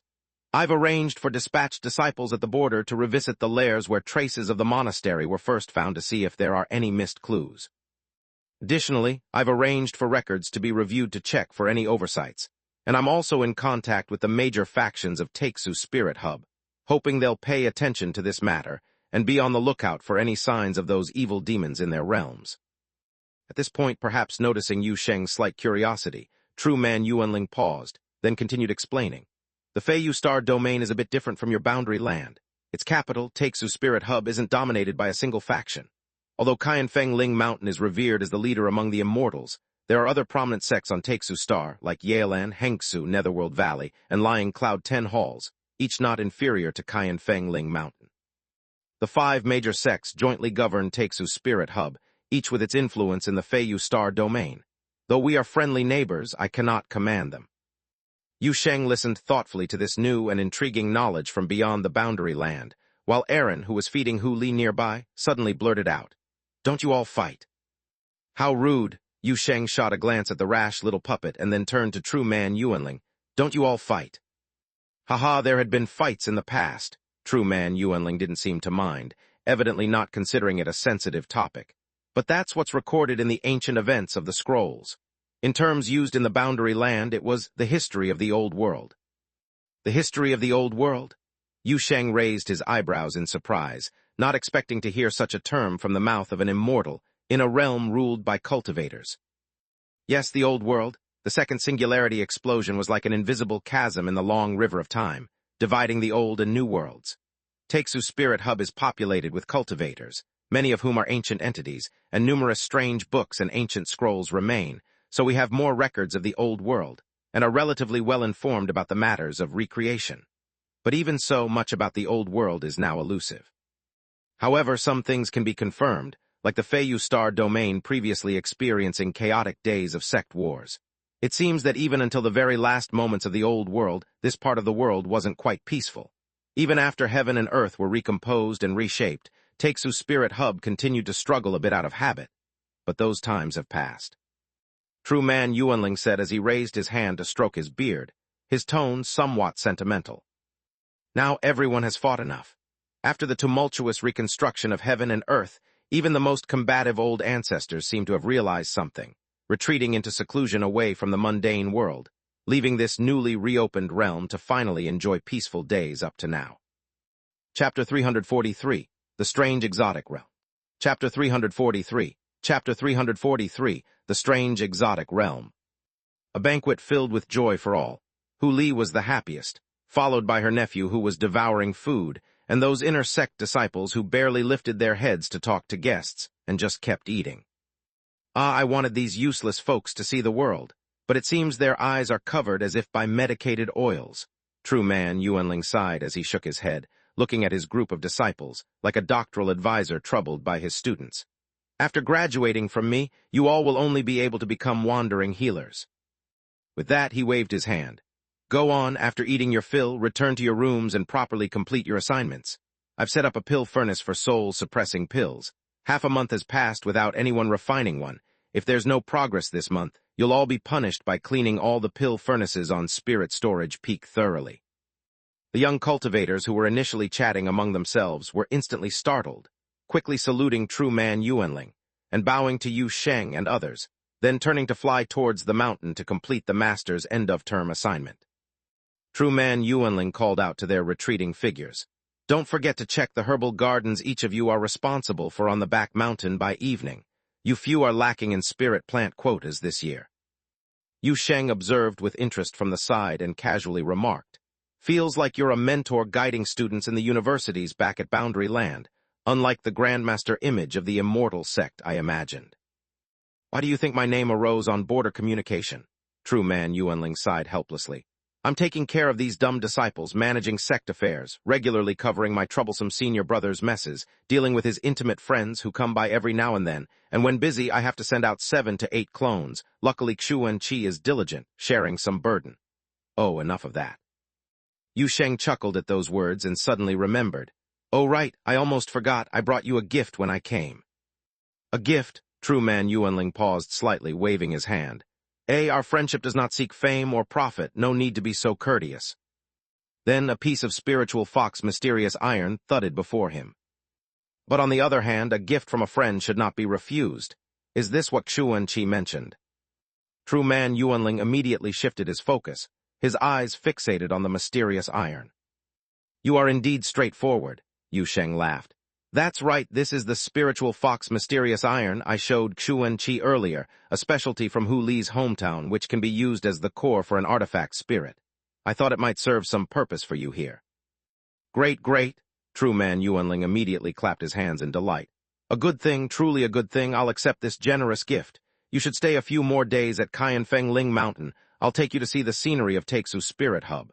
Not to boast, but this Taixu star has countless spectacular sights, ranking high even in the Star Han universe. At this point, True Man Yuanling couldn't help but wave his hand again, sighing with a hint of regret. Actually, I've always wanted to develop the cultural and tourism industry of Taixu Spirit Hub, but the other old fellows are only focused on cultivation. Their thinking is very rigid. Yu Sheng immediately recalled the tourism promotion flagship product of Qianfeng Ling Mountain that Xuan Qi showed him before. At that moment, Xuan Qi broke the silence. The honest young man brought up the main topic. Master, perhaps we should first discuss the newly appeared deceitful secret realm on Taixu Spirit Hub. What exactly is that secret realm? Once this topic arose, Yu Sheng remembered the reason why Xuan Qi was called back to his sect, looking at True Man Yuanling with curiosity. Right, I'm also curious about this. After all, you probably know, a Mist City suddenly emerged on Boundary City recently, and both Boundary Land and Feiyu Star Domain have had hidden cultivator activities. True Man Yuanling's expression became serious. He pondered slightly before speaking. That deceitful secret realm is not on Taixu Spirit Hub, but on its satellite Teiyu. Yu Sheng, on the satellite. Taixu Spirit Hub is encircled by 3 moons, namely Teiyu, Hengaming, and Constant Darkness, among which Teiyu is the largest moon, being the first alien planet that cultivators from Taixu Star set foot on after transcending from Earth and sky. True Man Yuanling explained. There are numerous mines, factories, and immigrant points established there hundreds of years ago, but later as we expanded to other areas in the Feiyu Star domain. The ancestral land, centered on Taixu Star, was protected, and naturally the ancient moon of Teiyu too. Now most mines and factories on Teiyu have been sealed, and the old immigrant points have all been relocated, leaving behind many things as memorial sites for future generations to visit and admire.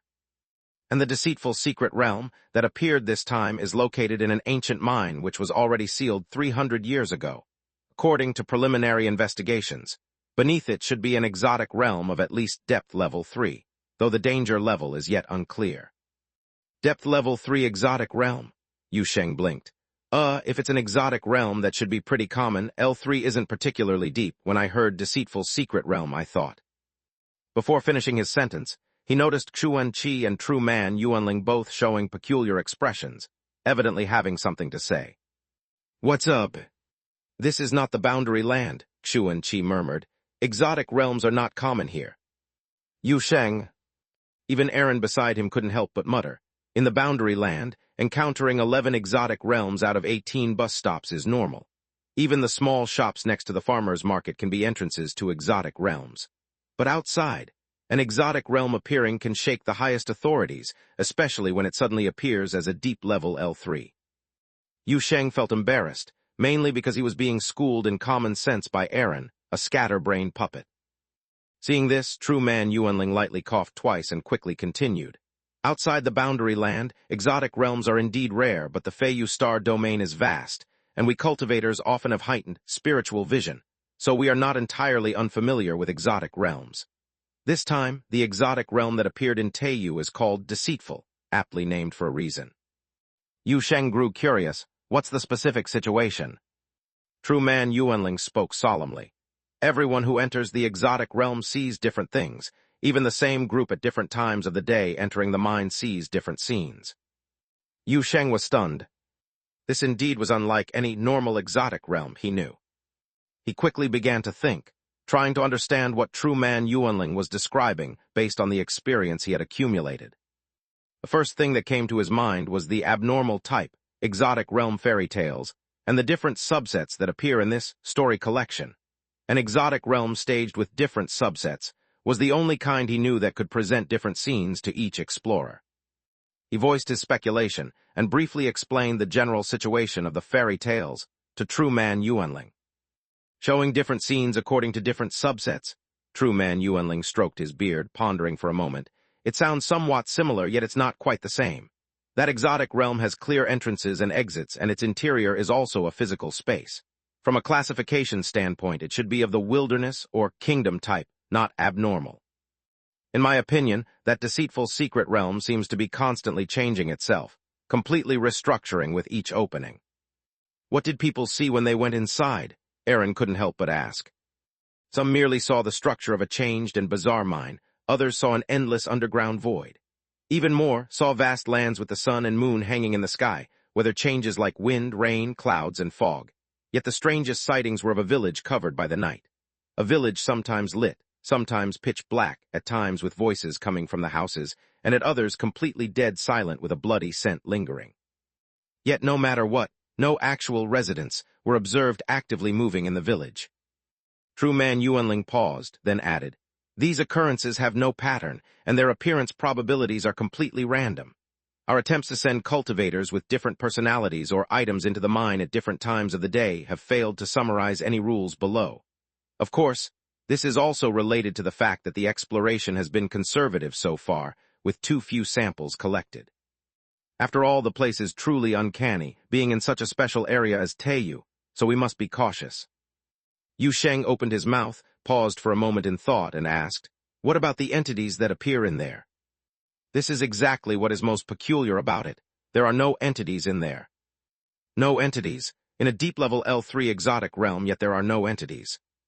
Precisely, at least so far, exploration teams have not discovered any entities in the mine.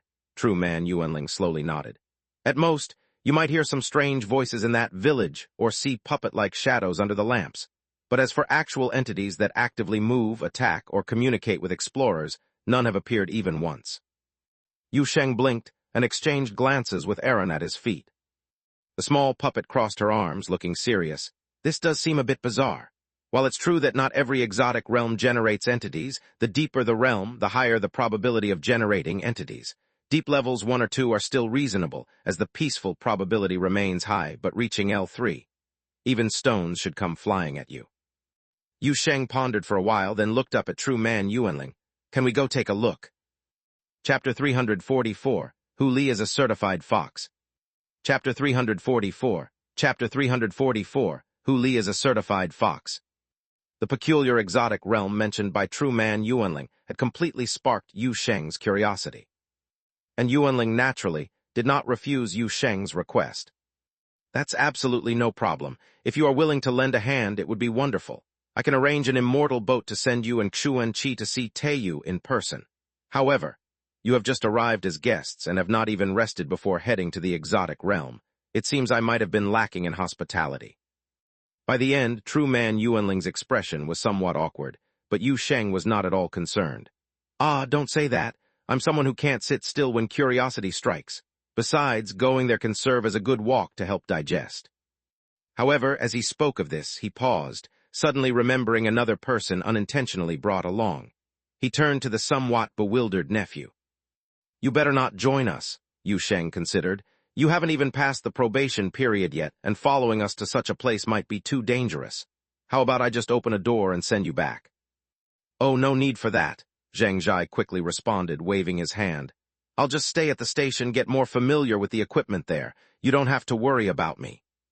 He scratched his head, a bit embarrassed, adding, I'm quite interested in this place. It's my first time traveling so far in my life. When can I stay here for 2 more days? Of course, if it's convenient for Brother Yu, that is. Otherwise, I'll just return to Boundary Land. It's no trouble, Yu Sheng thought for a moment, then turned to True Man Yuanling. Could I entrust you to look after my friend for now? True Man Yuanling laughed, of course. After arranging for Zheng Zhai to rest at the cloud viewing platform, Yu Sheng's group followed True Man Yuanling and Xuanqi to the immortal boat platform behind Qian Palace. Along the way, Yu Sheng followed True Man Yuanling through the Great Hall, across hanging corridors, and was deeply struck by the grandiose sights within the supreme immortal palace of Qianfeng Ling Mountain, Qian Palace. As a facade of one of the most influential factions in the interstellar power, this majestic building perched atop a mountain seemed almost to be a natural part of the peak rather than a man-made structure. A fact that particularly impressed him as he gazed down the mountain from the heights of Qian Palace. From the foot to the summit of the mountain, the gates and stairways, terraces and palaces spanned continuously, piercing clouds and breaking through mists, scaling the mountain in layers following the slope. Just the sight of this brought the words "stairway to immortality," as if a vivid idea imprinted directly into the minds of those who witnessed it. Even Luna, who was usually carefree, was stunned at this moment. She glanced down the mountain and gasped. How tiring would it be to climb all the way from the foot of the mountain? True Man Yuanling smiled at her words, stroking his long beard. No worries, there are elevators in the mountains. The sigh that had just welled up in Yu Sheng's heart was abruptly cut short. Well, not everyone in the sect is capable of flying and soaring on clouds and mountains. Newly initiated disciples have to come to lessons sometimes, and now there's no longer the old rules like, servant disciples can't ascend the mountain, outer disciples can't enter the hall, Xuanqi explained alongside. Plus, there are merchants who bring goods up the mountain. While speaking, True Man Yuanling stopped in his tracks and pointed. This is the small immortal boat used for shuttling between the Taixu Spirit Hub and Teiyu. It's a bit slower than the high-speed shuttle within the planetary system at Boundary Land, but it's very light and agile. Yu Sheng curiously looked in the direction True Man Yuanling pointed. At the edge of the cloud-like high platform, a small silver-glowing vessel was suspended at the end of a few stone steps. The boat was about 20 to 30 meters long, shaped like a curved feather, covered with a layer of misty light. Intricate talismanic symbols appeared and faded in the air at its bow and stern, constantly emitting radiance like ripples in water, making the small boat appear to be floating on an invisible water surface, truly a marvel. Yu Sheng felt his horizons expanding, but amidst his amazement, he suddenly thought of something else, turning to Xuanqi. Aren't you immortals also capable of sword flight? And can't you fly even without a sword, without an immortal boat? Could you fly up to Teiyu on your own? Yes, Xuanqi nodded, but then added, but only when occasionally refining oneself do I use sword flight to ascend to the moon. It's quite tiring after all. Speaking of which, our Taixu Spirit Hub also has an event related to this, held every 2 years, where the challenge is to use sword flight from Taixu Spirit Hub within a day and night to ascend Teiyu, Hengaming, and Constant Darkness stars. I've participated and managed to achieve a decent ranking. Yu Sheng thought about it, realizing this seemed like the immortal cultivation world's version of a marathon. And at that moment, he suddenly felt someone tugging on his sleeve. Turning his head, he saw the fox girl hesitating to speak. Savior, Hu Li said, lowering her voice and sounding a bit hesitant, I don't want to ride this. Yu Sheng was taken aback. It was rare for him to see Hu Li being willful, and he was quite surprised at this moment. But soon, he understood what the girl was thinking. I want to run on my own. The demon fox girl looked up at him, her eyes beginning to light up. I'll follow behind this immortal boat and run by myself. Yu Sheng was astonished, looking between Hu Li and the space shuttle nearby, finally speaking after a moment. What? You can keep up with that? I guess so. I'm not sure how fast it goes, but I can go full speed in space. Hu Li said happily, pointing at the sky. The sky here doesn't have anything blocking it, unlike in the valleys or Boundary City. I haven't run outside for a long time. Savior. A demon fox shaking its big tail coquettishly in front of him was indeed a bit too much for Yu Sheng to handle. But amid his wavering, he felt a slight shock because he had just suddenly realized something. Hu Li, you haven't been running to your heart's content all this time, have you? Even when you were frolicking in the valley, you didn't run enough. Hu Li nodded, but then shook her head, as if afraid Yu Sheng would be upset. She explained, I have fun running, it's just not at full speed. Yu Sheng. Hu Li loves running, very, very much. Her love for running is second only to eating. But he now realized he had always underestimated the level of this demon fox's running. He thought he gave Hu Li a valley to run freely, thinking it was enough, but hadn't imagined this honest girl had never really run to her heart's content. Oh, well, all right then. Having figured it out, Yu Sheng's face twitched slightly, but then he thought of the 2 space traffic rules, books he hadn't finished reading yet, and subconsciously glanced at True Man Yuanling by his side. Should we let her run? How does this near-star sky domain classify mobile pedestrians and non-mobile pedestrians? True Man Yuanling seemed equally taken aback, stood in place dumbfounded for a moment before responding with a peculiar expression. That depends on the form she takes to ascend into the sky, as far as I know about the Demon Fox clan. Before he finished his sentence, Hu Li made a leap forward with a whoosh. She turned into a giant 9-tailed demon fox and turned her head to stare at him. True Man Yuanling. Stiff for a moment, True Man Yuanling waved his hand, and a brilliant light swiftly appeared from the void. A jade tablet emitting a soft silver glow appeared in his hand. Temporary Mobile Immortal Driving License. He handed the jade tablet to Yu Sheng. Though demon foxes are spirit beasts, they are considered alongside immortals within the Takesu Spirit Hub, so let her carry this jade tablet with her, and also you need to make sure to provide guidance, avoid dangerous flight, best to always follow behind the immortal boat. Got it, thank you. Yu Sheng hastily nodded in gratitude, took the jade tablet and came before Hu Li, but then got puzzled at the giant 9-tailed fox. Where should I hang it for you? Hu Li lowered her head. Under the chin, find a tuft of fur to tie it. Don't worry, Savior. I will protect it with protective spirit chi. It won't be blown away by the wind.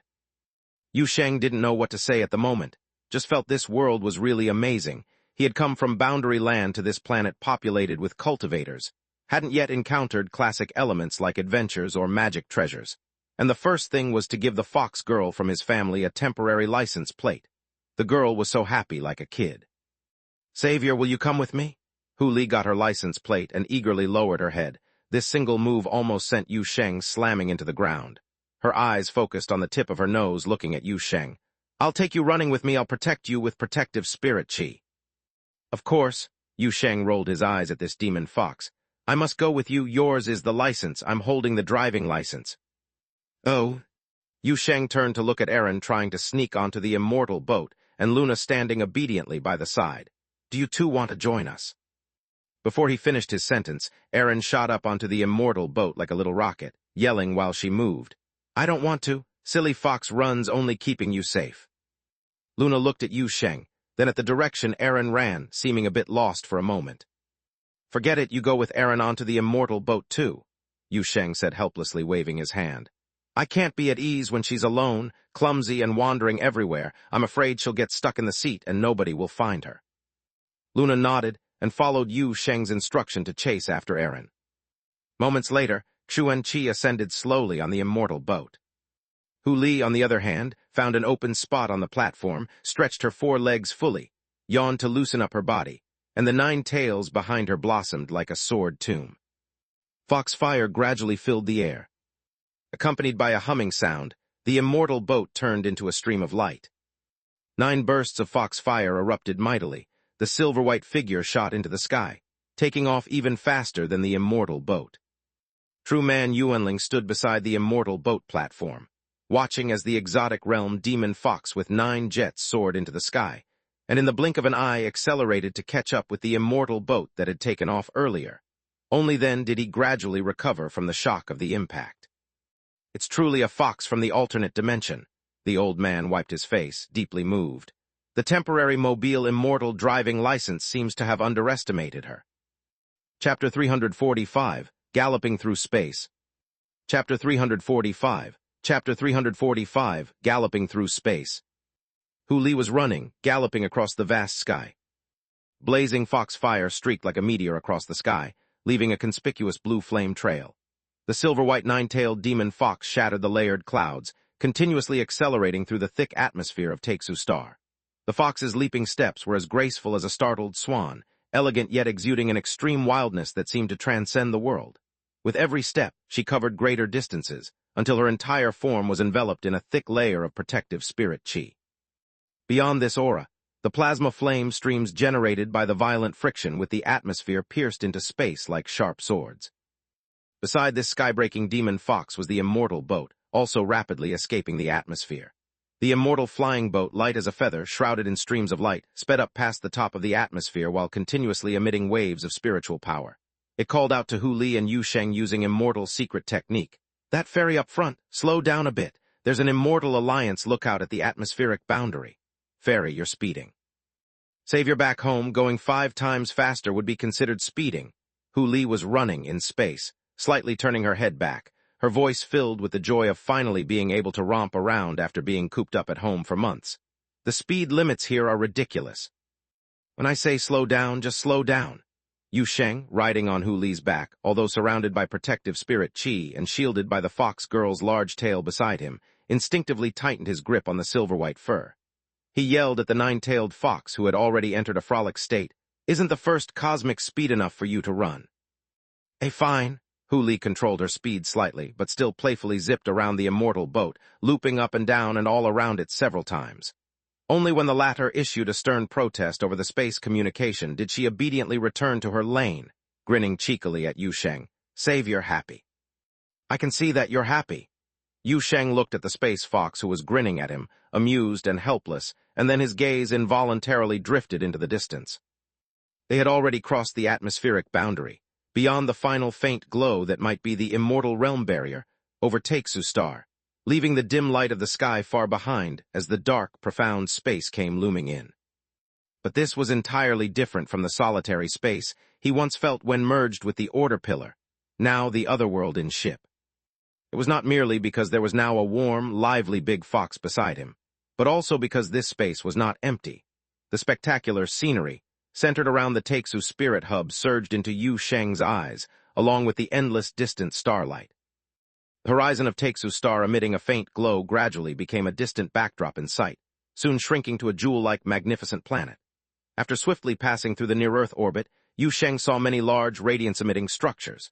The immortal boat led the way, guiding Hu Li past some of these glowing masses, and Yu Sheng saw that they were floating pavilions and towers in space, majestic towers, bridges of light connecting palaces, and extensive man-made lands. On this land there were even thick ecological domes, under which lakes, waterscapes, and lush trees could be vaguely seen. These palaces and various sizes of space-floating islands just floated unsupported in the universe around Taixu Star, with numerous immortal boats and brilliant streams interwoven among them, seemingly forming a space logistics network, or business and travel flow. Shuan Qi's voice crossed the space, directly reaching Yu Sheng's ears from the immortal boat. What we just passed by were the temples and buildings of the Lying Cloud 10 Halls Air Hub. Lying Cloud 10 Halls is a top sect in Taixu Spirit Hub, renowned for artifact refining and city building, excelling in mechanical craftsmanship. Lying Cloud 10 Halls is both the name of their sect and refers to their 10 floating grand halls in the clouds, which are the earliest permanent floating architectural complex on Taixu Star. 2/3 of the spaceport structures and architectural giants in Taixu Star's orbit were constructed by Lying Cloud 10 Halls. Those floating islands with ecological domes are mostly industries of the Yaelan sect or Netherworld Valley. They cleaved mountains and broke land from the stars of Hangguang and Handing, dragging mountain ranges containing spiritual ore near the sun to refine with solar power. Once the ore veins were exhausted, they forged the remaining mountain slag into islands, dragged them to Taixu Spirit Hub's orbit, and covered them with ecological domes to nurture mountains, forests, and lakes as settlements.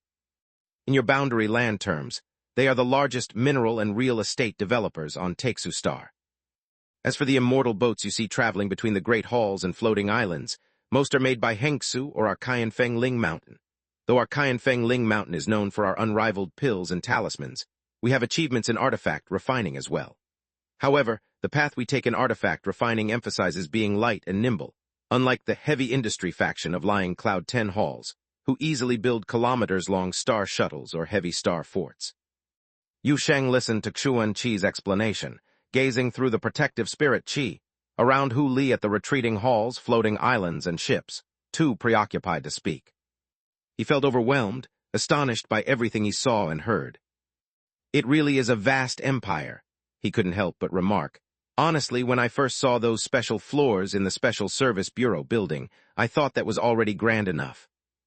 Mr. Yu gives too much credit. These scenery of Taixu Spirit Hub were not built overnight, but are the crystallization of many generations of Dao friends. As for grandeur, you probably haven't seen those big guys truly hidden by the Special Service Bureau. If you really discuss grandeur, Boundary Land doesn't occupy the Universe Hub position for nothing. For a moment, Yu Sheng didn't reply, just speculating on what the big guys hidden by the Special Service Bureau might look like, and imagining what the Council Control Zone that Bailey Qing once mentioned might be like outside the Boundary Land. As he was lost in these wild thoughts, the immortal boat and Hu Li began accelerating once again. Hu Li's protective spirit Qi and some otherworldly immortal technique offered protection, so Yu Sheng barely felt any discomfort from the repeated accelerations. He only sensed a slight tremor beneath him as those orbiting facilities near the Taixu Spirit Hub quickly turned into distant points of light, vanishing within the backdrop of starlight. Just then, Yu Sheng glimpsed something flickering across the distant space from the corner of his eye. Even with Yu Sheng's current dynamic vision and acute perception far beyond human capabilities, he could only vaguely discern an astonishingly large grayish-white structure, resembling a massive stele standing in space, surrounded by twinkling lights and several buildings that seemed to have been added later. Lacking reference objects, Yu Sheng couldn't judge the size of the fleeting giant stele, but just by observing the general form of those surrounding buildings, he felt the dimensions of that stone stele might be unimaginably large. "What was that just now?" Yu Sheng instinctively asked. Xuan Qi quickly responded, "You mean that giant stele we just passed by? That's the Yuan stele." Yu Sheng was very curious. "The Yuan stele, what's its purpose?" "I don't know." You do know." "Indeed, I don't know," Xuan Qi explained. "The Yuan stele is considered one of the greatest unsolved mysteries of the Taixu Spirit Hub, and even the entire Feiyu Star domain. No one knows where it came from, who built it, or how long it has stood in this void.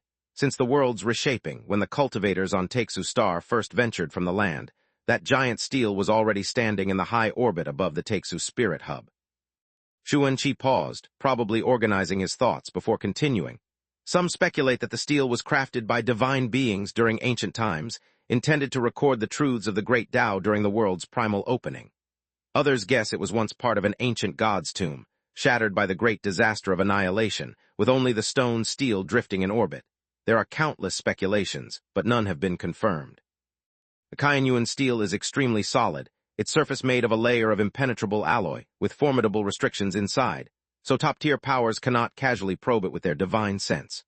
Over the centuries, many have tried to unravel the stele's secrets on the Taixu Spirit Hub, but none have succeeded. Those with luck returned empty-handed, while the less fortunate even perished after recklessly investigating. Over time, no one dared to pursue its mystery further. Gradually, the Yuan stele became a holy land near the Taixu Spirit Hub. People said the giant stele is an ancient legacy left from the old world, transformed into a barrier by the divine beings' mass self-demise to combat the annihilation disaster.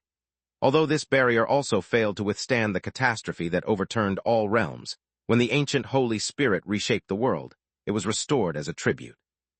There are various tales, but all agree on one thing: the Yuan stele is the supreme treasure of Taixu. The result is as you see it. We've constructed numerous outposts around this space-lone stele, far from the Taixu Spirit Hub, turning it into a lighthouse beside our mother planet. To this day, it remains the most important beacon for immortal boats and star shuttles as they return to the Taixu Spirit Hub. "So that's how it is," Yu Sheng muttered, his mind thrumming with countless imaginings sparked by Xuan Qi's stories and legends. He turned to take another look at the mysterious giant steel floating in space, but couldn't see it anymore. Afterward, he again felt a slight tremor beneath him. Hu Li was still running through space, but had noticeably slowed down, several fox tails adjusting the angle of Foxfire's jets, seemingly preparing for a trajectory change. A silvery glow appeared at the edge of his vision. The largest natural satellite in the sky above Taixu's spirit hub, Teiyu, one of the 3 moons, was now upon them. Chapter 346, Foreign Fox. Chapter 346, Foreign Fox. The large satellite with a silver glow gradually enlarges in view. Its energy dome, artificial atmosphere, and countless gathering points and giant facilities on the surface come into sight.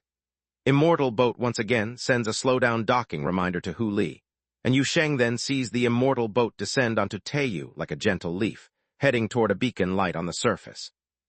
Hu Li's several tails adjust their angle and thrust strength again, aligning with Immortal Boat's landing direction, and following its directional guidance through the atmosphere, getting closer to the ground.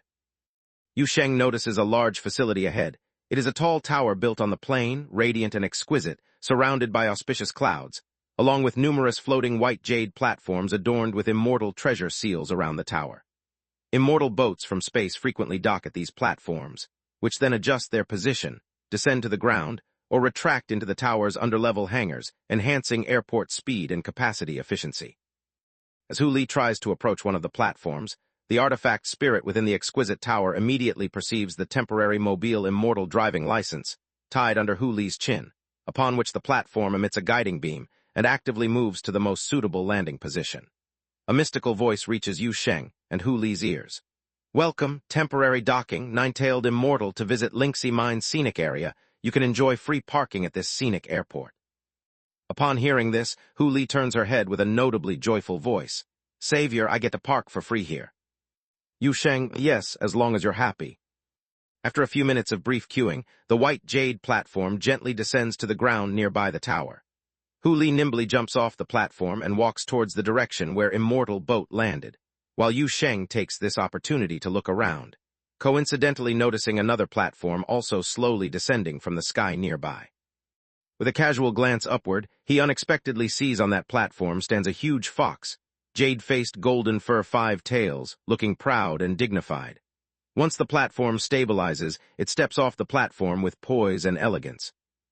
This is Yu Sheng's first time seeing an immortal fox on this side. He excitedly tugs at the fox fur beneath his body. Hey, Hu Li, there's another fox deity over there. Where? Hu Li immediately lifts her head to look around and quickly spots the jade-faced golden fur 5-tailed fox walking ahead with its chest out, delightedly stepping briskly towards it. Hello. The next second, Yu Sheng sees the jade-faced golden fox shiver slightly, lifting its head to look at the 9-tailed silver fox from this side with an expression of shock and tension. Actually, it's difficult for Yu Sheng to discern an expression of shock on a fox's face. His main judgment is the tail of the other party almost puffed up into a ball. Upper immortal. The jade-faced golden fox subconsciously lowers its body, cautiously tilting its head slightly as if not daring to directly meet Hu Li's gaze, then emits a crisp girl voice. Does upper immortal have any instruction? I didn't mean to rush your Immortal Boat platform. I saw there was no one stopping, so I came up. You didn't snatch my spot. Hu Li tilted her head, inexplicably puzzled. I just saw another fox and brought Savior over to say hello. Yu Sheng stands up from Hu Li's back, walks up to the latter's head so that the opposite jade-faced golden fox can see him, mimicking the hand gesture of greeting from this side. Hello, I'm Yu Sheng. The jade-faced golden fox looks bewildered. Hello. Then after a moment, cautiously looking at Hu Li, she speaks. Does upper immortal have any command? No, Hu Li says casually. I just greeted and I'll be going, we have things to do. Upper immortal, have a safe journey. Hu Li carries Yu Sheng and strolls away. The jade-faced golden fox remains in place, watching the figure of the 9-tailed silver fox disappear in the distance before finally exhaling in relief, the fur erected all over its body slowly calming down as well. At almost the same time, a middle-aged man's voice comes from beside. Linglong, what are you doing standing here? The jade-faced golden fox called Linglong turns around, seeing a tall and thin, pale-faced, purple-robed middle-aged man standing nearby, looking at her with confusion. Great uncle, Linglong the golden fox immediately bows down, her eyes sparkling, her voice sounding extremely cheerful. 9 tails. Just now that immortal 9 tails.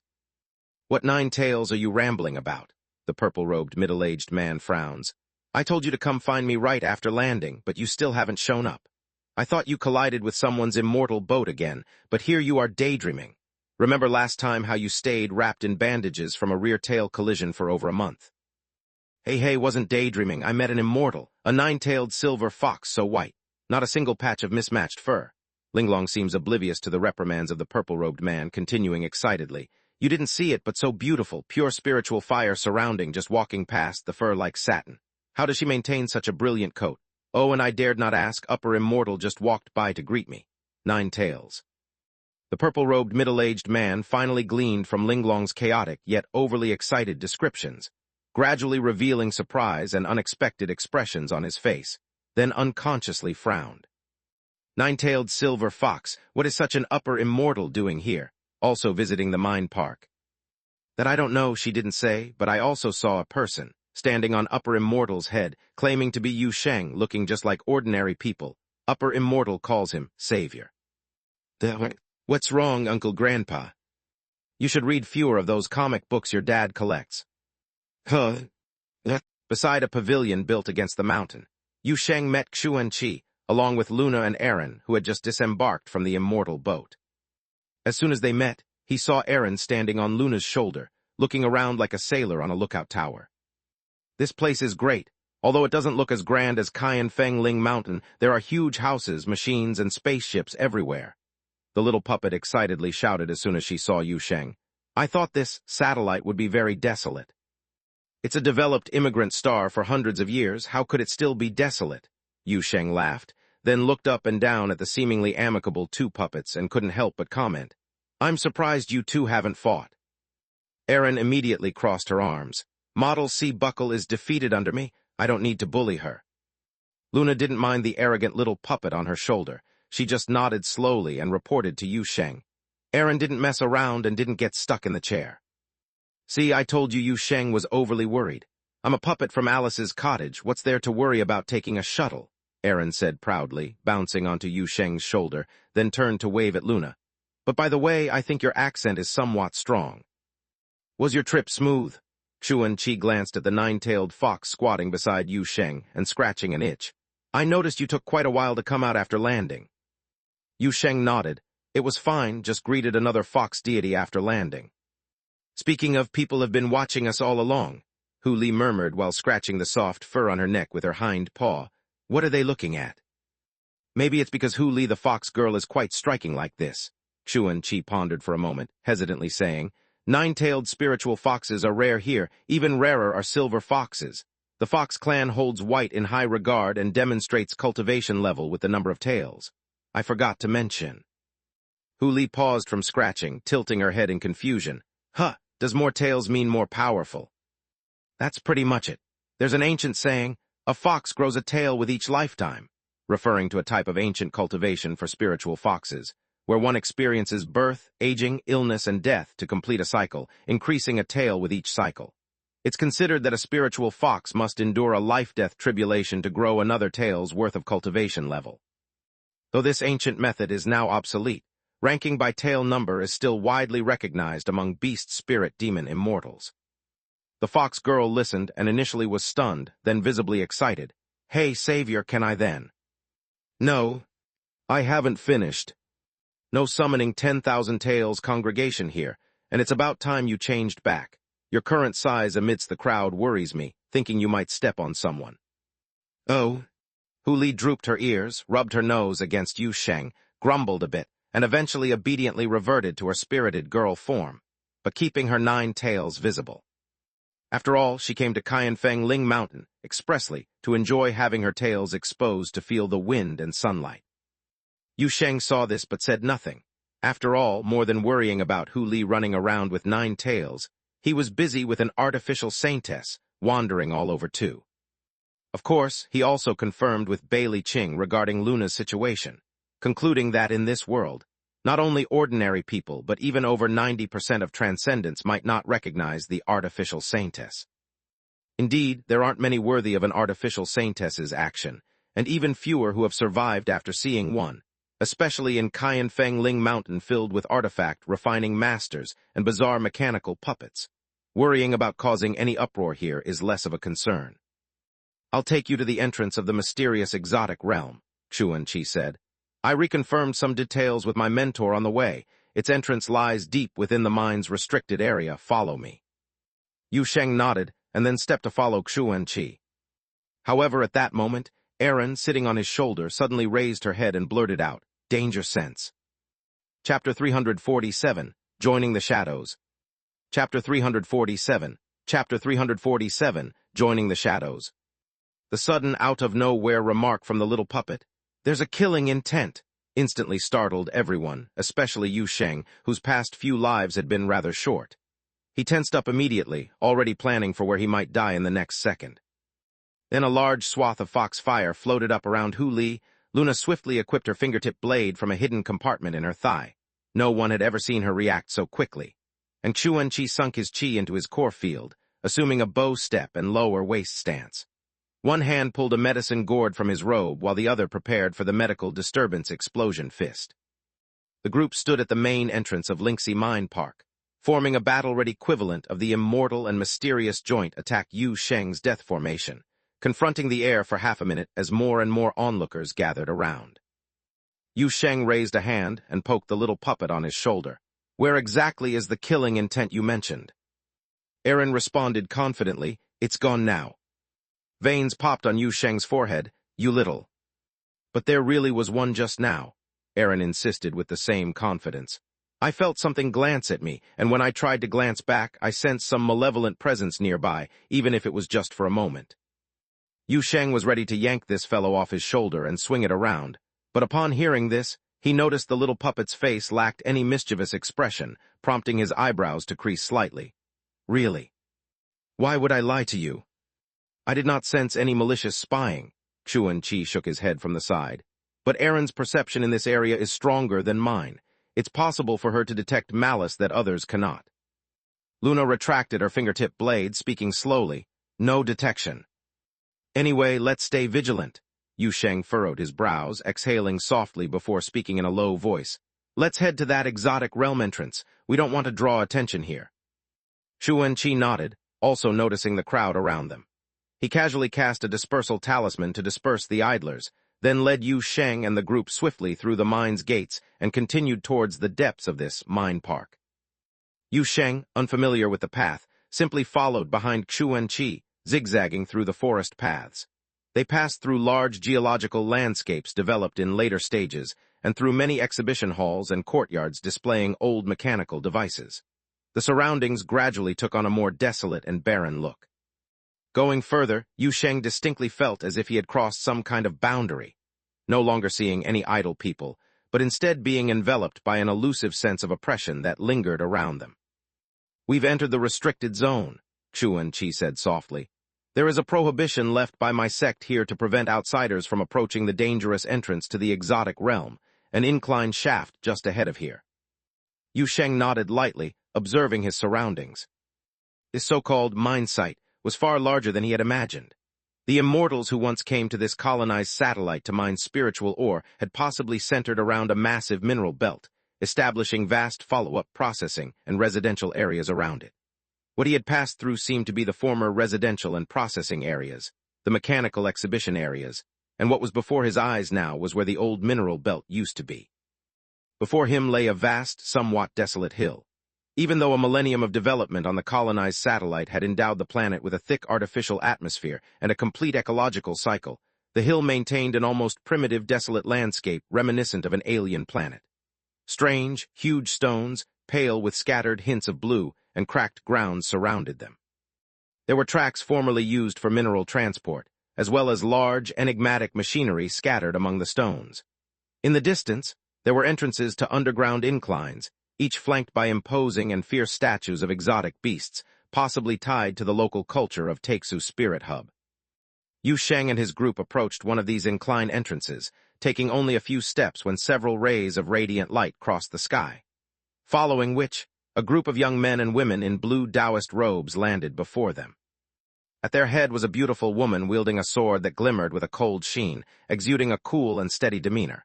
After landing, she respectfully bowed deeply to Xuanqi, senior brother. Xuanqi returned the courtesy. Su Yun, you and the others have worked hard. The other young cultivators also bowed, some covertly sneaking glances, curiously and cautiously observing Yu Sheng and his companions, especially the silver fox immortal with 9 tails. Hu Li flashed her teeth at one of them, only for fun, causing everyone to suddenly jerk back and quickly retract their gazes. The beautiful woman referred to as Su Yun by Xuanqi hurriedly lowered her head. Immortal, please forgive us. Yu Sheng waved his hand hurriedly. No need to be nervous, she's just playing around with you. She doesn't bite. They are the guests that Master invited from Boundary Land, Xuanqi introduced. This is Mr. Yu, and these are Hu Li, Luna, and Aaron. He then raised his hand, pointing to the female leader opposite. This is my junior sister, Su Yun. She was in charge of watching over this exotic realm before I returned. That exotic realm is truly peculiar, and now Master no longer allows ordinary disciples to go inside for testing. He only lets us guard the entrance and wait for you, senior brother, to handle things. Su Yun nodded, openly relieved. We have also set prohibitions around the old mining area and arranged 4 teams for patrol and vigilance. Xuanqi nodded, and then seemed to suddenly remember Aaron's earlier, there's murderous intent, and frowned, asking, have there been any unusual occurrences today? No, Su Yun immediately shook her head. I've been watching the entrance the whole time. Other than the shadows sometimes expanding and contracting, there hasn't been any change. Xuanqi nodded slightly, then ordered Su Yun to lead the way, joining Yu Sheng and the others to the eerie shaft entrance where unusual occurrences had transpired. This was an extremely wide entrance, flanked by menacingly majestic stone statues of exotic beasts guarding either side. Within the entrance was a gentle slope stretching seemingly endlessly, with abandoned rails and suspended tracks alongside. Despite being discarded, the shaft's entrance was still illuminated. The material of the pearls, embedded in the wall bases of beast mouths, emitted a cold glow. Yu Sheng stood at the slope's entrance and gazed down, seeing only chaos below. Though the lights on the walls extend downward the further they go, it seems the lights are increasingly suppressed by something, growing dimmer, the shadows deepening. This place is the deceitful secret realm. The entrance is rather obvious right at the shadowy place, Su Yun said beside him. Going down the slope, the lights on both sides steadily grow dimmer, while shadows beneath people's feet become more defined and dense, until all around becomes pure darkness. When the lights on the walls can no longer illuminate the path ahead, one will have entered the exotic realm. At that moment one can still see the path back and can retrace steps to return. But if one continues forward, they'll step directly into the depths of the exotic realm. In the depths, one will see all sorts of eerie scenes, nothing like being inside a mine. The path that was taken becomes hidden and cannot be retraced to exit. To leave, one must keep walking in the direction of lights or wind sounds until seeing an upward path, possibly stairs, a dirt slope, or a mountain path. Encountering this kind of path, you keep moving forward and barring any accidents, you'll gradually return to the darkness. And as the path underfoot becomes the mine shaft slope again, you can retrace steps to return. According to senior brothers who ventured down before, there aren't any tangible creatures such as ghosts or monsters in the exotic realm. It's merely gloomy and harbors an unsettling aura, greatly influencing one's mental state. Staying long enough, even without encountering enemies, one's spirit may become turbulent, and one's cultivation heart unsteady, even sensing growing violent intent. It's always like everyone around is a threat, though one can overcome this through willpower. But if truly trapped inside, unable to exit, long-term exposure may lead to serious consequences. Yu Sheng and Xuanqi exchanged a glance. Shall we go down together to take a look? Yu Sheng casually suggested. Xuanqi smiled slightly. I am certainly willing. All right, Yu Sheng nodded, then turned to glance at Aaron perched on his shoulder. Help me out too. Aaron was taken off guard. Look at what? Yu Sheng wore a serious expression. See if I'm going to experience bloodshed today. Oh, all right, Aaron replied blankly, then held Yu Sheng's face with both hands and seriously scrutinized, earnestly focused. After a moment, she solemnly nodded. Yes, but the bleeding will be minor. Yu Sheng's mouth twitched. Well, I really have to thank you for your precise judgment. Xuanqi stood by, baffled, unable to understand what the two were doing, only presuming it to be some sort of mysterious ritual before the travel agency's mission.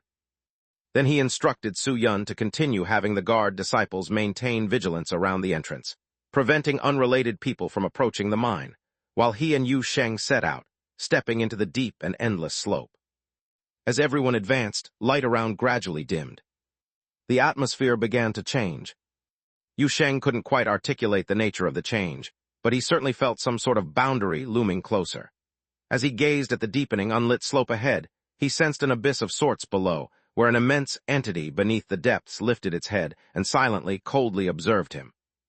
Yet this feeling vanished instantaneously, and shaking his head, he merely saw ordinary shadows below. The exotic realm held no sense of good or evil, only patiently awaited uninvited guests to approach. Hu Li walked beside him, Luna already equipped with the fingertip blade. Xuan Qi held a talisman between fingers. Aaron's fingertips subtly crackled with electricity. Then darkness descended from all directions. In that fleeting moment, he seemed to hear countless distant, commanding shouts, akin to thunder, rolling forth yet hard to discern, only vaguely capturing a few words. Activate the Great Formation. Chapter 348, There's Killing Intent. Chapter 348, There's Killing Intent. Yu Sheng's heart skipped a beat, feeling a vast and grand power, or rather a will, that surged in his mind like a fierce wind, crossing time and space straight towards him. After a brief moment of dizziness and perception reset, he opened his eyes again to find the darkness around him had receded, and he was standing in an expanse of endless yellow sand. Hu Li was beside him, hugging her two tails vigilantly like Rambo, while Aaron's heavy weight was felt on his shoulder, and Luna stood not far ahead, with Xuan Qi already showing off some pills. "Wow," Aaron exclaimed in awe, looking at the vast yellow sand before them. "This really is. I wouldn't have believed this place could be accessed from that mine shaft if no one told me. This is also one of the exotic realm illusions that can be reached by descending from that slope," Xuan Qi commented nearby. "Everyone be vigilant. According to the cultivators who have explored down here before, even the exotic realm scenes that have been confirmed will have slight changes in details and things each time you enter." Aaron absent-mindedly acknowledged, then looked at Luna standing ahead, observing for a long time before suddenly blurting out, "Hey, C-type buckle, walking in the desert with high heels, don't you sink in? What's the secret?" Luna moved her limbs as if trying hard to explain the principle of her free movement in the desert. After a long time, she could only utter two words: training. Listening to their conversation beside him, Yu Sheng increasingly felt something was off and finally couldn't help but ask, "Didn't any of you hear voices when you came in? Like a bunch of people shouting together." "A bunch of people shouting?" Hu Li tilted her head, didn't hear anything. "You didn't hear it?" At that moment, Yu Sheng understood where the sense of discord came from, had he really been the only one to hear it. Xuan Qi's expression became instantly serious at this. "What kind of shouting?" "I couldn't hear clearly. It was all echoes, just barely making out a few words, something about activate and great formation." "Activate the Great Formation." Xuan Qi's face turned grim as he suddenly looked back into the depths of the yellow sand, as if wary of someone setting a trap. However, after surveying all around, he found nothing but distant, seemingly ruinous shadows in the sand and did not sense any reaction of a great formation being activated. "There's no array here, or the formation is so advanced it's merged with nature undetectable." Xuan Qi shook his head. "But since Mr. Yu indeed heard it, there must be something strange." Without a word upon hearing this, Hu Li leaped forward, her figure transforming into a gigantic nine-tailed silver fox amidst rising radiant light. Yu Sheng then casually opened a door beside him, retrieving his tetanus wand, and opened another small door to pull out a piece of steel Aaron, equipping it on his shoulder. The puppet was dazed when pulled out, not reacting for a while. "Let's go check over there first." Xuan Qi drew his icy-cold treasure sword, pointing with the other hand toward the shadowy ruins in the distance. "The exit should also be within that ruin." Yu Sheng directly jumped onto Hu Li's back. "Go." The group swiftly headed towards those shadows. The demon fox ran swift as lightning.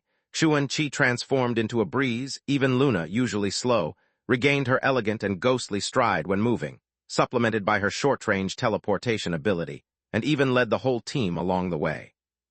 Soon Yu Sheng could finally see more clearly what those ruin-like things were. "What the heck?" The group halted near the ruins, and Yu Sheng looked up, stunned at the golden-armored giant supported by a halberd, collapsed and half-buried in the yellow sand. These shadows, indistinct from afar, turned out to be a group of giants over 10 meters tall when seen up close. Each clad in golden armor and helmet, wielding a halberd, their faces shrouded by heavy face armor, they stood here like statues, some fallen, partly buried by the sand. "Are these the natives of your Texu spirit hub?" Yu Sheng, standing on Hu Li's head, could only gaze up at those colossal golden-armored figures. After being amazed for a while, he finally turned to look at Yuan Chi. "They seem even taller than Snow White's Thunderbolt Titans." However, Yuan Chi frowned, leaping forward and landing on one of the golden-armored giant's arms to carefully examine something, then jumped down after a moment. "They're mechanical men." Yu Sheng raised an eyebrow. "Mechanical men?" "Yes, the highest-tier siege giant divine soldiers," Yuan Chi said, his expression growing heavier. "And moreover." "What else have you discovered?" Yuan Chi raised his hand, sketching a few intricate and archaic runes in the air with spiritual light, before speaking in a low voice. "The mark of the Lying Cloud 10 Halls." "Lying Cloud 10 Halls?"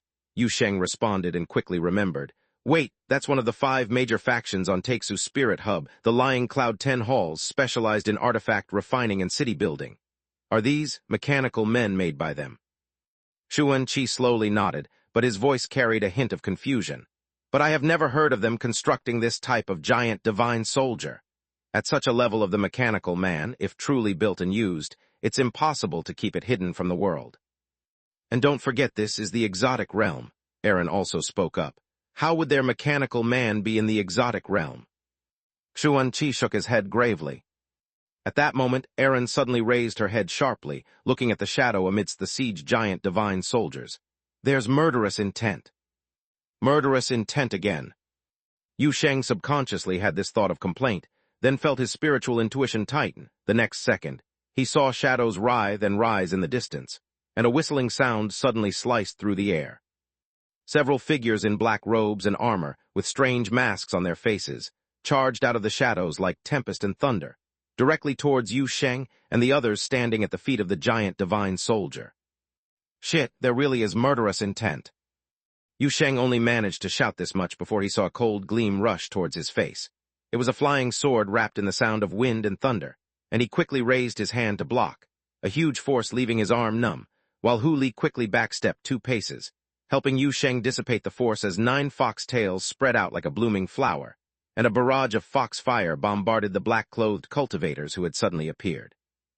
Aaron's black spider silk and scorching beams erupted simultaneously, blocking several enemies, offensive, taking advantage of this brief delay. Yuan Chi quickly burned a few talismans he had been holding in his hand, while also swallowing several pills, then charged towards one of the black-clothed cultivators, delivering a simple and plain straight punch. Medical disturbance explosion fist. Yu Sheng nearly fell off Hu Li's head on the spot. This honest guy really used that name, huh? The next second, he saw the black-clothed cultivator narrowly dodged Yuan Chi's fierce and powerful punch, quick stepping back while a longsword appeared in his hand, thrusting directly at Yuan Chi's face. Yuan Chi swiftly reacted, dodging the sword while delivering a palm strike. This palm subtly carried the sound of thunder, compressing and igniting the surrounding air with a deafening explosion. Medical-patient relationship correction palm. Black-clothed cultivator's reaction was half a beat slower, yet it's uncertain whether it was hindered by the wind pressure of the palm, or bewildered by the astonishing name of the move. Anyhow, he was struck instantly. But the expected death by explosion did not occur. His black armor suddenly surged with strange splendor. Then a few crisp cracking sounds were heard. The magic treasure hanging on his chest shattered into pieces, allowing him to take the palm strike unscathed before quickly retreating, putting distance between himself and Yuan Chi. A look of pain flashed in the black-clothed cultivator's eyes after his protective magic treasure was shattered by a single palm strike. But his posture remained steady, and after stabilizing his footing, he strode forward with his sword. Only this time the murderous intent in his sword was overwhelming. Meanwhile, several enemies focused their attention on the most conspicuous 9-tailed silver fox present. Several black-clothed cultivators formed a battle formation. A shimmering brilliance rose from them, surprisingly enduring a round of salvo from the Fox Radish machine gun, then charged directly at Yu Sheng, standing on Hu Li's head. Just because Yu Sheng was standing on the head of the 9-tailed silver fox, with a short melon cannon on his shoulder shooting spider silk now and lasers later, such a clearly ostentatious boss-like figure who wouldn't aim for him. But the next moment, an eerie figure suddenly leapt out from the yellow sand, disrupting the black-clothed cultivator's battle formation like a dance, while several sharp blades slashed down, forcing the leading enemy to hastily halt and dodge. Luna stepped gracefully and elegantly, swiftly passing through several enemies, the clash of metal suddenly reverberating. Once entering combat mode, she seemed like a different person, showing none of the sluggishness and occasional freezing she usually displayed. The leading black-clothed cultivator instantly sensed immense danger from the suddenly appearing iron puppet before him. Not simple murderous intent, he stared intently at Luna's tall figure standing amidst the yellow sand, feeling that something else was hidden around that figure, while a pure death intention was brewing, manifesting in the air. The pale smiling face concealed a gaze fixed upon the corpse behind. "Everyone be careful," the leading black-clothed cultivator immediately raised his voice in warning. "This mechanical man has antsy." Before his words finished, Luna's figure had already vanished into thin air. The next second she was upon him, 10 fingertip blades reaching directly for him. Yet despite the sudden assault, the leading black-clothed cultivator evidently possessed extraordinary abilities, parrying all of Luna's attacks with dancing sword. Then swiftly retreating, a treasure mirror rose behind him, its surface radiating brilliance, capturing Luna's figure and pinning her midair. "Nothing much." The black-clothed cultivator felt a surge of joy, stepping forward intending to end the iron puppet's life. However, the next second, he beheld an endless wilderness rushing towards him. The Nether River hung high in the sky, a bleak wilderness vast and boundless, with piercing cold winds enough to penetrate the soul whistling through. A golden-haired female knight clad in holy armor stood before him. Chapter 349, Crushing Game. Chapter 349, Crushing Game. The black-clothed cultivator reacted extremely quickly. Although he couldn't figure out the sudden change in the environment or the golden-haired girl knight in front of him, he swiftly adjusted his state and instantly activated a secret technique, intending to use his magic treasure to fend off the enemy. However, the next second, he was stunned to find that he felt no response from the magic treasure. All his magic treasures were gone, and even the flying sword he held a moment ago had somehow turned into a bare stick. The black-clothed cultivator stared blankly at the stick in his hand, vaguely recalling that it was the wooden sword his master had tossed him for practice when he first started on the immortal path. But the knight in front of him clearly didn't give him a chance to continue reminiscing. A sound of footsteps came from not far away. The golden-haired knight girl had already raised the holy sword in her hand and charged at the black-clothed cultivator in silence. Flames blazed on the holy sword, emitting a power that seemed capable of burning the soul itself. The black-clothed cultivator had no time to think, and could only desperately infuse his stick with spiritual power and face the enemy already upon him. But the next second his mind was suddenly filled with confusion and pain, as if his perspective had been split into two halves. He simultaneously saw another scene. It was as if he stood deep within the exotic realm covered in yellow sand, where an iron puppet caught in the immobilization mirror trembled eerily in midair. It slowly broke free from the magic treasure's restraint and leaped gracefully like a dance. Its razor-sharp claws reached straight for him. The black-clothed cultivator's mind was in shock, finding his body extremely sluggish. He barely managed to move his legs to narrowly dodge the sharp fingertips, but in the next second, he saw in another layer of perception that the armored golden-haired woman slashed down with her sword. He dazedly and confusedly blocked with the stick, only to see it rapidly decay and wither into dust upon contact with the blazing holy sword. In the gray wilderness under the suspended Nether River, the black-clothed cultivator instantly lost an arm, feeling soul-rending pain, and instinctively turned to flee in terror. On the exotic realm battlefield covered in yellow sand, one of his arms suddenly hung down. Even though it had no external injuries, it began emitting black smoke, quickly withering into a charred piece as if scorched by an invisible force. He retreated in horror, and meanwhile, his companions around him finally noticed something was wrong in this area. Another black-clothed cultivator wearing a deep red mask rushed from the side, intending to ambush Luna, who was leaping into the air. However, just halfway there, Luna turned her head abruptly as if she had eyes on the back of it. In an instant, the black-clothed cultivator in the deep red mask felt everything around him losing color. That smiling, pale face seemed to occupy his entire vision as the only existence in the world. The next second, he felt a cool sensation on his arm. A fingertip blade slashed across his arm, almost severing it at the root. He let out a muffled grunt, falling to the ground in terror, only to see that the endless sand vanished in a blink. A vast gray field rushed forward, with 12 hollow brass armors emerging between the wild grasses as if stirred by a bone-chilling wind. The brass knights silently raised their blades and charged forward in silence. The two black-clothed cultivators, lifeless bodies, fell one after another among the sand, dying so suddenly that nearly everyone, friend or foe, was caught off guard. One of them had merely lost an arm, while the other hadn't even been physically struck by the artificial saintess before dying. Some kind of invisible fire burned through their bodies within a few breaths, and the two strong cultivators were reduced to huddled ashes, with black smoke rising. One of them seemed to suddenly understand something at the moment of death, desperately raising his head to his nearest companion, his eyes blinking and mouth opening as if to say something, but only a few hoarse noises came from his throat. His body thought it was still alive, but that was just a brief illusion created a few seconds after his death. In the moment, the few remaining black-clothed cultivators besieging Hu Li and Yu Sheng were stunned by the bizarre scene before them, instinctively stopping in their tracks. Everyone's attention was fixated on Luna, who had suddenly emerged. Various protective magic treasures were summoned, and ferocious attacks targeted the steel puppet. Luna merely bent slightly, crossing her legs like the close of a dance, raising her hands as 10 fingertip blades flashed a cold light in the air. When she raised her head, each black-clothed cultivator's perception was torn into two parts. In the world of souls, they all saw that abruptly descending gray wilderness and the golden-haired girl beneath the suspended nether river who raised her holy sword at them.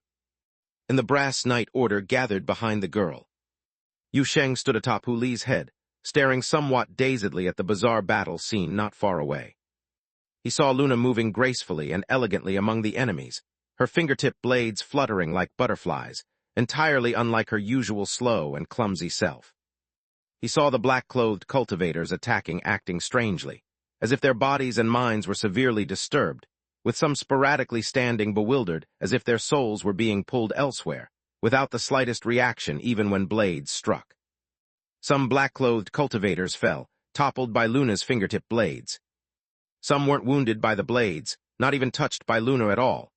Yet they too fell, standing rigidly for a moment before collapsing into the sand, their bodies burned to cinders by invisible flames, as if killed in another world. The two errands sitting on Yu Sheng's shoulders were also dumbfounded. The little puppet watched in bewilderment for a long time. What the hell? C-type clasp never had this move before, right? Yu Sheng frowned silently, and it seemed at that moment he suddenly saw something. The connection built by blood was transmitting the world seen through Luna's eyes to him. The worlds of reality and soul overlapped.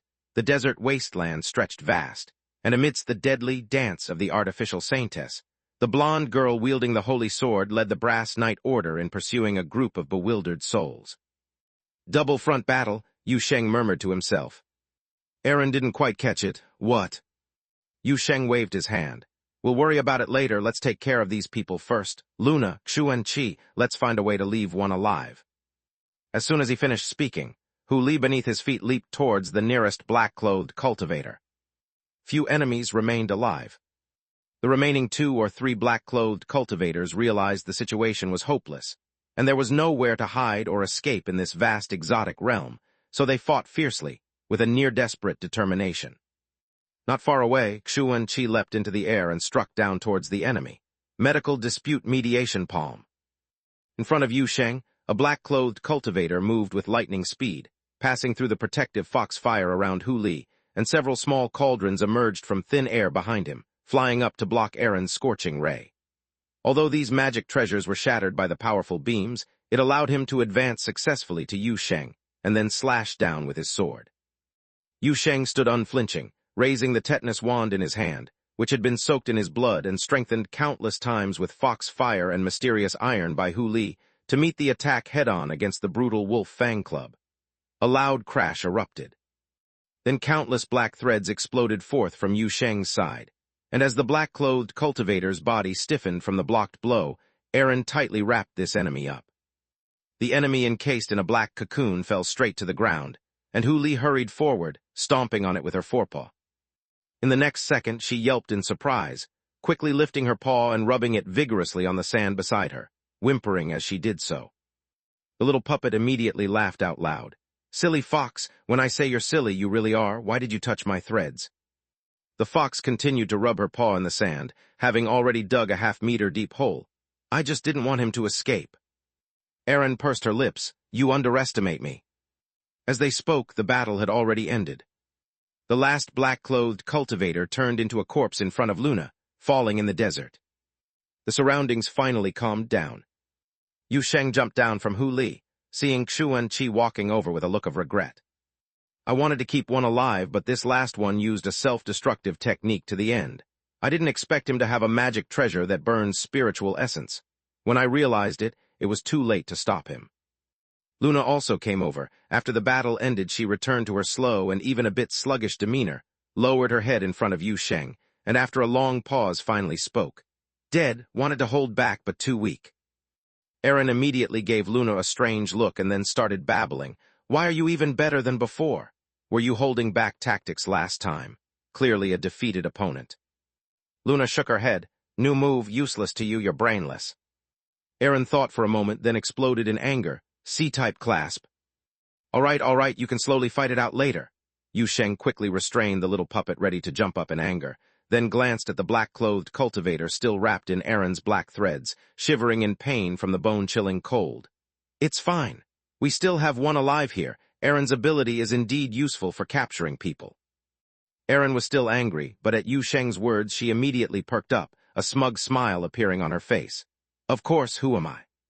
Yu Sheng smiled, reaching out to pat the little puppet on the head, allowing her to enjoy her moment of pride, then turned his gaze back to the black-clothed cultivator tied like a zongzi. Next, it was time to slowly investigate where these people came from. Chapter 350, Capture the Living, Judge the Dead. Chapter 350, Capture the Living, Judge the Dead. This guy puts up quite a struggle. Erin Rebar sat on Yu Sheng's shoulder looking at the enemy she had captured and remarked, I must say his stamina is really good. Yu Sheng didn't speak. He just carefully walked over, observing the strange mask worn by the black-clothed cultivator. These suddenly appearing enemies all wore peculiar masks on their faces.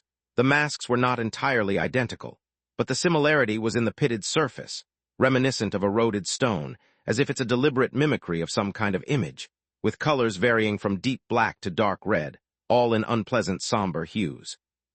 After a slight hesitation, Yu Sheng reached out and took off the mask. Beneath the mask was a face twisted in anger and pain, but the man's features themselves were quite ordinary. Do you recognize this thing? Yu Sheng stood up and handed the mask to Xuan Qi nearby. I don't recognize it. Xuan Qi examined the mask closely and checked its material.